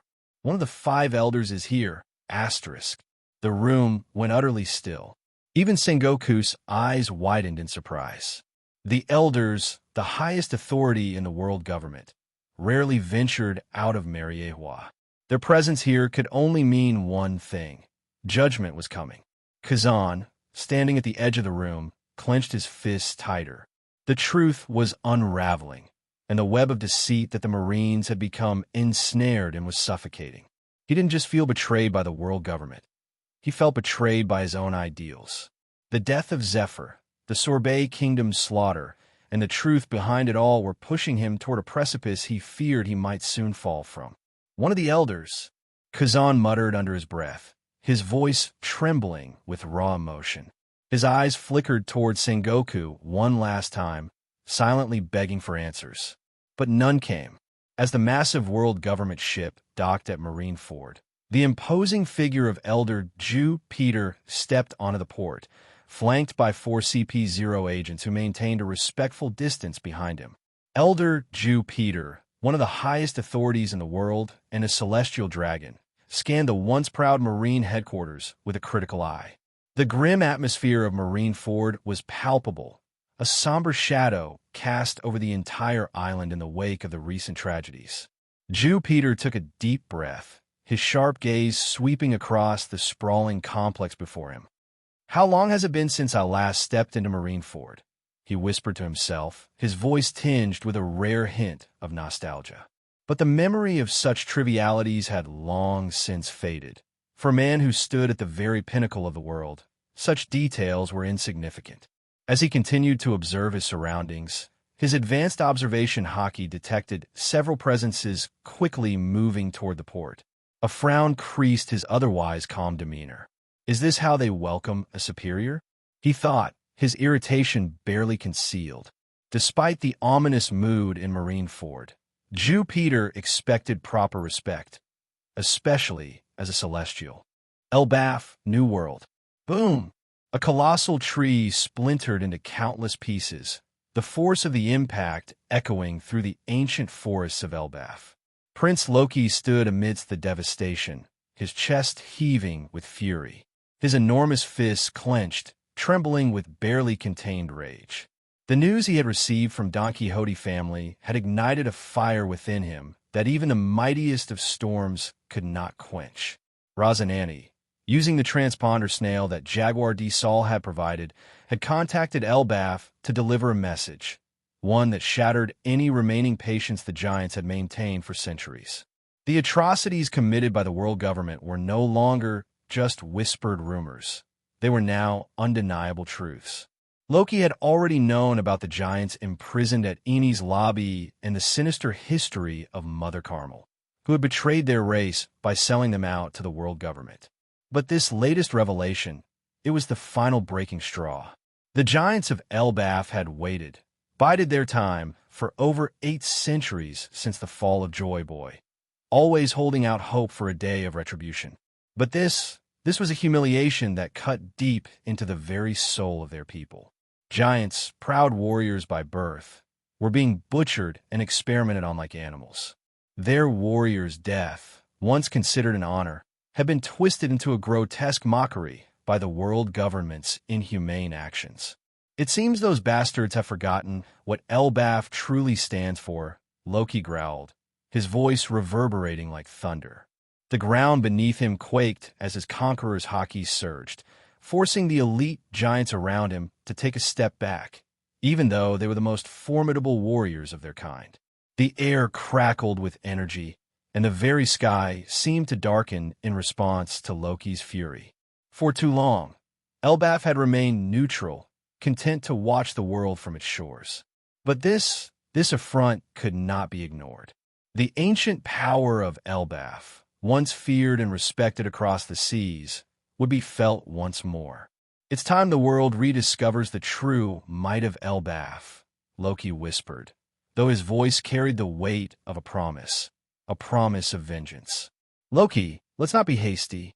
The eldest of the giants, a warrior who had seen centuries pass, stepped forward, his deep voice steady. Let's wait for Rosinante to send the bodies of our kin. We can decide our course of action from there. It's not wise to antagonize the world government now, especially with them revealing the ancient weapon. Elbaf was a land steeped in history and tradition. Its people, with their long lifespans, were the keepers of knowledge passed down from generation to generation. The events of the Void Century, the secrets the world government had tried so hard to bury, were known to them. If not for their overwhelming strength, Elbaf would have been razed long ago by the world government. But even that strength needed to be wielded wisely. Loki's rage was palpable, his muscles taut with the need for action. "Do you expect me to sit here, elder, sucking my thumb while our kin are slaughtered?" His tone was sharp, uncharacteristically disrespectful, but the elder remained calm. He understood the prince's fury, for it was a reflection of his own. But he also knew that decisions made in anger were dangerous. "No, Loki," the elder responded, his voice a calming balm against the younger giant's storm. "Remember what I have taught you. It is good that you react this way for the sake of your kin, but never let rage consume you. Any decision made in anger will surely lead to our downfall." The elder's words hung in the air, heavy with truth. Loki's chest heaved as he struggled to rein in his fury. He knew the elder was right, but that didn't make the situation any less infuriating. The world government had crossed a line, and the Prince of Elbaf could not simply stand by and do nothing. Yet, the elder's wisdom was undeniable. Charging in a battle without full knowledge of the enemy's strength or intentions could spell disaster, not just for Loki, but for all of Elbaf. The ancient weapon the world government had revealed was a threat they could not take lightly. And the elder's caution was not born of fear, but of experience. "Patience is not the same as inaction, Loki," the elder continued, his tone gentle but firm. "We will have our justice, but it must be at the right time, with the right strategy.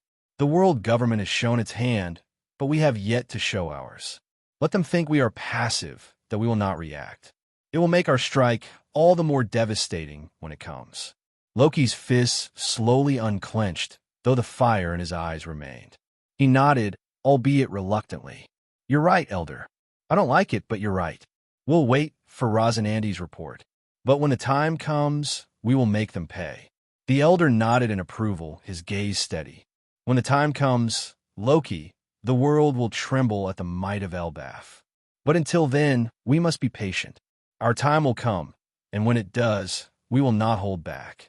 The giants around them murmured in agreement, their loyalty to Loki unwavering despite his earlier outburst. They too felt the anger burning within them, but they respected the elder's wisdom. They would wait, bide their time, and when the moment was right, they would unleash the full fury of Elbaf upon those who had wronged them. As the sun began to set over the towering trees of Elbaf, casting long shadows across the land, Loki looked out over his homeland. The fury in his heart had not lessened, but it was now tempered with resolve. The world government had forgotten the might of the giants, but soon they would be reminded. Elbaf would rise, and the world would never be the same. Marine Ford Grand Line. Marine Ford was gripped by a suffocating silence, one that carried the weight of the tremendous loss that had struck the heart of the Marines. The deaths of over 40,000 Marines in a single, devastating blow had sent ripples of shock and anger throughout the ranks. But worse than the body count was the death of Admiral Zephyr, a man whose name commanded respect and reverence from nearly every elite Marine that had ever trained under him. He wasn't just a symbol of strength. He was a mentor, a father figure to countless Marines, now taken from them in an instant. The tension in the meeting room was thick, the gravity of the situation etched on the faces of the highest-ranking officers of the Marines. Fleet Admiral Sengoku sat at the head of the table, surrounded by his admirals and vice-admirals. Rilene, Hazard, Borsuno, Sakazuki, and every officer of importance was present. But none more imposing in this moment than Vice Admiral Kazan, who stood wrapped in bandages, his wounds from the recent clash with an unknown assailant still fresh, though nothing compared to the rage burning inside him. With a flick of his wrist, Kazan tossed the crumpled World Times newspaper onto the table, the front page screaming accusations that sent a shiver down the spine of every Marine in the room. "Is this true, Sengoku-san?" Kazan's voice was low but simmering with barely controlled fury, his cold glare fixed on Sengoku, as if daring him to deny it. "Tell me this isn't true." Everyone had heard the rumors, whispers of how Admiral Zephyr had been a target, not just in this recent catastrophe, but from years ago when his family was marked to be killed in what was now suggested to be a world government-sanctioned attack. The betrayal stung deeper than any physical wound could. Dragon, who was accustomed to unwavering deference. The port felt like a graveyard, a stark contrast to the bustling hub it usually was. But to Jew Peter, all those lives lost in the recent events were nothing more than numbers, sacrifices that had served their purpose. Unlike the other celestial dragons, however, Jew Peter was shrewd enough not to openly display disdain for those beneath him. He knew the power of perception and chose to keep his contempt masked, especially when it served his interests. Soon, Fleet Admiral Sengoku arrived, followed by Admiral Hazard, Vice Admiral Tsuru, and Vice Admiral Sakazuki. The group moved with urgency, aware of the delicate situation they were about to face. Under normal circumstances, a grand parade would have been arranged to welcome someone of Jew Peter's stature, but the current state of Marineford made such an event unthinkable. Sengoku was silently grateful that a mob hadn't formed to protest the arrival of one of the very people responsible for their suffering. Sengoku approached the elder with a short, respectful bow. "Elder, we would have arranged for a grand ceremony if we had known you were coming," he greeted, his tone measured and diplomatic. Jew Peter acknowledged the bow with a mere nod, his eyes cold and calculating. "I'm not here for pleasantries, Sengoku," he began, his voice devoid of warmth. "The recent failures of the Marines have deeply disappointed us. I am here personally to set things straight within Marineford." His words cut through the air like a blade, leaving no room for misunderstanding.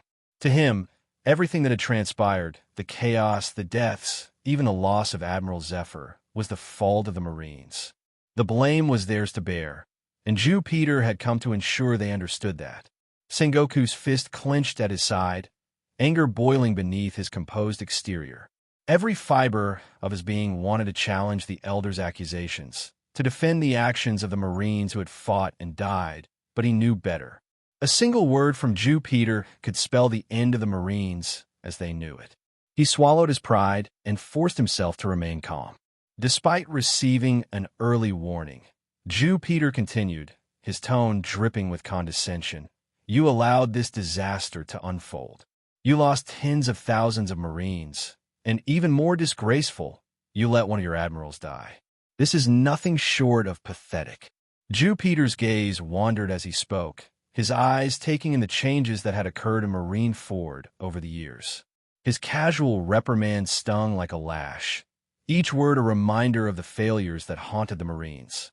Sengoku, Tsuru, Hazard, and Sakazuki stood in tense silence, their jaws set, their pride wounded, but none dared to speak against the elder. The group walked towards the main building, Jew Peter leading the way as if he owned the place. And, in a sense, he did.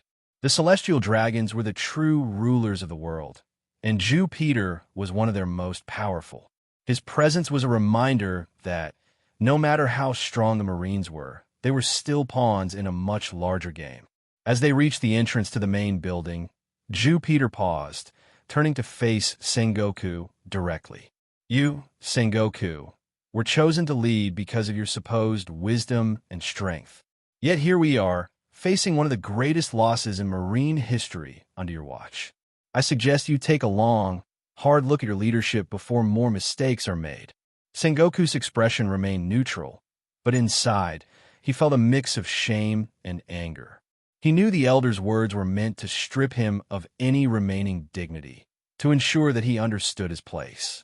The truth was, despite all his power and responsibility, he was still subservient to the whims of those who truly held power in the world. Within the meeting room, tension hung thick like a storm cloud. Elder Jew Peter now occupied the main seat, his presence an ominous shadow over the gathering. Behind him stood the CP0 agents, motionless and stern as sentinels, their expressions hidden behind featureless masks. Despite the room being filled with the highest-ranking officers of the Marines, pillars of justice within the organization, few had ever found themselves in the same space as an elder, let alone one who represented the highest authority within the world government.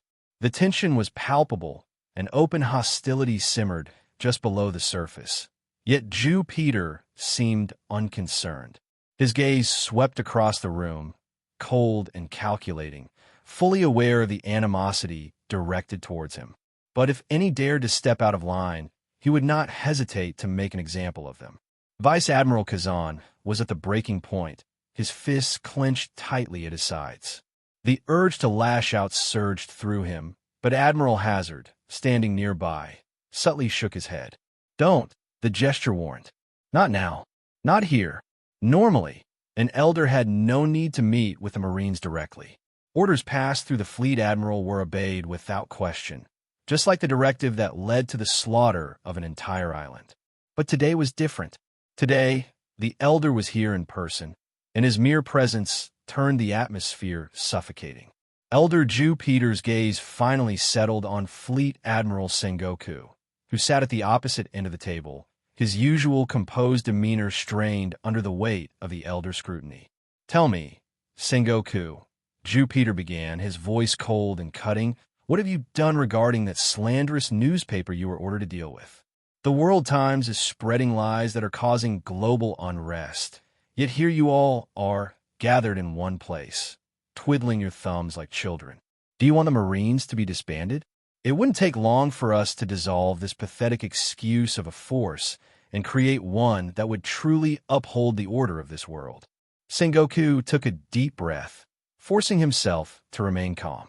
"Sir, the losses to the Marines were significant, yes," he began, his voice steady though laced with underlying frustration. "But we succeeded in taking down Golden Lion Shiki and Charlotte Linlin, two of the most notorious pirates who were dubbed the Emperors of the New World. Along with them, many other notorious pirates from the New World were also captured or killed." Jew Peter's eyes narrowed, his expression betraying a flicker of disdain. "That was no thanks to you, Sengoku," he interrupted sharply. "If the Marines were competent, we wouldn't have had to resort to using a weapon of such magnitude. We lost 23 celestial dragons during that native hunting competition. So tell me, how are you going to take responsibility for that? Weren't the Marines tasked with providing security for the event?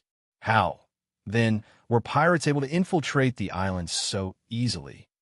The elder's words were a stinging rebuke, twisting the narrative to place the blame squarely on the Marines' shoulders. Kazan, who had been silently fuming, could no longer contain himself. He slammed his fists on the table as he stood, his eyes blazing with fury. "Are you saying it's all the Marines' fault?" His voice echoed through the room, filled with indignation. Admiral Raylene, who had been silently seething, finally spoke up, her voice dripping with sarcasm and contempt. "From the reports, it was world government ships that broke away from the blockade, allowing the pirates to enter the island. And the newspaper clearly tells us what kind of games the world government is playing." Sengoku, torn between his duty and his bond with Garp, struggled to find the words. "Garp, please don't do this. We can handle this without resorting to violence. Zephyr will not want you going down this path." But Garp shook his head, resolute. "Violence? This isn't violence, Sengoku. This is a wake-up call, a reminder of what it means to be a Marine. If we don't fight for what's right, then what are we even doing here?" Zephyr was someone who truly embodied the true spirit of Marines, even more so than myself. The CP0 agents moved in, their hesitation gone as they prepared to subdue the legendary Marine by force.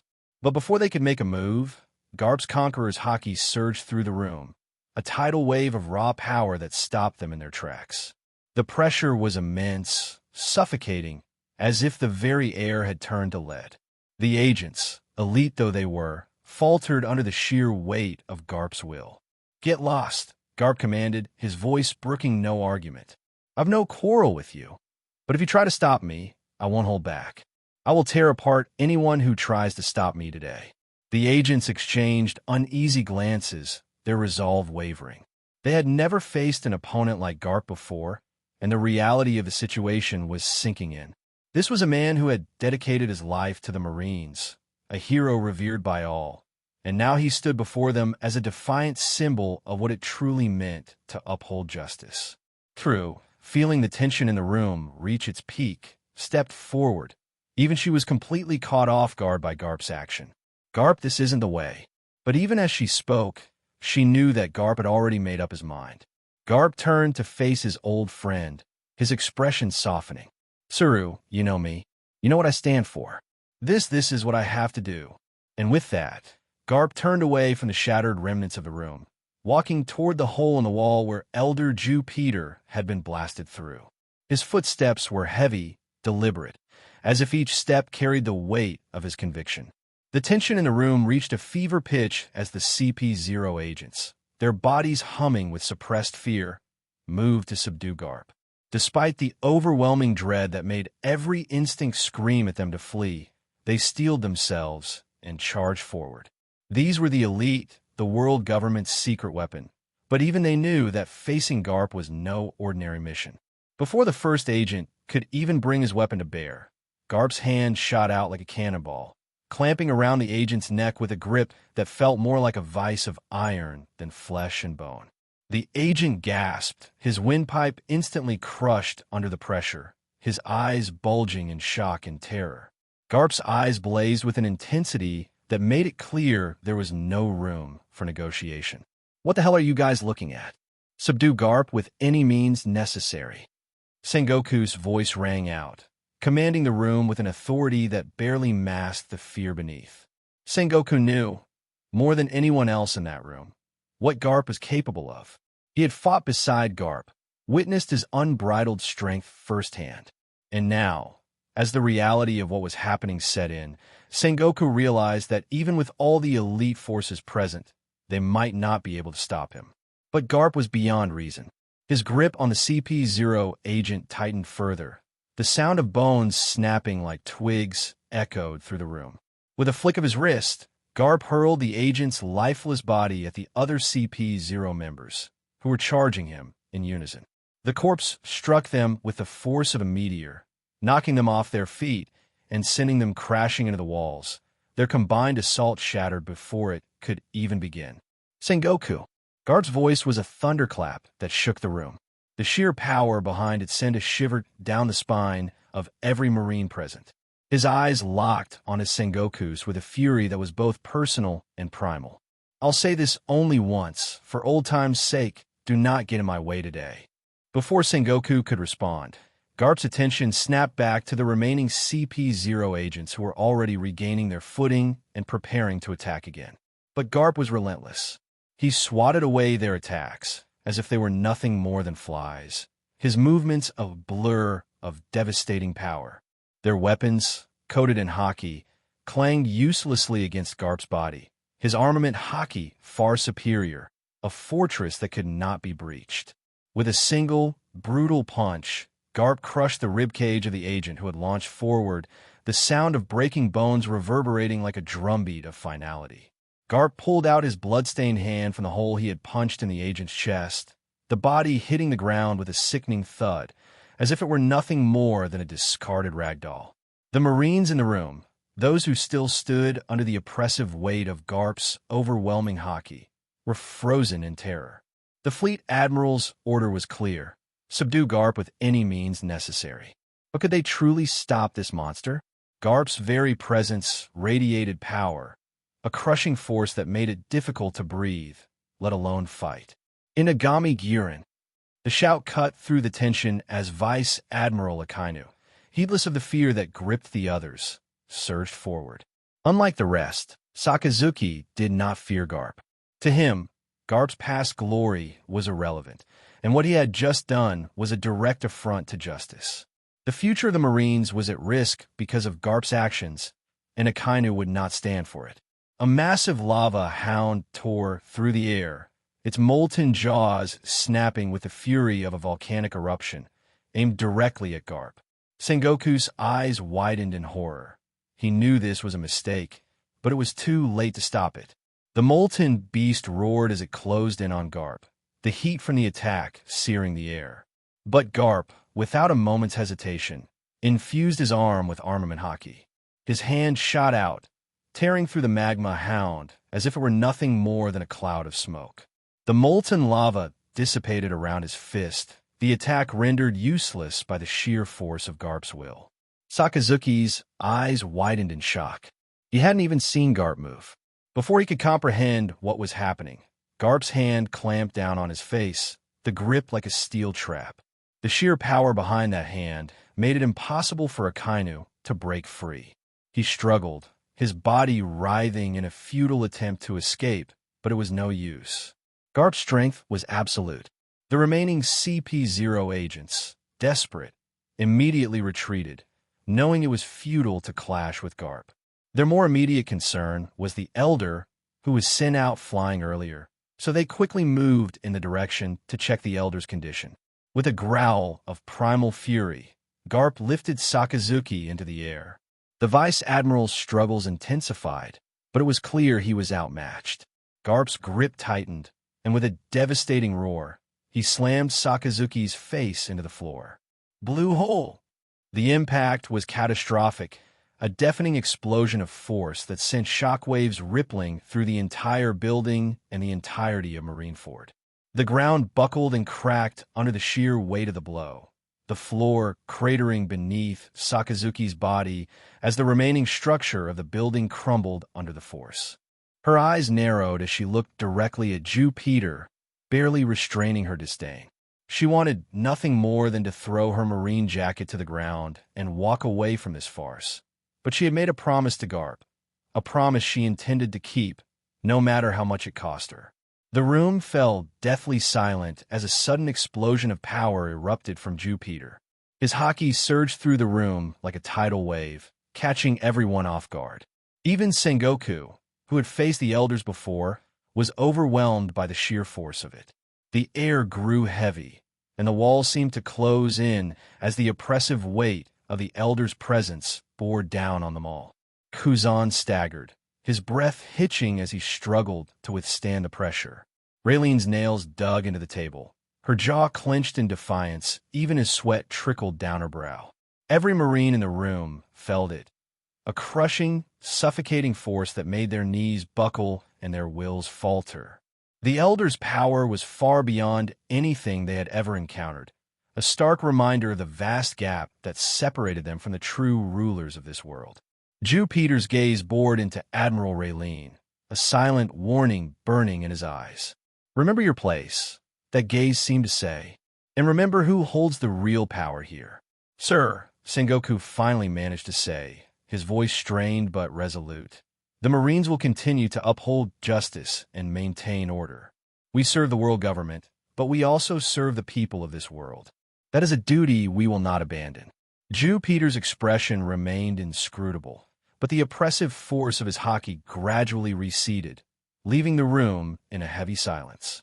The tension remained, thick and unyielding, but for now, the immediate threat had passed. The Elder leaned back in his chair, his cold eyes still fixed on Sengoku. See that you don't forget that, Sengoku, Jupiter said, his voice a low, dangerous murmur. For your sake, and the sake of your precious Marines. Boom! The sound of the explosion reverberated through the meeting room, a thunderous crash that shook the very foundations of Marine HQ. Just as Elder Jupiter was about to disclose the true purpose of his visit, the door to the meeting room was obliterated, blown apart with a force that sent debris flying in every direction. Splinters of wood and metal shot through the air as the entrance was reduced to rubble. For a moment, time seemed to stand still as everyone in the room froze, their senses overwhelmed by the sudden, violent intrusion. Before anyone could fully register what had happened, a figure moved through the smoke and dust, faster than any of the elite Marines could react. In an instant, the figure barreled through the center of the room, the air around them crackling with raw power. Tables and chairs were torn asunder as the figure's momentum carried them forward, straight toward Elder Jupiter. The speed, the precision, the sheer force, it was overwhelming. The fist that followed was a sledgehammer of fury, aimed squarely at the Elder's chest. Jupiter, despite his calm demeanor, had honed instincts that few in the world could match. Even so, the attack was so sudden, so brutally powerful, that it left him with no choice but to defend himself. His arm shot up, coated in the black sheen of advanced haki, just in time to intercept the blow. The impact was cataclysmic. The collision of two titanic forces sent a shockwave ripping through the room, shattering windows and causing the walls to tremble and collapse. The innate building splintered beneath the force, and the air itself seemed to vibrate with the residual energy of the strike. Yet, even with his formidable defense, Elder Jew Peter was not prepared for the sheer magnitude of the punch. His feet skidded back, digging into the floor as he was propelled across the room, but it wasn't enough to stop the momentum. The Elder was sent hurtling backward, crashing through the reinforced walls of Marine HQ as if they were made of paper. Stone and steel crumbled around him as he was launched outside, leaving a trail of devastation in his wake, the building itself groaning under the assault. For a moment, the room was engulfed in a stunned silence. The Marines, some of the most powerful warriors in the world, stood in shock amidst the no-destroyed room, their eyes wide with disbelief at what they had just witnessed. The CP0 agents, usually the epitome of composure, were momentarily paralyzed, their minds struggling to process how they had failed to react to such an attack. These were the guardians of the world government's secrets, the elite among elites, and yet they had been caught flat-footed, unable to protect the Elder from the assault. Vice Admiral Kazan's heart pounded in his chest as he slowly turned his gaze to the source of the chaos. The dust and debris began to settle, revealing the figure standing amidst the ruins of what had once been the meeting room. His eyes widened as recognition dawned on him. It was Garp, the legendary Marine hero, Vice Admiral Monkey D. Garp stood tall in the center of the room, his fists still clenched from the devastating punch. His expression was a storm of barely contained rage, his eyes blazing with a fury that seemed to radiate from him in waves. Garp's presence filled the room, a force of nature that could not be ignored or denied. Garp! Sengoku's voice was a mix of shock and concern. Disbelief etched across his features. "What are you doing?" But Garp ignored him, his eyes locked on the gaping hole where Elder Jew Peter had been blasted through. The tension in the room escalated to a breaking point, every Marine on edge, unsure of what would happen next. The CP0 agents, their training kicking back in, quickly moved to surround Garp, their weapons drawn and hockey flaring as they prepared to subdue him. But there was a hesitation in their movements, a fear that lingered in the back of their minds. This was Garp, the man who had fought on equal footing with the Pirate King himself, and they knew that confronting him would be no easy task. Sakazuki's fists clenched at his sides, torn between loyalty to his fellow Marines and the orders of the world government. "Garp, what the hell are you thinking?" he demanded, his voice carrying the weight of authority, but also a hint of desperation. Garp finally spoke, his voice a deep, rumbling growl that resonated with the fury boiling inside him. "Thinking? I'm done thinking, Sakazuki. This farce has gone on long enough." He took a step forward, the floor cracking beneath his boot, his gaze sweeping across the room. "I've watched as the world government plays its games, as it sacrifices innocent lives for power. And now they want to hunt down Marines like they are less than dogs? Not on my watch." Admiral Hazard, who had been silent up until now, took a step forward, his hand already channeling energy in case the man lashed out. "Vice Admiral Garp, I understand your anger, but attacking an elder, this will have consequences you can't take back." Garp's bloodshot eyes narrowed slightly as he looked at Hazard, but the fire in them didn't diminish. "Consequences? Hazard, the consequences of doing nothing are far worse. The Marines are supposed to stand for justice, not be lapdogs for a corrupt regime. If they want to come for me, let them. But I won't stand by while they slaughter one of the most steadfast Marine that I have known throughout my life." The Marines who had witnessed the battle were left speechless, their faces pale as they stared at the devastation. The once proud Marine HQ, the symbol of their power, was now a ruin, brought to its knees by the fury of one man. And as the dust settled, it became clear that Garp had held back. If Sakazuki wasn't a fellow Marine, his fate would have been sealed. Garp stood over Akinu's crumpled form, the Admiral barely conscious, blood dripping from his face where Garp's grip had torn into him. It was a sight that none in the room would ever forget, a reminder of the overwhelming power that Garp possessed and the lengths he was willing to go to uphold his own sense of justice. All it took was a single attack to bring someone like Akaina down. Kazan's heart raced as he watched Sakazuki's body crumple beneath Garp's devastating attack. Despite the tension between them, there was no denying the bond that had formed between the two admiral candidates over the years. Borsellino, the calm, lazy, and collected vice admiral, couldn't just stand by as his old friend lay beaten. The instinct to protect his friend surged within him, and without thinking, he began to move. In an instant, Kizaru, the man who often masked his true feelings behind a facade of aloofness, transformed into light, his body shimmering as he prepared to retrieve the downed Sakazuki. Although Borsellino rarely showed it, his connection to Sakazuki ran deep. They had joined the Marines at the same time, faced countless battles together, and formed an unspoken friendship forged in the crucible of war. But just as Kizaru was about to reach Sakazuki, something primal and terrifying gripped his entire being. A cold, all-consuming fear that seized his soul and sent shockwaves through his body. His observation haki, finely tuned and nearly unmatched, flared with an intensity that it rarely did, warning him of the mortal danger he was about to face. It was as if death itself was staring him down.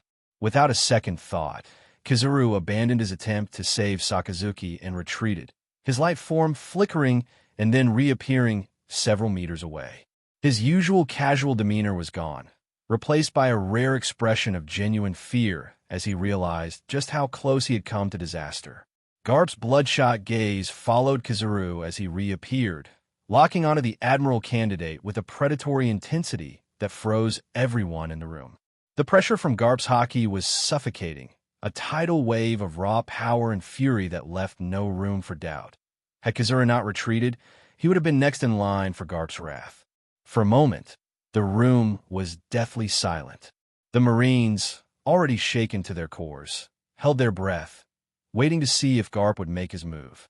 Kizaru, usually unflappable, stood perfectly still, knowing that any sudden movement could trigger another brutal attack. His mind raced, calculating the odds, but there was no mistaking the truth. Garp's overwhelming power was something beyond even his own considerable abilities. Then, with a slow, deliberate motion, Garp turned away from Kizaru, launching himself into the air in the direction where the Elder flew out, leaving the stunned Vice Admiral to gather his composure. The moment passed, but the tension in the air remained thick, palpable, as Garp's presence continued to dominate the room. Kizaru exhaled, the breath he hadn't realized he was holding escaping in a controlled sigh. He understood now, more than ever, that Garp was not a man to be trifled with, not even by someone of his own formidable caliber. The true terror of the Marine hero was not just his strength, but the unyielding resolve that fueled it. A resolve that, on this day, had shaken the foundations of the Marines to their core. Sengoku finally snapped out of his shock, realizing that if he didn't act now, the Marines would face their darkest hour. Garp's rampage could spell the end of everything they had worked for. The man who had once been their greatest hero was now the gravest threat they had ever faced. With a sense of urgency that bordered on desperation, Sengoku barked out orders. "Suru, Raylene, Hazard, you're with me." His voice, commanding and resolute, cut through the tension in the room. He knew that only the best could hope to stand even a chance of slowing Garp down. 2. The veteran tactician, Raylene, whose combat prowess was second to none, and Hazard, the steadfast admiral, all were the pillars of the Marines. If they failed, there would be no one left to stop Garp. Sengoku's gaze then fell upon Sakazuki, who lay battered and barely conscious on the shattered floor. Blood streamed from the Vice Admiral's wounds, his body a broken shell of the indomitable force he usually was. Kazan, still reeling from the chaos, instinctively moved to his side. Despite their differences, he was a fellow Marine. "Kazan, get Sakazuki to the med bay," Sengoku ordered, his voice tinged with urgency, but also with the weight of responsibility. He knew the importance of keeping the future admirals alive, even if their strength paled in comparison to Garp's onslaught. Sengoku then turned to Borsalino, but he was met with an unexpected sight. The normally unflappable Kizaru stood frozen, his usually lazy demeanor replaced with a look of pure terror. He was still trapped in the shock of having been so close to death, an experience that had shaken him to his core. Sengoku had seen it too, the brief moment when Garp's bloodshot eyes had locked onto Kizaru, and for a split second, he had feared the worst. Borsalino, Sengoku began, but he realized there was no point in finishing the order. Kizaru was paralyzed by fear, still trying to process just how close he had come to being obliterated. Even Sengoku had to admit, the thought of Garp tearing Kizaru apart had sent a cold chill down his spine. But there was no time to dwell on it. Every second they wasted brought them closer to ruin. With a final, urgent glance at his comrades, Sengoku turned and led the charge out of the ruined meeting room, following the path of destruction that Garp had carved through the Marine HQ. As they rushed in the direction Garp had gone, the sheer scale of the devastation became evident. Walls were crumbled, floors cracked and shattered, as if a storm had torn through the building. Marines lay scattered, some unconscious, others struggling to their feet, all bearing the marks of Garp's unchecked fury. The entire structure of Marineford seemed to tremble, as if the very foundation of their world was crumbling beneath them. 3 world government ships sliced through the open seas in tight formation, their colossal hulls cutting through the water with ominous purpose. At the center of this formation was a massive behemoth of a vessel, towering over the others. Aboard it sat one of the 5 elders, J. Garcia Saturn, a man whose mere presence commanded the fear and respect of all who served under the world government's banner. The fleet had just entered the periphery of seas controlled by the Don Quixote pirates, a notoriously dangerous territory.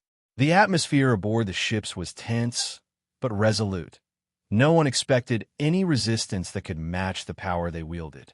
But as they neared the border of the pirate-controlled waters, a small galleon appeared on the horizon, intercepting their path with a boldness that bordered on insanity. Despite his seething anger, Garp's years of discipline held. His attacks were devastating, but he was careful not to let the innocent be caught in the crossfire. But the scale of his fury was such that even with this restraint, the destruction was immense. Jew Peter gritted his teeth, feeling the strain of the battle wearing on him. For every powerful blow he landed, Garp answered with a dozen more. The elder's strength was legendary, and yet, in the face of Garp's onslaught, he found himself being driven back, inch by inch. The battle between them was felt across the entire Marineford. Marines who had once stood tall, now cowered as the ground beneath them shook violently. Walls cracked, and the skies seemed to darken under the weight of the 2 titans' hockey clashing. Many who watched felt a growing dread, the realization that they were witnessing a fight that could reshape the world itself. Garp's fists were relentless, a torrent of wrath that seemed without end. Jew Peter, for all his strength and status, was finding it increasingly difficult to hold his ground. Each impact sent shockwaves rippling across Marineford, and those who hadn't already fled could only watch in awe and terror as Garp, the hero of the Marines, steadily pushed back one of the world's most powerful men. This was no longer just a fight, it was a statement. Garp was showing the world, the Marines, and the world government itself that even in his fury, he was a force that could not be subdued. Jew Peter was formidable, but he was facing the embodiment of justice unchained, and the world trembled in the wake of their clash.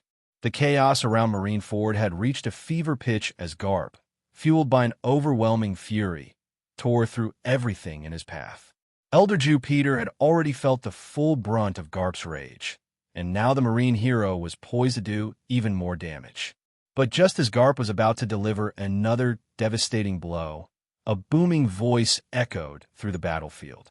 "Garp!" Sengoku roared, launching himself into the fray in his massive Daibutsu form. His golden, Buddha-like figure loomed large, radiating an aura of immense power. But Garp, lost in his fury, seemed more like a force of nature than a man.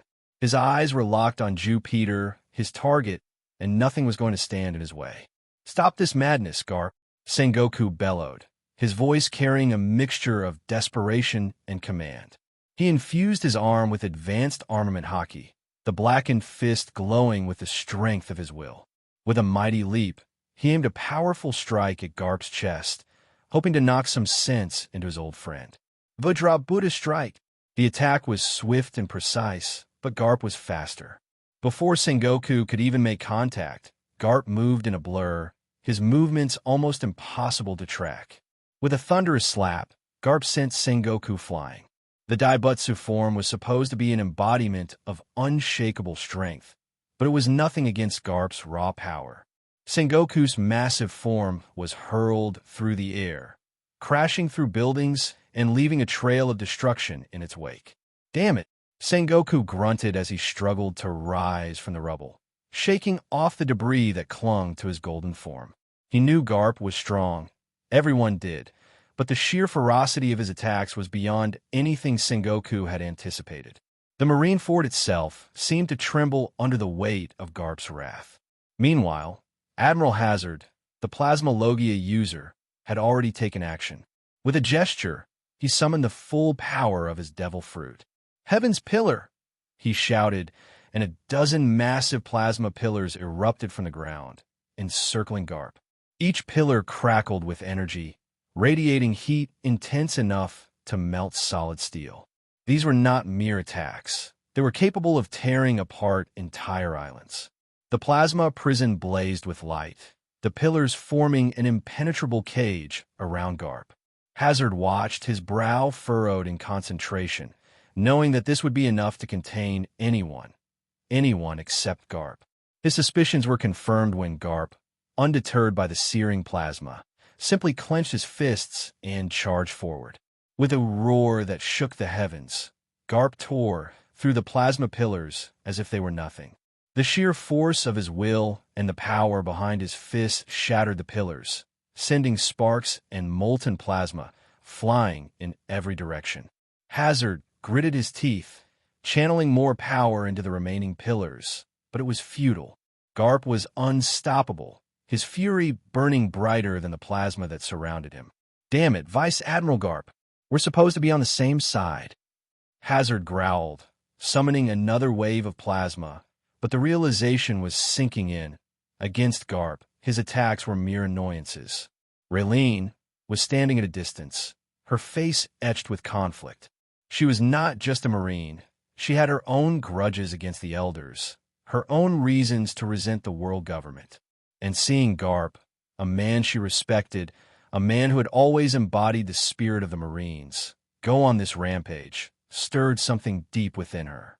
She hesitated, torn between her duty and her beliefs. Instead of attacking, she focused on containing the destruction, using her mythical tiger form to create barriers using the destroyed buildings, redirecting debris and blasts away from the evacuating Marines. She knew the devastation Garp could cause, and while she couldn't bring herself to fight him, she could at least try to minimize the collateral damage. "Garp, please, you have to stop this." Tsuru's voice cut through the chaos as she appeared at Garp's side, her hands moving in the familiar gestures of her wash-wash fruit. She was trying to bind him, to slow him down, but her heart wasn't in it, as her true concern was to secure the safety of the Elder. "You're going to destroy everything we've worked for. This isn't you." For a brief moment, Garp hesitated, his eyes meeting Tsuru's. There was a flicker of recognition, of the old friendship and trust they had shared for decades. But it was fleeting. The rage that consumed him was too deep, too overwhelming. He shrugged off Tsuru's abilities, breaking free from her grip with a surge of haki that sent her staggering back. "Sengoku, Tsuru, Hazard, stay out of my way." Garp's voice was a thunderclap, his tone leaving no room for argument. "This is between me and them." But Sengoku was not a man who would back down, not when everything they had built was at stake. Bloodied and battered, he forced himself back to his feet, his golden Daibutsu form gleaming under the harsh light of the battlefield. "Garp, I won't let you do this," he shouted, charging forward once more. This is the territory of the Don Quixote pirates. State your business. A pirate goon bellowed from the deck of the galleon. It was a patrol ship tasked with monitoring the borders of the Don Quixote territory. The pirate's voice was laced with false bravado, the kind of confidence that came from serving under one of the most feared pirate crews in the world. But the world government ships didn't even acknowledge the warning. They didn't slow down, didn't change course. They barreled forward, heading directly for the smaller vessel, as if it didn't even exist. "Abandoned ship!" the pirate screamed, his voice cracking as the reality of the situation hit him. He understood now. There were nothing more than ants in the path of a juggernaut. Panic spread across the faces of the pirate crew as they leapt overboard, scrambling to escape the inevitable. But it was too late. The massive government ship plowed into the galleon with brutal force, crushing it beneath its hull as if it were nothing more than driftwood. The shattered remains of the galleon sank swiftly into the depths of the ocean, a testament to the ruthless efficiency of the world government. A cipher pole agent standing on one of the other ships watched the scene with cold disdain. "Little pirate bastards," he muttered. "They think they can challenge the might of the world government." The destruction of the galleon was quick, almost effortless, a clear message to any who would dare oppose them. But as the agent sneered at the pirate's fate, something shifted in the air. On the main ship, Elder Saturn's eyes, which had been calmly scanning a document, suddenly narrowed. His instincts flared, honed over decades of ruling from the shadows, and even the CP0 agents nearby stiffened as they sensed an imminent threat. Before anyone could issue a command, the retaliation came. One of the ships flanking the main vessel was suddenly and violently pierced by a barrage of projectiles. The attack was so swift, so precise, that the sailors aboard barely had time to react. The first wave of projectiles tore through the ship's reinforced hull like paper, each impact carrying the devastating force of an admiral-level attack. The crew scrambled to abandon the vessel, but before they could even lower the lifeboats, a massive projectile, larger than the rest, punctured the ship's core. Boom! The explosion was deafening, a monstrous blast that echoed across the seas. The world government battleship was obliterated in an instant, sinking into the ocean just as the patrol ship had moments earlier. The water churned with the debris of the once proud vessel, now nothing more than wooden debris scattered across the waves. On the main ship, the shock was palpable. The cipher pole agents, who moments before had been full of contempt for the pirates, now stood frozen, their faces pale with disbelief. The ship they had just lost was no ordinary vessel. It was a warship of the highest caliber, sunk with such ease that it defied comprehension. Elder Saturn, however, remained composed, his mind already racing to assess the situation. "Halt our advance at the edge of Don Quixote territory," he ordered, his voice cutting through the chaos with the authority of one who was used to being obeyed without question. "It seems they were well aware of our arrival. Find a nearby island and anchor the ships. I want a full assessment of what kind of weapons they just used." His orders were relayed swiftly, the crew moving with the precision born of fear and respect. But even as the ships adjusted their course, the looming question hung in the air. What kind of weapon could inflict such devastation? The projectiles had carried the force of an admiral's attack, yet they had been fired with such speed and accuracy that the government's ship hadn't stood a chance. As the ships began to steer toward a nearby island, Elder Saturn stared out at the horizon, his thoughts dark and brooding. The Don Quixote family, already a significant threat, had just demonstrated a new level of danger, one that could not be ignored. "Elder Sama, are you all right?" A CP0 agent hurried to the scene, his voice laced with urgency as he approached the massive crater where Elder Jupiter had crashed. The agent's eyes widened as the elder emerged from beneath the rubble, pushing away tons of concrete and twisted metal with sheer brute force. Dust and debris clung to his robes, but what emanated from him was far more terrifying, pure, unadulterated rage. Jupiter's aura was palpable, a seething mass of fury that sent chills down the spines of those who dared to approach. When was the last time anyone had dared lay a hand on him? let alone strike with the intent to kill. Garp had crossed a line that should never have been approached. The elder's cold eyes scanned the battlefield as he began to gather his strength, but before he could fully regain his bearings. Blue hole! Garp was already upon him, a blur of movement powered by raw, untamed fury. His entire body was cloaked in advanced armament hockey, making him appear as though he were made of living iron. The sheer force of his presence sent shock waves through the air, and the ground beneath him buckled as he launched a devastating fist aimed directly at Jupiter. The CP0 agent, sensing the lethal intent in Garp's attack, tried to intercept. But Garp's punch was unstoppable. As the agent moved to block, the air itself seemed to tremble, and in the next moment, boom! Garp's fist obliterated the CP0 agent with terrifying ease. The agent didn't even have time to scream as his body was torn apart, disintegrating under the sheer pressure of Garp's strike.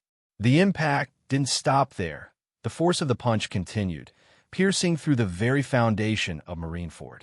The ground split open, creating a massive crater hundreds of meters wide.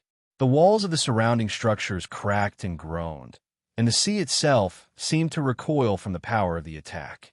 Jupiter had managed to create some distance just in time, his instincts saving him from the brunt of the blow. But as he steadied himself, his eyes narrowed at the sight before him. The man who had once been an asset, a hero of the Marines, was now an unstoppable force of destruction. Garp's fury was like a storm, unrelenting and merciless. Garp, do you want everything and everyone connected to you to be erased from this world? Jupiter roared, his voice cutting through the chaos like a blade. Even now, facing the brink of life and death, Jupiter hesitated to make Garp a true enemy of the world government. He knew well the unpredictable nature of the man before him, a wild card capable of tipping the balance of the world itself. But Garp was beyond reason. The fire in his eyes spoke of a wrath that could not be quelled by threats or pleas.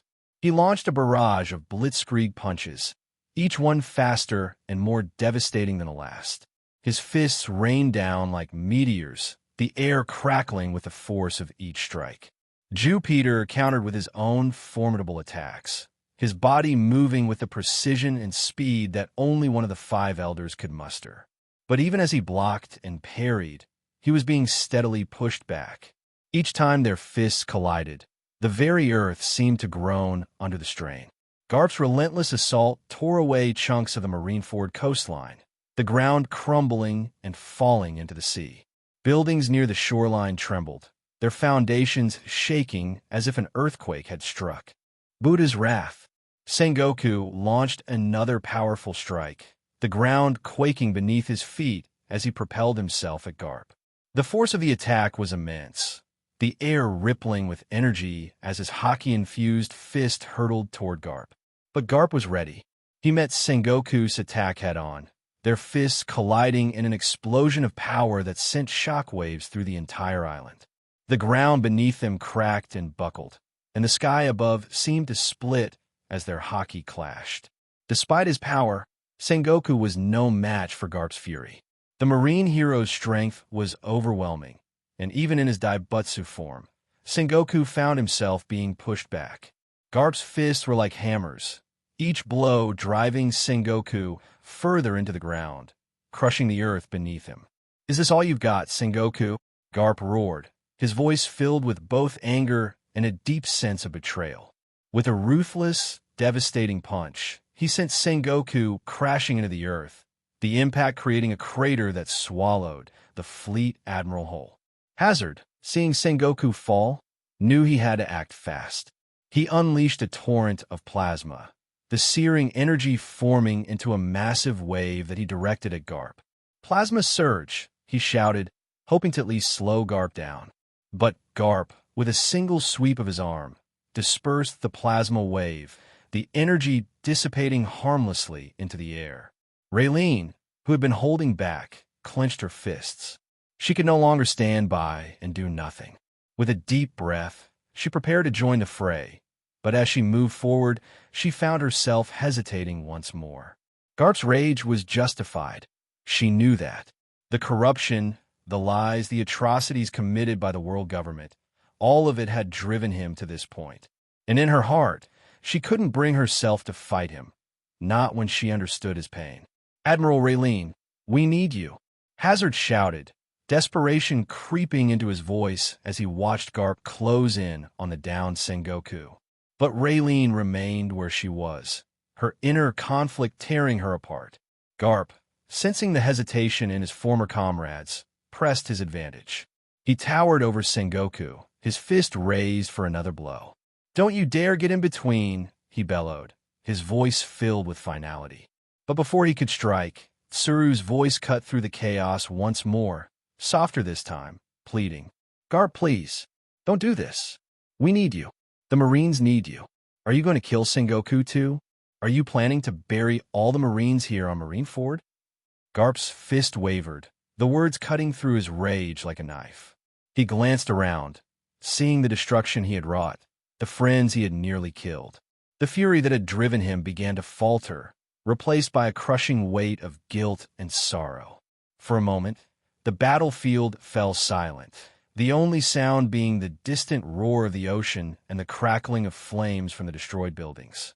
Garp's arms slowly lowered, the hockey that had surrounded it dissipating into the air. Sengoku, bloodied and beaten, looked up at his old friend, his eyes filled with pain. "Garp, don't do this. Don't make yourself our enemy." Don Quixote territory, New World. A tent was erected on the shore of an unnamed island, its dark fabric rippling in the coastal wind. Surrounding it were ranks of cypherpole agents, their stances rigid, eyes sharp, ready for anything. This was no ordinary encampment. Inside the tent sat one of the 5 elders, Elder J. Garcia Saturn, a man whose very presence signified the absolute authority of the world government. His gaze was cold, calculating, as he sifted through the reports of the latest developments. Just then, the silence within the tent was broken by the entrance of a CP0 agent. The man stepped forward with crisp precision, bowing slightly before he spoke. "Elder Sama, Doflamingo has arrived," he announced, his voice steady, though there was a trace of tension beneath his professional demeanor. Elder Saturn's brows lifted slightly in surprise. He had not truly expected Doflamingo to show up in person, given the circumstances. The former celestial dragon's defiance was well known, but this was bold, even for him. It seemed the blood of gods ran strong in the Don Quixote brothers, a sharp contrast to the pampered fools who still paraded themselves as deities in the Holy Land, sheltered from the world's true darkness. "Let him in," Elder Saturn commanded, his voice a smooth blend of curiosity and authority. Before the agent could leave to relay the order, a low, mocking chuckle echoed from the tent's entrance. The flaps of the tent parted as Don Quixote Doflamingo stepped inside, his signature grin wide on his face, radiating confidence and arrogance. He strolled in with the ease of a man who had long ago decided that fear was a luxury he couldn't afford. "Fufu. So, to what do I owe this pleasure? An elder, one of the highest authorities in the world, has come all this way to visit my humble abode," Doflamingo drawled, his voice dripping with sarcasm. His tone was light, but there was an underlying edge, a challenge hanging in the air. He didn't bother with formalities. Instead, he pulled out a chair and seated himself directly across from Elder Saturn, his posture relaxed, but his eyes sharp. It was a daring move, one that openly disregarded the chasm of power and influence between them. Elder Saturn couldn't help but admire Doflamingo's audacity. Few would dare to walk into the presence of one of the 5 elders with such blatant disregard for their authority. Even fewer would sit as an equal, without fear or hesitation, especially under the watchful eyes of the CP0 agents, who stood poised to strike at the slightest provocation. As Doflamingo made himself comfortable, the elder's gaze shifted momentarily to the figure standing just behind him, a blind swordsman whose presence exuded a quiet but undeniable power. The man's calm demeanor belied his true strength. Elder Saturn could sense that this swordsman was a force to be reckoned with, potentially on par with the Marine admirals. Though his eyes were clouded, his awareness was sharp, as if he could see through the very fabric of reality itself. "I did not expect you to personally make a trip to come meet me, Doflamingo," Elder Saturn remarked, his tone even, though there was an undercurrent of appraisal in his voice. He folded his hands in front of him, leaning forward slightly, his eyes narrowing as he studied the former kin. "You've always been bold, but I wonder, do you truly understand the gravity of the situation you're in?" Doflamingo's grin widened, a glint of mischief in his eyes. "Fufu. Gravity? Oh, I understand it perfectly. But you see, Elder Saturn, I've never been one to let the weight of the world crush me. Quite the opposite, actually. I like to see how much I can make it bend to my will." His words hung in the air, laced with a mix of arrogance and challenge. It was clear that Doflamingo was not here to play the subservient role. Elder Saturn's expression remained inscrutable, though a spark of interest flickered in his eyes. "You've always had a knack for challenging the established order, haven't you? But you must know that defiance comes with a price. Are you prepared to pay it?" Doflamingo leaned back in his chair, crossing one leg over the other. His posture was casual, but there was a steely determination in his gaze. "I've already paid plenty, and rest assured sooner or later I will make everyone responsible pay. But I didn't come here to talk about debts. I came because I'm curious. Curious about what brings someone like you to a place like this, and why you'd seek out someone like me."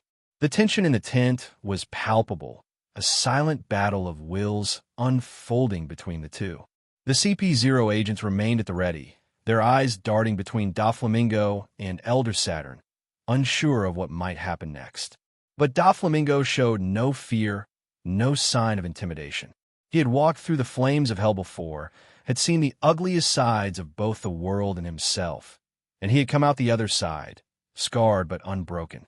The man sitting before him was one of the most powerful figures in the world, but to Doflamingo, power was just another tool, one that he had wielded with ruthless efficiency his entire life. Elder Saturn regarded him silently for a moment, the faintest hint of a smile playing on his lips. "You may have lost your title, Doflamingo, but it seems you haven't lost your nerve. That's good. Nerve is something I can respect. But remember this, even the boldest of men have fallen when they've crossed the wrong line." Doflamingo's grin didn't waver. "Fufu. Lines are meant to be crossed, Elder Sama. Otherwise, how would we ever know what lies beyond them?" The two men stared each other down, the air thick with unspoken threats and promises. Doflamingo had made his statement clear. He was not here to bow down or to beg. He was here as an equal, or perhaps even as a potential rival, depending on how this conversation played out. Finally, Elder Saturn broke the silence. "Tell me, Doflamingo, what are you really after?" A bone-chilling cold laughter echoed throughout the tent, slicing through the tense atmosphere like a blade. Elder Saturn's frown deepened as Doflamingo's laughter continued, a sound that seemed to mock the very authority that Saturn represented. "After all this time, you asked me this question, Elder Saturn?" Doflamingo's voice was laced with derision, his eyes gleaming with a dangerous mix of amusement and rage. "So what do I want? What I want is not something that can be given to me. It's something only I can seize with my own two hands." He paused, the smirk on his face widening. "Remember what I told you back then, when I was captured? I told you to kill me then and there. But no, you chose to use me to stroke your ego.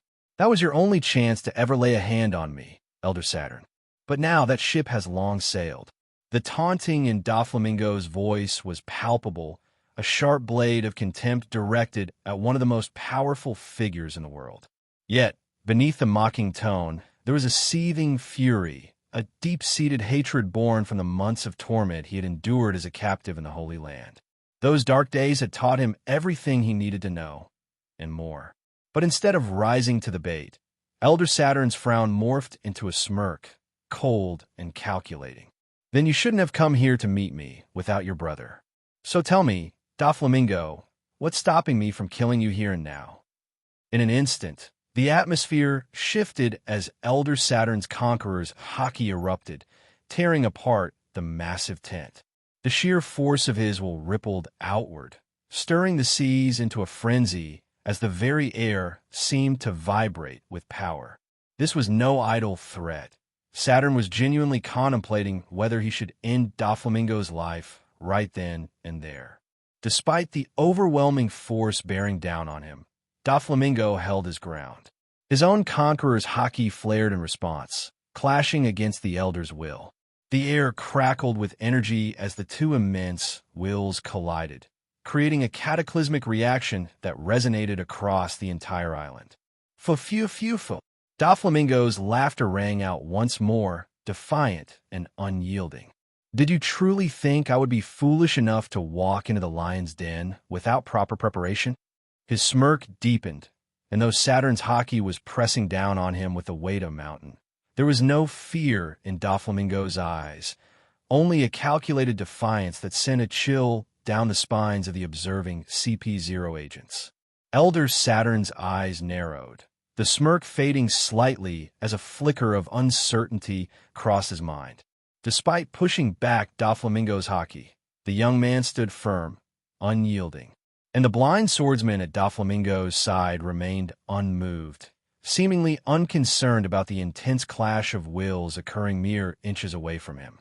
It was as if they both knew something that Saturn did not. Then, suddenly, Elder Saturn's observation haki detected a massive presence on the bow of Doflamingo's ship. It was a presence unlike anything he had ever felt, an overwhelming aura that hung in the air like a predator poised to strike. One wrong move, and Saturn knew that this presence would descend upon him like the blade of an executioner. Elder Saturn's eyes widened involuntarily, his gaze shifting towards Doflamingo's ship. The sudden, ominous sound of footsteps echoed through the air, each step deliberate and unhurried, as if the one approaching had all the time in the world. Tap, tap, tap. The footsteps grew louder, the tension in the air thickening with each step. The CP0 agents, normally stoic and unshakable, felt a cold sweat bead on their foreheads as they turned their attention to the ship. The very atmosphere seemed to darken, a primal fear gnawing at their nerves as they awaited the source of this dreadful presence. And then, from the shadows of the ship, a figure emerged. His golden blonde hair with streaks of silver hair shimmered under the pale light, his presence like that of a primordial beast awakening from a deep slumber. The Dark King, Silver's Rayleigh, his conqueror's haki, ancient and potent, rolled out in waves, pushing back the massive ships of the world government as if they were mere toys. The hulls of the ships creaked and groaned under the pressure, and the very island itself seemed to shudder in response to his arrival. The sheer magnitude of Rayleigh's presence was suffocating. The CP0 agents, despite their strength and discipline, found themselves struggling to breathe under the weight of his aura. It was as if the world itself was bowing to the will of the Dark King. Even Elder Saturn, a man whose will had never been truly tested, felt the inexorable pressure pushing back his own haki, inch by inch. Each step Rayleigh took was like a hammer, driving nails into the coffin of anyone foolish enough to stand against him. The distance between the ship and the tent was vast, yet with a single, effortless leap, Rayleigh crossed it in an instant, landing gracefully beside Doflamingo. Yet before the shock could fully settle in, Doflamingo spoke again, his voice cutting through the tension like a blade. And the weapon you possess isn't the only ancient weapon capable of destroying the world, Elder Saturn. Who knows? After all these years, perhaps someone has already reclaimed the weapon developed in water 7 centuries ago. Maybe, just maybe, my little brother is taking a jolly ride on that very weapon, strolling around your precious holy land. I wonder, could Mary Geos truly defend against the might of an ancient weapon? Or should I say, would your esteemed Imusama be able to overpower such a force?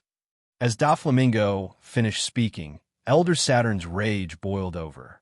His body partially transformed into his fearsome yokai form, one arm morphing into a deadly spider leg, poised to strike Doflamingo down where he sat.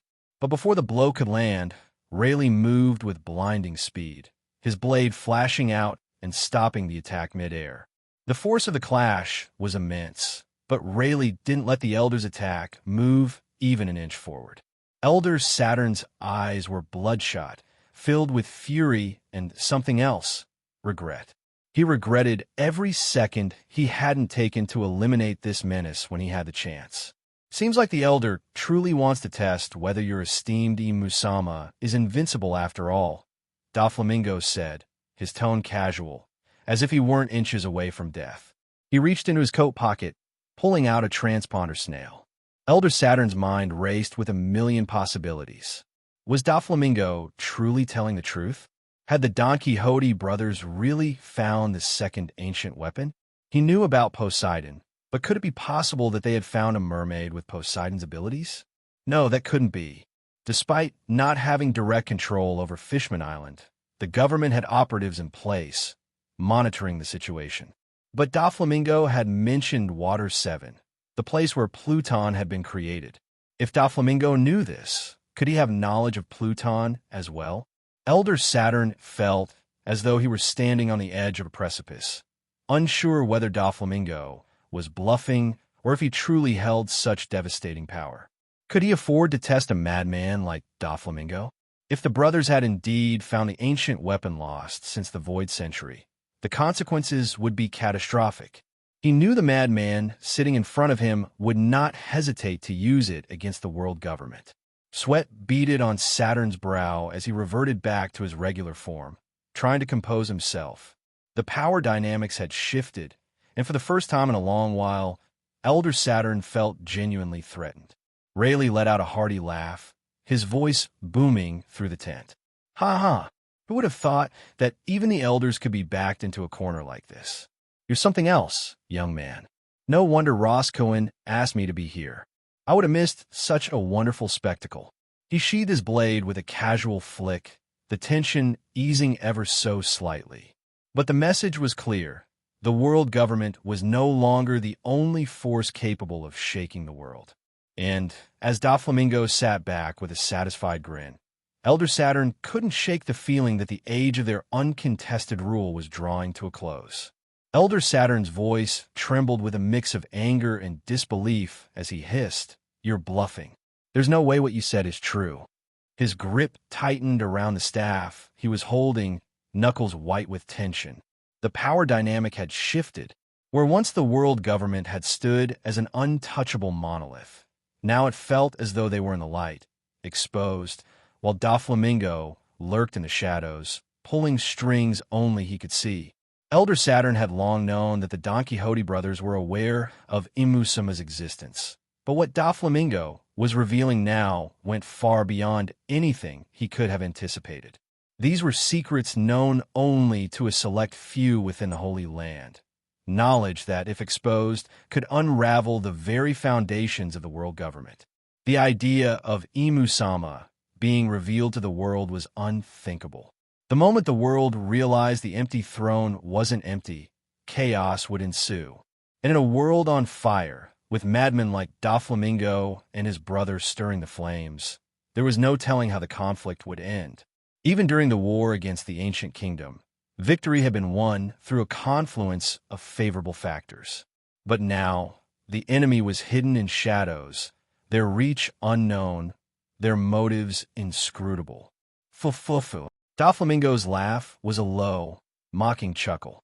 Which part exactly are you referring to, Elder Saturn? The part where your ancient weapon is running out of its power source? Or the part where I might or might not have Pluton under my control? His voice trailed off, daring the Elder to call his bluff. But Elder Saturn did not dare. Even the slightest possibility that Doflamingo was telling the truth would spell doom for the world government. He could feel his pulse quickening as the implications sank in. The confidence he once held so firmly was eroding, piece by piece, under Doflamingo's relentless assault. "What do you want, Doflamingo?" Saturn asked, trying to regain control of the situation. "Do you truly want to go to war with the world government? Remember, once an all-out conflict starts, you will have nowhere to hide. You will have nothing to gain and everything to lose." His voice was laced with an intimidating edge, hoping to rattle Doflamingo, to make him reconsider. But Doflamingo's smirk only grew wider. He leaned forward, his eyes gleaming with a dangerous resolve. "You seem half forgotten, Elder. I embraced death a long time ago. If I'm not willing to stake my life in pursuit of my goal, what kind of man would I be? The real question is, do you truly want to know how far I'm willing to go to achieve my goal? Elder Saturn felt a cold chill run down his spine. He had encountered many enemies over the years, pirates, revolutionaries, even rogue marines, but Doflamingo was something else entirely. A man who had nothing to lose was a man to be feared. Yet, Saturn was not without his own cards to play. He straightened, his expression shifting from fear to something more calculating. "You, why are you doing this?" Elder Saturn asked, his voice tinged with a mix of curiosity and desperation. "You have the blood of a celestial dragon running through your veins, whether you like it or not. Even now, you can have it all. Our offer still stands. As long as you're willing to join us, you can have this world." Rayleigh, who had been watching the exchange silently, frowned. The offer was tempting, far more tempting than anything he had expected. For someone who had fallen from grace, who had been cast out and hunted, to be offered a chance not just to reclaim his former status, but something far beyond that.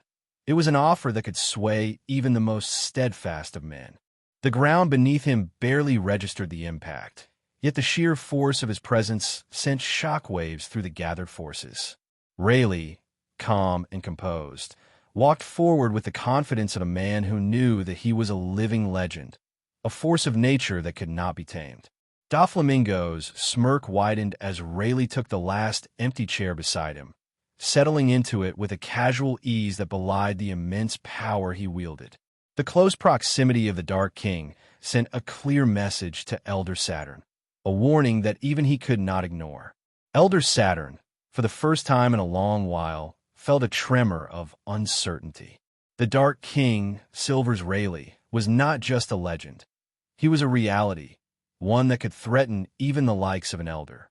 The two men before him, Doflamingo and Rayleigh, represented an alliance that could shake the very foundations of the world. The air was thick with unspoken tension, a palpable electricity crackling between them as Rayleigh's calm gaze met Saturn's. In that moment, the elder realized that this was no ordinary confrontation. The presence of Rayleigh had turned this meeting into something far more dangerous, an encounter that could tip the balance of power in ways that the world government had not anticipated. Elder Saturn's voice was a low growl, barely containing his anger and frustration. "Silver's Rayleigh, we had a deal." Rayleigh, the legendary Dark King, responded with the same calmness as if he were merely chatting with a neighbor about the weather. "Yes, we did," he said, his tone nonchalant and almost dismissive. Elder Saturn's eyes narrowed, his keen mind racing to assess the situation. "So why are you here? And more importantly, why are you here with Doflamingo? I recall there should be no connections between you two. Are you planning to return to your pirate ways, Rayleigh?" The tension in the tent was palpable. Saturn was a man accustomed to power and control, but now, faced with the presence of the Dark King, even he felt the need to tread carefully. If it had been just Doflamingo and the blind swordsman, Elder Saturn might have fancied his chances. Perhaps he could have eliminated Doflamingo and even captured Rosinante, were he here. But with Rayleigh seated across from him, all of his calculations and plans had to be scrapped. This was a scenario he had not anticipated, and now, even he had to acknowledge the gravity of the situation. Saturn knew that Rayleigh held a deep-seated grudge against the world government for executing Roger and many of his old crewmates after the Pirate King's death. When Rayleigh had resurfaced after the massacre at Amazon Lily, the world government had not hesitated to strike a deal with him, knowing that keeping such a powerful figure out of the fray was in their best interest. But now, seeing Rayleigh here, side by side with one of the most dangerous and ambitious pirates in the New World, filled Saturn with a rare sense of unease. Rayleigh's presence complicated everything. The Dark King's reappearance wasn't just a threat. It was a signal that the delicate balance of power in the world was at risk. With Big Mom and Shiki gone, the Don Quixote pirates were poised to ascend to the ranks of the emperors of the New World. And if Rayleigh were to join forces with Doflamingo, it would be a catastrophe for the world government. Doflamingo's burning hatred for the celestial dragons, combined with Rayleigh's unmatched power and his knowledge about the world, could spell doom for everything the world government had built.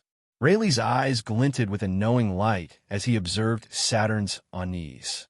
The elder was a man who rarely showed fear, but Rayleigh could see the subtle signs, the tightening of his jaw, the slight furrow in his brow. Rayleigh leaned back in his chair, crossing his arms casually as if he hadn't a care in the world. But the weight of his presence was suffocating, a constant reminder of the legendary power that lay dormant within him, ready to be unleashed at a moment's notice. The presence of Rayleigh, Roger's right-hand man, the Dark King, changed everything. This was a man whose very name struck fear into the hearts of even the most powerful. Rayleigh shifted slightly in his chair, casually placing the sheathed blade to his side, a simple action that somehow made him seem even more imposing. "Don't be so quick to assume my motives, Saturn," he said, his voice calm, but carrying an underlying edge that could not be ignored. "I'm simply here to sightsee. As long as you uphold your side of the bargain, we have nothing to worry about. However, I'd strongly suggest you refrain from disturbing Dressrosa. That's where I made my new home, and I don't take kindly to unpleasant guests, especially not people like you, Saturn." The threat was delivered so casually, but it was unmistakable. The message was clear. If the world government made any move against the kingdom of Dressrosa, they wouldn't just face the wrath of the Don Quixote family. They would have to contend with the Dark King himself. Doflamingo's smirk widened, clearly reveling in the tension that crackled between the two titans. He leaned forward slightly, his fingers steepled together as he added, "Fu. Elder Saturn, you're worried about the wrong things. The world isn't as black and white as you'd like to believe. The balance of power is shifting, and you ensure that when you expose the ancient weapon." Despite Doflamingo's repeated jabs, Elder Saturn maintained his composure. It was commendable. Most would have been enraged by now, but Saturn was made of sterner stuff. "In that case," Elder Saturn began, his voice cold and calculating, "both of you should know better than anyone what an ancient weapon is capable of. So, tell me, what's stopping me from raising your precious little kingdom, just as we did with the Sorbet kingdom?" A sinister smirk tugged at Saturn's lips. He knew that even someone like Rayleigh couldn't contend with the might of an ancient weapon. Now that it had been revealed to the world, its mere presence was a deterrent, a symbol of the world government's unassailable power. But the reaction he expected never came. Rayleigh's expression shifted slightly, becoming more serious. But Doflamingo remained unfazed, his smirk growing into a wide, almost feral grin. "Fu. So you plan to threaten me with that, Elder Saturn? Tell me, how much life is left in that old relic? My best guess is that you can fire it maybe another half a dozen times at best. So tell me, Elder, have you thought about the consequences once the power source of your ancient weapon runs dry? What then?" Elder Saturn's blood froze.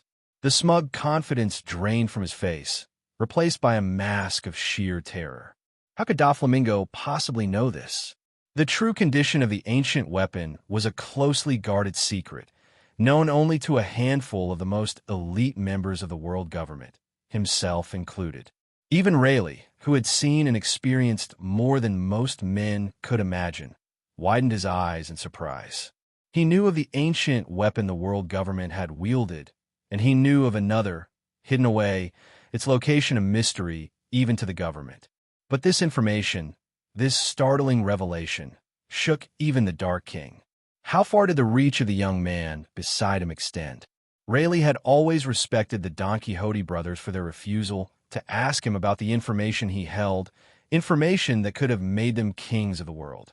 They had always sought to carve out their own path, without relying on secrets from the past. Doflamingo, however, only laughed harder, his voice dripping with scorn. "Fu. Do you take me for a fool, Elder Saturn?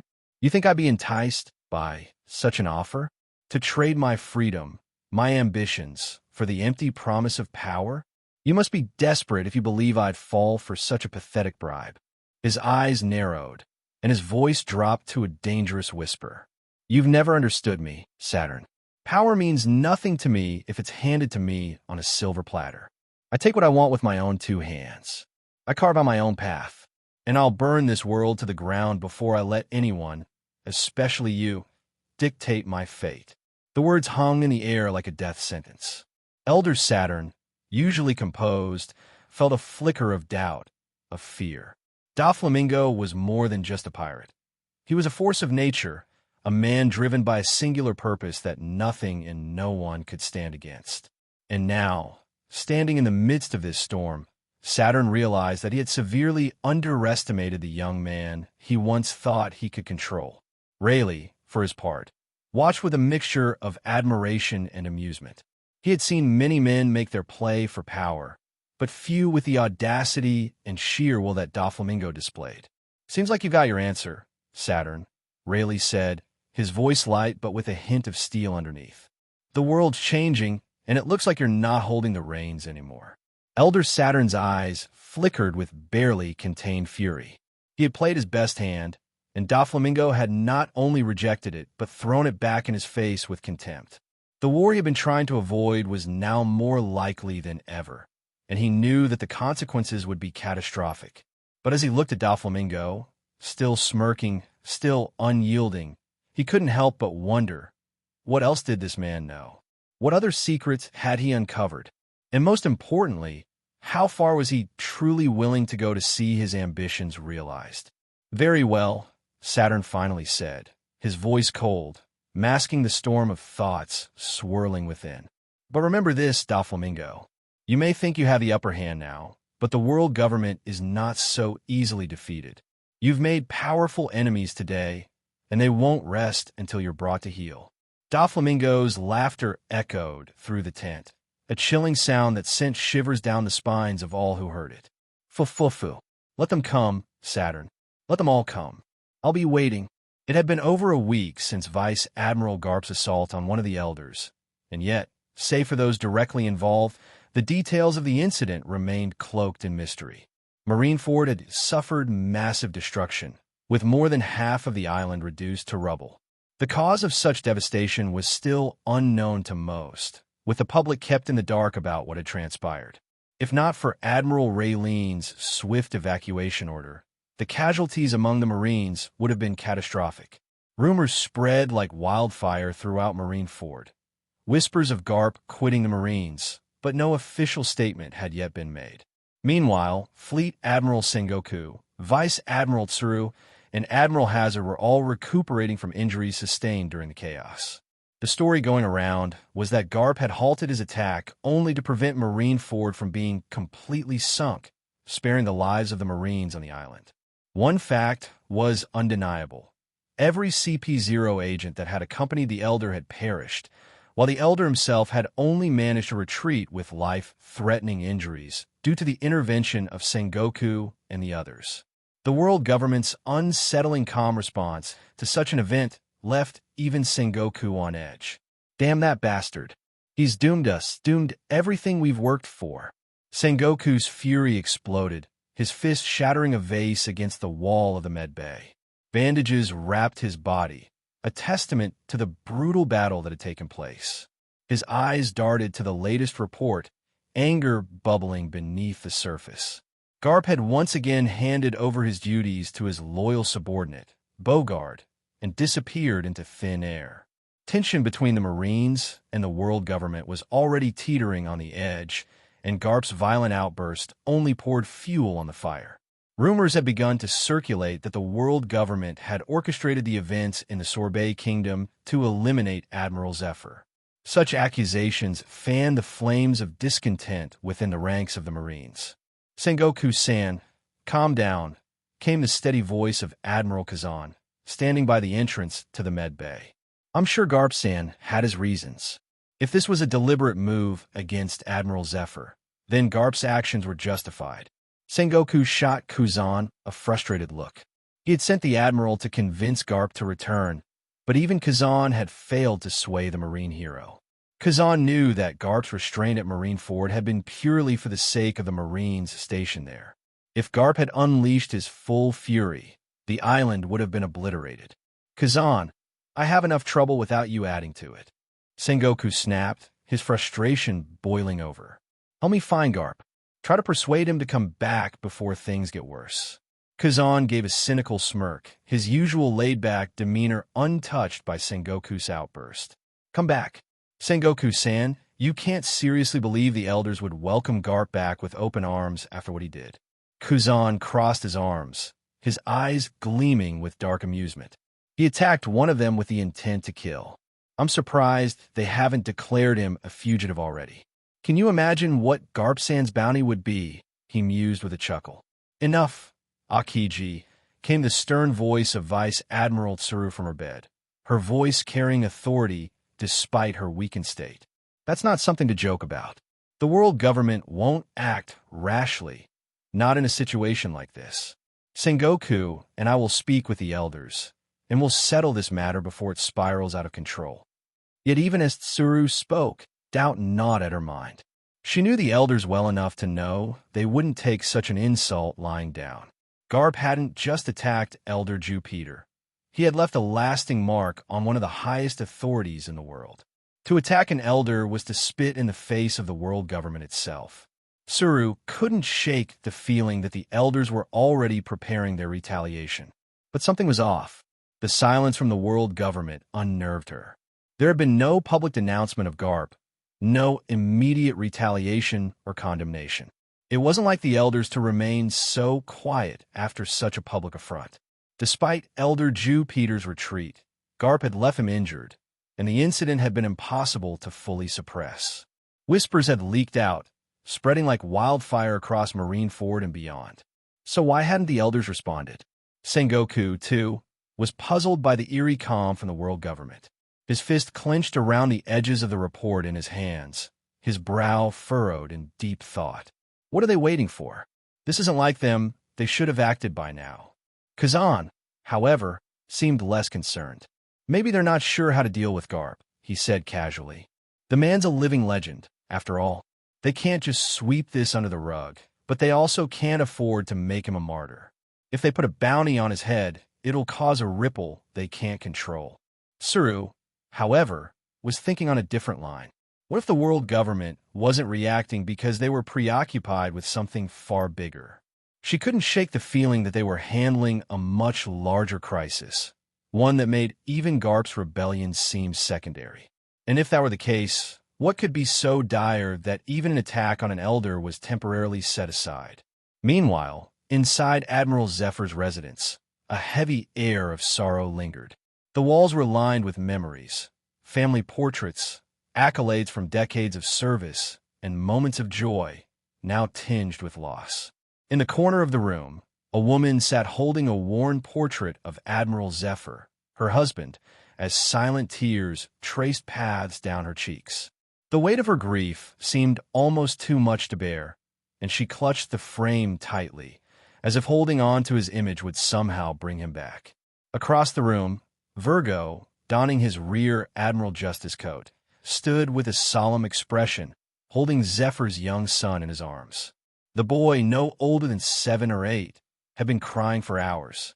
His small hands clung desperately to Virgo's coat, seeking comfort in the young man who had become a part of their family. Big brother Virgo. The boy's voice cracked, trembling with sorrow, everyone saying father is dead. Is it true? Is father really gone? His large, tear-filled eyes looked up at Virgo, searching for a sliver of hope in the overwhelming darkness of loss. His face was swollen from crying, his little body trembling with the fear of a world without the man who had been his hero. Virgo's heart ached. Though he had come here with a mission, he had grown deeply attached to Zephyr's family. Over the years, his assignment had transformed into something more than just an undercover duty. The love and trust Zephyr's family had shown him had melted through the layers of his stoic exterior, and now he could not simply leave them in their despair. Kneeling beside the boy, Virgo placed a hand on his shoulder, his voice soft but firm. "No, little one," he said, his words carrying both reassurance and belief. "I don't believe your father is gone. If anyone could survive what happened, it would be him. Your father is a warrior, stronger than anyone I've ever known. He will come back. You just need to be strong for your mother while I'm away on the seas. Can you do that for me?" The boy sniffled, wiping his nose with his sleeve. He hesitated, but Virgo's confidence seemed to reach him. He nodded slowly, though his eyes still brimmed with tears. I could try, big brother. But what if he doesn't come back? Before Virgo could answer, the boy's mother, still holding the portrait of Zephyr, spoke through her sobs. I don't know if I can bear this, she whispered, her voice breaking as fresh tears fell. How could he just be gone, Virgo? He promised. He promised he would come back to us. What if they're right? The depth of her despair sent a pang of guilt through Virgo's chest. Zephyr had been like a father to him, and seeing the man's family in so much pain shook him to his core. He stood up and walked over to the grieving woman, gently taking the portrait from her trembling hands and placing it on the table beside them. Ma'am, Virgo said softly, kneeling in front of her, his eyes meeting hers with a mixture of respect and empathy. I know what they're saying, but I refuse to believe that Zephyr-san is gone. He's been through hell before and survived things no one else could. He's too strong, too stubborn to let go that easily. Zephyr's wife looked at him, searching his face for the certainty she so desperately needed. But I don't understand. Why haven't we heard anything? Why hasn't he come back? Virgo's voice remained steady, though his heart was heavy with uncertainty. Sometimes, the sea has a way of keeping people away longer than we'd like. But I promise you this, I will find him. Wherever he is, dead or alive, I will find Zephyr-san and bring him home. You both have my word. For a moment, there was silence, the weight of his words hanging in the air. Virgo's gaze lingered on the woman and the boy, both so broken, so lost without the man they loved. He hadn't anticipated feeling so strongly for them, but in this moment, they were no longer just a part of his mission. They were family. Zephyr's wife nodded, wiping her tears with trembling hands. Thank you, Virgo. You've always been there for us, even when you didn't have to be. Virgo gave her a small, reassuring smile, one of the few times he allowed himself to show such vulnerability. You raised me like a son, Virgo said, his voice quiet but filled with emotion. And I owe him more than I can ever repay. I won't let him down, and I won't let you down either. The boy tugged at Virgo's sleeve, looking up at him with a mixture of sadness and hope. Do you really think you can find him, big brother? Virgo placed a hand on the boy's head, ruffling his hair gently. I know I can. And when I do, he'll be proud to see how strong you've been for your mother. The boy smiled weakly, clinging to Virgo's words. For now, that small flicker of hope was enough. As Virgo stood to leave, he cast one last glance at the portrait of Zephyr, silently vowing to fulfill the promise he had made. No matter what it took, he would find a man who had given him a family and bring him home, if not for himself, then for the one Zephyr had left behind. Room of authority, Mary Geos. Elder Jew Peter stood with a grim expression etched across his scarred face, the fresh wound from his recent encounter with Garp stretching from his brow to his jawline, a testament to the battle that had shaken even the highest echelons of the world government. If not for his immortality, he would have perished back on Marineford. His chest bore similar marks of the fight, new scars crisscrossing the old ones.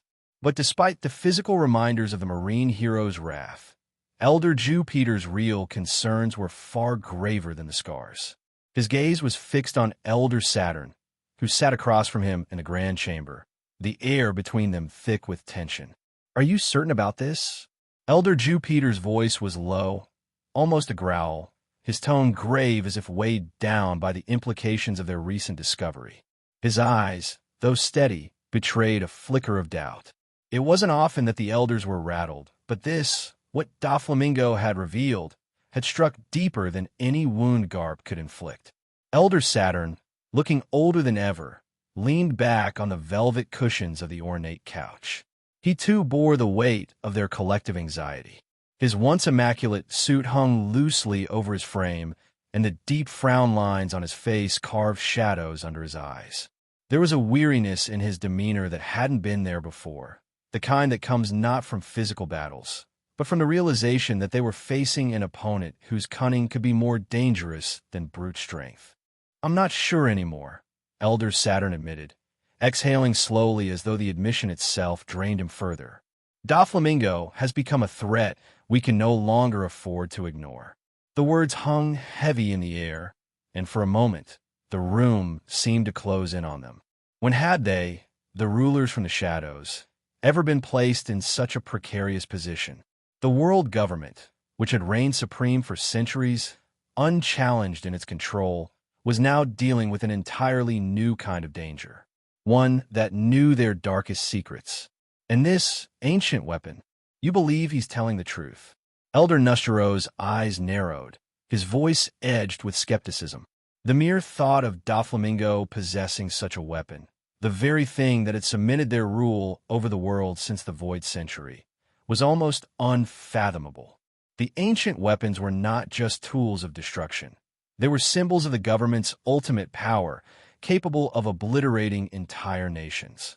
But even as he asked, Elder Nustero knew they couldn't afford to dismiss it as a bluff.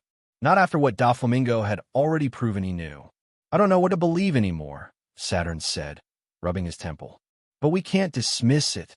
The fact that Doflamingo knows about our greatest secrets, and more alarmingly, our greatest weakness, means he has sources deeper inside the Holy Land than we could have ever imagined.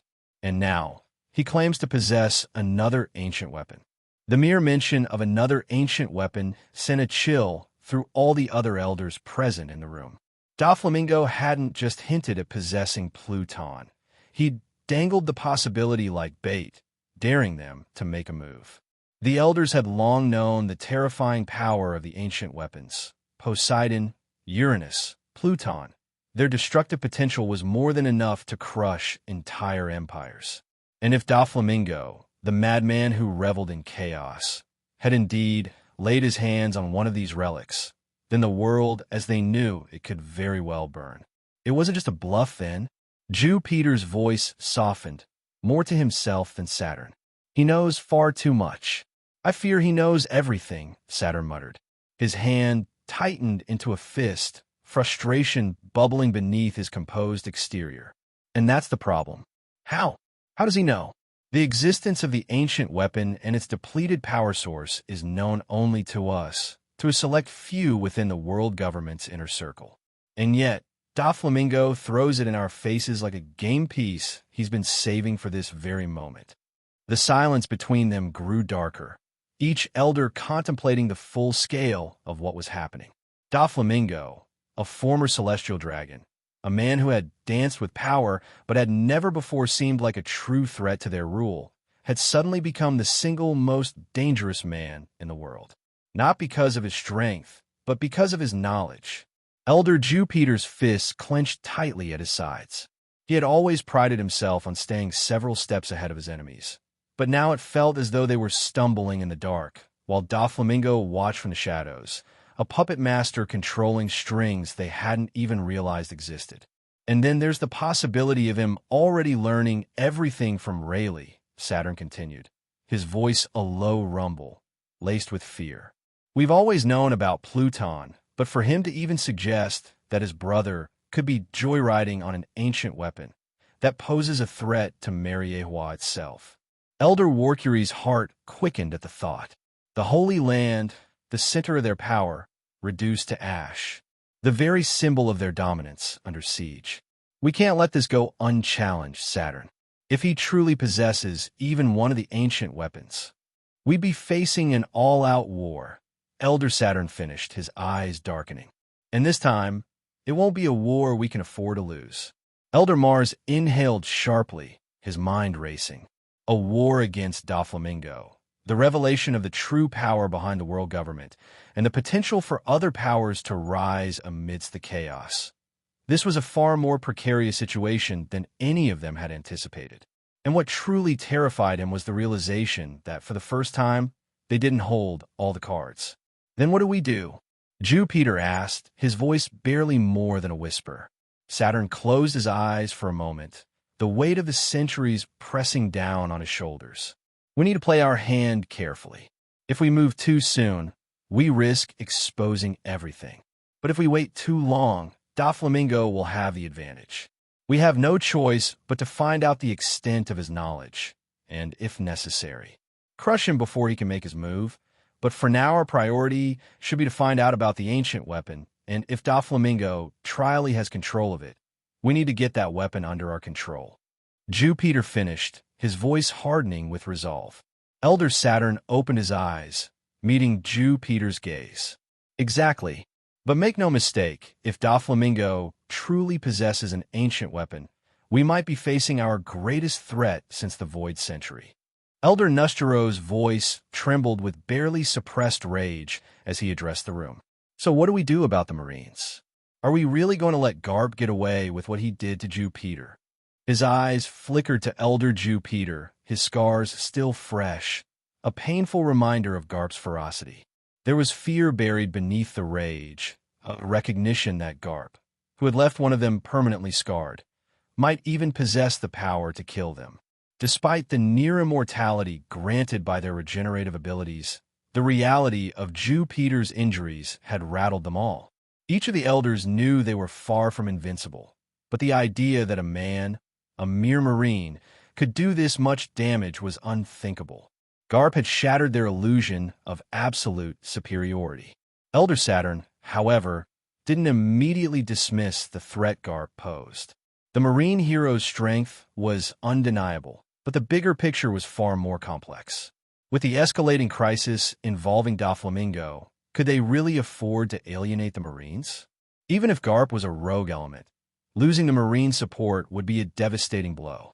The balance of power was already teetering, and if war were to break out, they would need every available force, including the Marines, to maintain order. Turning to Elder Jupiter, Saturn's expression softened slightly, though his eyes remained sharp. He knew Jupiter's pride must have been shattered after his encounter with Garp, his sense of invulnerability now forever marred by the scars. But as the one who had faced Garp directly, Jupiter was the best suited to assess the situation and advise on how to handle the Marines. Jupiter sighed deeply, his frustration evident. He had returned to the Holy Land fully intending to declare Monkey D, Garp a fugitive, to place a bounty on his head for daring to attack him. But now, faced with the bigger picture, he knew that such a move would be reckless. As much as he wanted to see Garp punished, they couldn't afford to lose the Marines, especially not now, with Doflamingo challenging their authority with the threat of an ancient weapon. Garp, Jupiter began, his voice filled with bitterness. In my opinion, as long as we don't provoke him, he won't retaliate. If he were truly committed to bringing us down, he wouldn't have stopped at Marineford. He still holds some attachment to the Marines, to his comrades. I suggest we set aside the matter of Garp for now and focus on the immediate threat. There was a tense silence as the words settled in. Jupiter was right. Garp, for all his strength, hadn't crossed the final line. If they pushed him now, they might lose him and the Marines. And if Doflamingo truly possessed an ancient weapon, they would need every ally they could muster. As for the Don Quixote brothers, Jupiter continued, we should tread carefully. It's better we not disturb them for the time being. Let this stalemate continue. It will buy us the time we need to prepare. Elder Warkiri, his brow furrowed in frustration, interjected sharply. This also means giving them more time to grow, more time to strengthen their position. Are we really going to sit here with a knife hanging over our heads? We should erase Doflamingo now. As for his brother, I'm sure Imu-sama will understand the necessity once we explain the situation. Elder Saturn's gaze shifted to Warkiri, a reprimanding tone in his voice as he responded. And what if they truly possess an ancient weapon? Do you think you alone could stop something of that magnitude? The room fell quiet, the gravity of Saturn's words sinking in. They all knew what an ancient weapon was capable of. Even with all their power, even with centuries of control, they might not survive the fury of such a destructive force. These weren't tools that could simply be dealt with by force. They were relics of a forgotten era, capable of raising entire civilizations.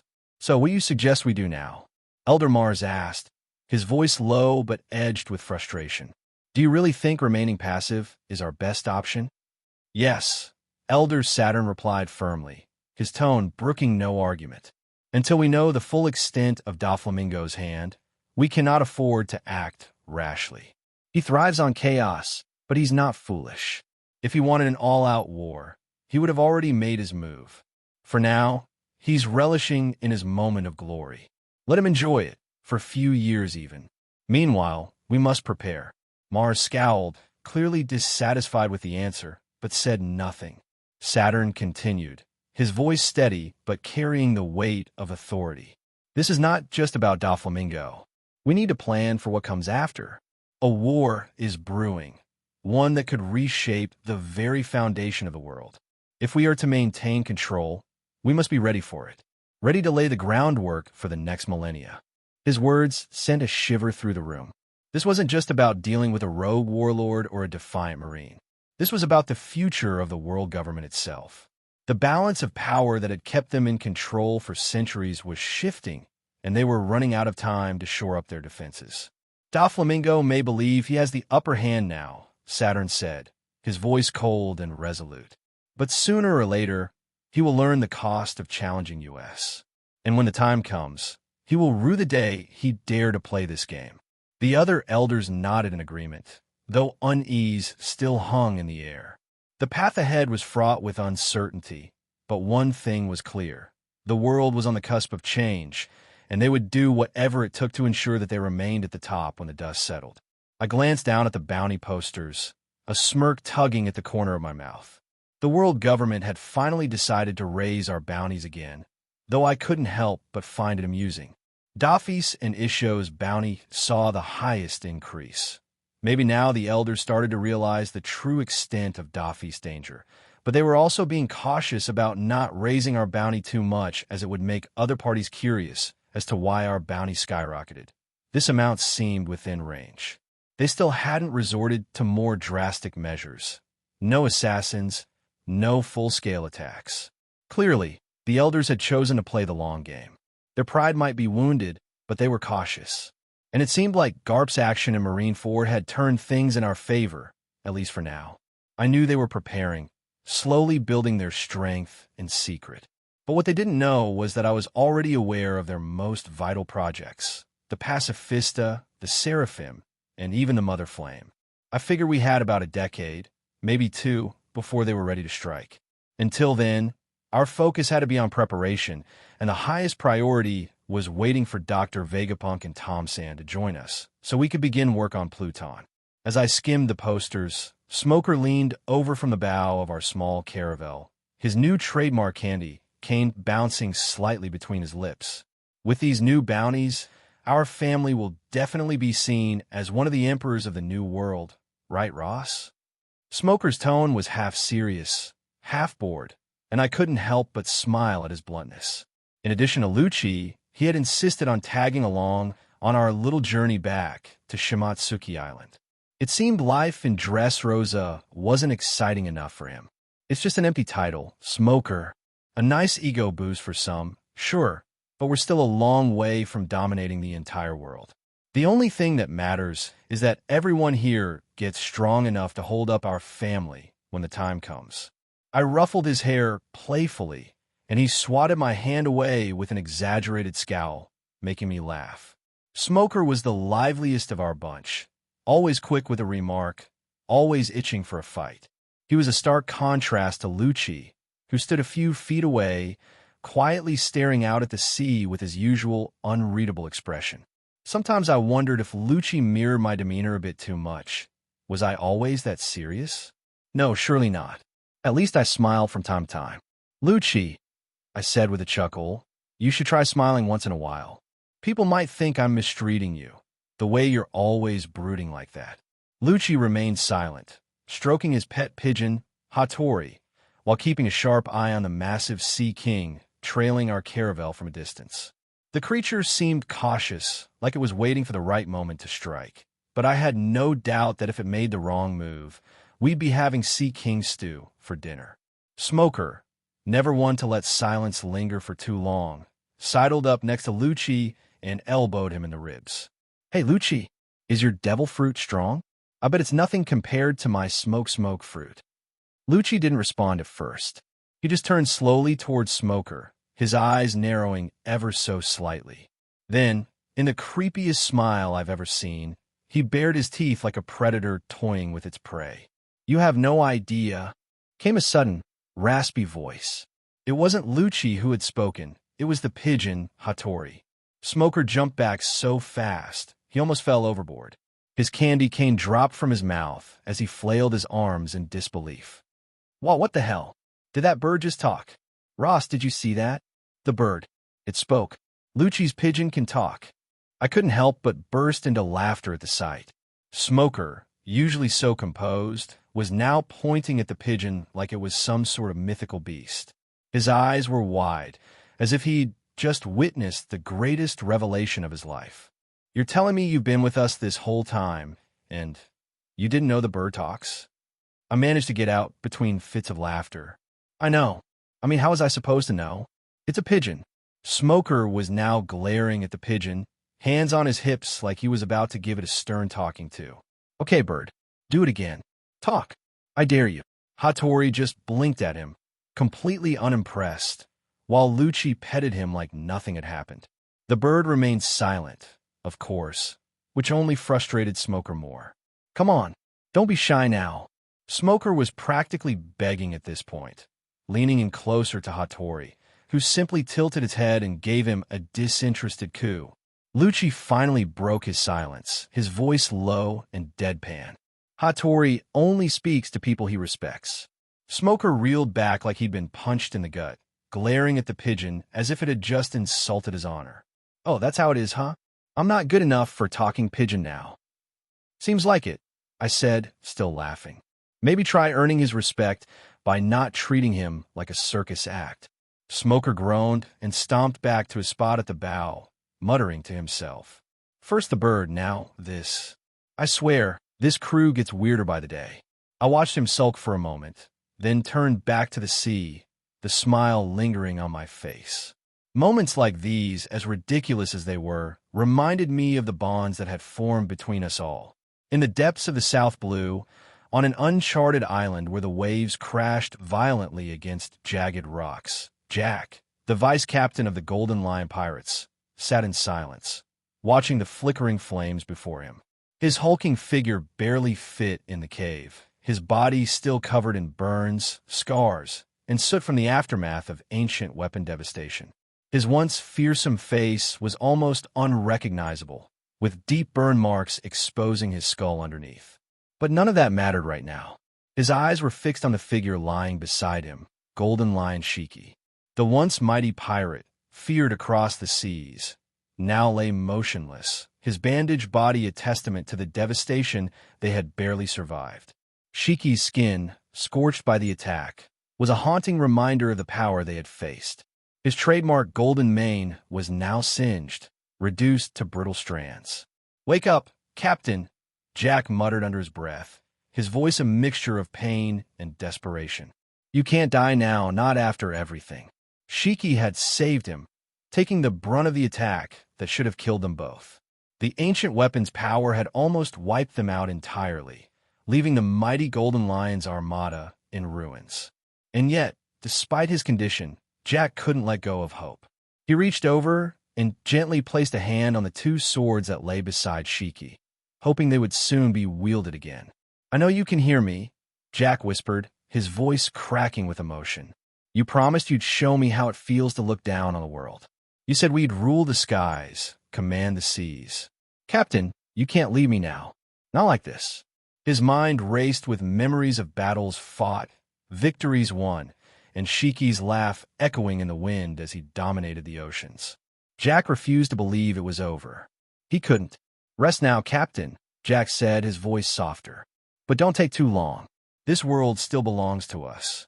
Outside the cave, the storms howled, as if the very world itself was waiting for Shiki to rise once more and wreak havoc.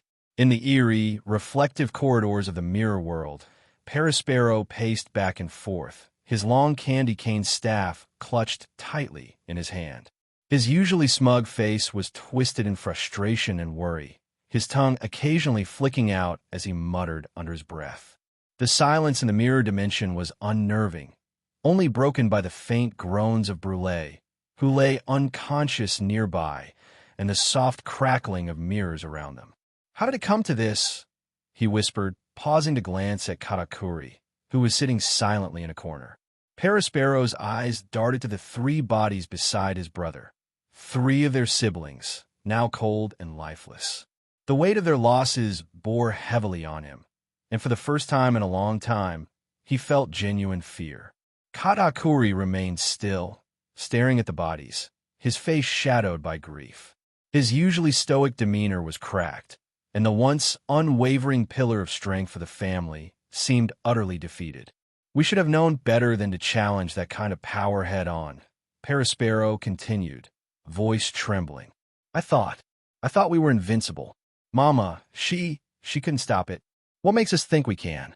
He glanced at the unconscious form of their mother, Big Mom herself, whose immense strength had failed against the onslaught of the ancient weapon.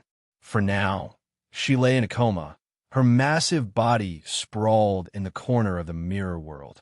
And when she woke up, Perospero shuddered to think of her wrath. Perospero approached Katakuri, trying to shake him from his daze. Katakuri, we need you. I need you. Mama needs you.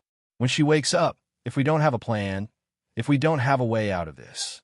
Katakuri slowly lifted his head, his usually sharp gaze dull with sorrow. I failed them, Perospero, he murmured, his voice hoarse. I failed our family. You didn't fail anyone. Perospero snapped, his voice cracking with desperation. We're still alive. That means we still have a chance. Brulee's powers may be our only way out of this mess. But if Mama wakes up and we're still stuck in here, she'll kill Brulee without hesitation just to escape. Katakuri clenched his fists, his knuckles white. He knew his brother was right. They needed to find a way out of the mirror world before it was too late. And more importantly, they needed to find a way to rebuild. We need to regroup, Perospero pressed, his eyes wide with panic. If word gets out that Mama's been incapacitated, the other pirate crews, the Marines, they'll come for us. They'll tear everything we've built apart. The new world is already collapsing around us. Katakuri stood up slowly, his resolve hardened. Then we need to make sure no one knows. We'll bide our time, regroup, and when Mama wakes up, we'll be ready. Perospero nodded, though doubts still gnawed at him. Time was not on their side, but it was all they had. Far from the chaos of the seas and the turmoil of the pirates, in a hidden stronghold of the Revolutionary Army, the air was thick with tension. Doctors hurried back and forth, their white coats stained with blood, sweat, and desperation. The figure they worked on was barely alive, if he could even be called alive anymore. Zephyr, the former Marine admiral, lay on the operating table, his body a wreck. His right arm and leg were missing, and the right side of his face had been horrifically burned, his skin blackened and peeling. Half of his chest had been blown apart, his organs visible beneath the scorched flesh. And yet, somehow, he still breathed. Dragon stood by the side of the operating room, his hands clenched into fists, his face grim. He had witnessed horrors in his lifetime, but seeing Zephyr in this state shook even him to his core. This man had been a mentor to him once, a symbol of justice, strength, and unshakable resolve. How is he still alive? Dragon asked, his voice low but filled with disbelief. One of the lead doctors looked up briefly, sweat pouring down his face. Honestly, we don't know. His body, it's beyond anything we've seen. Most people would have died long before reaching this state, but he's holding on. Dragon narrowed his eyes, his mind racing. We have to save him, no matter the cost. The doctor paused, hesitating. There's one way, but it's risky. We can use Germa's technology, cybernetic enhancements, but the damage is extensive. Even if we manage to stabilize him, Zephyr won't be the man you once knew. He'll be different, half man, half machine. Dragon looked down at Zephyr's ravaged body, his heart heavy with guilt. Do whatever it takes. He's too valuable to lose, and not just because of his strength, because of who he is. The doctor nodded, signaling to his team. They began preparing the equipment, moving with purpose now that the decision had been made. Cybernetic limbs, enhanced by sea stone to ensure Zephyr's resilience in the future, were brought in, gleaming coldly under the harsh lights of the operating room. Dragon stepped back, his thoughts turning to the future. The world was changing faster than any of them had anticipated. The ancient weapons were awakening, the balance of power was tipping, and the revolution was brewing. They needed Zephyr now more than ever, not just as a soldier, but as a symbol, a reminder that even the strongest could rise from the ashes. As the doctors worked on Zephyr, Dragon turned away, walking down the corridor of the underground base, his mind already spinning with the weight of leadership. Outside the base, the wind howled through the trees, a harbinger of the storm that was fast approaching. The warm breeze of Fusha village swept gently across the shoreline as Garp stood with little Ace in his arms, gazing out at the horizon. The rhythmic crash of waves against the shore filled the air, but Garp's mind was far from peaceful. He had come back to his hometown, hoping to find some sense of clarity. Yet, as he stood there, holding his grandson, an unease gnawed at him. The world government hadn't retaliated against him or his village, even after his defiance against the elders. That alone should have brought him some relief. But instead, it made him more uneasy. His instincts, honed over years as a Marine hero, told him that something was brewing, something far worse than he could predict. And this time, the stakes were far too personal. Next to him, Rouge had been quiet, perhaps sensing his inner turmoil. She held a somber expression, her eyes tired but warm as she glanced at her son. "Garp, San, is everything all right?" Rouge's voice, though soft, pulled Garp momentarily out of his thoughts. As if sensing his mother's worry, little Ace let out a loud wail, his cries piercing the quiet moment between them. "I'm all right, Agatha," Garp muttered, trying to shake the weight pressing on his heart. "Just lost in my thoughts." He looked down at Ace, whose cries began to subside, the baby's innocent eyes blinking up at him, completely unaware of the heavy conversation around him. "Is it right if I take him for a walk by the shore?" Garp asked, his voice gruff yet gentle. Rouge gave a nod of approval and turned back toward the village, her footsteps soft against the dirt path. Garp, carrying Ace securely in his arms, walked toward the coastline. The sea stretched endlessly before him, but Garp's mind was far from the peaceful scene. His thoughts spiraled as he looked down at the tiny life in his arms, the weight of everything he had witnessed crashing down upon him like the relentless waves at his feet. Maybe Ross was right all along, Garp whispered, his voice barely audible over the sound of the ocean.